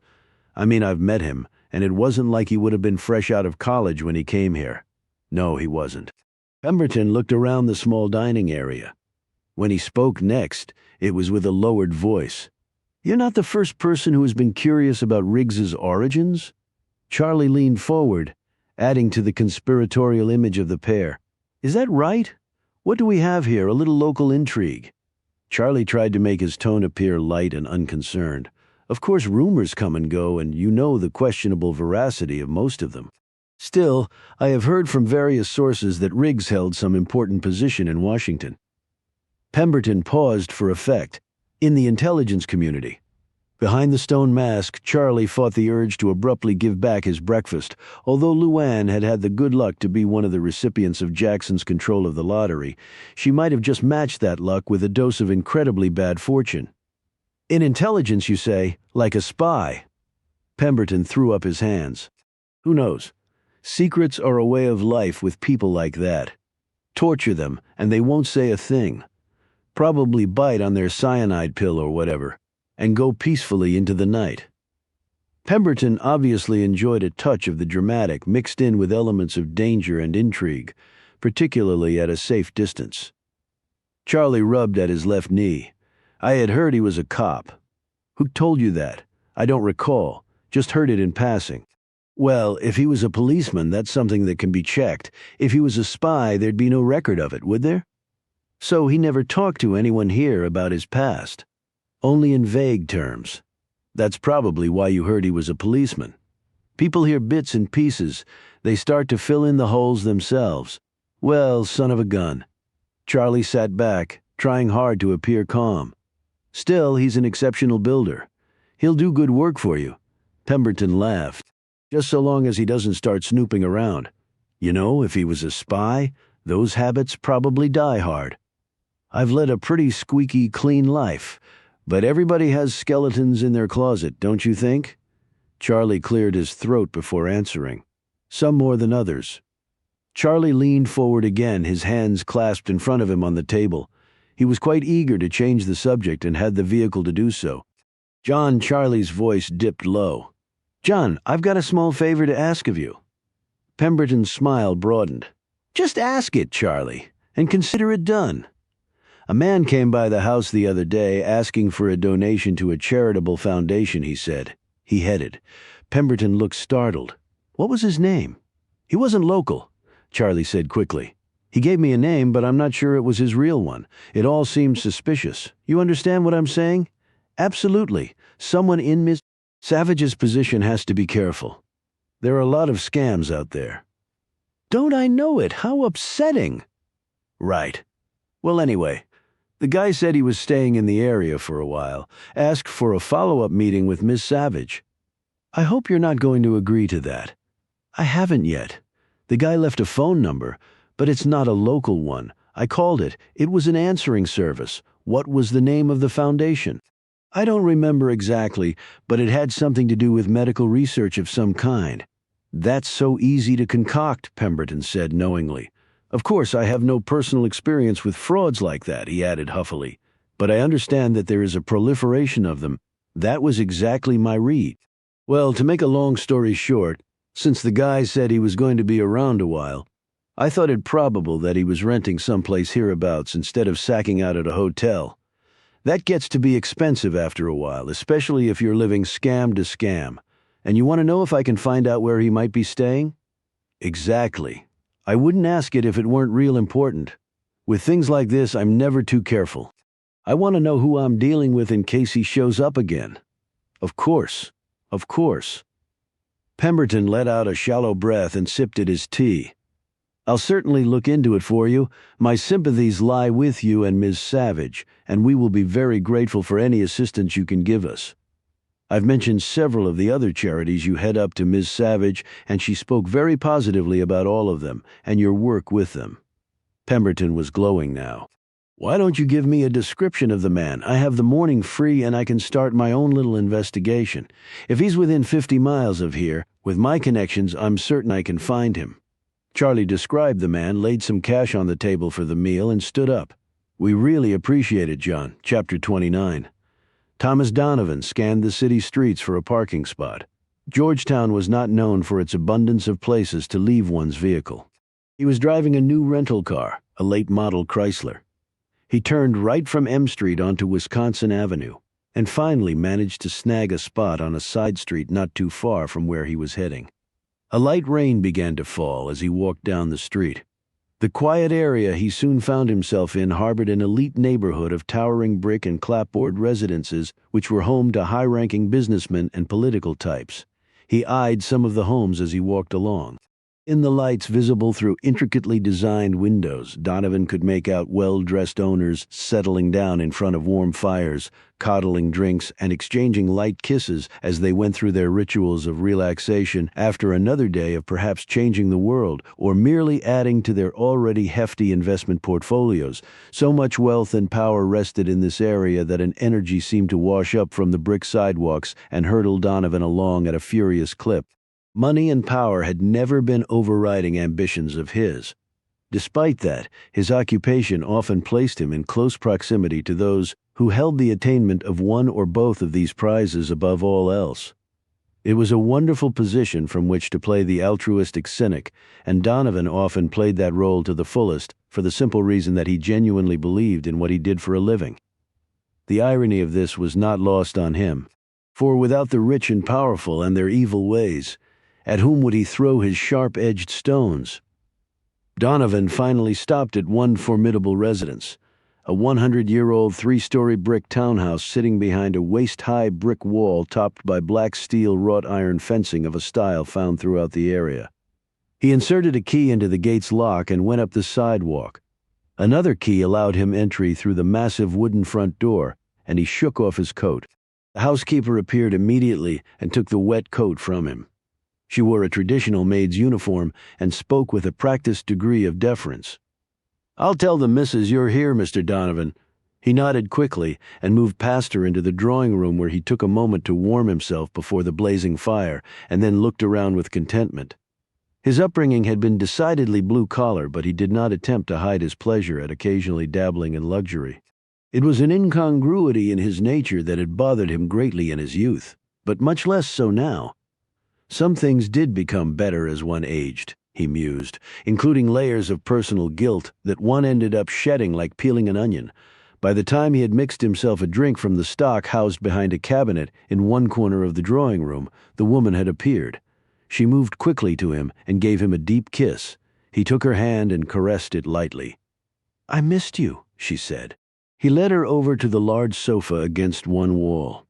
Their knees touched as they sat close together. Alicia Crane was petite in her mid-30s, with long hair that was looking more ash than blonde with each passing day. Her dress was costly, and the jewelry clinging to her wrists and ears easily matched the richness of the garment. However, the image was one of quiet wealth and sophistication.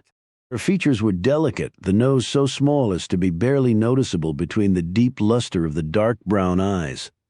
While she was not a traditional beauty, her obvious wealth and refinement had inspired a certain look that was pleasant enough.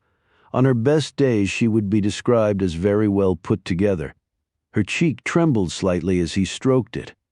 "I missed you too, Alicia. A lot. I don't like it when you have to be away." Her voice was cultured and dignified, its cadence slow and exact. It was a voice seemingly too formal for a relatively young woman. "Well, it's part of the job," he smiled at her. "But you're making that job a lot more difficult to do." He was attracted to Alicia Crane. While not the brightest star in the universe, She was a good person without the pretenses and airs that her level of wealth usually stamped on its possessors. With a start, she stared. "Why in the world did you shave off your beard?" Donovan rubbed his hand across the smooth skin. "Change of pace," he said quickly. "You know, men go through their own form of menopause. I think it took about 10 years off the mug. What do you think? I think you're just as handsome without it as you were with it. In fact, you remind me a little of Father, when he was a younger man, of course. Thanks for lying to an old man," he smiled. "But being compared to him, well, that's high praise. I can have Maggie put on some supper. You must be starved." She gripped his hand with both of hers. "Thank you, Alicia. And maybe a hot bath after that. Of course, the rain is so chilling this time of year." She hesitated for a moment. "Will you have to leave again soon?" "I was thinking we could go down to the islands.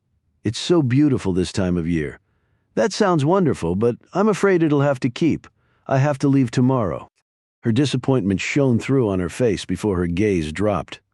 "Oh, I see." He tucked one hand under her chin and stared into her eyes. "Alicia, I had a breakthrough today. A breakthrough that I wasn't sure would happen. It was a risk on my part, but sometimes you have to take risks if you want the payoff." He remembered from that morning the haunted look in Luann Tyler's eyes. "All that sniffing around, never sure if anything's going to turn up, but that's all part of the game." "That's wonderful, Thomas. I'm so happy for you. But I hope you didn't place yourself in personal danger. I don't know what I would do if anything happened to you." He sat back as he contemplated his daredevil morning. "I can take care of myself, but I don't take unnecessary risks. I leave that for the kiddies coming up." His voice was calming. He glanced over at her. The look on her face was that of a child listening to her favorite hero recount a past adventure. Donovan finished his drink. A hero. He liked the feeling. Who wouldn't? Who didn't need that kind of unadulterated admiration every now and then? He smiled deeply and gripped Alicia's small hand in his. "I promise you something. After I break this story, we're going to take a long vacation. Just you and me someplace warm, with plenty to drink, and I can dust off my talents as a sailor. I haven't done that in a long time, and I can't think of anyone I'd rather do it with. How's that sound?" She laid her head against his shoulder and squeezed his hand tightly. "Wonderful." Chapter 30. "You invited him for lunch?" Charlie stared at Luann with a mixture of anger and frustration on his grizzled face. "Would you mind telling me why you did that? And would you mind telling me why the hell you went there in the first place?" They were in Charlie's office. Luann stood next to the bulky desk while Charlie sat in front of it. He had unwrapped a thick cigar and was about to light it when Luann had delivered the news of her excursion that morning. Defiance was all over Luann's features as she scowled back at him. "I couldn't just sit around and do nothing. I told you I was going to handle it." "What? You don't trust my judgment anymore?" "Of course I do, Charlie. It's not that." Luann dropped her defiant stance, perched on the edge of his chair, and ran her fingers through his thinning hair. "I figured if I could get to Riggs before he had a chance to do anything, apologize and then get him to drop it, we'd be free and clear." Charlie shook his head, wincing as a small pain worked at his left temple.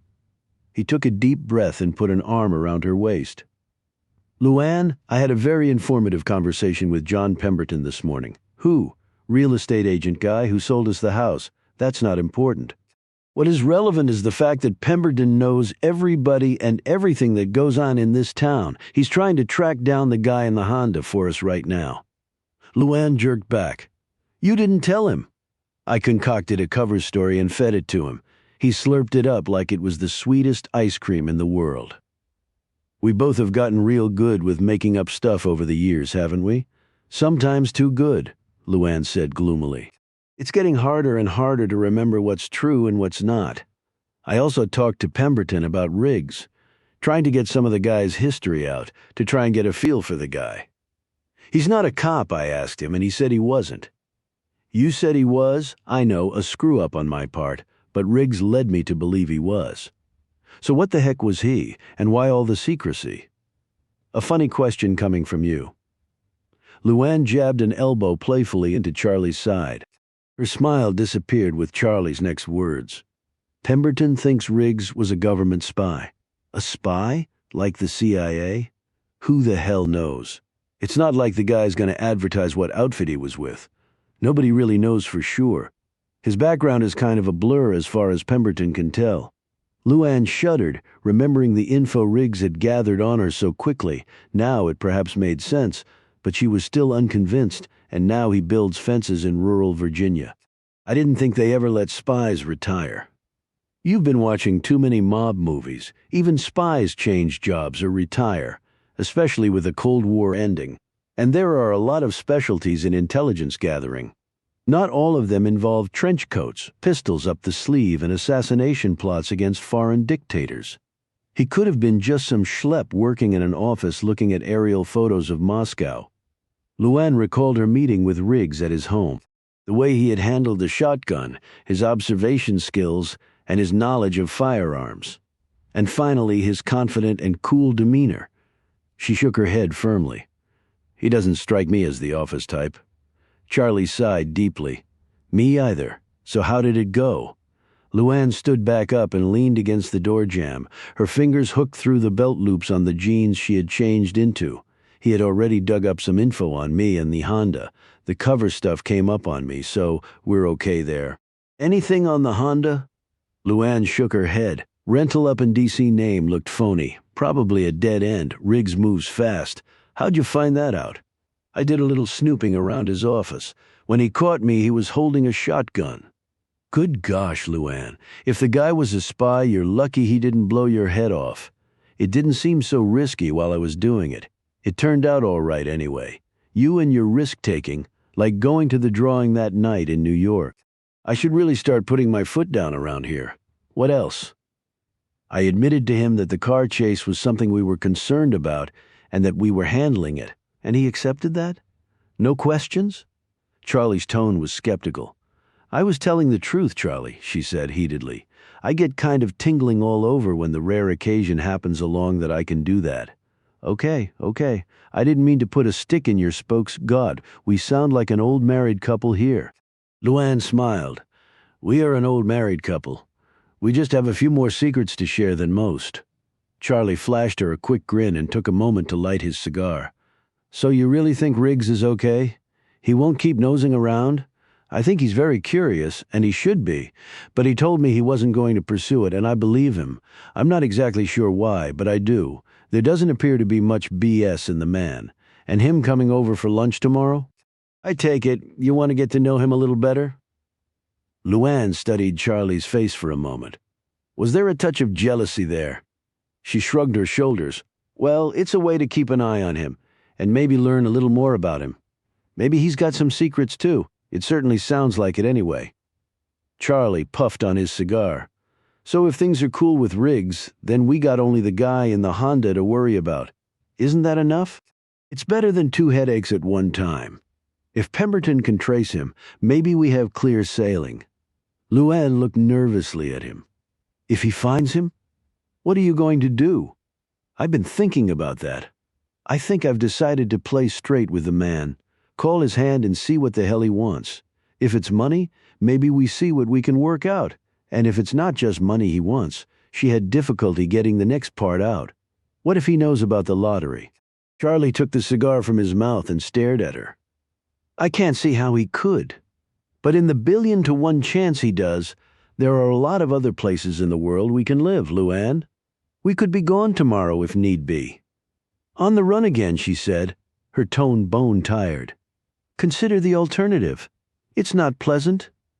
She reached out and plucked the cigar from between his fingers. Clenching it between her teeth, she drew the smoke in and then let it slowly out. She handed it back to him. When is Pemberton supposed to get back to you? No set time. Could be tonight. Could be next week. Let me know when you hear from him. You'll be the first to know, milady. She turned to leave. Oh, am I invited to this lunch tomorrow? He asked. She glanced back. I was kind of counting on it, Charlie. She smiled prettily and left. He stood up and watched her glide gracefully down the hallway. Then he closed the door to his study and sat down at his desk, puffing thoughtfully on his stogie. Riggs had put on a pair of chino pants, and the collar of his button-down shirt peeked out from under his patterned sweater. He had driven over in a Jeep Cherokee he had borrowed while his pickup truck was in the shop having its bumper repaired. The Jeep seemed more fitting to the affluent surroundings than his battered truck anyway. He smoothed down his freshly washed hair before climbing out of the Cherokee and walking up the steps of the mansion. These days he didn't usually dress up, except for the occasional social event he attended in town. He had finally decided a jacket and dress slacks was too pretentious. It was only lunch after all, and who knew the lady of the house might ask him to do some on-site work. The door was answered by the maid who escorted Riggs to the library. Riggs wondered if he had been watched as he had pulled up in the circle. Maybe there were video cameras trained on that area as well, with Catherine Savage and her sidekick Charlie sitting in some observation room crammed floor to ceiling with TV monitors. He looked around the spacious area and noted with due respect the numerous volumes lining the walls. He wondered if they were for show only. He had been in places where that was the case. Somehow he didn't think that was true here. His attention fell upon the photos lining the fireplace mantel. There were ones there of Charlie and a little girl who strongly resembled Catherine Savage, but none of Catherine Savage. That seemed odd, but the woman was odd, so there was some semblance of consistency there. He turned when the double doors to the library opened. His first real encounter with the woman in his reconfigured hayloft had not prepared him for his second. The golden hair tumbled down the stylishly flared shoulders of a black one-piece dress that ended at her bare calves and didn't miss any contour of her long, curvy body along the way. It struck him that on her the garment would have seemed equally appropriate at a state fair or a White House dinner. She wore matching black low-heel shoes, the image of a sleek, muscular panther gliding toward him held fast in his mind. After giving it some thought, Riggs had decided that the woman's beauty was undeniable, but wasn't perfect after all. Whose was? And another remarkable detail now emerged. While there were fine lines beginning to carve themselves around her eyes, Riggs noticed the almost complete absence of lines around her mouth, as though she had never smiled. Curiously, the small scar on her jaw considerably heightened her attraction, he felt. Perhaps by silently forging a layer of danger, of adventure into her past. "I'm glad you could make it," she said, moving briskly forward and extending a hand which Riggs shook. He was again amazed at the strength he felt in that grip. Her long fingers seemed to swallow his big, calloused hand. "I know contractors have numerous emergencies during the day. Your time is never your own." Riggs eyed the walls and ceilings of the library. "I heard about some of the renovations you had done here. I don't care how good the GC is. Something this complex, things get out of whack every now and then." Charlie handled all of that. "But I think things went fairly smoothly. I'm certainly pleased with the end product. I could see that. Lunch will be ready in a few minutes. Sally is setting it up in the rear veranda. The dining room seats about 50, and I thought it might be a little overwhelming for 3. Would you like something to drink beforehand? I'm okay." He pointed at the photos. "Is that your daughter? Or younger sister?" She blushed and then followed his gesture, but settled herself on the couch before answering. "My daughter Lisa, she's 10 years old. I can't believe that. The years go by so quickly." Riggs looked her over in an unassuming manner. "You must have had her very young then. Younger than I probably should have, but I wouldn't give her back for anything in the world. Do you have children?" Riggs shook his head quickly and looked down at his hands. Never been that lucky. Luann had noted the absence of a wedding ring, although some men never wore them. She assumed a man who worked with his hands all day might not wear it simply for safety reasons. "Your wife?" "I'm divorced," he interjected. "Almost 4 years now." He put his hands in his pockets and again ran his eyes around the room. He could sense her following the path of his observations. "You?" he asked, settling his eyes back upon her. "Widowed." "I'm sorry," she shrugged. "It was a long time ago," she said simply. There was a ring in her voice that told Riggs the years had not managed to diminish the impact of the loss. "Miss Savage, please call me Catherine?" She smiled impishly. "All my close friends do." He smiled back and sat down next to her. "So where's Charlie? He's out running some errands. He'll be joining us for lunch, though. So he's your uncle?" Luann nodded. His wife passed on years ago. Both my parents are dead. We're really all the family left. I take it your late husband did very well for himself. Or maybe you did. I don't want to sound politically incorrect. Riggs grinned suddenly. Either that or one of you won the lottery. Luann's hand tightened perceptibly on the edge of the couch. My husband was a brilliant businessman who obviously left me very well off. She managed to say this with a casual air. He sure did, Riggs agreed. And you, have you lived here all your life? Gee, after my visit here yesterday, I thought you would have checked out my background thoroughly. I'm afraid I don't have quite the level of sources you obviously do. I didn't think builders had such an information network. Her eyes remained fixed on his. I moved here about 5 years ago. Apprenticed with a local builder who taught me the trade. He died about 3 years ago, and that's when I set up my own shop. 5 years. So your wife lived here with you for a year. Riggs shook his head. The divorce was final 4 years ago, but we had been separated for about 14 months. She's still up in D.C., probably always will be. Is she in politics? Attorney. Big partner at a big firm. She has some politically connected clients. She's very successful. She must be good then. That's still very much a man's world, like a lot of other ones. Riggs shrugged. She's smart, a great business getter. I think that's why we broke up. The marriage thing got in the way. I see, not what you'd call an original story.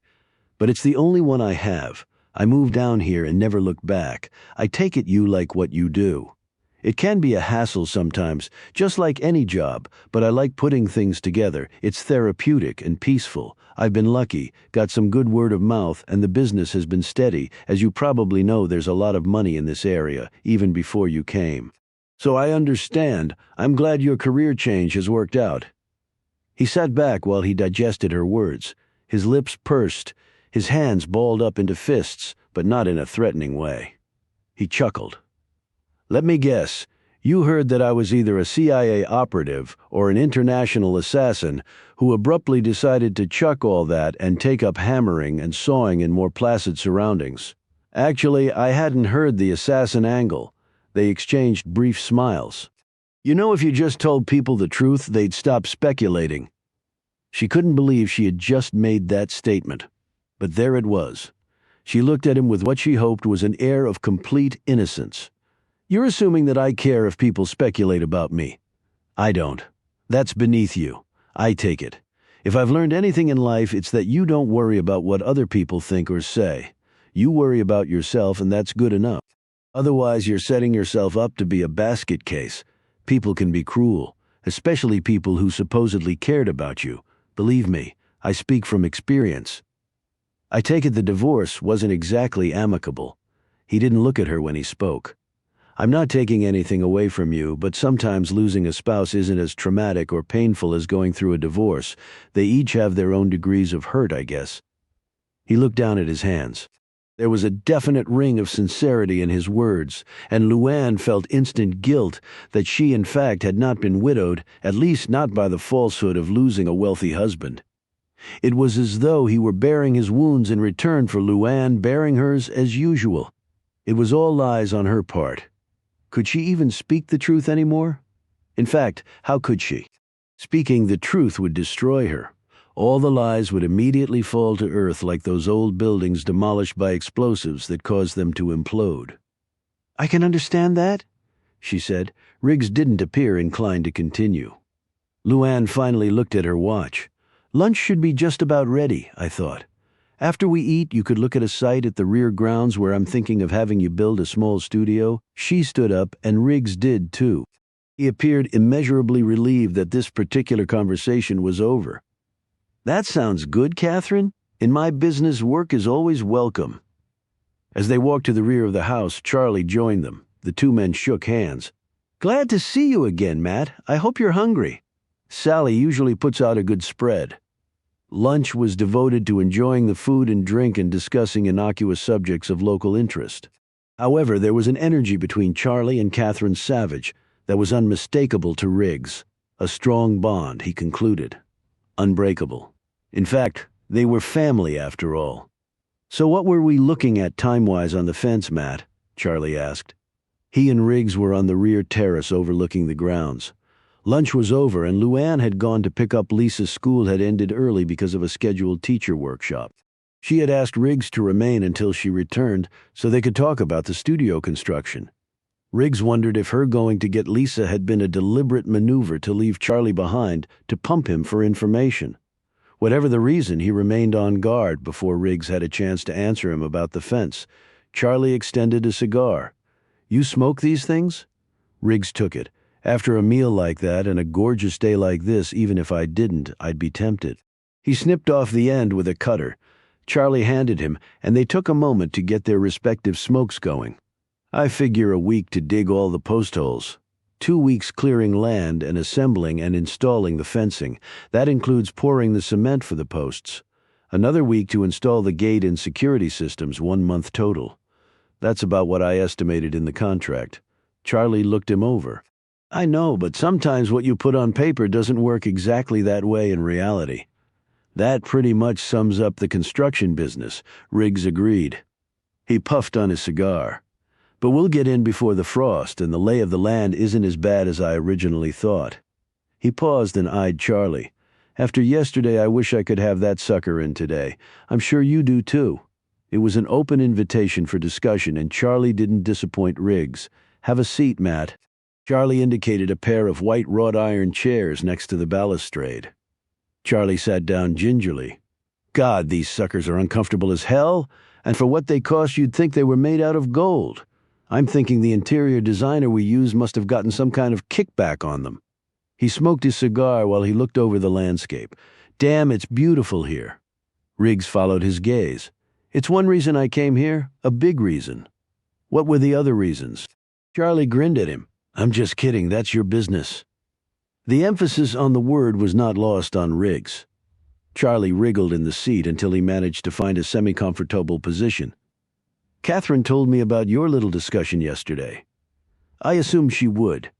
She shouldn't go sneaking around people's houses, though. That's not always a healthy thing to do." "That's exactly what I told her. I know it might be hard to see, but she's rather headstrong." The two men exchanged knowing chuckles. "I do appreciate your agreeing not to pursue it," Charlie said. "I told her so long as the guy didn't bother me, I wouldn't bother him." "Fair enough. I'm sure you can see that with all of Catherine's wealth, she's a target for a variety of scams, hustles, or downright threats. We have Lisa to worry about, too. We keep a real close eye on her." "You sound like you speak from experience." "I do. This isn't the first time, and it won't be the last. But you can't let it get to you. I mean, Catherine could buy a deserted island somewhere and make it impossible for anyone to reach her. But what kind of life would that be for her or Lisa? And you, it's not like you're tapping on the grave, Charlie. You look like you could suit up for the Redskins on Sunday." Charlie beamed at the compliment. "I actually played some semi-pro ball way back when, and I take care of myself, and Catherine nags me about my diet. I think she lets me smoke these things out of pity." He held up the cigar. "Although lately I'm feeling old beyond my years. But yeah, I don't want to live on a deserted island." "So any luck finding the guy in the Honda?" Riggs asked. "I'm working on it. Got some inquiries going." "Don't take offense at this, but if you find him, what do you plan on doing about it?" Charlie looked over at him. "What would you do?" "Depends on his intentions." "Exactly. So until I find him and determine what his intentions are, I don't know what I'm going to do." There was a slight trace of hostility in Charlie's tone that Riggs chose to ignore. He looked back over the countryside. "Catherine says she wants to put up an outdoor studio. Do you know where?" Charlie shook his head. "I really haven't discussed it with her. I think it was a recent impulse on her part." Riggs again looked over at him. Had that been a conscious slip on his part? It was as though Charlie were telling him point blank that the potential new piece of business was the payoff for Riggs keeping his mouth shut. Or was there another reason? What would she be using it for? The studio? Charlie glanced at him. "Does it matter?" "Actually, it does. If it's an art studio, I'd make sure there was sufficient lighting, maybe put in some skylights and a ventilation system to carry the paint fumes out. If she just wants to use it to get away, read, or sleep, I'd configure it differently." Charlie nodded thoughtfully. "I see.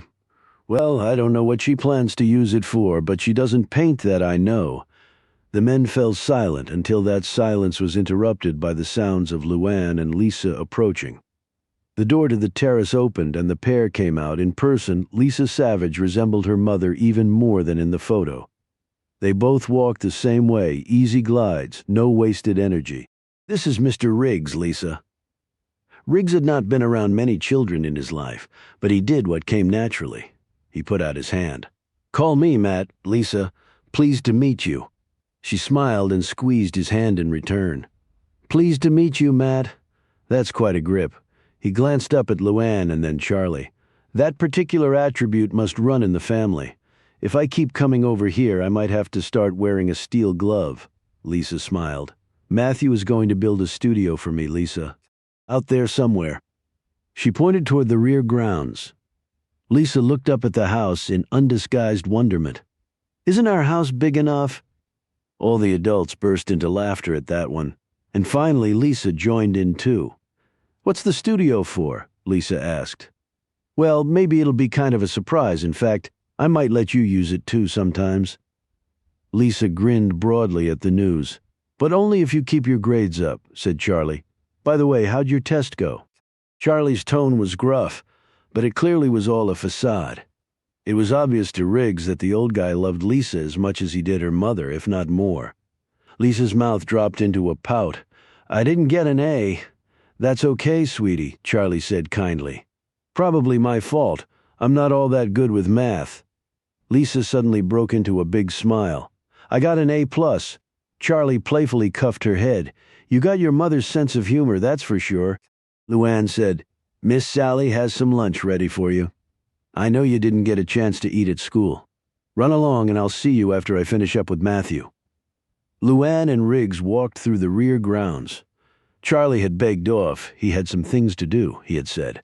After Riggs had walked the property, he pointed to a clearing that was level, had an unobstructed view of the distant mountains, but still had shade trees on two sides. "That looks like a nice spot. Actually, with this much land, you probably have a number of potential locations. By the way, if I knew what you were going to use the place for, I could make a more informed choice for the site." He looked around. "And you have a number of outbuildings already. Another option would be to convert one of those into a studio." "I'm sorry, I thought I was clear on that. I want it done from scratch. None of the other buildings would really do. I want it set up like yours, 2 stories. The first floor could be set up as a workshop for some of my hobbies. That is, when I get around to having some hobbies. Lisa is into drawing and she's getting pretty good. Maybe I could take up sculpting. That seems like a very relaxing pastime. On the second level, I want a wood stove, a telescope, comfortable furniture, built-in bookcases, maybe a small kitchen, bay windows." Riggs nodded and looked around. "I saw the pool area. Are you planning on a pool house and maybe tennis courts?" "Next spring. Why?" "I was just thinking that we might want to tie those and the studio into an overall plan. Use the same materials or some combo thereof with the pool house and the studio." Luann shook her head. "No, I want it separate. We'll put in a large gazebo for outdoor entertaining and all that. It'll be mostly Lisa using the pool and tennis courts. I want those facilities closer to the main house. The pool is already close. The studio I want farther away, sort of hidden." "That's fine. You certainly have the land." He checked out the slope of the property. "So do you swim or play tennis?" "I can swim like a fish, but I've never played tennis, and I really don't have any desire to start. I thought all rich people played tennis. That and golf. Maybe if you're born with money. I haven't always been wealthy." "Georgia." Luann looked sharply at him. "What?" "I've been trying to place your accent. Lisa's is all over the place. Yours is very faint, but it's still there. I'd guess you spent a lot of years in Europe, but you know what they say. You can take the girl out of Georgia, but you can't take Georgia out of the girl." Luann hesitated for a moment before replying. "I've never been to Georgia. I'm surprised. I'm usually pretty good at gauging that." "Nobody's perfect." She flicked her hair out of her eyes. "So what do you think?" She looked at the clearing. Riggs stared at her curiously for a moment before answering. "We'll have to draw up plans. They'll help you get it exactly the way you want. Although it sounds like you have a pretty good idea already. Depending on the size and complexity, it could take anywhere from 2 to 6 months. When could you start? Not any time this year, Catherine. You're that busy? It's got nothing to do with that. No sane builder would start on a project like that now. We need architectural plans, and we also need to get building permits. The ground will be freezing soon, and I don't like to pour footers after that, and we wouldn't be able to get it framed and under roof before winter set in. Weather can get real nasty up here. This is definitely a next spring project. Oh, Luann sounded deeply disappointed. She stared off at the site as though she were seeing her hideaway fully completed. Trying to make her feel better, Riggs said, "Spring will be here before you know it, Catherine, and the winter will allow us to work up a really good set of plans. I know a first-rate architect. I can set up a meeting." Luann was hardly listening. Would they even be here next spring? Riggs's news about the construction schedule had dissipated much of her enthusiasm for the project. "I'll see, thanks." As they walked back to the house, Riggs touched her shoulder. "I take it you're not into delayed gratification. If I could put it up for you right now, I would. Some sleazy builders might take on the job and charge you a healthy premium and then proceed to turn out a piece of crap that'll fall down in a year or two. But I take pride in my work, and I want to deliver a quality job for you." She smiled at him. "Charlie said you had excellent references. I guess I can see why." They were passing by the horse barn. Luann pointed at it and said, "I guess that counts as a hobby you ride." "I'm no expert, but I won't fall off either. We should go for a ride sometime. There are some beautiful trails around here." "I know," was Riggs's surprising reply. "I used to walk them before this property was sold. You made an excellent choice in real estate, by the way. Charlie found it. He's a good person to have around. He makes my life a lot easier. I don't know what I'd do without him. Nice to have somebody like that in your life." She cast a furtive glance at him as they continued back to the house. Chapter 31. Charlie met them at the rear entrance. There was a suppressed excitement in his manner, and the darting glances he gave Luann told her the reason. Pemberton had found where the man in the Honda was staying. While not showing it, Riggs picked up on the subtle undercurrents. "Thanks for the lunch," he said. "I'm sure you've got things to do, and I've got some appointments to take care of this afternoon." He looked over at Luann. "Catherine, let me know about the studio." "I will call me about going for a ride." "I'll do that." After he left, Charlie and Luann went into Charlie's study and closed the door. "Where is the guy?" she asked. "He's our neighbor." "What?" "A little rental cottage. Pretty isolated. It's not more than 4 miles from here, up Highway 22. I looked at some land up near there when we were thinking of building. Used to be a big estate up there, but now there's just the caretaker's cottage. Remember we took a drive up there a while back?" "I remember exactly. You could walk or ride it through the back trails. I've done it. The guy could have been spying on us for a while." "I know, that's what worries me. Pemberton gave me exact directions to the place." Charlie laid the paper with the directions down on his desk while he pulled on his coat. Luann took the opportunity to scan surreptitiously the directions and commit them to memory. Charlie unlocked a drawer of his desk. Luann's eyes widened as she watched him pull out the .38. He proceeded to load it. "What are you going to do?" she said fiercely. He didn't look at her as he checked the safety and put the gun in his pocket. "Like we planned. I'm going to go check it out." "I'm going with you." He looked at her angrily. "The hell you are." "Charlie, I am. What if there's trouble? You're saying that to me? You know what I mean. Let me check it out first, see what the guy's up to. I'm not going to do anything dangerous. So why the gun? I said I'm not going to do anything dangerous. I don't know about him. I don't like it, Charlie. You think I do? I'm telling you, it's the only way. Something happens. The last thing I want is you in the middle of it. I've never expected you to fight my battles for me." He touched her cheek gently. "You're not exactly twisting my arm here? I want you and Lisa to be safe and sound. In case you hadn't noticed, I've kind of made that my life's work by choice." He smiled. She watched him open the door and start to head out. "Charlie, please be careful."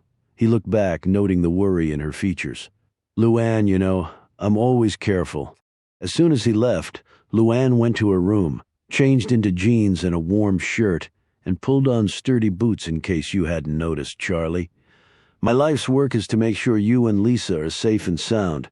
She grabbed a leather jacket from her closet and raced out of the house in the direction of the horse barn. She saddled Joy and then galloped off toward the maze of trails behind the mansion. As soon as Charlie hit the main road, Riggs started to follow from a safe distance in the Cherokee. Riggs had thought it a 50-50 possibility that something was going to happen as soon as he left. A friend of Riggs had mentioned seeing Pemberton and Charlie having breakfast the day before. That was smart on Charlie's part, and indeed was probably the path Riggs would have taken to track down the man in the Honda.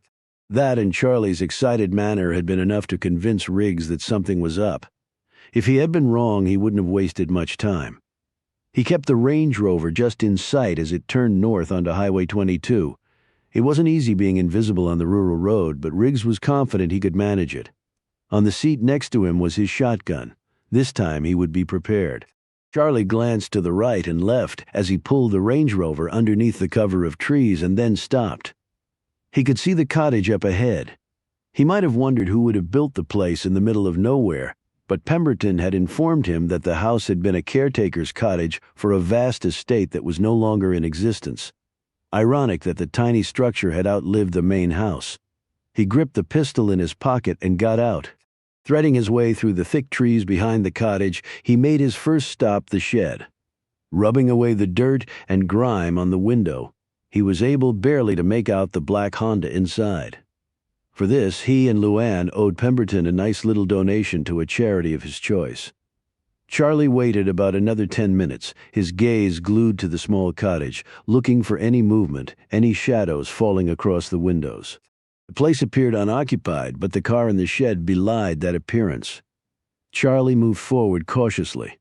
He glanced around but did not notice Riggs crouched behind a stand of thick holly bushes to the left of the house. Riggs lowered his binoculars and surveyed the area. Like Charlie, he had detected no movement or sound coming from the cottage, but that didn't mean anything. The guy could be in there just waiting for Charlie to put in an appearance. Shoot first and ask questions later. Riggs gripped his shotgun and waited. The front door was locked. Charlie could have smashed a glass pane next to the door and unlocked the door from the inside, or simply kicked the door until it tore loose from the door jamb. It didn't look all that sturdy. However, if the house was indeed occupied, knocking down the door might prompt a deadly response, and if it wasn't occupied, he didn't want to leave any evidence that he had been to the cottage. Charlie knocked on the door, his pistol half out of his pocket. He waited and knocked again. There was no answer. He slid the gun back in his pocket and looked at the lock, a common pin tumbler, to his expert eye. He pulled out 2 items from his inner coat pocket, a straight pick and a tension tool. Fortunately, arthritis had not yet set into his fingers, or he would not have had the dexterity needed to pick the lock. He first slid the pick into the keyhole, and then eased the tension tool underneath the pick. Using the pick, Charlie raised the tumbler pins to their open position, and the constant pressure from the tension tool kept the tumbler pins open. Charlie manipulated the pick, sensing the subtle vibrations of the pins until he was rewarded with a click. He turned the doorknob and the door swung open. He replaced his tools in his coat. His state pen degree had once again worked its magic. All the while he listened intently. He was well aware that a trap could be awaiting him. His hand closed around the .38. If the guy gave Charlie the opportunity to use it, he would. The ramifications of such an act were too numerous to analyze. However, at least a few of them would be better than outright exposure. The cottage's interior was of a simple configuration. The hallway ran from front to back, splitting the space into roughly equivalent halves. The kitchen was in the back on the left. The small dining room fronted that on his right, was an equally modest living room. Tacked on to the rear of that was a combination mudroom laundry room. Plain wooden stairs on the right made their way to the bedrooms on the second floor. Charlie observed little of this, because his attention was riveted on the dining room. He stared in amazement at the computer, printer, fax, and stacks of file boxes. He moved closer as his eyes swept to the bulletin board with all the news clippings and photos affixed to it. He mouthed the headlines. Luann's face was prominent among the various photos. The whole story was there: the murders, Luann winning the lottery, her disappearance, Well, that had confirmed his suspicions. Now it remained to discover who the man was, and more important, what he wanted from them. He made his way around the room, carefully lifting papers here and there, studying the clippings, examining the file boxes. His eyes diligently searched for anything that would identify the man. However, there was nothing. Whoever was pursuing them knew what he was doing. Charlie moved to the desk and carefully slid open a drawer.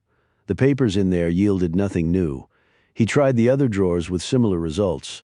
For a moment, he thought about turning on the computer, but his skills with that technology were about nil. He was about to begin a search of the rest of the house when a solitary box in the far corner caught his eye. He might as well hit that too.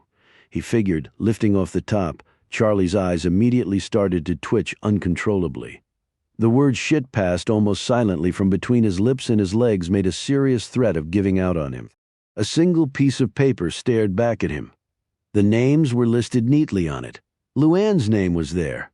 Most of the remaining names represented people Charlie was also familiar with: Herman Rudy, Wanda Tripp, Randy Stith, Bobby Joe Reynolds, among others, all past lottery winners. Most of them Charlie had personally escorted, like Luann. All of them, he knew, had won their fortunes with Jackson's help. Charlie steadied himself by placing a shaking hand on top of the windowsill. He had been prepared to find evidence of the man knowing all about the murders and Luann's involvement. He had not been at all prepared to learn that the lottery scam had been uncovered. The hairs on his forearms felt like they had suddenly been electrified. How? How could the guy have found out? Who the hell was he? He quickly put the box top back, turned, and headed out the door. He made sure it was locked before shutting it. He swiftly retraced his steps to the Range Rover, climbed in, and drove off. Donovan headed down Route 29. He had been on the road the better part of 2 hours on his return trip from Washington, and he was anxious to get back on the hunt. He sped up as he neared his final destination. On the drive down, he had thought of the next steps he would employ against Luann Tyler. Steps designed to make her cave in, and do so quickly. If one approach failed, he would find another. The saving grace in all of this, a look of deep satisfaction came to his features as he thought of it, was that he had Luann Tyler over a barrel. The oft-quoted phrase was quite true. A chain was only as strong as its weakest link, and Luann, you are that rusty link, he said to himself, and you're not going to get away. He checked his watch.